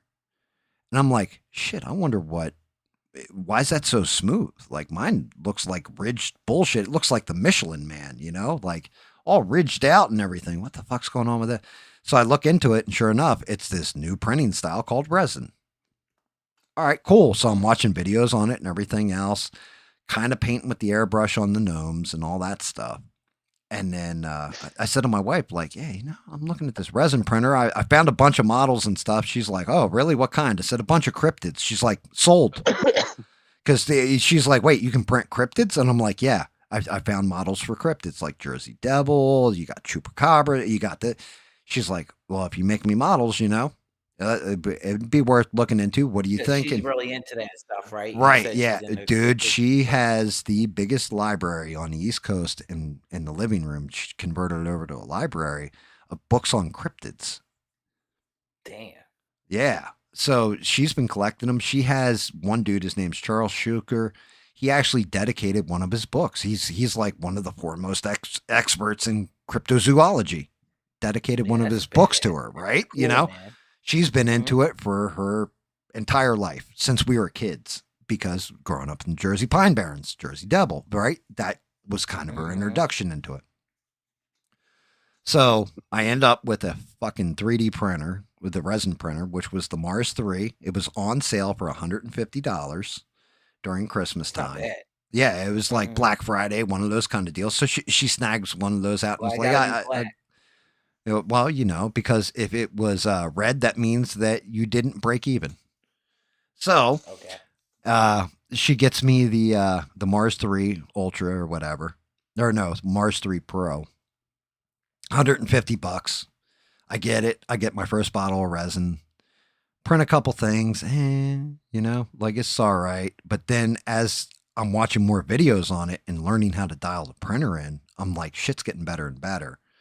And then this is we can now blame a couple people. I would like to blame Sheree, Beans, Mister, Medi, actually 6 said to me, "Hey, you know, like, what do you do for fun? What's your hobby?" Oh, I do the 3D prints and I paint them and stuff like that. I did some gnomes and all. Oh, really? Let's see some pictures. Hey, you know what you should do? You should live stream and show us how you paint this shit. Well, here we are, guys. Oh wow. It's a cool hobby, man. It's a cool little hobby. Yeah, I mean, it's the cool part is I'm not into like painting and shit, but it's cool though. If I was into it, it's cool. Like the Michael Myers and shit like that. I think it's cool, man. yeah, I mean, you get to, as long as you can find, because the models are out there. Sometimes you can find them. Other people want you to pay. Some of the people that want you to pay, it's like, well, here's a free version of this model. Check it out. And I'll download it and I'll look at it, because now I know how to look at them in Blender. So I can actually see the 3D shapes on it, everything else. I can tell where it's going to fail, that kind of thing, before I even put it into the fucking queue to print or make it where it's supported, where it prints out, right? And man, some of these artists, they make some beautiful artwork that is complete dog shit. Like falls apart when you put it in the fucking printer or try to print it. And then you end up wasting You money learned a because lot about it in a yeah, short period of time. Like, but these guys, the guys, I don't think they did the Michael Myers, but they did the Freddy, and they do all the superhero ones that I've been doing. It's Wicked and Berserk are the name of them, and dude, they get $10 each a month off me on Patreon for their models because they're amazing, and they give you a shit ton of models. They're just their shit's stellar. That's it, $10 a month. That's Yeah. it. Yep. They give you That's not bad, 3 bro. brand new models every month, and then Uh-huh. 4 busts based on those models. So like how I got the Captain America, there's actually a bust for Captain America too. And then they'll throw in bonuses. So the month I joined was Pirates of the Caribbean. So I've got Jack Sparrow and Barbossa, like sword fighting or whatever I could do. And then this month was The Invisible Man and Boris Karloff's The Mummy. So it's just fucking fantastic. I've reached out to them for something, instant response, like takes care of the community the whole night. They're fucking great people. Where are they in the States? Are they in the States? Everything's prefaced with amigo and hey, yo amigos, yo my dudes. I think they're Hispanic and they're in California by a guess. By the vernacular they use in text, but I can't be 1,000% with that. They might just, talk.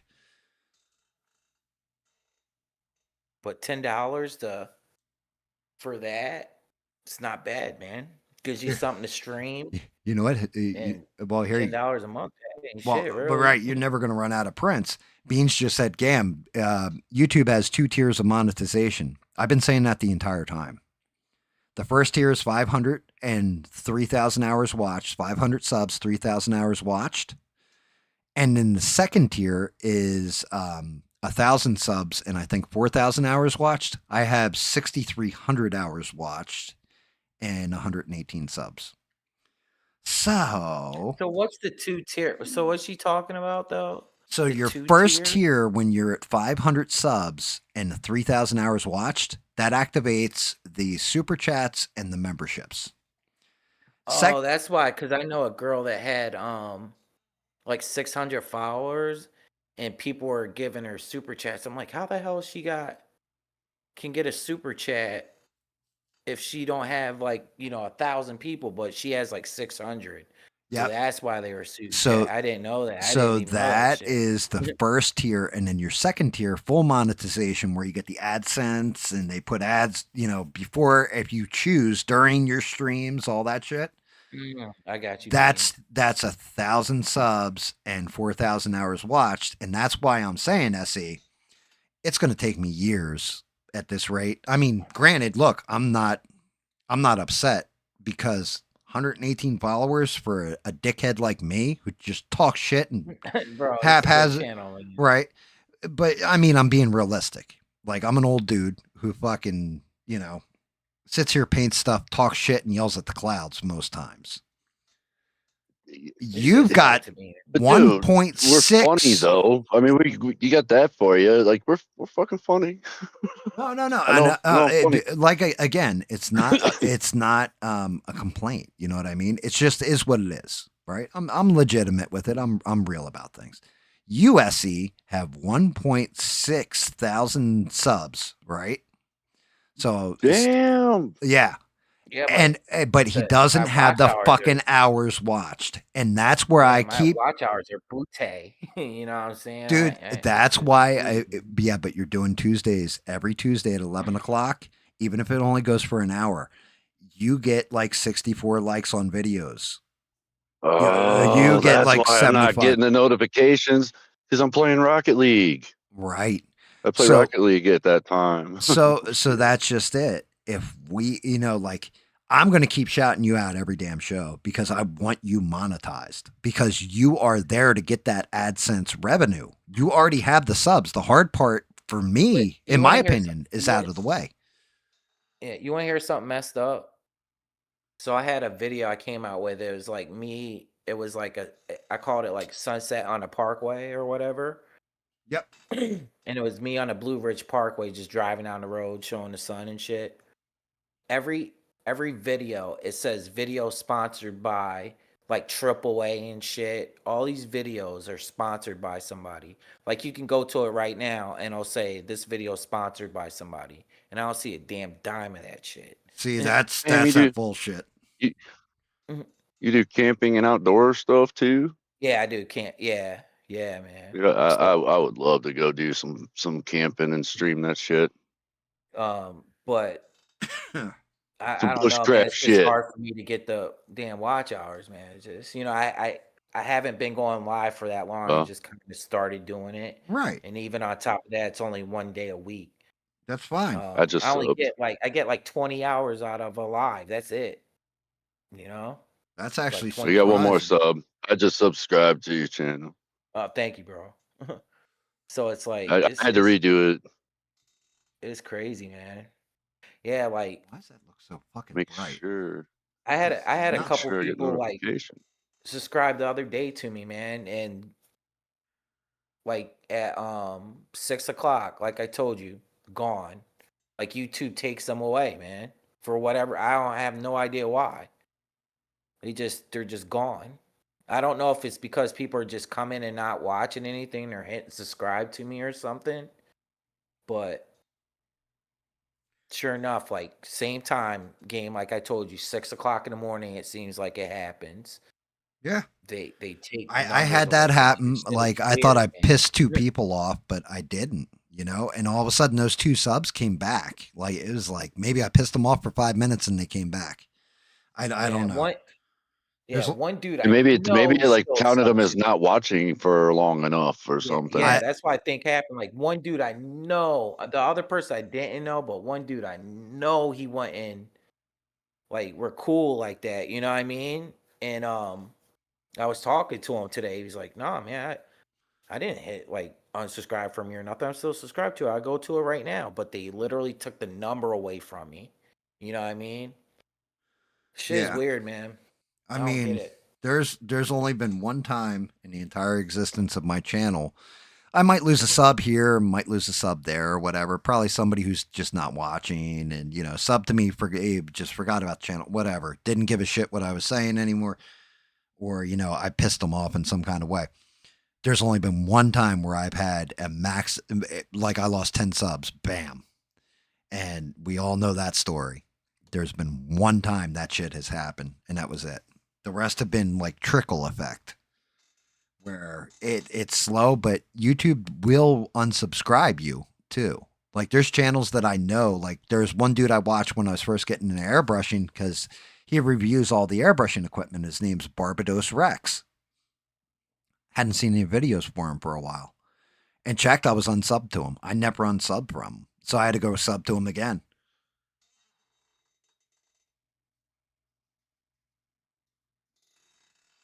Uh-oh. Essie said, "Oh, damn, what happened?"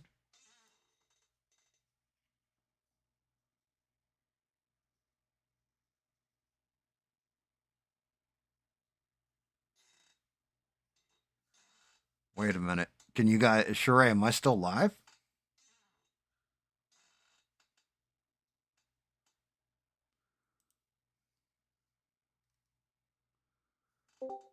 There's Smurf.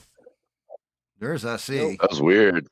Okay, yeah, just stop, bro. That was weird. Yeah, it just Started talking about some shit. I was Yeah, I'm like "Yo, what talking, all of a sudden, like YouTube was like, Yeah, "I just don't stop." like this. happened?" Stop bashing me, you bastards. I like all of you."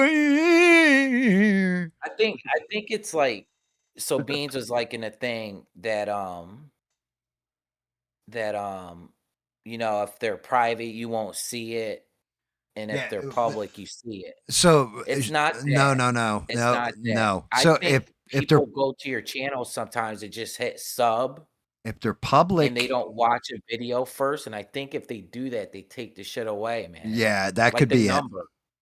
Like the number. So, like those the public say I have, private, like right? The way the public Mhm. private, sorry, Jesse, but the public No, it's private, alright. the way it works is if somebody has a public channel, they'll let you know that, you know, this person subscribed to you. You get a notification that this specific person is subbed to you. Yeah. If it's a private channel, they don't share that information. They just give you the sub. Yeah. Go ahead, Desi. Tear it up. I'm getting coffee. No. But this is different. This is like, sometimes I even do it sometimes to people. I don't mean to do it, but sometimes like I'll come across the channel, I'll just look at it. I'm like, oh, this is something I'm interested in. And I'll hit sub and just go away, and I might go to it later on or whatever. But I think if I do that, they literally lose the sub because you're not watching the content at first. This shit is weird. I just noticed that like when they changed all the AI stuff lately, like it started happening in like in August.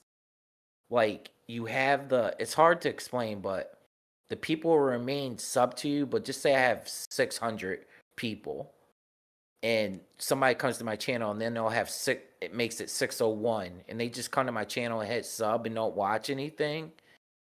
When a certain time comes, they're still sub to me, but I lose them as far as like if they sub to me, I have 601, it'll go back down to 600. It's fucked up. They take it away from you.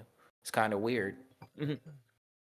I did notice that, like I watch a lot of gun tubers, all different kinds. It's got to do something with guns. I'll watch it, Mm. And I've been subbed to a few of them for a while, but it kept on subbing me. I'm like, Like, wait a minute, they came out with a new video and I didn't see this. Like, what's going on? And I go in and check it, and I have to resub. Yeah, man, it happens. So But that's YouTube will tell you it YouTube. doesn't happen. And I YouTube will feel sit like, there in their oh, guidelines. I know it's YouTube because I didn't unsub. No, I know. I'm You just. know, It's not like I just noticed it, man. I just noticed, and I I feel like noticed it at it's the got same something to do with time. the algorithm, Yeah. because I switch it up a lot, and then when I switch it to some other like funny stuff, like fart pranks or something like that, Um. uh, it yeah, that's when I notice that it happens. If I don't watch something for a little bit and watch like a whole different kind of genre of something, Yeah. then It's kind of suddenly messed up. I'm unsub to the other shit that I'm usually watching. Like, Yeah. what? I What's going noticed on? that it happens around like 6 o'clock every morning. I don't know if that's where they scan channels or something. But between 6 and 7 o'clock, man, I'll have a certain number of subs and I'll lose like 2 or 3 subs at one time. And that's like mathematically impossible for somebody at the same time to hit unsub. You hear what I'm saying? Like normally if Yeah, somebody all at unsubs, once. they could do like one this hour and then 10 hours later somebody might unsub you. But how come it happens at that time every single day? I just think it's weird, man. I've noticed it. And I was trying to tell Eugene that. Eugene's like, oh, people are unsubbing from me. I'm like, no, they're not, Eugene. It's just something with the AI that's doing it to you. I don't know what it is. I can't explain it because I don't know what's underneath the hood, so to speak. But it's something, trust me. See, Weird, man. whenever I lose a sub, right, I always go back and I look and I'm just like, was I that much of a jerk off last night? And like, well, think about shit I said throughout the course of the night. And sometimes it'll be like, yeah, you know what? Maybe, talking about Catholic priests, diddling kids or something might have upset somebody. I can understand, right? But Eugene takes that shit to a whole new level when somebody unsubs from him. Like, Yeah, it's almost probably like because somebody shot his dog.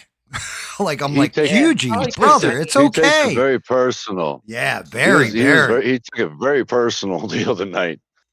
Was it like well, a I week or just, two ago? I mean, Actually, he probably works hard on it. It's fucking frustrating, man. You know what I'm saying? Like, I don't take well, it it's shit. got to Hard. be. It It's just got to be when sucks. he's only got so many subs, and then there's Yeah. like a brand new AI program that does it, and they've got a million something already. Are you freaking kidding me? Beans, yeah, I've seen all the shit on your channel. I've definitely watched your videos too. So I have Yeah, I'm still absolutely, sub too. yeah, I know Beans. I'm subbed. I pulled that up on stream and showed you. I just checked it. So Yeah. Yeah, we'll see. Not like I'll check what Smurf said he subbed, and I'll see if the so right now I got. Let me see. yeah, it unsubs me from GAM once too. I had to resub. It's so stupid. Like I've been. I'm telling you, I think it has something to do with watching other genres of videos on YouTube for a bit. No, Will right now I got upset the 1,642. algorithm.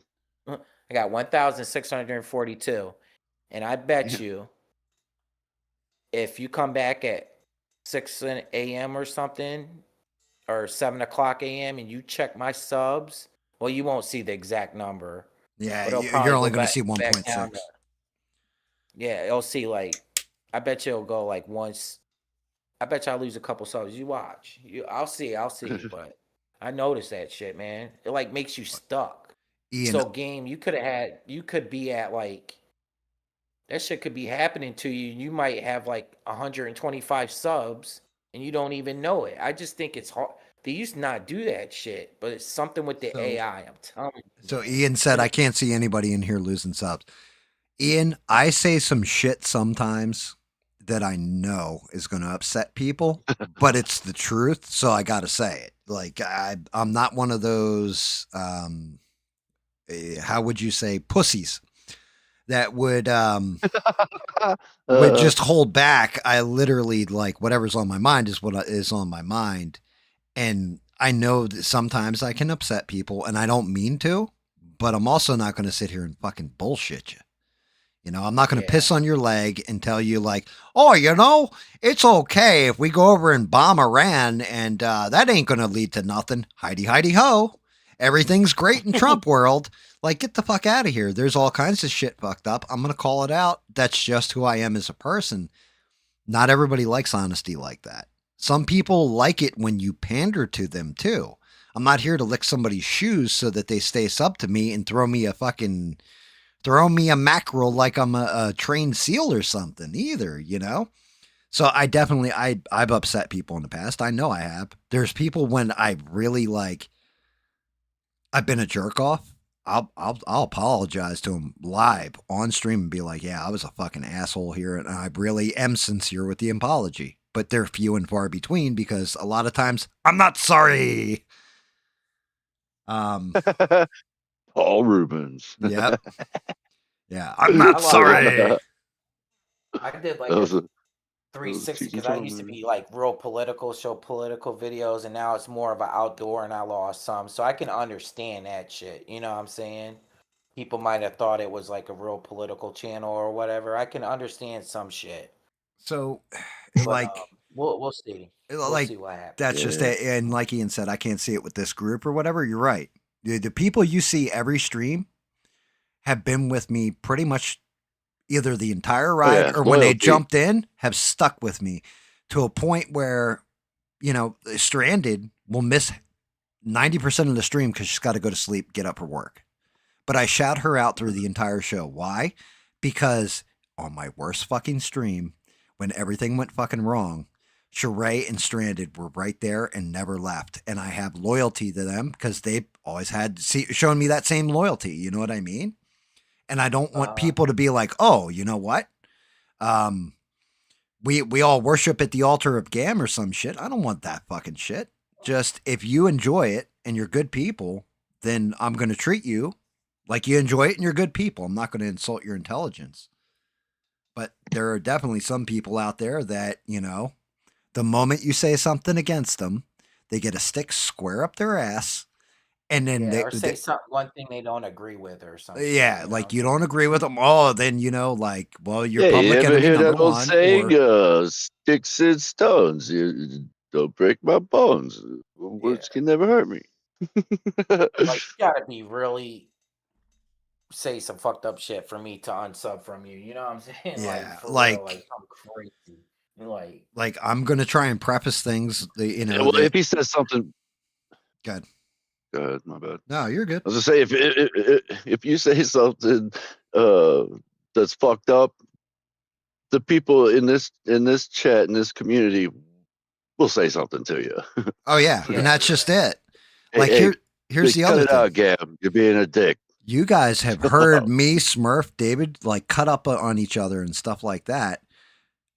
You guys have given me pushback. Like there's different people in the chat that have given me pushback before, you know, and I expect that and I'm all right with it. Like, you don't hear me getting all butthurt. Well, if you don't like it, leave or stop watching or no, fuck that. You're allowed to have an opinion. Like, you got to be a soft kind of like pimple butted bitch to like literally be that way. Like, oh, you don't like, like what I got to say. Well, then you can just leave.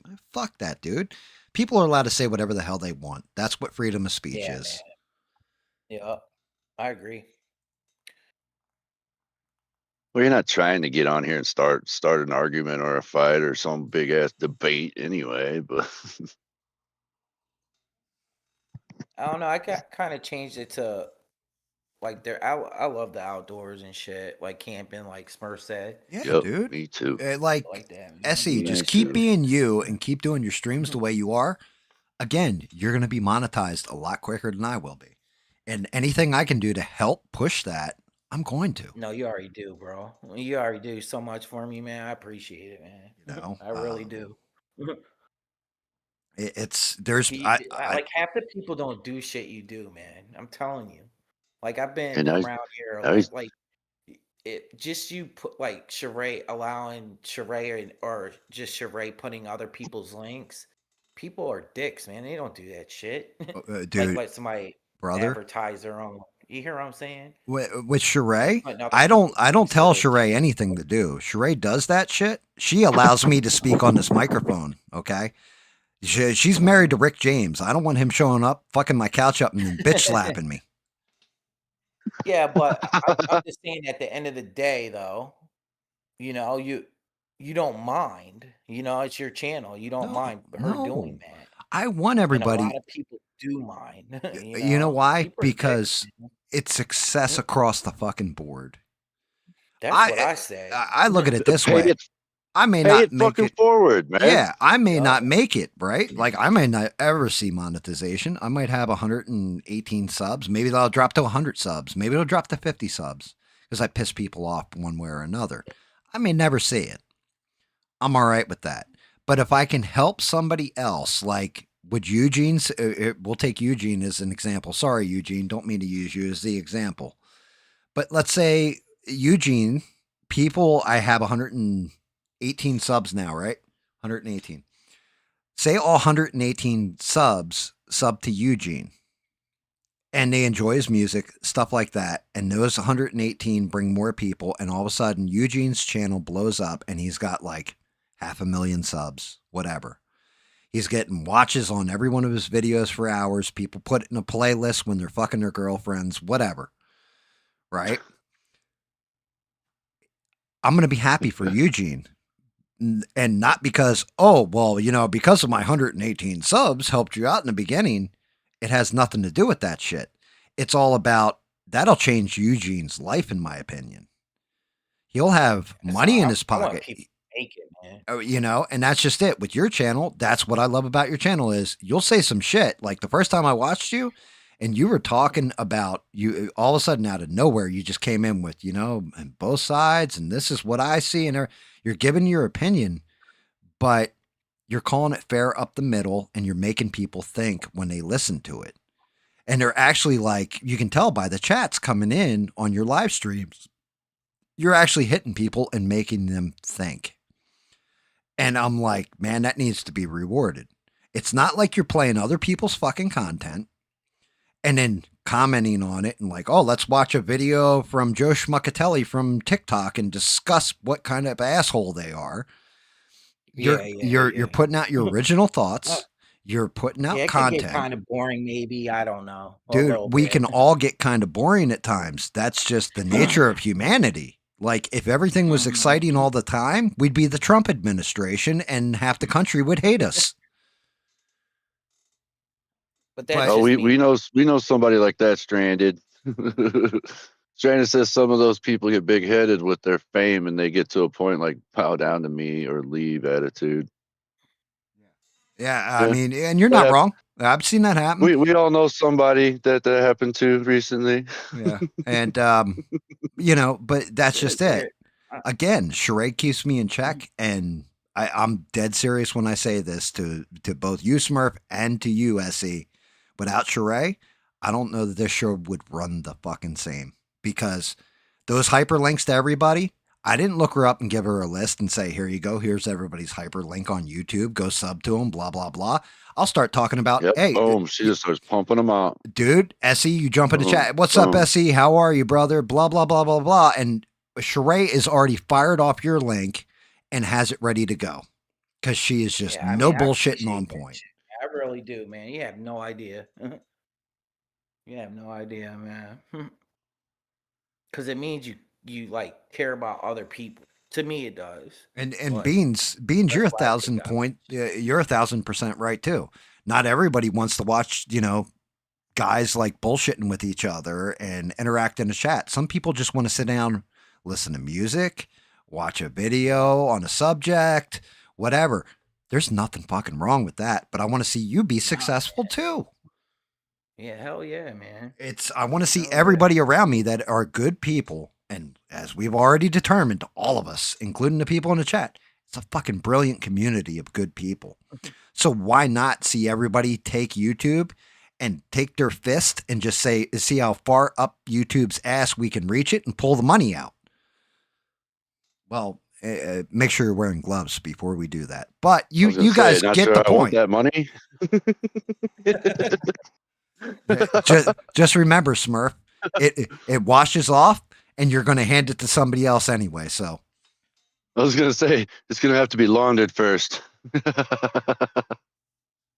But there's a lot of people just get like jealousy, a lot of jealousy and shit. People think all types of shit, man.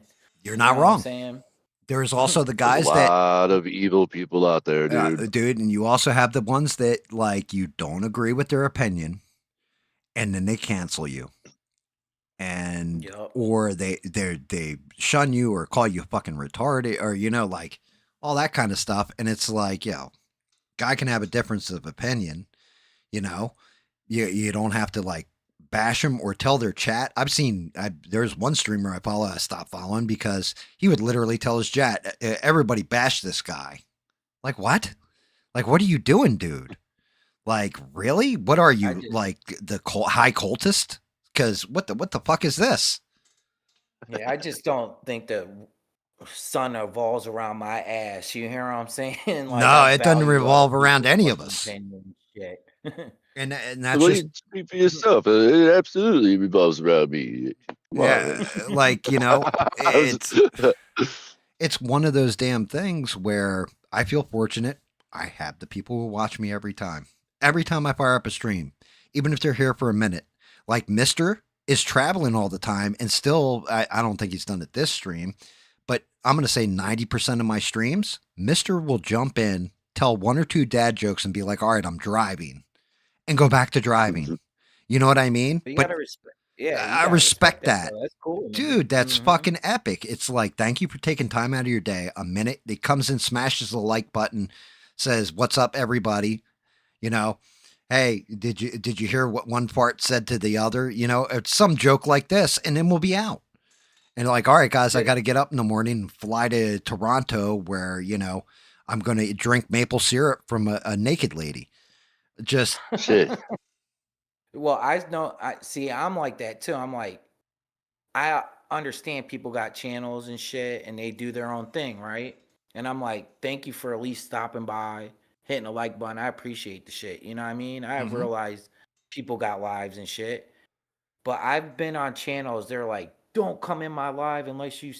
People have. I've been in a chat, and people have said this. Don't come in my live unless you spend at least a half an hour here because you're messing up YouTuber thinking you're gonna look at my channel and you're not liking me, and when you leave that fast, it makes my numbers bad. I'd rather not even show up. I was like, damn, bro. yo, Like, like you're at that literally point, telling you can people go that fuck shit? yourself. Yeah, that shit is Oh, yeah. crazy to me, man. I've heard Unsubbed, people muted, say shit like unfriended. that. Fuck Yeah, off. ain't that shit crazy though? No, and I've heard I people say that shit. believe it. I absolutely believe it. That's absolutely fucked up, dude. And that's somebody that you don't want nothing to do with that person, dude. Yeah. For real. Yeah. They're like that. Fuck them. Like if what they like Mister did to you, they would say some shit about that shit. Yeah, Like, I'm just like, whatever, dude. I appreciate you even stopping by, bro. Because he ain't got to do that shit. You know what right. I mean? He ain't got to do that And shit. that's just This it. dude went out of the way to yell at you. Fuck you. Like, I'm out. Yeah, bro. I don't know, man. There's some crazy cats on here, man. You do have, and like my favorites, like you get some weird motherfuckers too. That you're like, how does this guy have like 2,500 subs and I'm at like 118? You are a strange dude, my fat fucking friend.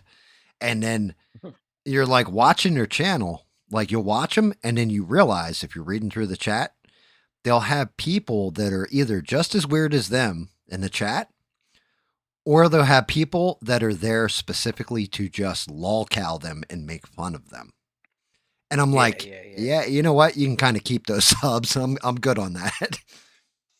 Yeah, sometimes like people think you got like dumb yourself down sometimes, you know what I mean? Like just because a lot of people are like this chat, people know what's going on just in life, you know, you got smart people here, you know what I'm saying? But then Don't other let it people change you. Just they be who string you you are. along Right. Be legit. yourself. That's all you got to do. Like, man, Exactly. there's no Smart. reason to. There's no At the reason end of the to. day, if you're yourself, if they don't like you, fuck them. You know what I mean? Fuck them and So, anyone who looks like them. oh, And yup. Stranded's right. Yeah, you do have people that forget how to be humble on YouTube. You know, like, oh well, now I've got YouTube's money coming in, and I've got 10,000 subs. We'll say, and out of nowhere, it's like they forget who brought them to the dance. If I ever got like that, I've always said this. I'd be in trouble. I'm lucky. I'm fortunate in this respect. I have a wife who will obliterate me for being an asshole like that, right?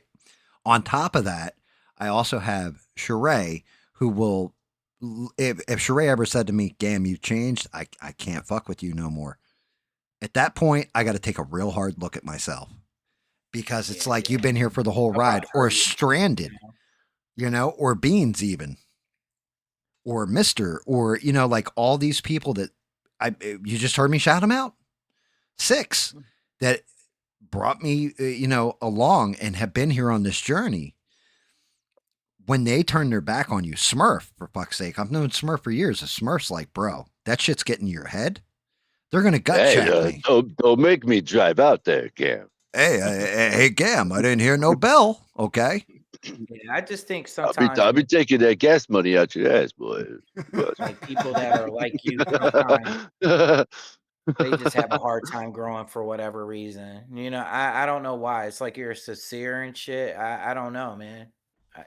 I don't think Essie, there's a saying between they don't push your shit enough, bro. me. Well, Mhm. I don't know if they do, if they don't, but there's a saying between me and Sheree: real recognizes real. Right. So if I was insincere and I was just bullshitting on a microphone and I'm just talking shit and, oh my God, look at my painting, it's the greatest ever, and all this kind of stuff. If I'm being insincere, you guys would all know it, feel it, and nobody would want to watch this shit. And that's part of it. It's because I'm just real. Like, man, I'm flawed. I am a flawed person. I'm a broken person in a lot of ways. I'm also an asshole. If you don't believe me, you can ask Smurf. He's here. Right? But I'm still just me. Like, I can be a complete fucking dickhead. Smurf will tell you, like Smurf will even say, I don't feel like playing with you right now, Gam. You're being a dickhead. Like, oh, I'll tell you. Yeah, right? you've all heard me on stream, man. I'll fucking leave. Yeah, like, like. Well, I think everybody Criticize has, me, man. everybody has their days where, Right. shit. But and then if you ever notice when Smurf will say something like that to me, I'll stop for a second and be like, you know what, you're right, I'm being a dick. Sorry, and we'll keep playing. That shit happens to everybody. Not everybody, like you said, Se, is going to have a good day. Yeah, but like last night it happened when he was making his stupid fucking smoker. I was bouncing off that to get this fucking thing up here. Yeah, well, Sorry, it's your dude, fucking fault, you fucked it up. dipshit. You should have. You should have fucking told me. I didn't know what the fuck you were doing. I was just trying to help you fucking build the shit. How dare you? How dare you with your helping hands? Right. But yeah, I mean, that's just it. I'm blessed enough to have people around me in real life, on the games, in the streams that will gut check me if I get to that fucking point, because I was raised by a narcissist, a malignant one, and sometimes those tendencies come out of me. It's just a matter of having the right people gut check you and having trust in those people to gut check you. Well, I think you got a strong, just the people you have right here right now. You get like got a strong foundation. So when you build up, and you will build up, your foundation's strong, man. You know what I mean? Like you're always gonna have your regulars and cool ass people. As long as you got a strong foundation, man, I you'll go appreciate to new that. heights, man. I'm telling you, man. It's just hard, you know. I'm not, that's just it. That's one of those little secrets with me is the AdSense is one thing, right? I've told everybody once I hit that first level of monetization, that 500 subs, and they turn on the super chats and the memberships, don't fucking buy them. All right. At that point, I'll just put up a PayPal account because YouTube's going to take a chunk out of your shit for it. Government's already going to rate me for a good chunk of it, let alone letting the YouTube, fuck that, make YouTube pay for it. That's what the AdSense is. Make YouTube pay them for generating content. Just imagine all the people that aren't monetized that they make money off of. You know what I mean? It's just crazy, man. Yeah, I mean, I haven't seen, I've never seen, there should never be an ad before your video unless they're paying you for it. Yeah, especially Bro, for there's like, ads all over my shit, man. I'm telling you. like, Like, it'll I pay literally say premium. I pay for sponsored. YouTube Premium. I don't watch ads. well, yeah, but even then they give you revenue from it a little bit because you bought their premium, so they just equate it Right. into how many hours you watched. Do you like it, Smurf? Beans is like, I'm going to I be your love first it. super chat. Beans is super chat. I am not an Oompa Loompa. I love not watching ads, dude. I love not watching ads. Yeah, Beans is going to send me a super chat. She said she's going to be my first super chat. It'll be, fuck you, Gam. I'm not an Oompa Loompa.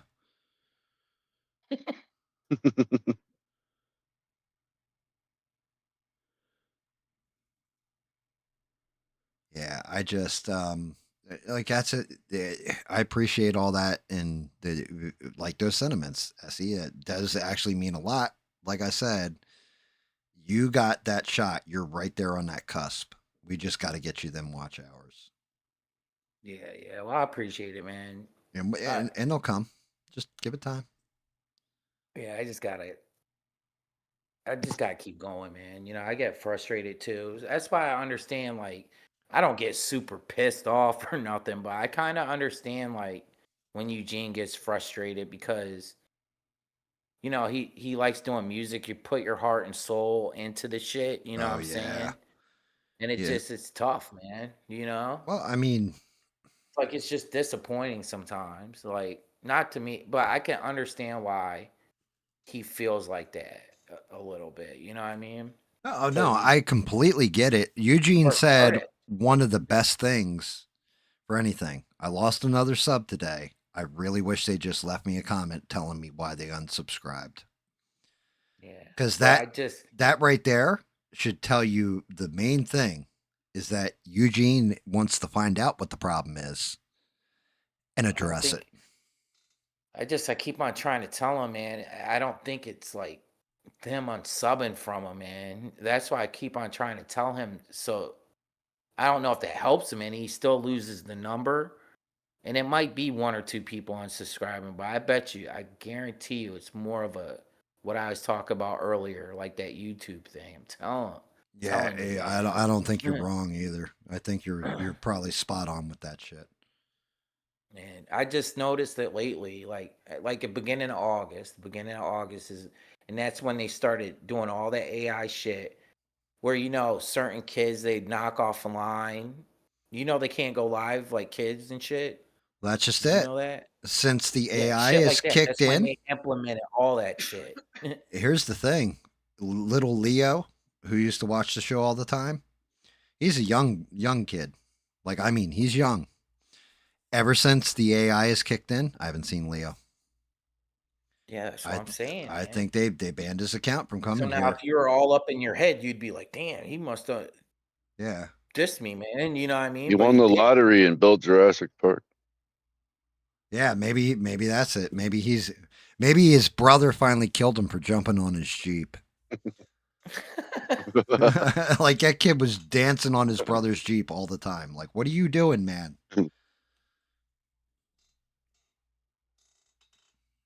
Yeah, if I was You to know make a what? YouTube I channel, like it would just be I like something that I would do for fun, not something I'm trying to make money off of. yeah. I just like meeting different people. Like, I work all the time. It's hard to meet friends and shit. I just come home, you know what I'm saying, by myself all the fucking time. Oh, trust me. How do you think But I ended up being like friends I with Yeah. met you Smurf? guys. You guys are cool as shit. That's I what don't I'm really hang out with a lot. saying.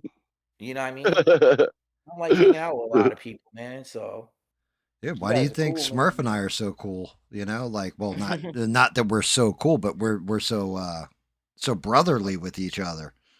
That's why. Because man, I'll tell you what, you play video We're the games. same. We're literally the same in different areas. You some of the people you meet online, especially in video games, holy shit, you just like you've heard us talk about like Godfather or North, It Ghost of the depends Great on the North. game, but you can tell what that person is like by the way they play their game. Right. Yeah. And you It might definitely. sound stupid to a bunch of you that don't like playing video games, but No, a lot of I these get games like that we play, the survival games, it's if we were to be playing on an actual server with a bunch of real people, we'd be playing a whole different way. Yeah. You have to kind of play cutthroat and but you have to it really shows you who you are at your core too. Are you a good witch or a bad witch? Are you a good bitch or a bad bitch? That kind of thing. Damn, I hit that fucking hairline again, didn't I? Just wanted to tighten up your fucking face a little bit, buddy.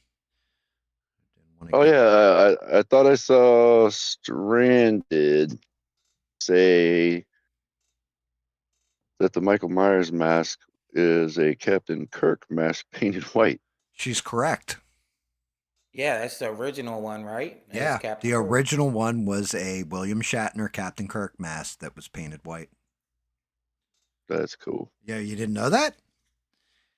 That's like Not until I some read it old. earlier. Well, that's some old history there. Game. Do you like the Rob Zombie ones? I Halloween? I wanted to, and I don't. And you don't. It just it goes back to my whole thing, Essie. What did Rob Zombie do in those movies that were different than the original Halloweens? He tried to explain Michael Myers' backstory and why he's evil. Mm-hmm. Stop doing that. Stop giving, he's the shape of terror. He should be mysterious, right? He should Yeah, I be, got like once you start giving me somebody's backstory, it's like, and then their dog died when they were 4 and their mother didn't love them and their dad beat them with a belt every day after school because they would come home smelling like pee. Well, Like, all right, he had a no. girl. He had a girl show her cans and then killed her. I don't think that was in the original. Was it? Yeah, you know what? And that's another thing too. Stranded might be right. Leo might be back in school and not able to hop on. Okay. Yeah. I mean, that's possible. I don't know. I mean, shout out to Leo. I think if Leo needs to see any movie, it's Primitive War. If you get a chance, Leo, and you hear this, make sure you watch that. I like the one in the Rob Zombie one. Is like there's scenes of it I do like. Yeah, there can be scenes in a movie I like, but as an overall movie. Yeah. But Yeah. it's like a kid and his dad, and they're driving down the road, and his dad's like took him hunting for the first time, and the kid said to his dad, he's like, Dad, I don't think I'm gonna go hunting with you no more. I just want to dance. That shit cracks me up, man. Like the kid's like getting ready to, turn the other way on his dad, man. He don't want to go hunting no more. He just wants to dance and shit. I was like, and they hit that fucking cow. Do you remember the part? Oh Do you remember yeah, that part? yeah, I do. That shit is a good scene, man. That shit cracks me up. Man, Rob Zombie. I think where Man, Rob he Zombie he fucks had up. the best concert I ever been to is a Rob Zombie concert, man. That shit was like crazy. Like his on stage, like it was like a show. Yeah, oh yeah, Like that shit was good to me, man. like that's just it. Rob Zombie, as I like his music. I liked him a lot better when he was in White Zombie than I Yeah, do as yeah. just Rob Zombie, right? But yeah, I won't take away his creativity, all that stuff. I think his biggest downfall is that he puts his wife in everything. Oh, and all his other movies, Everything. I don't like like Moon, dude. like the Devil's Rejects and all that shit. Yeah, it's like, oh, Michael Myers' mother. You know what? I got the perfect actress for this role. You're going to be. It's my wife. Give me a double paycheck here. But yeah, Rob Zombie. I mean, House of a Thousand Corpses. Actually, Devil's Rejects. I like. House of a Thousand Yeah, that one Corpses. was I wasn't a big fan of. yeah. Oh, you I didn't just you didn't think like Rainn Wilson as Fish Boy? I mean I that really shit do. was I think funny. he's creative as shit. What the hell? Yeah. But yeah, Devil's Rejects. I liked. I liked the end scene in that movie when they're in the car and they play Freebird and start driving to the cops, and Hmm. the cops like shoot them up or whatever. It was cool. That was good usage. I'm not like I said. I don't know. Rob Zombie, better musician than I think he is a director. But it could also be that his wife just seems to fuck everything up for me. Like, Oh, I went to the Waverly Hills Sanatorium. Yeah, I what didn't is see that? So what anything. is that? I I didn't don't know see about that. anything Explain creepy. it to me. What is that?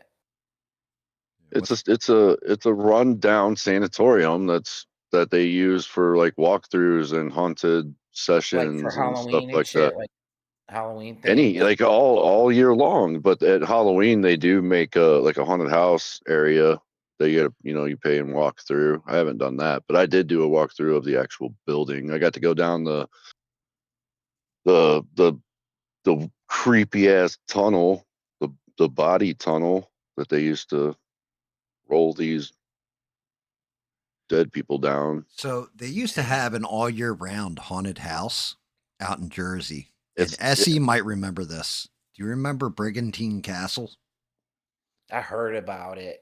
I know So what you're talking about. I so never went to it it though. was like an all year round haunted house, and it burned to the ground because teenagers were in there, and one kid got scared in the dark and had his lighter in his pocket, and yeah, lit it up to see what way he was going, and accidentally set like a curtain that was in there, or some the cotton cobwebs you get at Halloween, on fire, and it burned the whole fucking thing to the earth.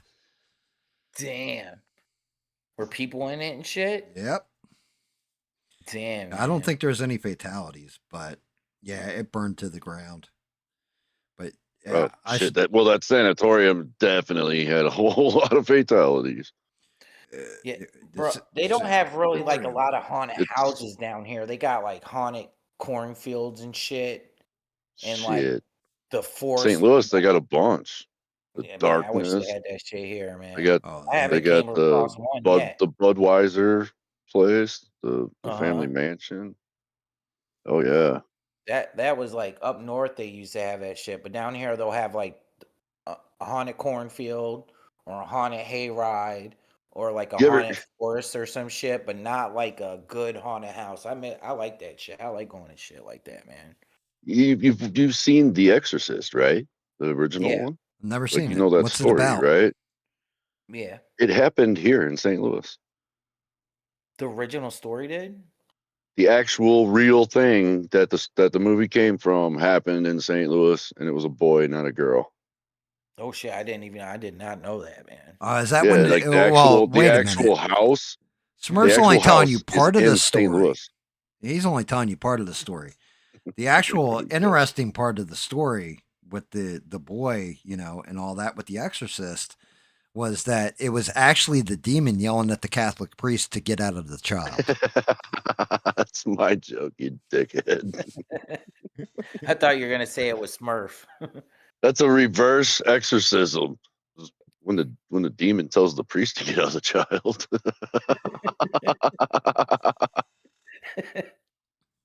No, I did not know that. So it was like in St. Louis and shit. Yeah. Wow. Yeah. I don't live in St. Louis, but it's about 20 minutes away. Damn, man. That movie is creepy. We were talking about that earlier. I had nightmares about that movie when I was a kid. That girl scared the shit out of me when her face was all cracked up and full demon form. Jesus. That's what I mean. Like we were probably like growing up, we probably shouldn't have been watching shit like that. You know what I mean? But it made us the men we are today, I guess. You know, Freddy and shit, and Exorcist. You're like 6, 7 years old watching that shit. You're like, what the hell? I think we shouldn't Man, have been see, watching I come from Cops. back in the day when we used to go to freaking Blockbuster on Friday nights and pick out movies and go home, Yup. and I missed we'd that start shit. up a movie. Like I remember this one. My dad had rented. It was I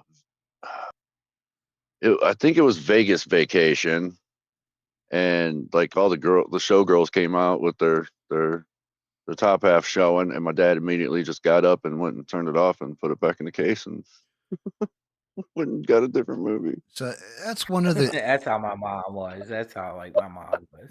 My mom would have all that. Like, oh my god. And my wife tells me that's why I have the problem I do today. But that was a good time though. Go to Blockbuster, you get the popcorn, you get the 3 movies or whatever special they had. Yep. Or That was a for us, good it was time. video games, man. It was so awesome to be able to rent a video game and not have to pay for the whole price and possibly even beat it in the time that Yep. you were Yeah, because you'd renting it. have it for like 3 to 5 days or what I forget what it was, but Yeah, that it was was something good like times, that. man. Nowadays, you just stream it, you know? I'm hitting mute for a It's a little minute, different. guys, It while feels I different grind. for some reason. Half the fun was going to pick the movie, you know? Oh hell yeah! I I mean, you'd see Yeah, going stuff and with walking the covers like aisles. Death Stalker and be like, "Oh my god, I need this movie." just like just like, you know, we all, because we're probably all around the same age. Remember just going to the record store at the mall and shit and just looking at all the tapes and Man, we used to like, love the mall when we was kids, man. We yeah, had this little you arcade don't in even there called Aladdin's Castle. That was the shit. Oh my go, man, God. you spend all day in that shit. Get Yeah, you they know, had you all had the pizza little, money, oh man. you get a couple slices and go spend the whole day at the damn mall, man. They don't do that Yeah, shit no more, man. back then, like, you know, the inside, you know, where you walk the public area where you can Yeah, see all the different, like we used to be able to smoke out there, go see girls, sit you know there, what I mean? chill. Yeah, we'd go there to go check out the girls. They had the fountains and everything in there. Just Now some it's they all, don't have man, that like, shit. Very yeah, like little. the mall There is are a couple very malls around, but not like it used to be, man. It used to be boring like right now. you used to just go hang out. It'd be something to do on a Friday or Saturday. You know what I mean? Yeah, we don't even like going to the mall because we know if we have to go to the mall for something, shit, we're about to spend some money. They turn all the ones around here into like it's all outdoor now. You know what I mean? It's not maybe one of Oh, them you can go inside, but most of them are just big ass like like a looks like strip mall. yeah, It's like a like a strip strip mall mall where you Yeah. walk outside one store and you're actually outside and you gotta walk next door. Yeah, that's how it is around here. Oh, Strandon knows about Aladdin's castle. Oh shit. Oh yeah, Spencer's was always freaking Yeah, cool. And my Spencer's favorite candy store was Mr. Bulky's. I love that candy 49 store. Bean. 49. Mhm. Wow. I did. You're older than me. Don't sound like it. I act like a fucking one little one Damn it. year. I'm 40. I'm 48. I'm 48. Okay, I'm just a kid. Remember Spencer's the dare to wear underwear and shit? You'd have like a elephant trunk you could put your Dude, yeah, that's just it. I was just about to say, Spencer's shit had was some funny really as hell. funny shit in there and some really cool, like, out there shit, like black light posters and all that. And then the last Yeah. time I That's was where in I the got most of my Spencer's, stuff, my gauges for my ears. dude, Was the from last Spencer's. time I went into a Spencer's, dude, there was the back wall was dildos, Yeah, vibrators and dildo. And I'm like, what the fuck happened here? Like, when did this become okay for you guys to display? Yeah, man. Because that was like the risque. Dude, I have to pick that shit at Amazon all the time. Tonight was plugs and a couple of what you just said, dude. And I'm just like, man, we got some nasty people live around here. Damn. Jesus. I mean, I ever since they brought that new Henry Cavill one to the market, that thing's a hot seller. Oh, Yep, Target has them now. So does Walmart. Yeah, they're all over. You know what they call the Henry Cavill one, right? It's called the Man of Steel. Man of Steel. Man of Steel. There's nothing else you can say about him. Come on.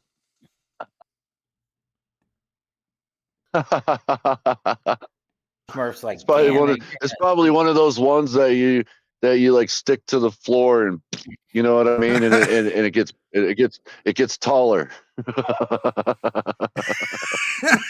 What the fuck? It comes with a pneumatic jack and a cape. Like it's got like those hand cranks off on the side. You're doing this with it. a pair of glasses if you want to be fancy. Jeez, Smurf.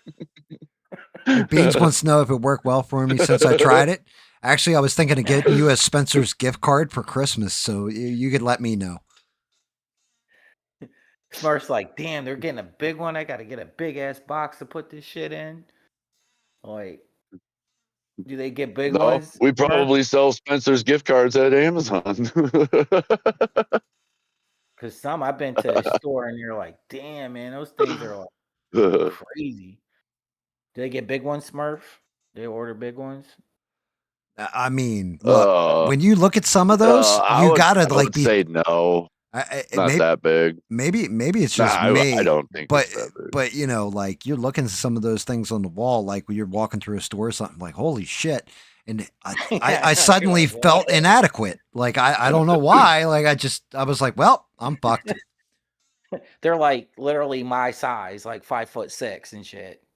It's crazy. I don't know. I had to pick one day at Amazon, and it was white. It was white, and I was like, "That's bullshit." and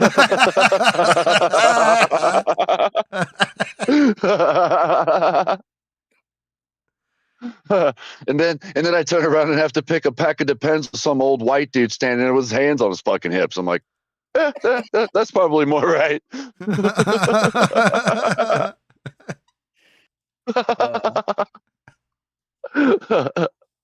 They literally keep it in the same section. Dear Lord.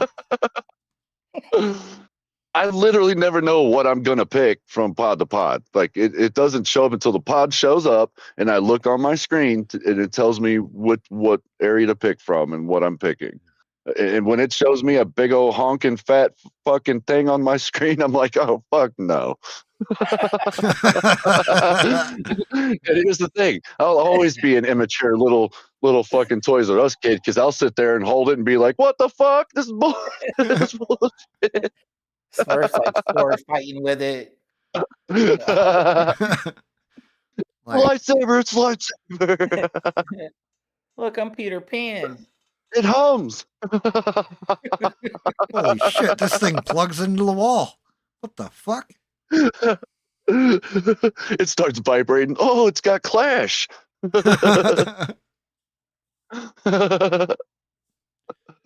I I've seen them turn on the belt when I worked back in dispatch. It's already bagged up, packaged up, to go out the door, and it's already vibrating down the belt. Just there it goes. Holy shit! Somebody's getting lucky. I hope they got extra batteries with that shit. Smurf's giving us the inside look, like behind the scenes. That's so funny, man. Sometimes I wish I could just stream from work. It's illegal though. Oh yeah, I don't doubt that one. Yeah, I could be sued big. Oh yeah. Wow. A lot of people do, man. It's considered giving away trade secrets, is what it is. Oh, is it Can't do really? that. Is it really? Oh yeah. They use methods that other places don't have or don't know about yet. Because I see a lot of people like streaming, like they work at the gas station or something. They're streaming from there and shit. I see a lot of people do it. Dude. There's one guy who calls in the ABL, and we call him Street Beats, and that's what he does. He's like, yeah, I'm out in the Home Depot parking lot. Music.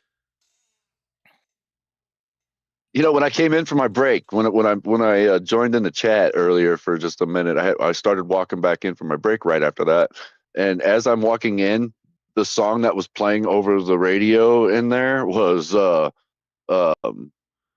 was Barry White. It was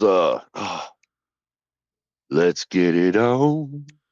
Marvin Gaye? Yeah. Marvin Gaye. Yeah. Let's get it on. I was like, oh my God, what the fuck? Are we at work or the club? What is going on here? I've been feeling down. You didn't have one of those in your hand at the time, did you? You heard the song play? Yeah, that was like, wow, what a coincidence. The universe put this in my way for a reason. Oh man, they're weird with the music they play at work sometimes, man. Like you never know if you're at the club or at work or at a barbecue or something. I don't know. Like, what do they play? Like, it's not like they'll play Ray, that's anything. why when we took the VTO.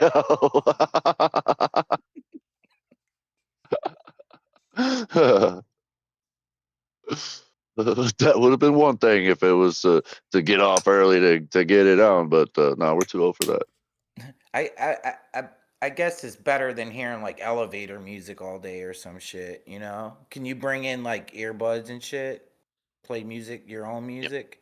You know what I just realized? Yeah, we have Amazon approved headphones and earbuds, but their Wi-Fi and the signal in there is so bad that I don't even bother anymore. That's why I usually just realized try this. to check out the stream at break and lunch. When Sheree said to you, that's when you and Mrs. Smurf take BTO, right? You didn't say, nah, we'd never do that at work. You said, nah, we're too old for that. Yeah, because we're hurting. That's why we took the VTO.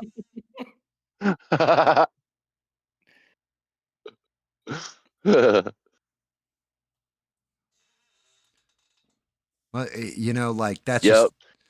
We just get on that belt and ride it all the way back to dispatch.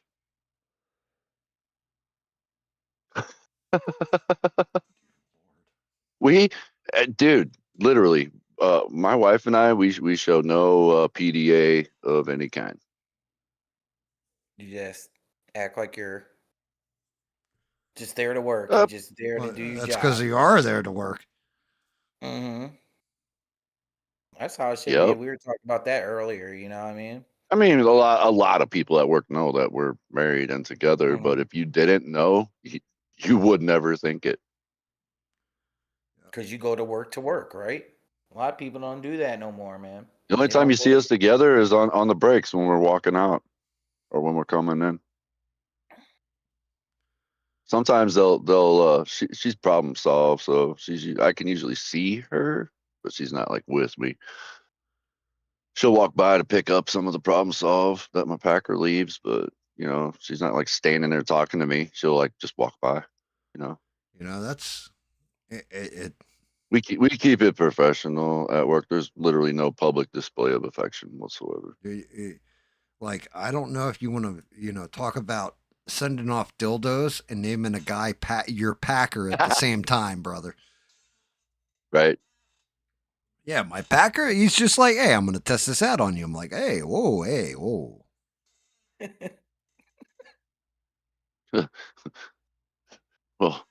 Well, to not burst your bubble or anything, my packers are usually female. Well, that just means that they know how to use the lube the right way. Yeah, a little more gentle. Yeah, small hands.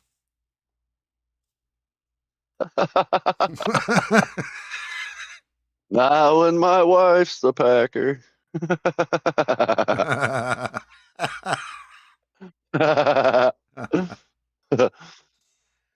Just so y'all know, my wife's she's she's as big as me, like for real. She's German. She's tall, German, blonde. Yeah, Smurf sent Her me hands are pictures almost one as- time. Her like, hands are almost as big as me.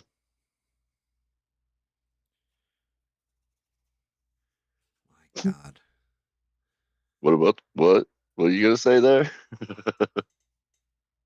I was reading one of the chats. I was going to say something, and then you kind of changed it. Her hands are as big as mine. How tall is she? She's 5'11". That's pretty tall for a girl. Pretty mean- tall, 5'11". She has shoulders like a linebacker.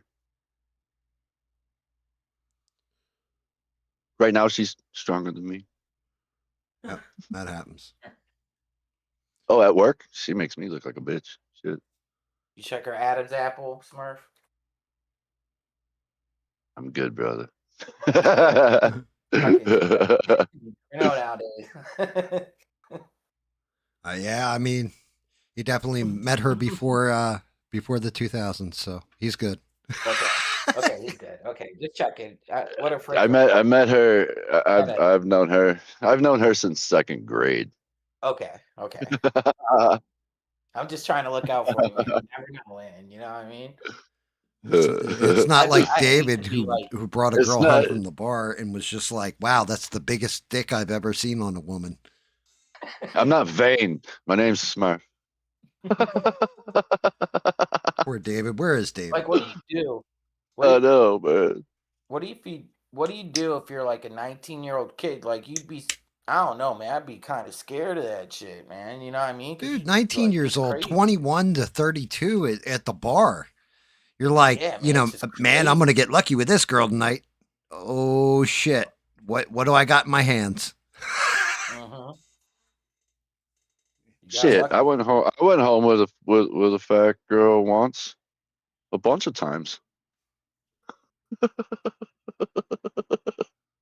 God. I'm just joking.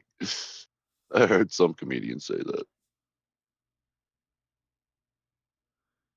My goodness. My goodness.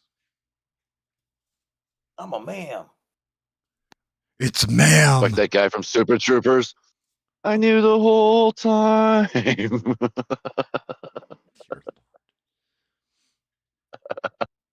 It's ma'am. You want to go outside?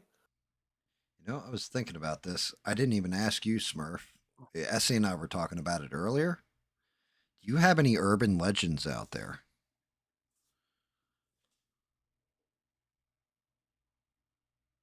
Like, There's some.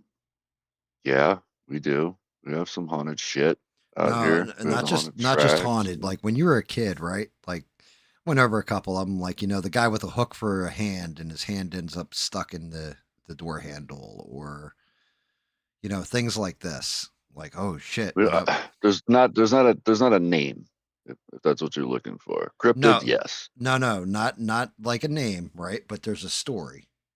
Just a story. Just like so. A girl and her boyfriend. Here's an example. I told this earlier too. But a girl and her boyfriend are driving down like a dark road.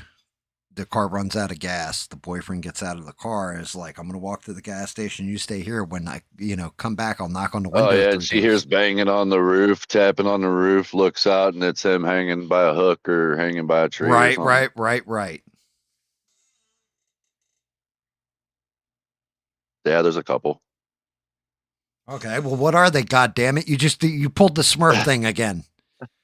What do you think about all this, Smurf? Well, okay, It's there okay. was there used to be a house across from my neighborhood that my mom used to talk about that was strange. It was just one little house, and the driveway was shit, man. That driveway was like a football field long, cornfields on both sides. And my mom said it was just this nice little old lady that lived there that she used to deliver papers to. And that's when my mom was younger. But then when I was about that age, that old lady long passed, and that house had just been sitting there, just dilapidated, going to shit. And we went there a couple of times, and I don't think I've ever seen some crazy shit like that before. There was in the living room, and it looked fresh, but it was red. I can't tell you if it was blood or not. I wasn't touching it, but it was a big ass pentagram on the floor. And the crazy thing is, to me, there was a nail sticking out of one of the walls, and like I guess it was the living room, and there was a bird on it, like a live little bird just standing on it, like looking at us. Didn't get scared off, fly off, or anything. It just stayed there And looking at you. yeah, but here's the crazy thing. One of my friends at the time walked up to it. He's like, "It's not real," and like flicked the lighter by its tail feathers, and it lit on fire, and it fluttered its tail to make it go out, and it just stayed there. What? And I was like, "What the fuck?" And I start to go leave. I fall through the floor into a little fucking cellar, scared, absolute shitless. I think I might have peed.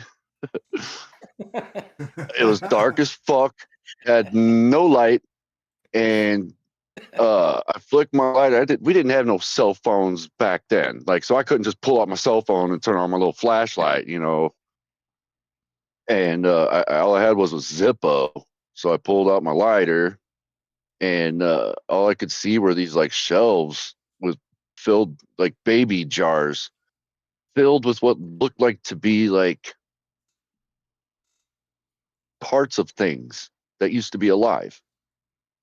Are you serious? Yeah, and I finally found some stairs and hurry up and just went up them and banged my head. It was an actual cellar door that led outside. And I stood out there and just started yelling at everybody to get the fuck out of there. And while I was watching them come out up at the top window, I could see an old lady standing there. Creepy. Never went back. Never went back before in my life. The house eventually got like tore down. That actually scared me though. That'll scare the I shit felt out like of I you. was in a I felt like I was in a fucking movie. But you don't know if it looked like the same old lady your mom described or I something? have no idea what that little old lady looked like that used to live there. Now that I get And to what hear But that all was scary the story, I got to staring at walk you? the dog. I'll be right back. That Yeah, I freaked wonder me if out. people were doing like That whole that whole that whole freaking thing freaked me out the whole time being there. Damn, Yeah. that was strange. That was Yeah, like the very first like what I thought was evil that I saw in person, like with my own eyes. man, it makes you wonder if they were like doing sacrifices in there, you know? I mean, there was a pentagram painted on the floor with something red. So I would imagine something was going on there. Yeah, man. Wow. And that creeped me out because it's like right across the street from my neighborhood where I grew up. Mm. That's crazy. That's crazy stuff to me. I never fucked with an Ouija board. I refuse.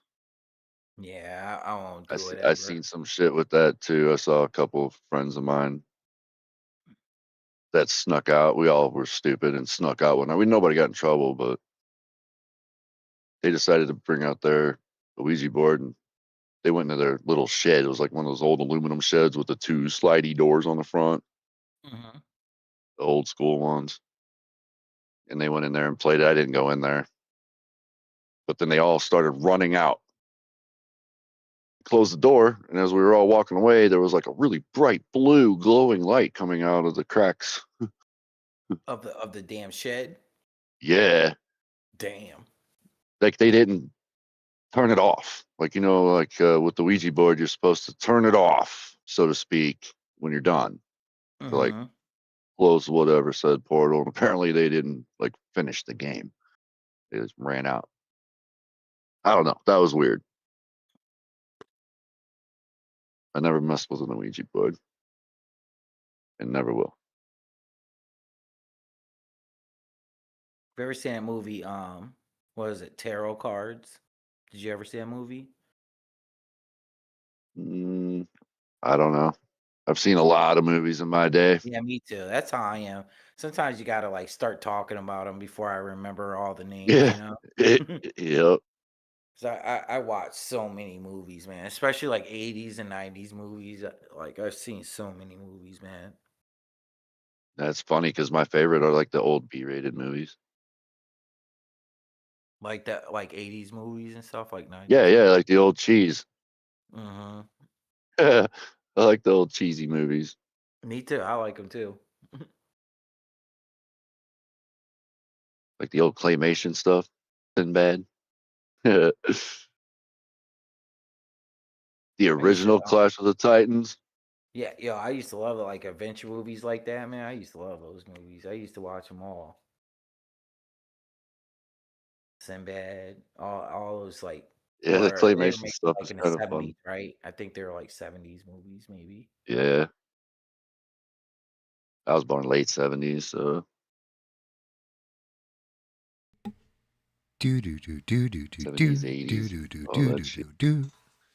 I love just like I still like love like 80s movies. I like 80s music. I like listening to 80s music, man. Shit brings back memories for me, you know? Yeah, I mean, Just like growing up and shit. I love that shit. 80s, 90s music, definitely. It was a different time. We I had don't know. so many like one shots. You know what I mean? Mm-hmm. For me, it's nothing like a great voice and guitar and drums at least. And remember when songs used to end with a guitar solo? Like Journey? It would just start fading out eventually. Just keep playing the same shit over and over and just fade out. I don't know. It's just it's kind of sound. It's like that commercial. You're beginning to turn into your parents and shit. You know what I'm saying? Just seems like I don't know. We grew up during Good a night, good time Ian. to me. 80s, 90s. That is shit to me, man. Good night, Ian. Yeah, and I know that I raised my youngest kid right because she straight took after me. She listens to all the same music and she currently has my guitar. She has her own, but she's got mine too because it's cooler. Yeah, now she's got mine too. I gave her my boxing gloves and my guitar. I used to play guitar quite a bit. You don't I mess around haven't with it no even. more? No, I haven't picked it up in a long time. I got into a bunch of other shit, working and other projects. But it's a decent one. I got a BC Rich Warlock. Mhm. You can look it up. There's a bunch of famous people that use the same thing.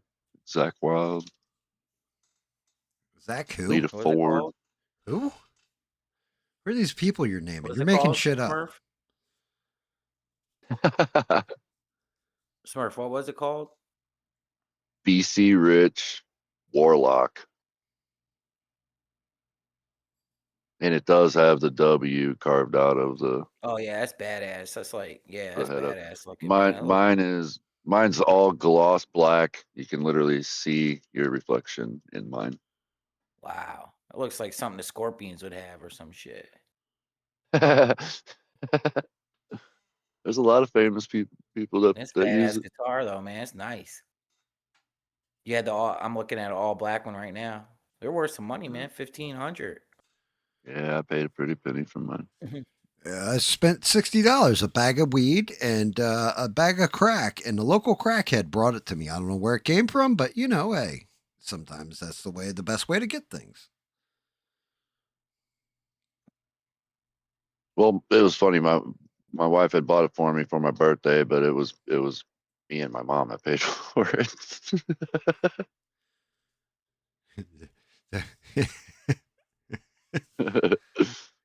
Like, thank you for the gift. Now you can pay for it. You and Sick could start a group, man. He plays the drums. You play Yep, he guitar. plays the drums. Get Ian playing like My kid plays way better than me, which is funny. Get Eugene playing She wants me to synthesizers. jam with her so bad. Yeah, Eugene on the keys. Yep. I used to be able to sing. I don't. We need a singer. What was one of your favorite bands growing up? Like, what was Smurf into? Like, what kind of music? When I was growing up, shit, I would have to say, like Bon Jovi. Yeah, you like Bon Jovi? Yeah, that was the big one for me. I was younger. Then I ended up getting into like the harder stuff, like Metallica and like all of those hair bands. That took me to a whole new level. So I hit that. I remember when Bon Jovi, when You Give Love a Bad Name came out, because New Jersey band on top of it, right? Yeah, everybody. That was the cassette tape that I had. Was the one that had that on there. Slippery When Wet. Slippery When Wet. That's it. And fucking that came out. We were all at the skating rink. True story. We get on the bus, like it was a school trip that everybody, it was like, I think it was like 8 o'clock at night, 9 o'clock at night or whatever. We're all in a skating rink, and they're like, here's a new song from a group named Bon Jovi, and they played that, You Give Love a Bad Name. You guys Man, like crazy.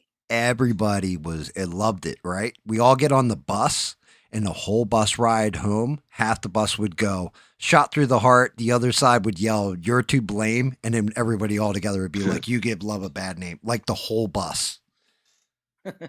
Like everybody fucking loved Bon Jovi when it first came out. I remember that group. What was it? Warrant, Sweet Cherry Pie or whatever. Remember that? Yes. Cherry Pie. Yeah, Hell yeah. My brother bought that. He had a tape, and my mom found that shit. My mom didn't like us. My mom would freak. She was like, "Oh my god, Sweet Cherry Pie! What the hell is this?" She'd freak out on my brother, man. We'd be laughing and shit. She'd burn our shit, man. She'd take it and burn our shit. Dude, my mom did the same fucking thing, man. My mom got pissed off when she heard us listening to my Beastie Boys tape. Yeah, like my mom caught me with like I used to listen to I listened to stuff like that, but I had like 2 Live Crew and shit, NWA. My mom found me my tape, burnt that shit, man. My mom was yeah. Yeah, I don't. my goodness. Oof. Yeah, my mom and dad stole my Chronic CD. 2 Live Crew, nasty as it want to be. I ended up getting the Chronic back, and then just kept it when Walkmans evolved from a cassette player to a CD player. My mom would freak out, man. She saw that girl. She had like a tight. I remember the cover. She had like a tight white dress on. My brother got in so much trouble for having a damn tape. Yeah, like Music back in the day. The Two Live Crew. They were the reason for basically the lyrics, the warning on albums. That album, nasty as they want to be. Yeah, I remember that shit, man. I used to have all that shit. Did Two Live Crew NWA. come out before NWA? I Yeah, I thought NWA would have been the no or at least- NWA. I think came out after Two Live Crew. I want to say. Yeah, I want to say too. They did. I want to say too. Yeah, I think NWA came out after them, but you got to But they remember, were so controversial. Like like, Two Live Crew, man. yeah, It was like just Two Live Crew was singing all kinds of like obscene lyrics. NWA was singing about basically how the police were abusing them. Gonna be cops dying in LA. Yo, Dre, got something to say. Fuck the police. Fuck the police. My mom. Oh man, I'm on freak out, man. Listen to that shit. That's how moms are, I guess. I mean, Well, well, if they're a good mom, they should freak out on that kind of shit. I feel. yeah, my mom would be like, yeah, whatever. I remember I was listening to it in like Two Live Crew, and I had a Walkman on, and I just start laughing because the lyrics are funny. And my dad was like, "What do you keep laughing at? What are you listening to?" You know what I mean? Because it was so funny to me listening to that shit. I'm like, nothing. It's nothing. You know how Bean suggested that Smurf come up with musical sex toys? You could you could do one for gay men, and it would be New Kids on the Block. Like, come on,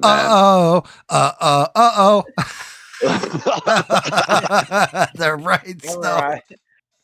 I remember I was at school and I used to be the type of kid. I'd be like, they suck. Like New Kids on the Block suck. And all the girls wanted to fight me, man, when I'm saying that shit.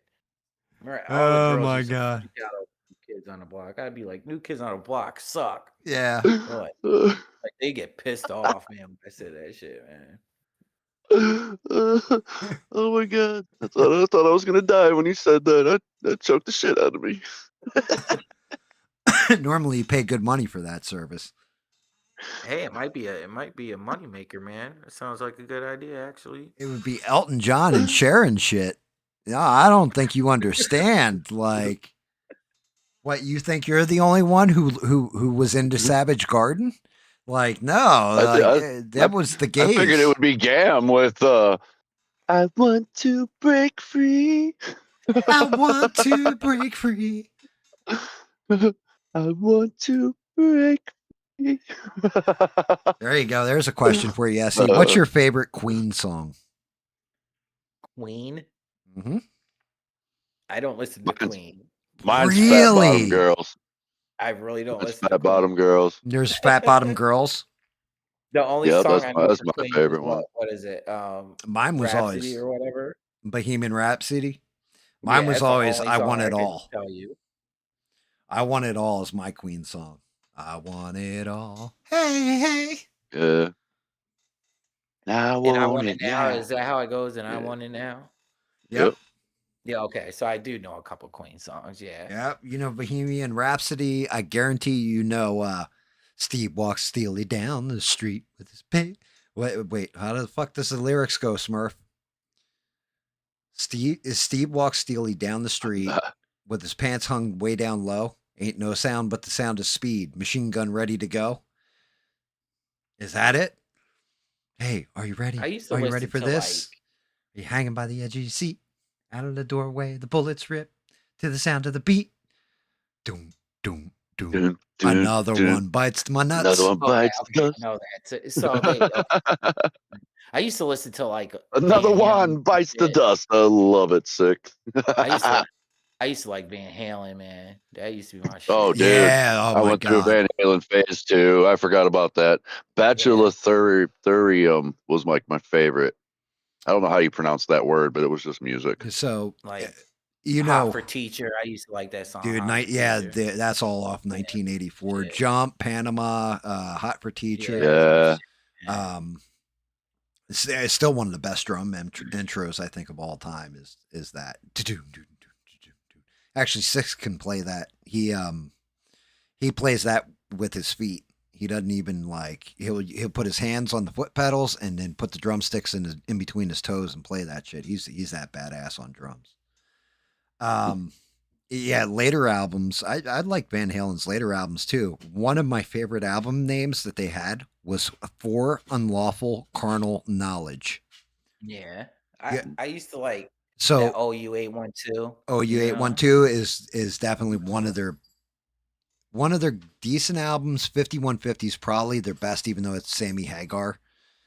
But yeah, For Unlawful Carnal I Knowledge. like both. I'm not gonna lie. I You know- like both. Yeah, I liked Hagar too. I thought he had swagger. Yeah. Do you know why it was called For Unlawful Carnal Knowledge? No, So the reason it was called For Unlawful Carnal Knowledge is because Sammy Hagar was like, yo, what are we going to call this album?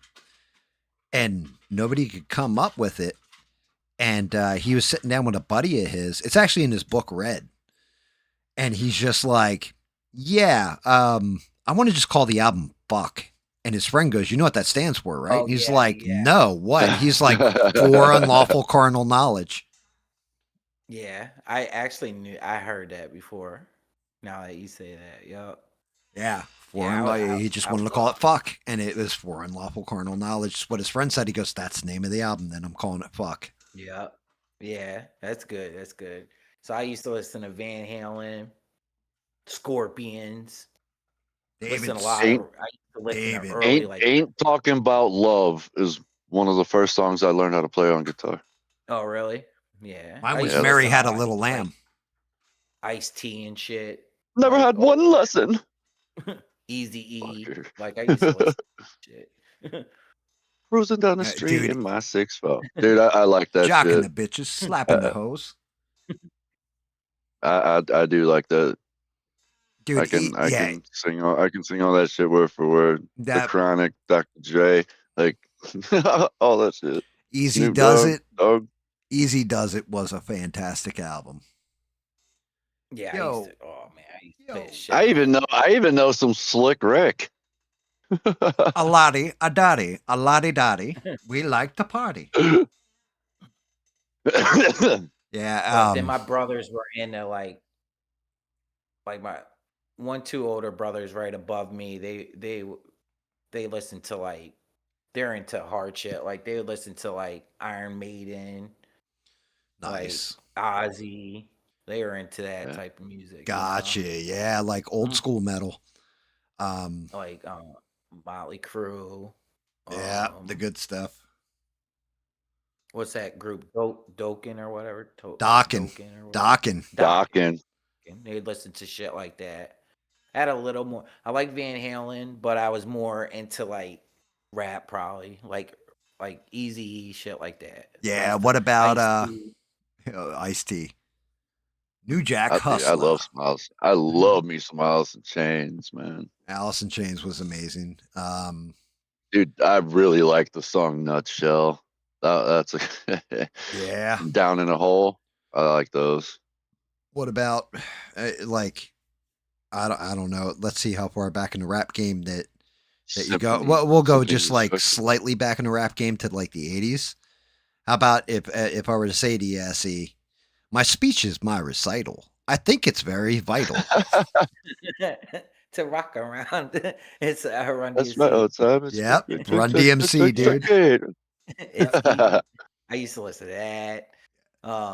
Then I started getting like when I got a little older, I started getting into like got what I need. Like Tribe Called Quest, like De La Soul. Like I used to like grow up big time on that shit. Like nice. Yeah, dude, You Got What I Need by Biz Markie. Mm-hmm. Every time I hear that song, we all used to sing this parody to that song though. It'd be you got what I need. You say it's you got a disease. You say it's just a rash. It covers half your ass. Oh, baby, you. Dude, we said the same fucking one, dude. That's hilarious. Dude, every time I hear that song, that's all I can think of. Fuck, dude. My freshman year fucking is when Ice Ice Baby came out, and that was fucking huge at the Oh, time. that's big. When it Uh, came uh, out, people freaked out over uh, that song. oh my god. Yeah, he got the shit suit out of him for that one too, because and like Essie, you're not a big Queen fan, right? But the actual song that he has sampled, that do do do do do Yep. do do do do do do, yo VIP, kick it, right? Fucking That rhythm that beat. rhythm and that beat and everything. It was fucking Queen Under Pressure with David Bowie that he sampled it from. Under pressure. He did. He sued him, right? Yep. And you know what's funny? For somebody who doesn't like, I don't know any real Queen songs other than that Bohemian one, the Bohemian Rhapsody. Yeah, I know. You I know, you I know actually all the songs. all of a sudden you know all the songs. You're like, oh shit, I do know this Because I'm group. a huge '80s fan. Like you give me like '80s music trivia, I'll That's- crush it, man. That You know what I'm saying? you just did something that I did back in the day. I'm out in Vegas for this managers conference, and they had Cirque du Soleil, right? But Cirque du Soleil was performing the Beatles, right? It was the Beatles version of Cirque du Soleil. And I'm like, I don't really like the Beatles anyway, but you had to win this contest. Beatles rock band had come out, and whoever got the most pre-sales, that entire district got to go. Well, the one girl didn't want to go. The district manager I had known, I had worked for her before, is Lady Jane. And she's like, hey, you like the Beatles? You want to go with us to the Cirque du Soleil performance? I'm like, I'm not really big on the Beatles, but yeah, I'll go and hang out with you guys. Man, I started singing every fucking song that came up. Get back, right? Like, I'm just going off, and I'm like, holy shit, I actually do like the Beatles. Like, I didn't even know that. I knew all these songs. Something in the way just fucks you up More because, than you know, right? right? Yeah, like you don't realize how much you actually like. The music's there in the background at all times, and you don't realize, like, oh, that's this one band. Like did you used to watch? There was this program that used to come on. It used to come on Fridays and Saturdays, and my mom. That's one thing she would let me watch it. It was called Night Tracks. It was on like TBS. It was like videos. I don't know if you know what I'm talking about. Where it was like a music. It was on TBS, the channel TBS. Well, it's called Night Tracks. Yes. So I would. Yes, I remember that. I would hold my radio up to it and record it. Poured You it know on what I'm tape, saying, right? TV. Yeah. So I used to be into like a lot of that music, like Duran Duran. I used to listen like Rio and like I don't know. I kind of have a weird taste in music still to this day. Like I listen to like a lot of stuff, man. You know what I mean? Yeah, well, that's just But it. You can't just pigeonhole yourself. There's a lot of good stuff to listen to, except for anything past like certain point in the 2000s. Everything just kind of went to shit. Like every now and again, you'll get a good song, but modern music just like fucking Bob Seger said it way back in the day. Today's music ain't got the same soul, right? I like that old time rock and roll. He wasn't wrong. I think the last 5 concerts I've been to are like metal concerts, man. You know what I'm saying? So I listen to a lot of stuff, but if you would ask me, I would say I listen to more like hip hop than anything. But That's fair. I like it all, really, if it's good, man. Like I said, I went last 5 concerts I've been to, all metal concerts. Smurf's only ever been to one concert in his entire life. And, we applaud him for going to that concert, but he couldn't miss the opportunity to go see Susie and the Banshees. Like, Smurf was there in his G-string just dancing in the crowd. Suddenly I see. Did he leave? I think I made him leave. Smurf's like, hey, you know what? Fuck both you guys. I'm out. Yeah. I don't know. But Let me yeah, see. No, Smurf's still in there. He's just not talking because he's Oh, he's probably still in muted. Oh, I used to listen to like Duran Duran. Like I said, is he there? He said words and then cut out again. He was like, am I fucking muted? Oh, Can you hear me now? Okay, can you guys hear me? All right, I'm back, okay? I've been Drago called. I had to answer the phone and say, hey, the rematch is That's on, okay? bullshit. They're signing they got a meet and greet later. Yeah, they're signing autographs. Damn. Yeah, I was trying to say that the song "Regulate" was the same. That one with Warren G. yeah, Warren G, Nate Dogg, It was So who was that Your- originally? Michael think. McDonald. I Wow. keep forgetting I'm not in Yeah. love anymore. I Yup, keep yup, I remember that forgetting song. things will never be the same again. Yeah, that's where that music came from. That song was huge when it came out, man. The Regulator song. That shit was huge. Regulators. Bound up. But yeah, so I got a lot of different, still to this day, man. I got a lot of different tastes in music, man. Like I listen to that. I used to make fun. I used to make fun of my dad for I his listen to music, and I listened to the same music. that your And dad. now my kid listens to the same music. Mhm. That's awesome. But I could leave it on an 80s station and be fine, man. Like I like a lot of 80s. Oh yeah, see out here we have a radio station called KC95, and that's what we listen. That's what I like listening to. Plus, they also have like a podcast in the morning that's literally just like us right now. Like it's for laughing just and talking shit and and jokes having and just fun. talking all kinds of shit. Yeah, they do like a lot of they have a lot of people that come on the show that do parody songs like Rodney Carrington and just Weird Al kind of shit. Yeah, I used to listen to this show called Dr. Demento. I don't know if you ever heard of it. Growing up, it's like all parody Fish songs heads, like that. fish heads, ooey gooey, Used to fish be heads, fish heads, fish heads. Eat them up, Dr. yum. Demento Eat show. them up, yum. Me and my brother used to love that shit. Wasn't that sang by the Fish Heads? Wasn't that the name of the group? I don't know, but that's old school, Dr. Demento. Yeah, that's old school. Man, can you not hear me again? No, I can hear you. Oh, okay. Can GAM hear me? I'm over here like cutting this bass down. I didn't want the grinding noise, but Oh, okay. you want me to just leave that Started on singing there Fish where Heads. feeling like I'm using one of those things you shipped off there. Sir.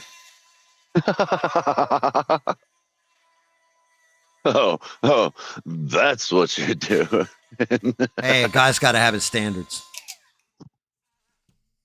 Fucking Dremel. Shave that shit down so it actually seats right because the body wasn't seating in. It's like off by a little bit, which I really wish I hadn't cut that fucker down. Murph, why did you have the airbrush? Did you use use the airbrush? He would draw My Little Pony. He's something I secret used about to Smurf. do, He's really a I brony. used to do model airplanes. Oh, did you really? Yeah. Yeah, because it's perfect for clear coats and for like primers. So you like need to prime it all up to make it one color, paint it with the detail brush, by hand, and then use it for clear coat.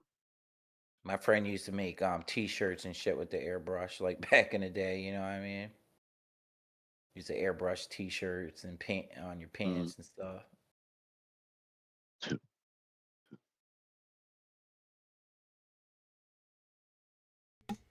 Damn it, Beavis.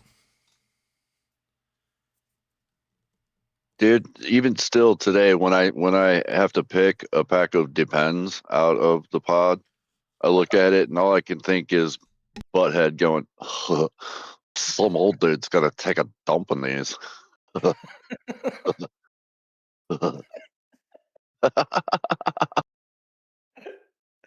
Oh man. And the funniest thing is, for me, on the packages of Depends, whether it's woman, man, it doesn't matter. They're always like smiling like they're happy to be wearing fucking Depends. No, they're not happy about shit in their I'd pants. be like, this should show where like their face is like, horrified that they gotta wear them. You know what I mean? It looks like real panties. Like, what And- the fuck? In It looks like a Walgreens, when we fucking used to diaper. stock those, we had a whole different name for them. We didn't call them the pens. It would be like, oh yeah, it's over in the incontinence aisle. I got to go stock the grampers. Shit. It's funny to talk about when you're young because it ain't Yeah, even an issue. that's But man, when gotta. you, Now I see I hope everybody say that shit in a I little hope I don't have while. to use them. Rocking That's them. for sure. Oh my god. You know what I'm saying? Like life goes by quick. Like I keep on thinking, like to me, when I got out of high school, like seems like wasn't that long. Was a long time, I guess, but it just seems like it's been a while.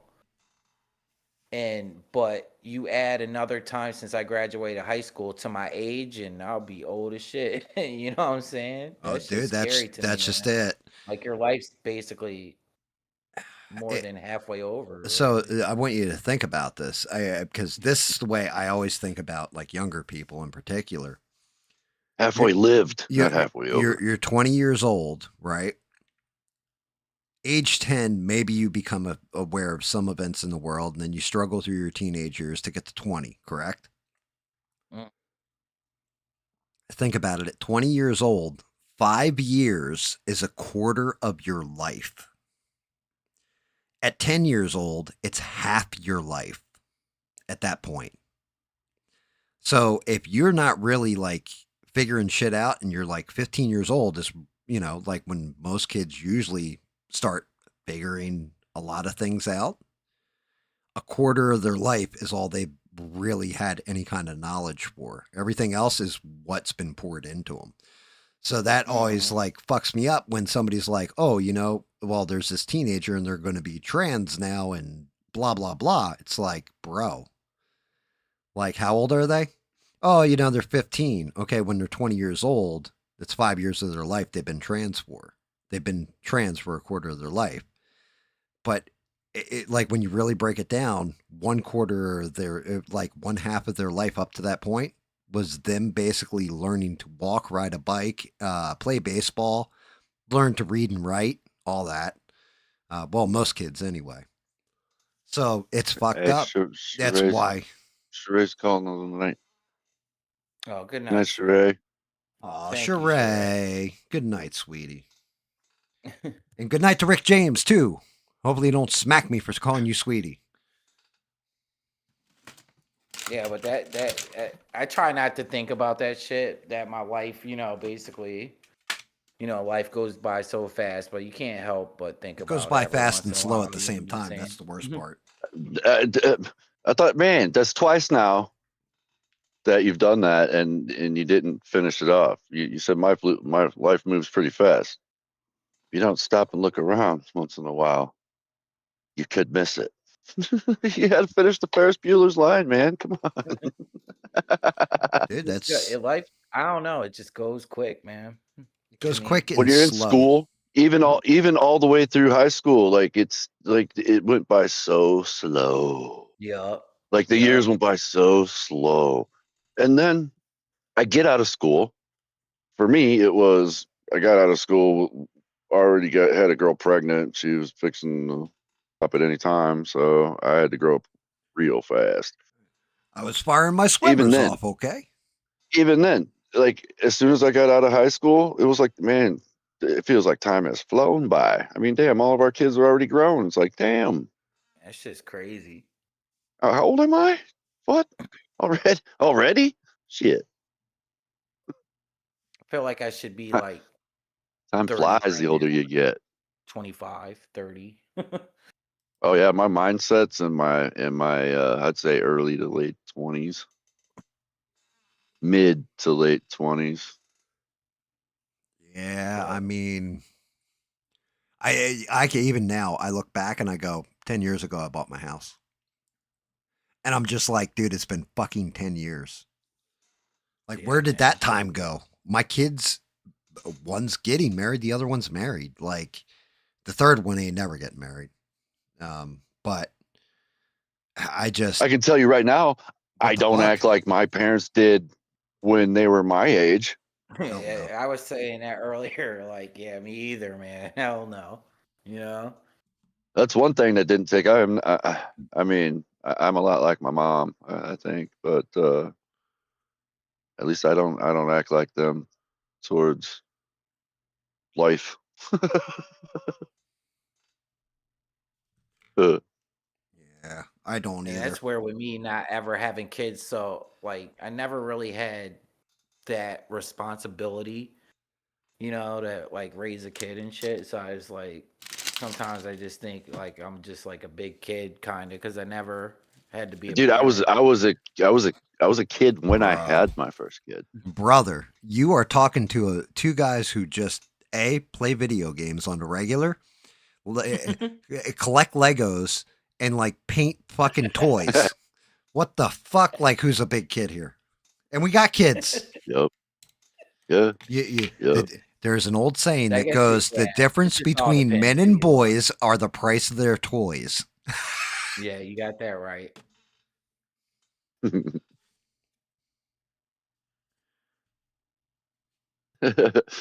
Ooh, look at that. I got it excited. Beans, how do you know I got shoes? I got a wall of shoes. I have a wall of shoes. I have a wall of Lego Star Wars vehicles. Bees Damn. like it's time to live it up. You're about ready to get gray hair in your eyebrows. We already got I've had gray hair since I was 18, dude. I have a full blown. I'm all gray. Yep, I'm my not beard all I have is. a little. I have a little bit of pepper, but I'm mostly gray. I'm hidden there, kind of a little But bit. man, I got a That pair of fucking shoes nice. for any occasion. Like seriously, any occasion, I've got the shoes. Yeah, you should see it when Smurf tap dances.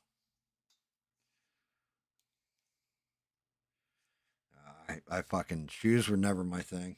There's one pair of shoes that I really want, and I'll probably Those never ones afford.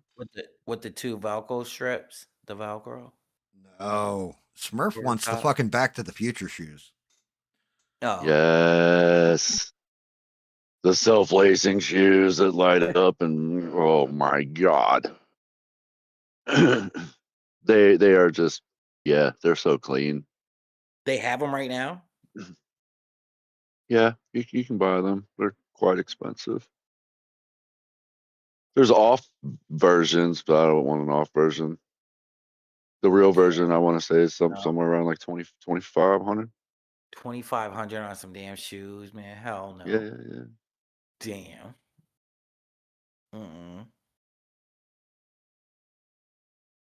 I don't do it, man. I'd rather see I dyed my hair a couple years ago, Beans, but I've come to the conclusion that it's just better if I fully embrace the gray.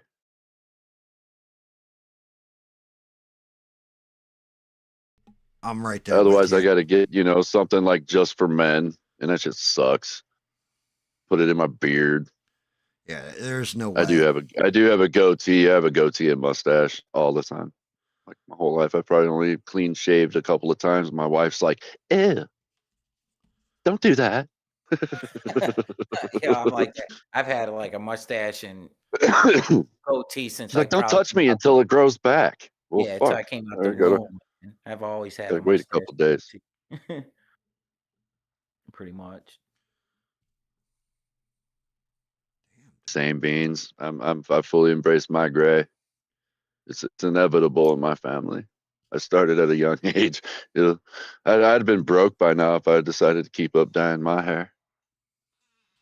And mine's not just that regular gray. It's like silver, like like tinsel silver. Yeah, man. And dye doesn't quite stick to it very well. So you can really see it shine through sometimes. One that'll trip you out is the first gray pubic hair you get. Like, what the fuck is this? My nuts have gotten old. Too late, brother. Already got some of those too. Fucking fuck. Why you gotta bring up old shit? God, you son of a bitch. Yep. Oh man. It happens. Yeah. Yes, it does. Fucking shit.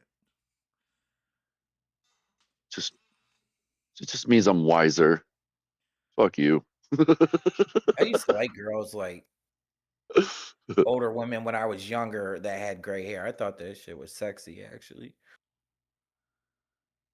On some like not a old, but girl, she was like, if I was like in my 30s, I seen someone like Oh yeah. I have I was always 58. attracted to the So, older ones too. But I only ever got with ones that were like my age or within just a couple of years of my age. I don't know. I got a personal thing about that. Like, I now don't you, agree with these old fogies with the, 18, 19-year-olds. Like a Leo DiCaprio only dates 19-year-olds. yeah, I Man, that think girl that's must be weird. so happy. Let's celebrate your birthday. By the way, we're done. Shit. Because I mean, what can you like us? Like we're all around the same age, and we can like reminisce about shit. And if you had a I girlfriend that have was kids older what the than hell you that talking for about? one, and that's just nasty to me. And Uh-huh. also, I don't have anything in common with someone that Yeah, age. yeah, I agree, man. Like if you told, I remember just a little. I work with a lot of women. You know what I mean? I'm a nurse, and I had a girl that was like a CNA, and I started talking about I said Sylvester Stallone. I said something about Sylvester Stallone. She's like, "Who's that?" And I'm like, Rocky, Rambo. She's like, "What are you talking about?" I'm like, "You don't know who Sylvester Stallone is?" She's like, "No." I'm like, "Gee." No, but I can name every Taylor Swift song. No, what the hell do you talk about? Like, I don't know. It'd be weird to me, man.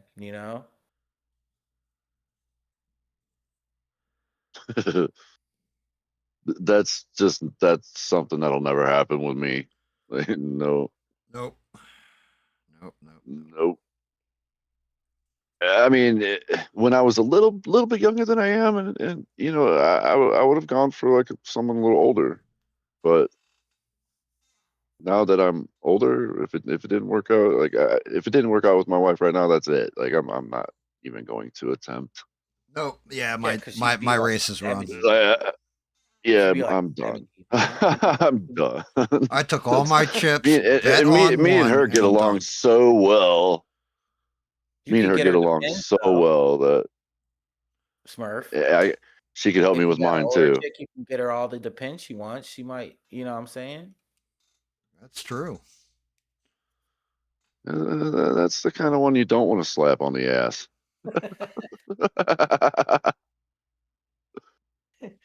Smith, it'd be like a cheap Christmas and Valentine's Day. You'd be like, "Oh, I got you 12-pack of Depends from work, honey." "Oh, thank you, Smurf. You're so kind."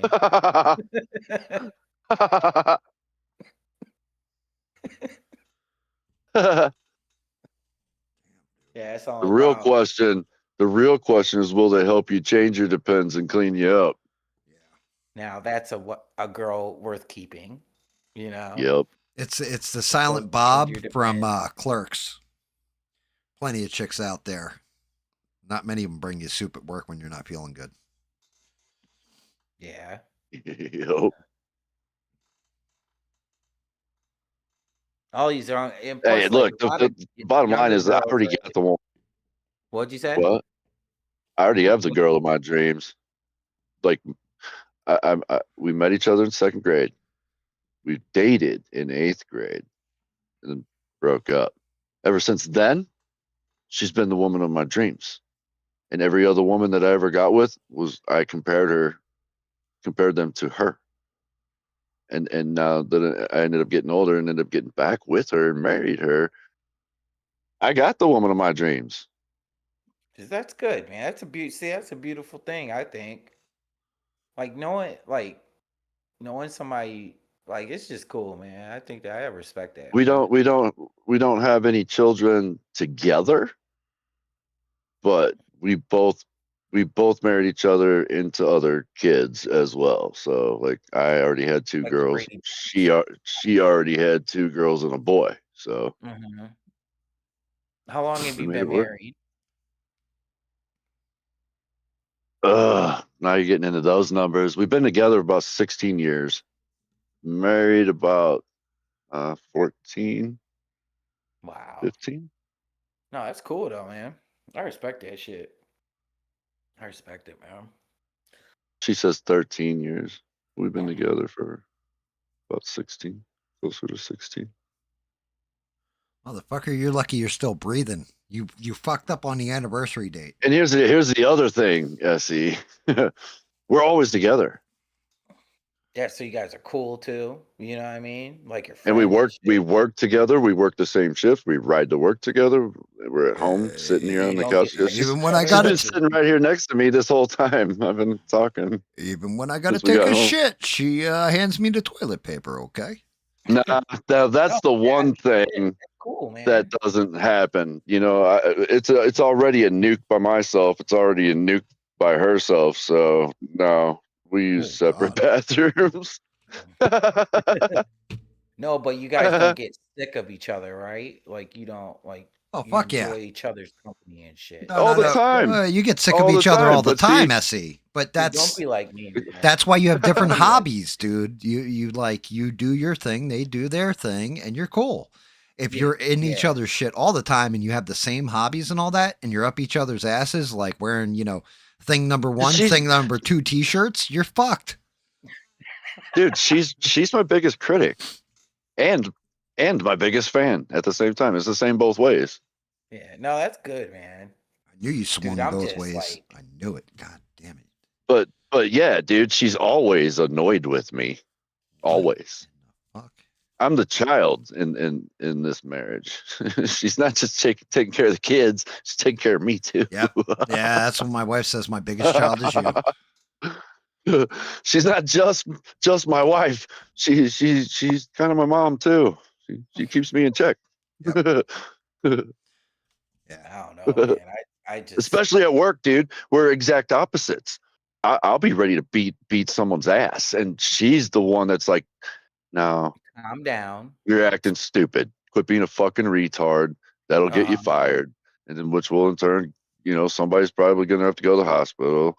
I'm gonna get fired because I'm gonna have to get into it too. And it's like, you're right. You're But right. She like calms you down, like tells you she's like the adult in the relationship. Oh yeah, I'll be pissed off, like beat red, pissed off, ready to walk out. And she's like, "Calm down. What's what?" I'll explain to her whatever. She's like, "Okay, it's not that big of a deal. Quit being a pussy. Man, I'm happy for you. Go over guys. there and keep doing what you're doing, and don't even worry about it." Blah blah blah. And she calmed me down. I just messed up, man. Like I don't even know what to say.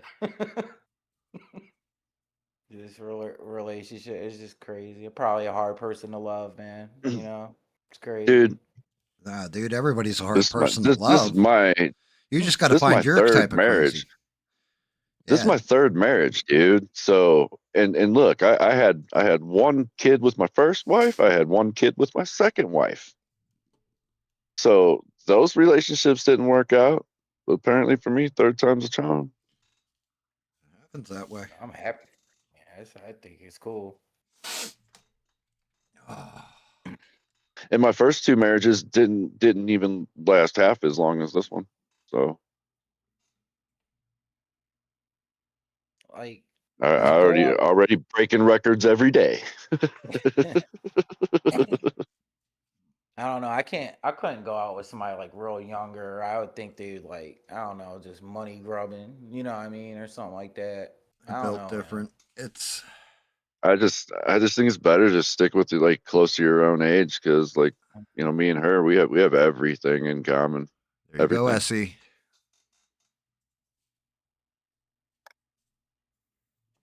That's sweet. Nice. That's badass. Michael Myers. Oh, if I don't knock him the fuck over. I'm a fan. That's badass, man. Gam's now a therapist. Well, it's better than just being pissed. Bring it up to the camera. Can you bring it up to camera a little bit? Yes. Yeah, I can see it better now. Wait till it zooms. It should zoom in a second. Yeah, it's badass, man. Oh, wow. Yeah, man. Wow, look at the detail. I'm getting old and shit. Let me get my glasses. Hold on. I already got mine on. Oh, wow. Look at the details in the face. Wow. That's badass, man.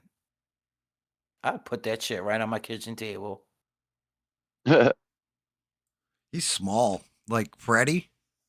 That just tells you how big the fucking Freddy one I did is. Mm-hmm. Where's Freddy? You got him right there, Freddy? Is he right there?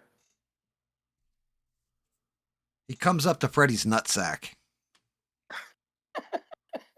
Damn. That's like directly behind him too. Oh, damn. What a difference. Yeah, Now, are these by Freddy's the same huge. people? No, different, Like the same different company? creators. Freddy Okay. needs his leg re-glued.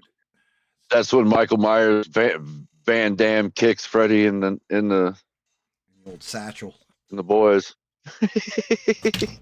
Damn. Turn it sideways. I want to see the knife. Give me 1 second to get Freddy back in his thing. Man, look at this. Now you need to start selling them so you can start paying for that subscription to the guys making the things for you. Yeah, that thing's badass, man. Little fucking Still looks pumpkin. real. The knife almost looks real. Stairs actually came out not bad on this one. I was afraid of that. You got a little Halloween jack-o'-lantern too. That's sweet. Yeah, because Bob had said something. He's like, "Why are you painting against the grain?" Because I needed to fill in the darks so that the stairs stood out. So it looks dusted too. Like this dusty look to it. It's not dusty. It's painted. Oh, dear Lord. That's Yep, I nice. put that right in the middle of my kitchen table. Show it. I'd have it up all year round. Sitting here. If it was up to my wife, she'd leave the Halloween decorations up all year round too. Bro, I love how We'd put I up the love Christmas Halloween tree in decorations. between it all. Yeah, I love Halloween decorations like that, man. I wish I had the money to do something cool outside the house. I like those little, those Halloween towns and shit, like the little, Yep. you know what I'm talking about, right? I like Yep. that shit, man. I got It's the same for us with like the different neighborhoods that like to put the lights up on all their houses and shit. I got the Nightmare Before Christmas like little figurine, like I got all that shit. Dude, that's one of the Like I sets got of it up right models. now. So I might David, shoot a video on it. David had said this to me the other day, or last night even. I think it was last night, right, Smurf? Where he's like, "You're going to run out of stuff to paint and print." And Yeah. I was like, Yep. after being a Patreon member on each of these guys' things for 12 months, they give you all the back catalog of every model they've done. Dude, 300 and some Cam's odd gonna have models. some models to paint for y'all for a long time. Yeah, bro. So okay, hold up. Let's back up. So you get say that again. So if you run out, you get the whole back catalog that they had. If you go for 12 months as a Patreon, so I've been a Patreon now, it'll be 2 months, October 23rd, I want to say, because I first subbed it like September 23rd. So that'll be my second month full on. I get like 3 models from each of them, right? Third month, you get a couple more models, all this. If you stay sub to their Patreon consecutively for 12 months, they give you their entire back catalog. So in the past, they did every one of the people from A Nightmare Before Christmas, for example. Oh yeah, yeah. Oogie Boogie, Yeah. like Jack, all that stuff. You get all those. Uh-huh. They're all yours. Yeah, Oh, you that's get cool, every man. model. Shit. They each have over 300 models apiece. Wow. Yeah, I got the whole what is that, Landmark or whatever? The company that makes those little figurines. They're like, I think it's Landmark or something. Little figurines. Like I got the whole Nightmare Before Thank you, Stranded. Christmas. I like shit like that. I've I just seen love that there, Halloween. Beans. I've seen That's why I the love. giant skelly. That's why I like this conversation we're having because I love Halloween, man. Dude, yeah, well, that's just it. Halloween's my favorite time of year, dude. I used to work at a haunted house. That Oh, was did you fun. really? I didn't Yeah. get paid, but it was the man that I love scaring people. Dude. It happens naturally all the time. Like if you were to ask my wife, dude, like she probably thinks I do it on purpose, but like somehow I walk quietly, man. Like I guess I just sneak up on people. They're not expecting it I bet all the those time. places make bank though, man.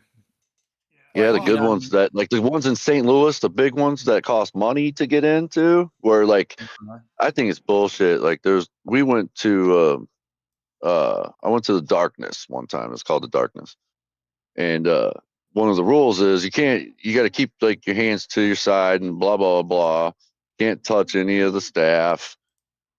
And they're like literally trying to scare you. So this guy is in front of me with his girl, and the guy working there jumps out to scare her, grabs her chest. did he really? So Jeez. yeah, like a real douchebag. So the boyfriend pushes him, and he's lucky he just got pushed because if it would have been me, You'd probably knock him out. I'd knock him out quicker than I did Apollo Creed. So as soon as that happened, the guy that grabbed the girl and then got pushed immediately turns on all the lights and he's like, "Hey, they touched me and they need to leave right now." And we weren't even in there for like 2 minutes. No, that's And we all just paid like I think it was like $30 a ticket. yeah, man. They're expensive. We have one around me. I take my niece to them every year, and they're like $30, man. They're like $30. So we're They going. came to kick out those people, and I was like, no, that is not what happened. I was like, your guy grabbed her. I saw it right in front of me. And she's like, yeah, you did. And I was like, he pushed the guy away. So that's bullshit. But they kicked him out anyway. Yeah, that's messed up. So you think it like the one we go to? There's like I mean, there's probably a couple thousand people that go to that every Oh yeah, night it's definitely until it, dude. It's Halloween. They're downtown between like St. Louis. 30, 40 So bucks a night. Those places make a lot of cash, man. It's in the they're making millions, bank. like They're making crazy. bank for sure. Yeah, A see, lot of like stars and Smurf shit. doesn't tell you when he worked at that haunted house shit, right? His character, his gimmick, it was just him in a banana hammock with a clown mask on and a chainsaw. And the somehow I was making a helicopter noise.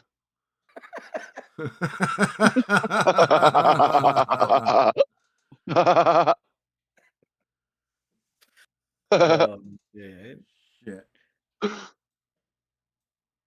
What's up with GAM and the banana hammocks tonight? Shit. I don't know. 'Cause we were talking about It entered my mind lexicon and got stuck there for a minute. I don't know. we were talking about after Spencer's. the stream, he's gonna be like that guy that it puts the lotion on its skin, standing in front of a freaking mirror. Dude, I was talking about that earlier. That's fucked up, bro. It puts the lotion on its skin or it gets the hose again. Give me back my doggy. Dude, that guy was that's a crazy movie too. Dude, that's a great movie. The books are great too. Red Dragon. Hannibal wasn't that good. The movie really wasn't I that never good. seen that Red Dragon. I never seen that movie. If you ever saw Manhunter, that was the original version of it, and then they remade it into Red Dragon. But it's the book's actually called Red Dragon. Yeah, and then they had Hannibal Rising too. They had that movie. I never saw it.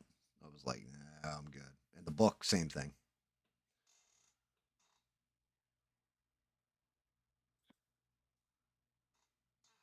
Like some stuff is just like, all right, that's too much. Like Red Dragon's cool because Hannibal's already like nailed. Like he's already caught. Did you ever see that TV series Hannibal? Oh, dude, the TV series basically kind of covers all three, well, all four of the books. Mm-hmm. And Mads Mikkelsen, like Anthony Hopkins was great as Hannibal Lecter. Originally, He's shit. it He's a was great Brian actor. Cox was the original Hannibal Lecter, and then Anthony Hopkins did it on the role, and that's why they remade the movie Red Dragon with Anthony Hopkins as Hannibal Lecter. The TV show with Mads Mikkelsen, Mhm. man, that show is unfucking believable. Yeah, a lot of people like that show, man. If you have Lot of never people seen like it, it's one to watch. Mhm. They I've leave the just heard people talk about it. You yeah. know, I haven't seen it personally, but They switch up some of the characters. Some of the characters, they definitely switch up events that happen between the books and the show. Like the one doctor, they switched it out, they gender swapped or whatever. But it's interesting. And Mads Mikkelsen, I'm telling you, as Hannibal Lecter, he is the definitive Hannibal Lecter. Like you could completely for believe real, that is dude that is a good? It's better than dude. You would Anthony believe Hopkins? he actually is a psychopath. Oh shit! Wow. Yeah, I hear good things about it. I gotta watch that shit. I gotta watch that. Yeah, oh dude. Yeah, it's the ending of the show was actually kind of heartbreaking because they canceled it and they left it on a cliffhanger. But yeah, it was good. The show was actually really good up until they get into like the Red Dragon story arc is kind of where it's like, eh. And then they did Silence of the Lambs and Hannibal all in one go, basically. But the way they portray, so I don't, you never saw Hannibal. No. All right. So the whole thing is there is a very rich dude and he owns it's like basically like a cattle plant kind of deal where he breeds hogs. And like his dad owns it. Well, on the show, they actually cover like what happened with him and Hannibal and all this kind of shit, right? But the guy's like a creepy, fucked up dude who's very rich. Hannibal hits him with all these drugs and gets him all fucked out of his mind and basically made him eat his own face. Oh, damn. And so he's got like a skin graft over his face or whatever. And that's the whole movie Hannibal is this dude's getting revenge on Hannibal. In the movie, it was Gary Oldman who played the guy. On the TV show, it's even creepier because you watch him eat his own face. Like he eats his own nose and like chews it up. He's like almost like chewing on a chicken bone when he's eating it. Like, yeah, it's definitely not for the faint of heart to watch the show. But they change up all kinds of different events. Like what's his name? Will Graham, I think his name is.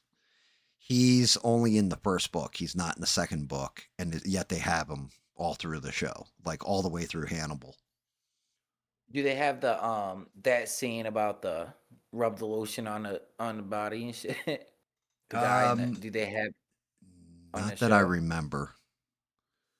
I mean, they go into Starling a little bit, but it's like I said, it's almost rushed. Like the main plot points because they really focused on Will Graham and Hannibal Lecter and their dynamic. Will Graham is the guy who caught Hannibal Lecter and locked him up. But he and Will Graham are actually friends because Will Graham is like a profiler that's hyper sensitive.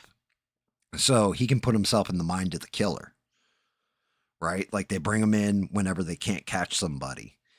And he goes to Hannibal Lecter. Like that's how the show starts. He goes to Hannibal Lecter to help him with the serial killer he's working on that he can't catch.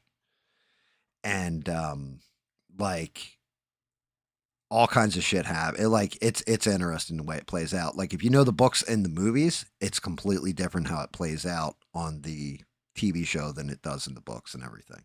Like you get the same kind of points and all that stuff from it, but it's definitely different.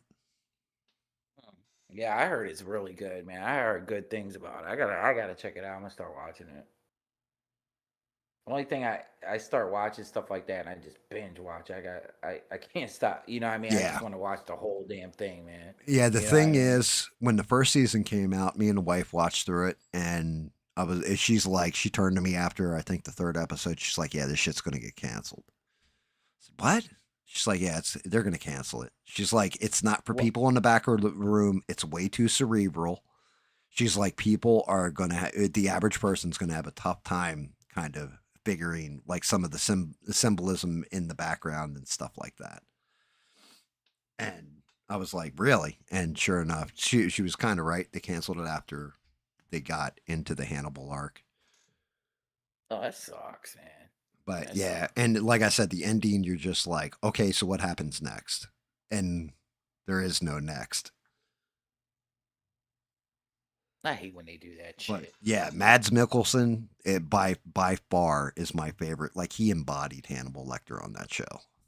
There's Just one like, part where because the whole thing is there's a serial killer who's also a psychopath who comes after him at one point in like first or second season, and they're fighting in Hannibal's office.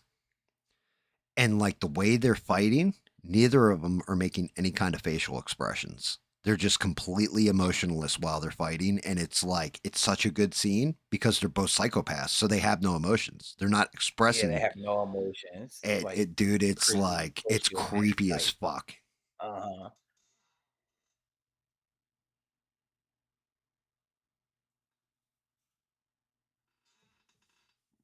But yeah, if you get a chance, check that one out. Ladies and gentlemen. It's like so you said it's like he plays the best Hannibal Lecter. Yeah, Like in my Heath opinion. Ledger on Batman, you know, he's like the all-time best Joker to me. Yeah, exactly. Like to me, he completely embodied him. Anthony Hopkins was the best before Mads Mikkelsen did it, in my opinion. But Mads Mikkelsen, maybe because he had more time in the role, all that other shit, but he's actually like, kind of terrifying.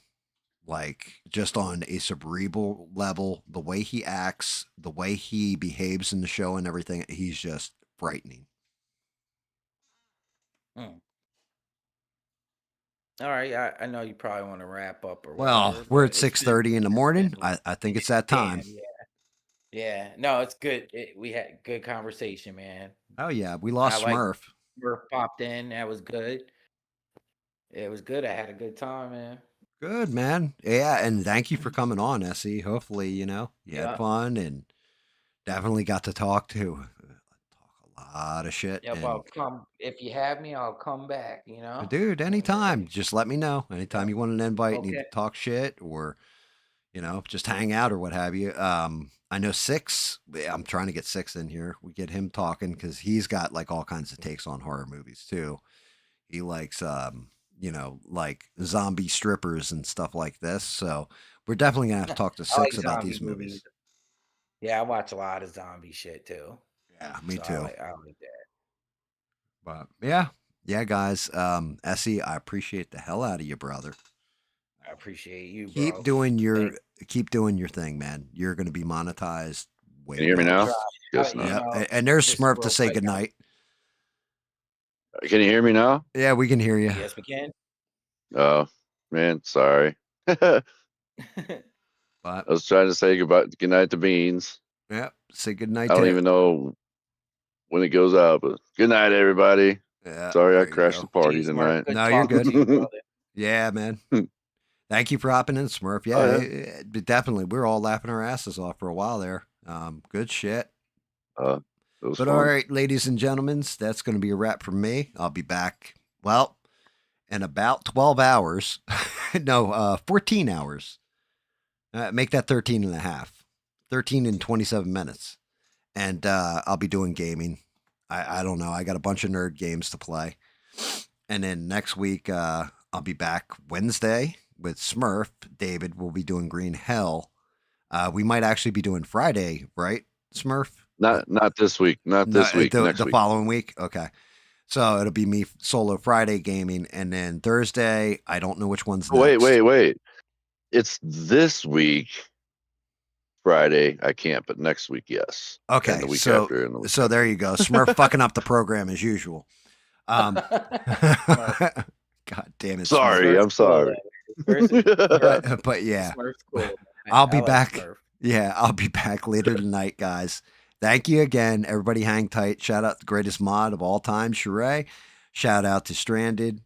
Probably watching the replay if she's not awake and watching now.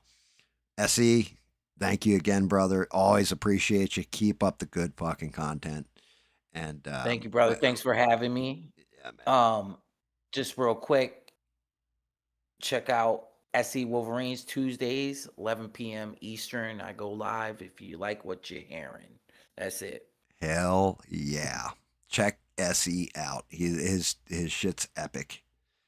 But yeah, I'll be back later tonight. I'll promote the hell out of you again tonight too, SE. Better to hear you do it, though. I'm gonna stop by. I'll stop by. Yeah, you're good. You know, I'll definitely see you tonight. And everybody hang in there. I'll see you later tonight. And don't take shit from anybody. Good night, everybody, and thank you.